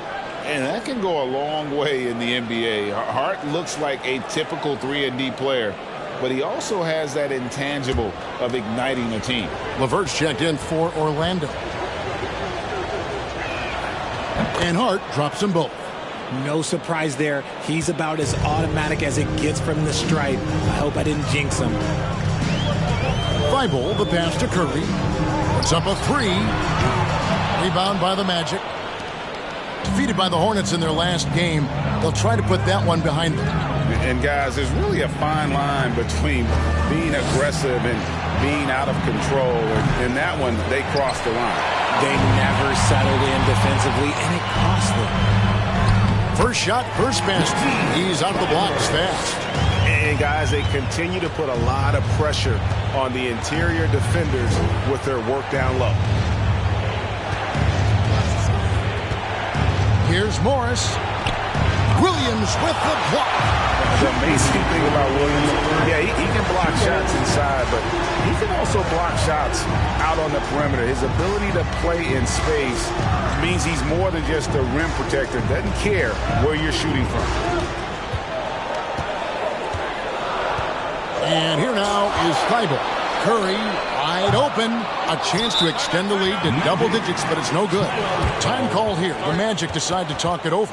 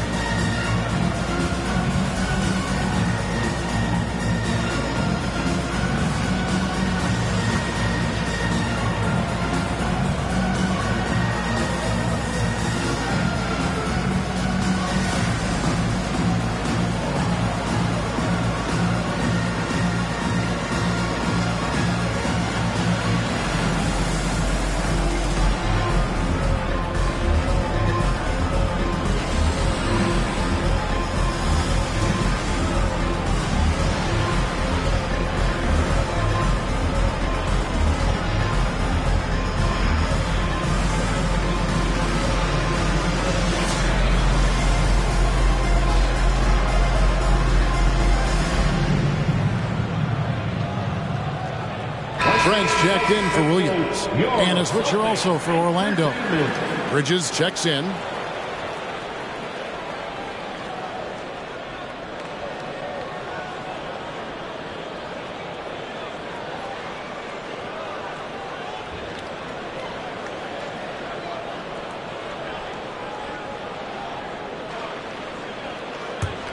The Magic trail by 9. On the wing, Morris. Orlando moving the ball around. And here we go. Fast break. Curry's got it. Yes, that goes in. Curry's got 10 points. This quarter has been all his. I suggest they keep the ball in his hands. Bridges kicks to Morris. Pass to Rozier. Fires the 3. Zeller grabs the board. Barnes passes to Trent. 59 seconds left here in the opening quarter. Out to the right wing. Pass to Thibault. Shoots the 3. A shot by Curry. No good. Not quite enough defense that time around. Just lucky he was off. The kick out to Rozier. And here's Morris for 3. Not going to go that time. Now Boston takes it the other way.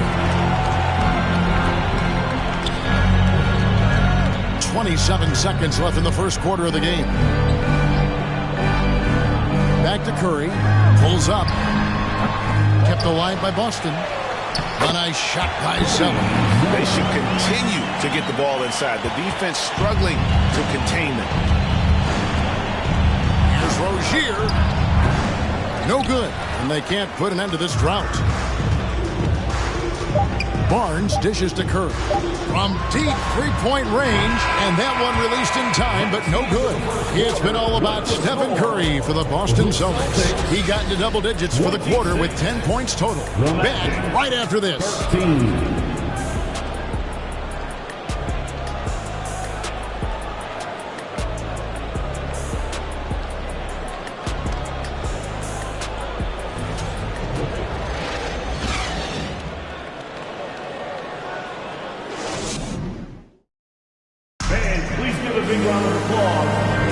And welcome back to the second quarter of action. Plenty of basketball left to play, but this one has been one-sided so far.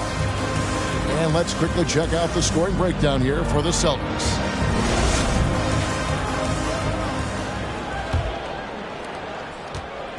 And so it's Holiday with it. He'll bring it up for Orlando. It's a 13-point game, and it's time for an injury report. We've got a chance now to check up on the Caris LeVert injury. David. Hi, guys. The head athletic trainer for Orlando let me know his status. And, guys, he says it's just a bruised shoulder. Good news, because at first they feared it was much worse. Obviously, they can't afford to lose him. This would be devastating for this team. Kevin? Thanks for the status report there, David. At least we now know, Greg, how he's doing. Yeah, when you talk injury, the unknown factor is always a difficult thing to deal with. And you never want to speculate. So it's nice for us, and especially his teammates, to get some facts. We got Zeller. Matisse Thybulle's out there with Curry. Then there's Harrison Barnes. And it's McGee in at the 5. Rome in the paint. That's who's in the game for the Celtics. With a short break in the action, gives us a chance now to send it over to David Aldridge. Thanks very much. Orlando has a very young roster. Coach Jamal Mosley says, one thing I've said to them is dominate the simple. The more we can keep it simple, the better we'll be.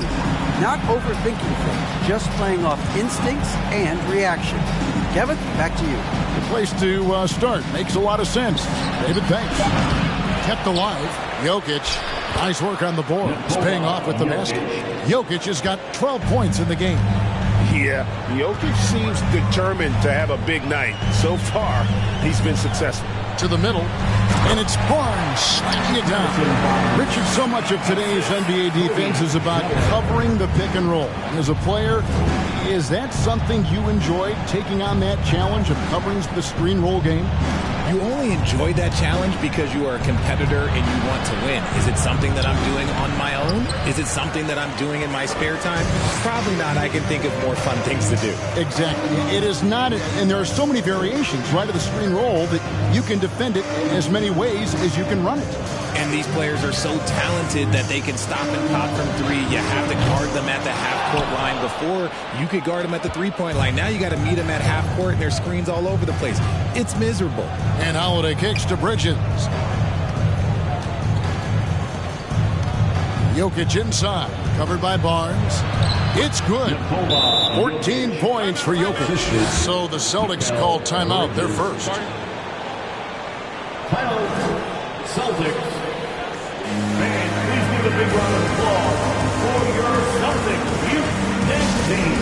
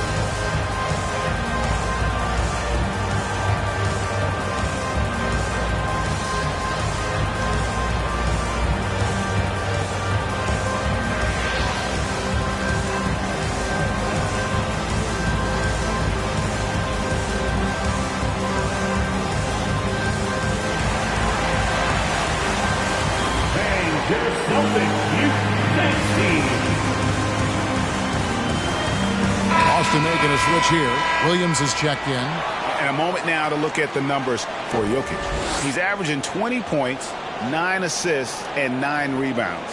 And he has been passing the ball like a virtuoso. That's what really stands out about these recent performances. I've played with someone like him, the type of player that looks to get others involved first. That's my type of teammate. Second quarter of play with almost 3 minutes gone. Curry finds Barnes. Here is McGee. Basket is good. The assist from Barnes. Barnes has got 3 assists now in this one. The Magic trail by 15. And this Celtics squad looking like the Celtics of old. Yeah, always a tough squad when I was playing, and it's looking like that again. You got a great mix of young players and veterans, and don't be surprised if Boston is back on top very soon. Very soon. Shot clock at 3. For 3, Bridges. The Magic getting another chance here. And that one, good. Jokic has got 16 points. He's doing everything he can. If they want to win, others have to step up and provide some scoring. Williams against Markkanen.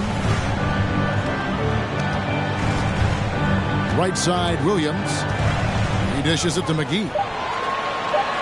Celtics passing it around. Off target from outside. And so Markkanen will bring it up for the Magic. Trailing by 13. And after this one, they're home against Minnesota. That game will be a quick pit stop before hitting the road again. And that's how you execute offensively. Murray with a great job of getting it to his teammate.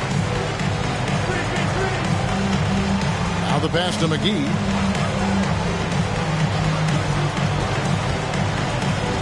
The dish to Curry. Williams, a screen on Holiday. And they'll get another chance. Up again, controls the rebound and puts it back up and in. McGee's got 4 points this quarter. He'll be around the rim. Defense has always got to know his whereabouts.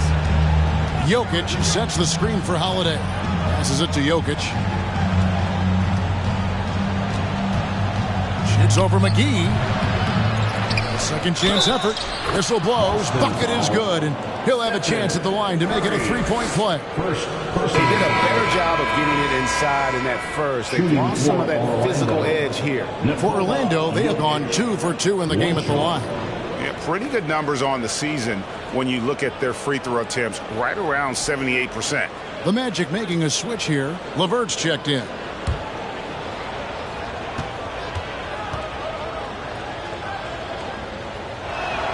Free throw, good. Jokic. And the Magic right now, missing that franchise player, might have one of their young talents develop into that, but currently they lack that star. Pass to Barnes. Beyond the arc. That's in, and that's his 4th basket of the night. He's taken 7 shots, a solid 57%. And the lack of effort to fight over the screen there makes that an easy shot. Yeah, as soon as these guys feel contact, they are just disappearing like they're not even there. You got to show some fire and keep defending. Now a timeout called by Orlando. Okay, fans, who needs a free t-shirt? Get up on your feet.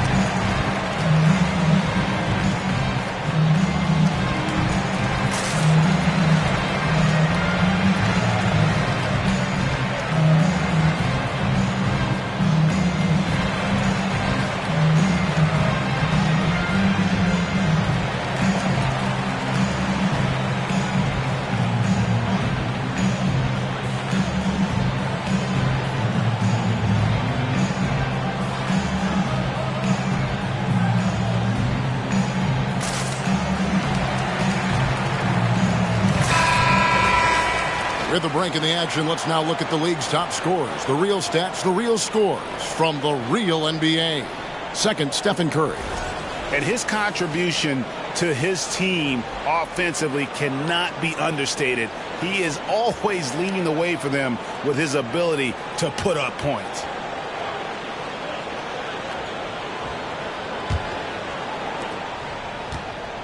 The Magic trail by 13. Holiday surveying the floor. Pass to Jokic. Jokic draws the double. And there's the call on Curry. That'll be his second foul of the game.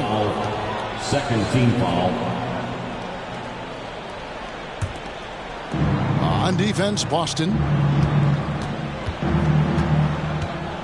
Outside Holiday. 5 on the clock. Here's Murray. Jokic trying to free himself up. Murray, no good. A good board there, Kevin, but overall they're getting slightly out-rebounded. Curry is inside, guarded by Holiday. Curry's shot is good. This is what Curry does best. He is so creative at getting into rhythm and staying hot. The pass to Markkanen. Now LeVert. Feeds it to Murray. Markkanen trying to break loose. They retain possession. Three-pointer, LeVert. Rebounded by McGee. McGee's got his 6th rebound on the night. Curry passes to Thibault. Kicks it to Williams. Passes it to Barnes. Curry against LeVert. Back to Barnes. Williams sets a screen for Barnes. No good. Shot missing. Good defense by Jokic.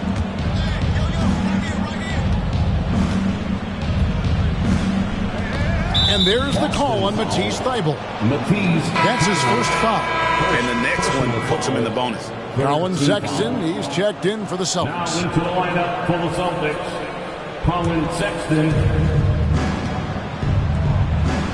McGee against Jokic.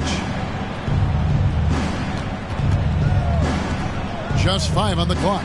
Lets the 3 fly. It's LeVert on the wing. Offensive rebound. Jokic with the bucket. Jokic has got 23. And he's doing everything he can offensively to lift them out of this hole. But I'm not sure his hot shooting can do it alone. Sexton the pass to Barnes. McGee sets the pick for Barnes. He takes it in. Thybulle for 3. That's tipped. Down low. Here's McGee. It's good. Great play by Williams to set it up. Williams has got 3 assists tonight. He has gotten into a great rhythm here in this quarter, playing with just bundles of confidence. Now LeVert. Still getting warmed up offensively. No scoring yet from him. Jokic a screen. Holiday finds Jokic. Markkanen trying to break loose. and they're able to recover. And there it is for him. And you have to be right up on Holiday. When you're not, he's ready to take those quick shots.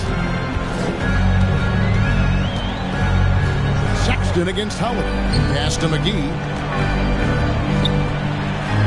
That's another one for him. His 5th in just 7 shots. And when they've gone to him, he has come through big time. You got to keep getting him touches. And now in his 14th NBA season, just one All-Star appearance for Jrue Holiday, but that belies his greatness as a player. Chemistry at its best. An unreal alley-oop. You're right. The pass, the catch, the dunk, all of it perfect. Markkanen kicks to Holiday.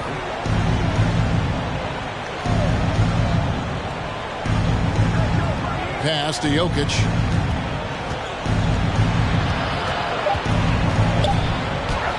Lays it up and banks it in. Jokic has got 25 points in the game. You know, Greg, you can make the case Jrue Holiday is the prototypical two-way guard. And, you know, and defense can sometimes go overlooked. Just one All-Star game, but Jrue's impact perhaps greater than some other players with multiple All-Star seasons. When you allow good scorers to get uncontested shots at the rim, no wonder you're losing. That's a great possession. Put your best players in a position to succeed. Outside Holiday. Back to Jokic. Shot clock at 6. Inside. And Markkanen with the basket on the assist by Jokic. Look, you got to keep Markkanen out of the paint. He's just too big on that block and imposes his will. The Celtics working the ball around now. And that one's good. Barnes has got 10 points in the quarter. Yeah, and they're starting to warm up from the field this quarter. 2 minutes remaining in the first half. 2 minutes. LeVert against Barnes. To the paint. Here's Jokic. Rebounded by the Celtics. Williams has got his 5th rebound right now in the game. To the inside. And it's slammed in by Williams. Sexton has to just keep developing his court awareness. You want to see more passing from him. Here's Holiday. 5 points in the game. And it's wide right. It's off the rim. Sexton with it. Now here is McGee. 14 points for him. Drills the three-pointer. Barnes has got 17. Bringing that three-point percentage up quite a bit this quarter. Shooting it well. The lead's going to get a little bit bigger if they can keep this up. Murray finds Markkanen. Back to Murray. The pass to LeVert. Murray outside. Here's Holiday on target from 13 feet. Holiday's got his 3rd basket of the night right there. He plays mature and under control. Holiday doesn't need the flashy plays. He's very comfortable with that mid-range. Barnes can't get it to go. The Magic trail by 20. Now 8 seconds separating the 2 clocks. McGee against Jokic. It's over McGee. And Jokic gets it to go. 27 points for Jokic.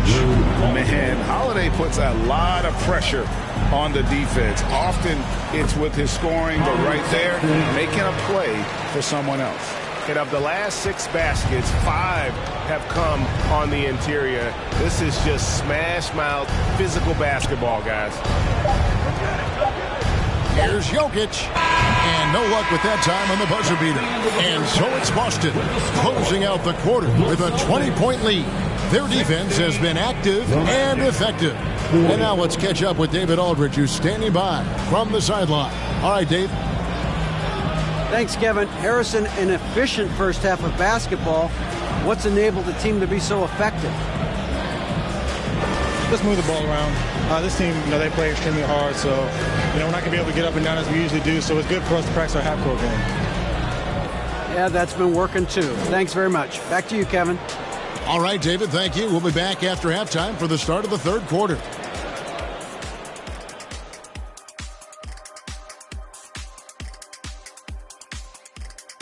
Hi, everybody. We've got your favorite segment on tap as we check out how the Eastern Conference is shaping up.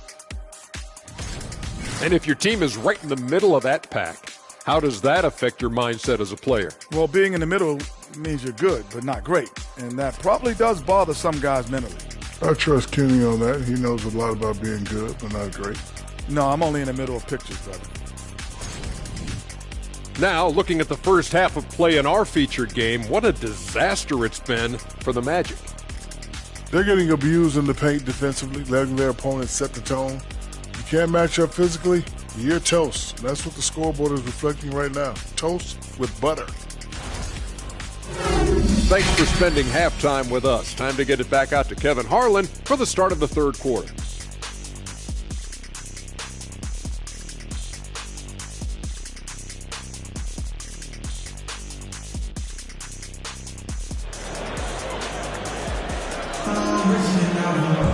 And there wasn't too much drama in the first half, but maybe things will tighten up here in the second. You look at Jokic in this game, he has been everywhere. Well, with a double-double in hand through 2 quarters, you can just imagine what his stat line will look like at the end of this one.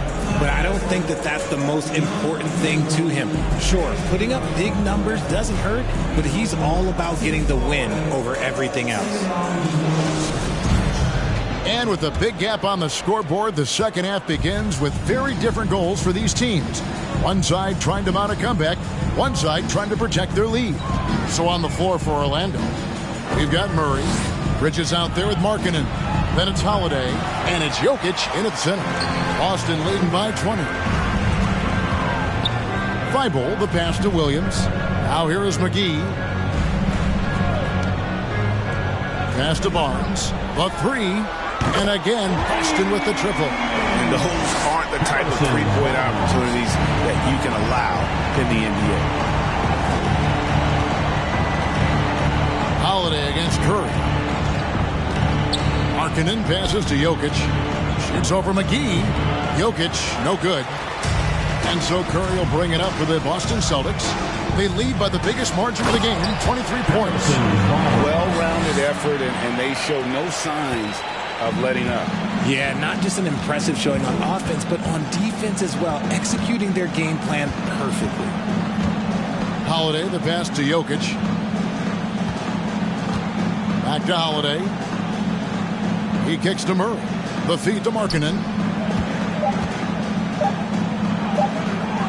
Williams with the block. To the middle. Bridges with the steal. Outside Holiday. Pass to Jokic. Doesn't go that time. Excellent D there from Williams. Thibault up top. He's covered by Murray.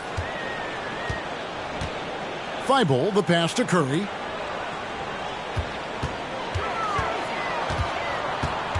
Into the lane. Made that one. It's his 7th of the contest. 7 for 15 from the floor. I mean, he is so lethal on the drive. Once Curry knifes inside, there's little you can do to stop him. They've been looking out of sync offensively. Yeah, their offense has ground to a standstill. Markkanen, good. Finally, a make. It only took 5 attempts in the half. Curry passes to McGee. Fires from deep. A shot by Curry, no good.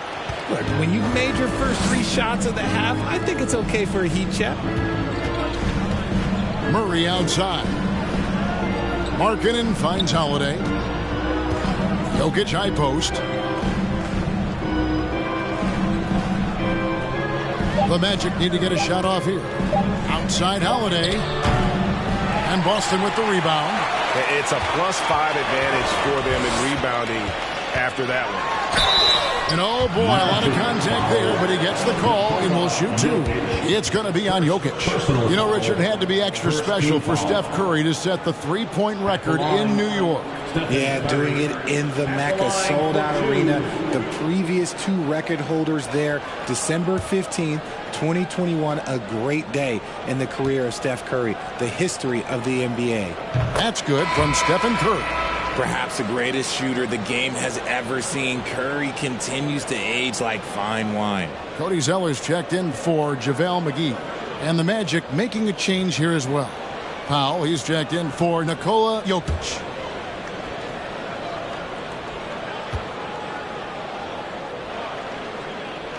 Second free throw, no good. And Markkanen can give you, Greg, a solid defensive effort at both the 3 and the 4. And Kevin, many thought Markkanen was a defensive liability, but given credit, worked hard to prove he wasn't. And while not a superb defender, he has become a plus defender for this team. Powell with the steal. Murray left side. Over Thibault. Once again off the mark, Orlando. And he has lost all confidence out there. Still not a single field goal made in the game. Here's Curry. No good there. The Magic go the other way with it. Here's Bridges. Yes, and it's Holiday with the assist that time. Bridges has got his first 2 points. Nimble inside play by Bridges, working his way to a close-range shot. Barnes kicks to Thibault. Curry deciding where to go with it. And a beautiful feed leads to a monster chance. The way that Curry reads the floor, he could get double-digit assists on any night if he wanted to. And here's Holiday. He has 7. And a deep three from Murray. Rebound by Williams. Williams has got rebound number 8 here tonight in the game. To the paint. And there's Zeller. That's good on the assist by Barnes. Zeller's got 6 points. I'm sorry, that's poor defense down low again. It's been a mismatch thus far in the paint. Holiday, the pass to Murray.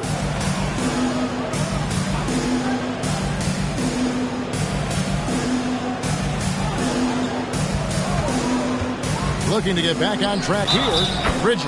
And he makes the bucket, gets the whistle, and now a 3-point play chance here for him. And so determined. Bridges finds a way to get the shot up and in. Now to the line. And a look now at how the offensive approach has been going here so far for the Celtics. Trent's checked in for Boston. Wall comes in for Matisse Thybulle. The Magic also changing it up. Morris is checked in for Lauri Markkanen. Josh Hart comes in for Jamal Murray. And Terry Rozier subbed in for Drew Holiday. And that one falls for Bridges. Mikal Bridges has found a groove the last couple of years. 5 years removed from college, and he's become a full-time starter. Rozier against Wall. Trent with the wide-open look. Off target with his 3. Orlando's gone 1 of 4 in 3-point shots here in the third. Hart the pass to Rozier.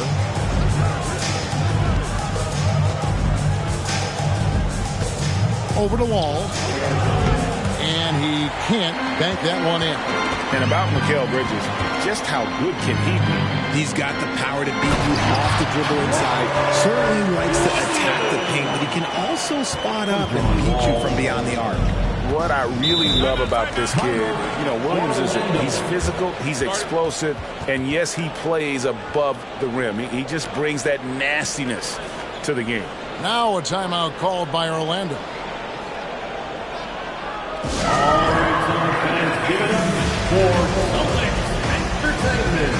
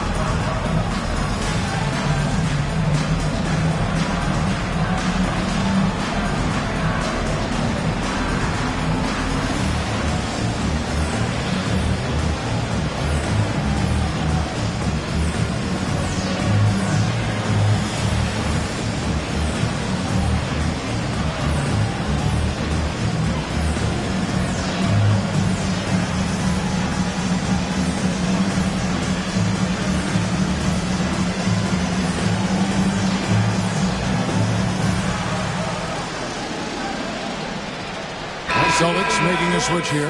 Barnes is checked in.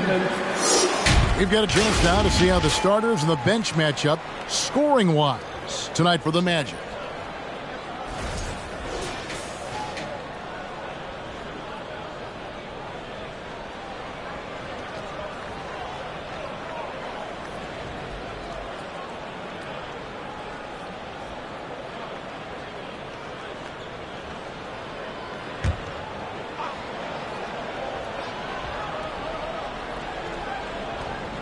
Here's Powell.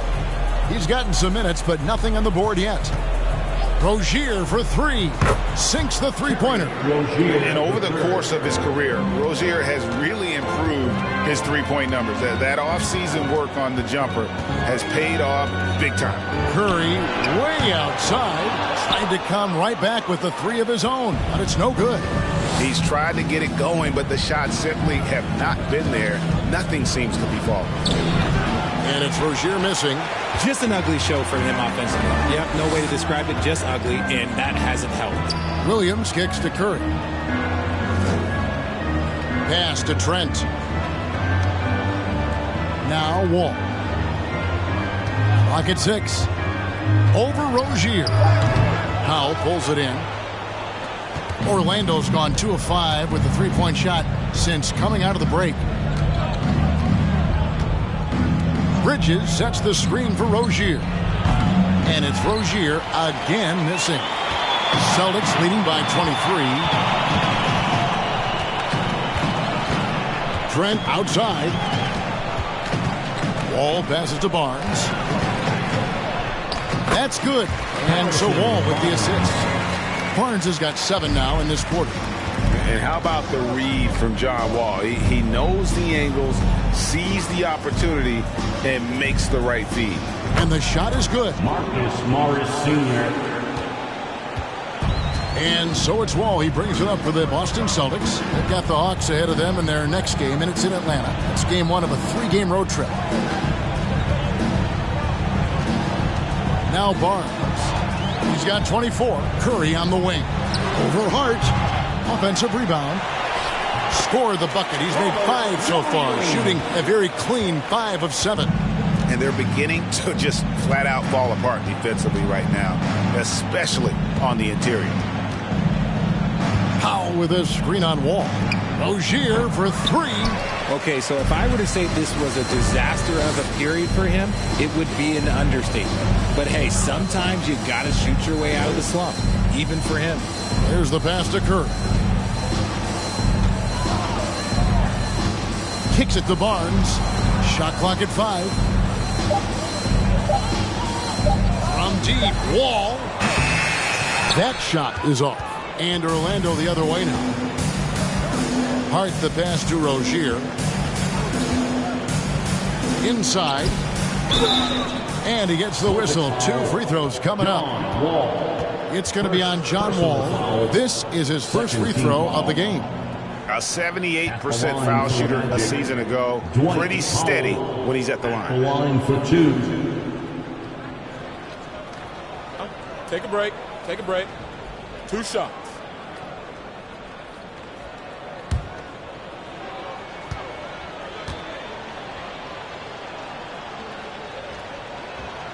And he knocks down the first one. Richard, it sure seems like the play-in tournament is here to stay. Were you skeptical when it was first suggested? No, I actually like it. Now, my opinion is that it shouldn't be 7 and 8. I think teams should just play for 8. I think that is so difficult to take those 2 spots. In 7, there's a lot of really good teams that can be in that 7. So I think just play for 8, and I think it makes the rest of the league in that bottom area have something to fight for, which is positive for young teams. Not playing for 2 spots, but just playing for the 1 spot. Just playing for the 1 spot. That 7 spot, you can have a really good team there that just struggled a little bit. We could indeed. Good point. The Magic shooting a pretty brutal 29% since the break. Rozier against Wall. Looking to end his cold spell. Powell kicks to Bridges. Passes it to Morris. From past the arc. Hart, no good. Boston leading by 23. And there's the foul. It'll go on Josh Hart. That's his first foul. JaVale McGee's checked in for Boston. Second team foul. Coming onto the floor for the Celtics, JaVale McGee.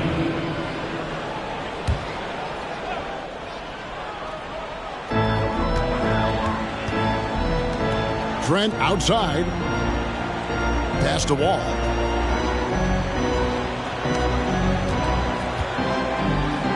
Five on the clock. The Celtics need to get a shot off. They get it back. Williams. And the call on the shot that sends him to the line. Just such a physical player. Williams has no off switch, which is how he gets these calls. It just seems, Richard, like Robert Williams is a guy willing to do anything to help his team. And there's a whole lot he can do. His defense has never been a question. He can dish it. He's an aggressive rebounder. And look, his effort level, that's something you don't ever question.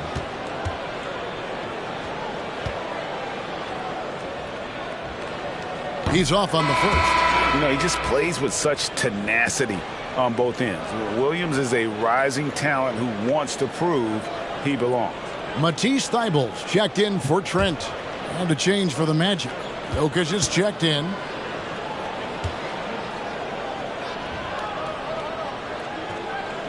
He hits the second from the line. Well, Orlando shooting at 36% on the night. They've got to step it up offensively. Pass to Rozier. The pass to Jokic. Off target from three-point range. Not quite enough defense. That time around, just lucky he was off. Jokic against McGee. Nobody near Barnes. Off the mark there with the three-point shot. And so it's Jokic with it. He brings it up for the Orlando Magic. Passes it to Rozier. Dishes to Bridges. And Boston with the rebound. McGee's got rebound number 11 for him here tonight. They have been board dominant in this game. That's definitely been a factor in crafting this huge lead. Outside, Wall.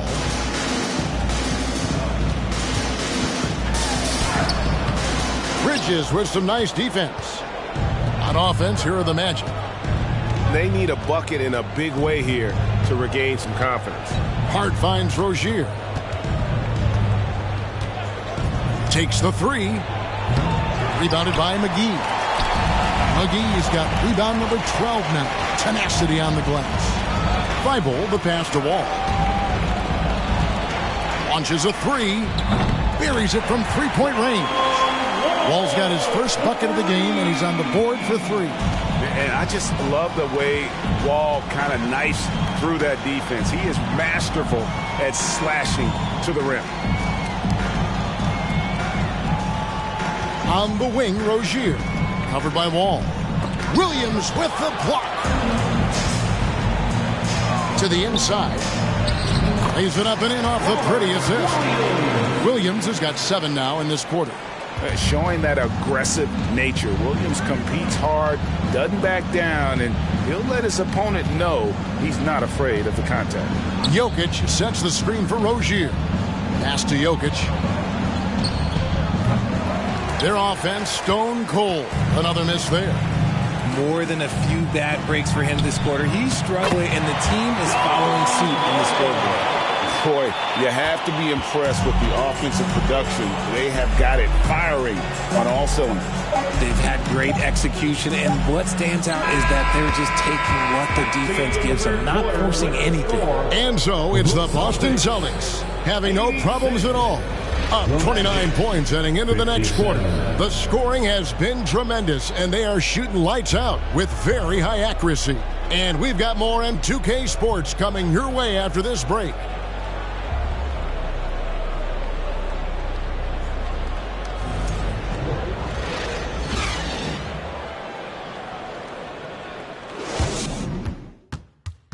In a moment now as we take a look at our State Farm assists of the game.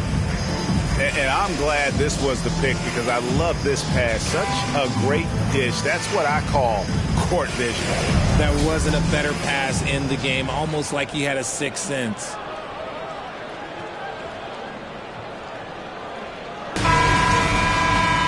And as we head into the fourth, we'll see if there's a comeback in the works or if it's more of the same from the first 3 quarters. They've got Gary Trent, Cody Zeller out there with Hartenstein. Then there's Sexton.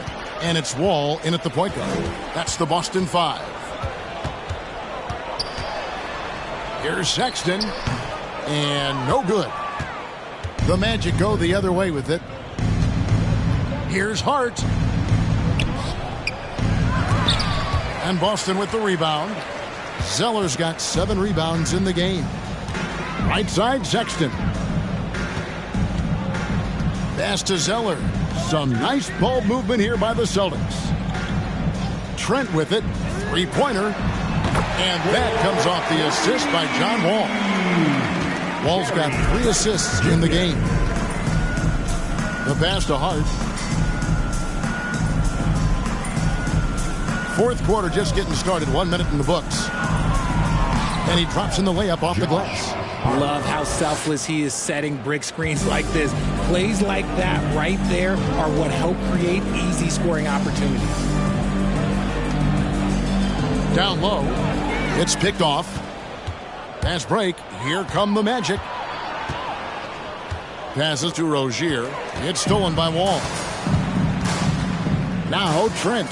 Covered by Winslow. Trent passes to Wall. And that'll be 2 free throws coming up. Officials on the call with the foul. It goes on Justice Winslow. It is great to see Wall back from those awful injuries, looking a lot stronger now.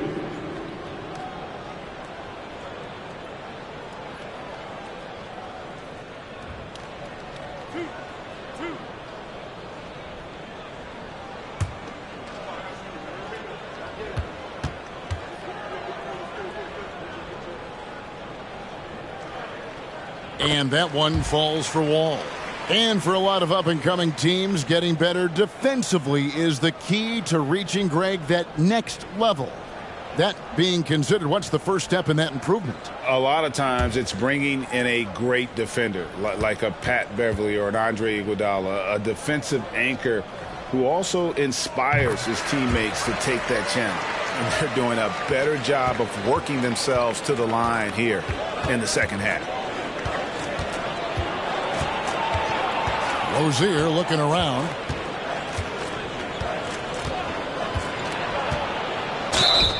And contact on the shot, so he'll be shooting free throws here. And for Terry Rozier, all of his efficiency numbers are way up the last couple of years. Here's a guy who was just 37% from the field during his time in Boston. Shooting 2.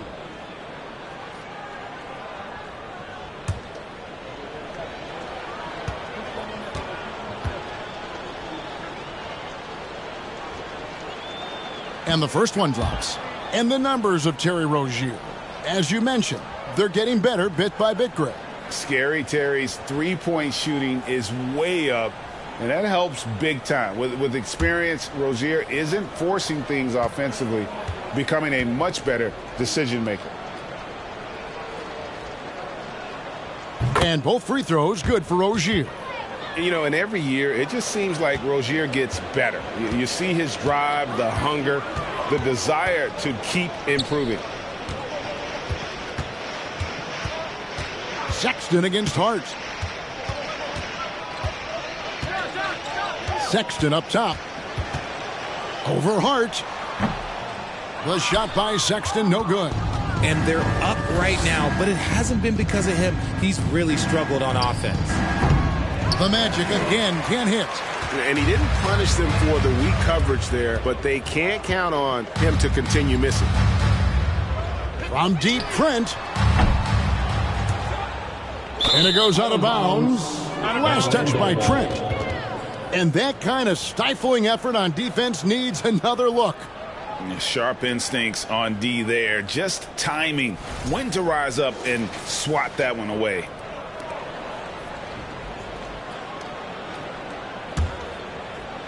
And so Powell will bring it up for Orlando. A three from Morris. Hits it from three-point range. And dangerous in that catch-and-shoot game. In fact, anytime Morris can square up, he's a lot more consistent. Here's Hartenstein. Guarded by Powell. Trent can't hit. Orlando, they've gone 2 of 4 from the field since we started the final quarter of play. Here's Rozier. And 2 free throws coming up. Unable to get that one to go with all the contact. Even though they're down, they are putting on a show at the free throw line.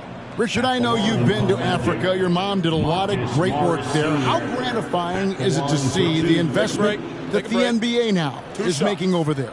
Well, I look at how basketball changed my life and allowed me to accomplish so many great things. And the more people that have the opportunity to allow basketball to change their lives, you got Basketball Without Borders, you have academies in basketball, you now have the Basketball Africa League. It's great to see these opportunities extended to more people across the globe. That's why basketball is a global game.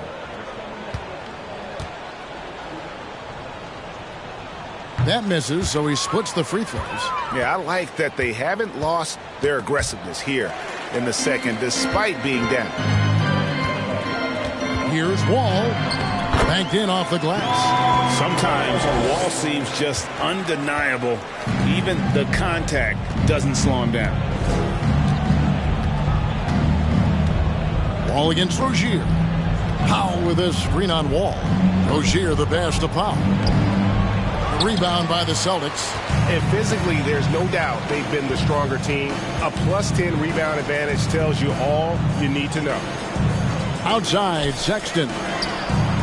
Buries the long-range jumper. Good to see Sexton knock it down from deep. A shot he needs to add to his arsenal. Rozier kicks to Morris. Good ball movement here by the Magic. Rozier with the ball. And Zeller picks him up defensively. It's Hart on the wing. Morris a screen. Once again off the mark, Orlando. Boston's gotten off 4 3-pointers in the final quarter, and 2 of them have fallen. Pass to Sexton. Over Hart. The shot by Sexton, no good. Orlando's gone 1 of 3 from outside the arc since we've reached the 4th quarter. Inside. Powell kicks to Morris. Rozier for 3. Sinks the triple. Rozier's got 5 points in the quarter. And he's been much more assertive here in the second half, getting to his spots, executing with ease. Here's Wall. And foul on the shot, so he'll get a chance at the line. That's on Terry Rozier. So crafty on the drive. When Wall is in attack mode, he really puts a ton of pressure on the D. This game is always changing, and there are fads, it's cyclical, RJ, in so many ways. Here we have the last 4 MVP winners, all 6'11" or taller, when a lot of people think it's a game of 6'6", 6'7" guys. Yes, that's true. And I'm glad that it's starting to come back. You know why? Because I had to go against Shaq and Tim Duncan and David Robinson my first 2 times in the finals. And everyone's like, you're 0-2. It's like I had to go against those Giants. I'm glad to see that Giants are back and dominating the game. Yeah, clearly the big men are not extinct. Nope.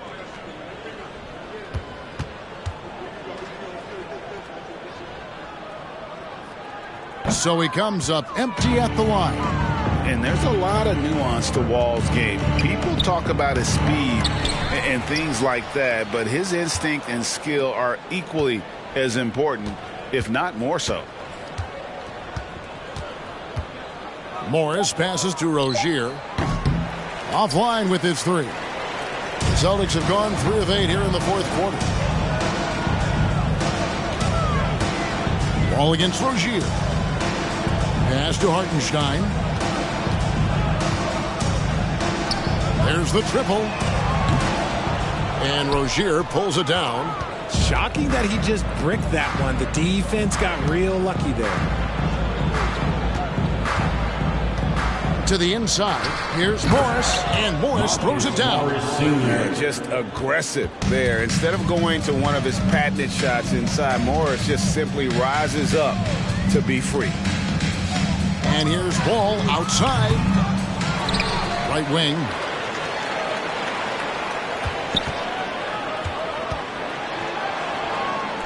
Second shot opportunity, and he gets the bucket. Inside, outside, it doesn't matter. Like how Wall attacks and looks to score when the opportunity presents itself. Powell with a screen on Wall. Here's Rozier. Count the bucket, and he's got a free throw coming up as well. And after a scoreless first half, you're starting to see signs of life here in the second. As you go back and look at the last few seasons, RJ, it seems like team success has largely been predicated on health. Do you feel like that has always been the case? I don't remember there being as many injuries early in my career, even with guys that were playing all 82 games. But you're right. Recently, we've seen a lot of key injuries. And look, this is my theory. Before, players used to get away from the game a little bit, take a couple of months off. Now players are staying in shape 24/7. Like they never take a break. And I think that's why we might be seeing players break down a little bit more. Yes or no answer. Too many games at 82 in the regular season should be less than it. Don't you ever ask me that question. Give me 82. I'd rather you bump it to 83 just to remove all doubt. Celtics foul. Gary. And Bridges is a crafty player, knows how to draw whistles and get to that line. Team foul. Shooting for Orlando, Mikal Bridges. 2 shots. Shooting 2.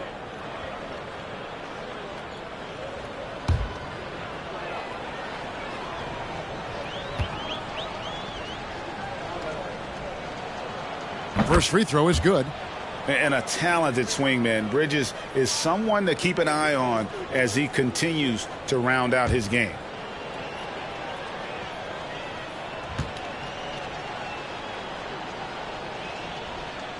Both free throws good from Bridges.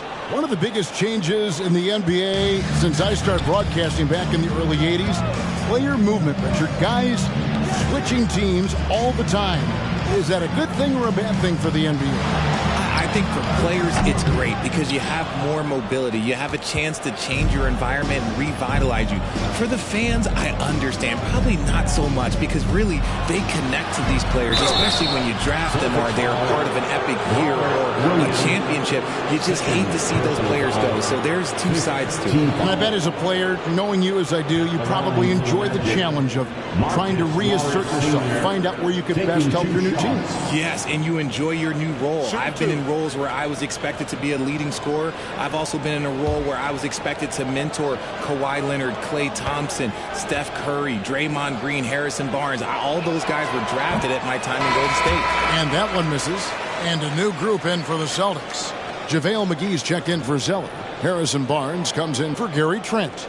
Matisse Thybulle checked in for Colin Sexton. And it's Stephen Curry in for John Wall.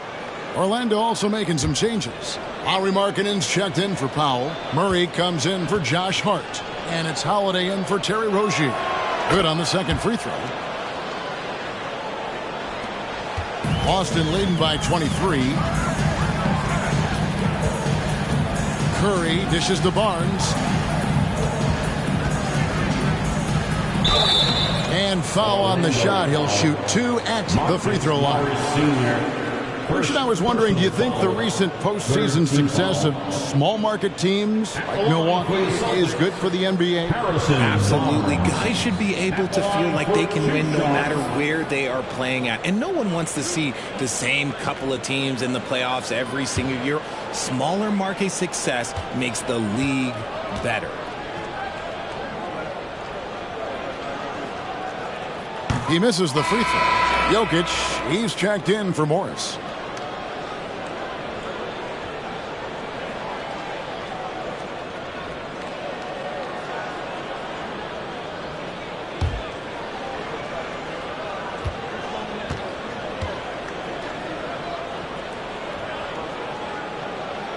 And he sinks the second. And here's Holiday, who will bring it up for the Orlando Magic. The pass to Jokic. Back to Holiday. Floats it up for Jokic. Stolen away. Nice job to interrupt the alley-oop attempt there. Curry against Holiday. Curry gets the bucket. Curry's got 20 points. Not just a jump shooter. Curry is so creative at figuring out little ways to score inside. Passes it to Jokic. Shoots over McGee. Hits the front of the rim and out. Boston's gone a disappointing 2 of 6 on three-point attempts here in the fourth. Pass to Thibault.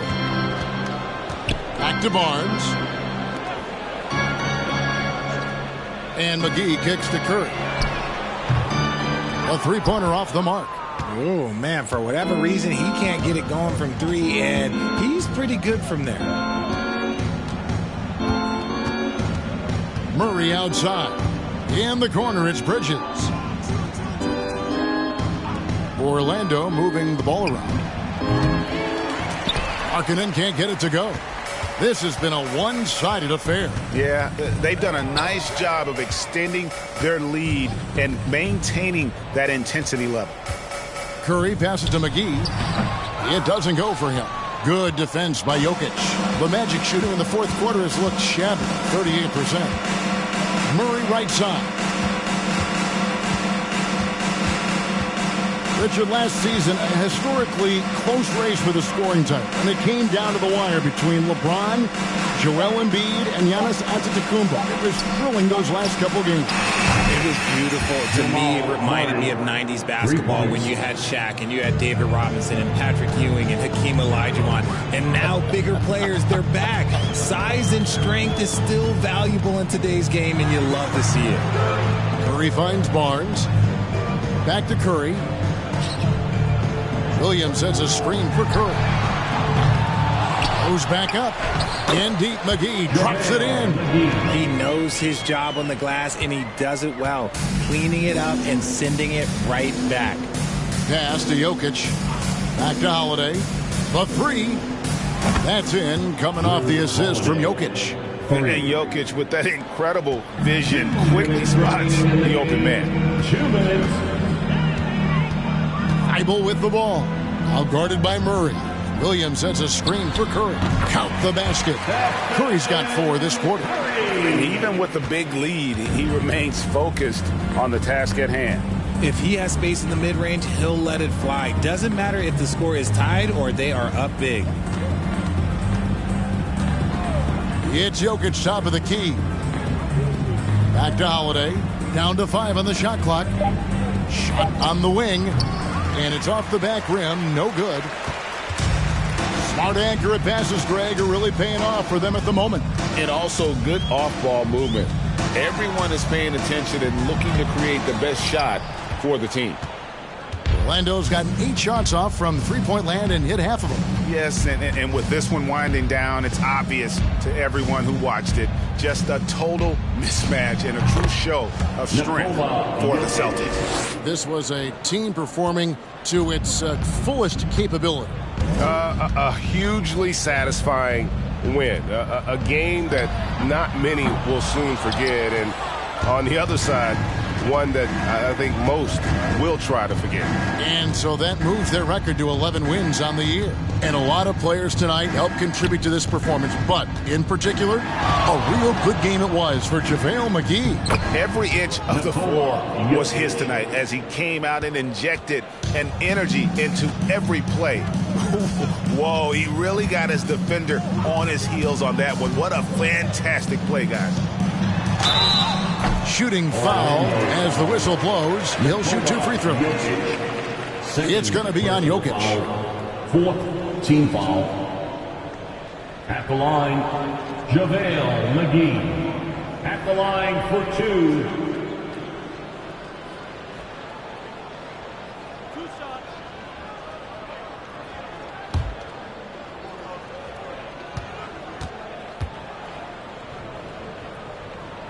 And he makes the first.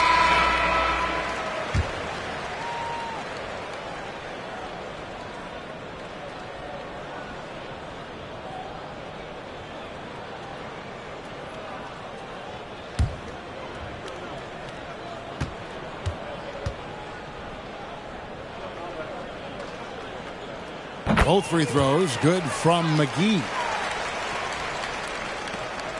And so it's Jokic with it. He brings it up for the Orlando Magic. On the wing, Morris. From downtown. Rebound by John Wall.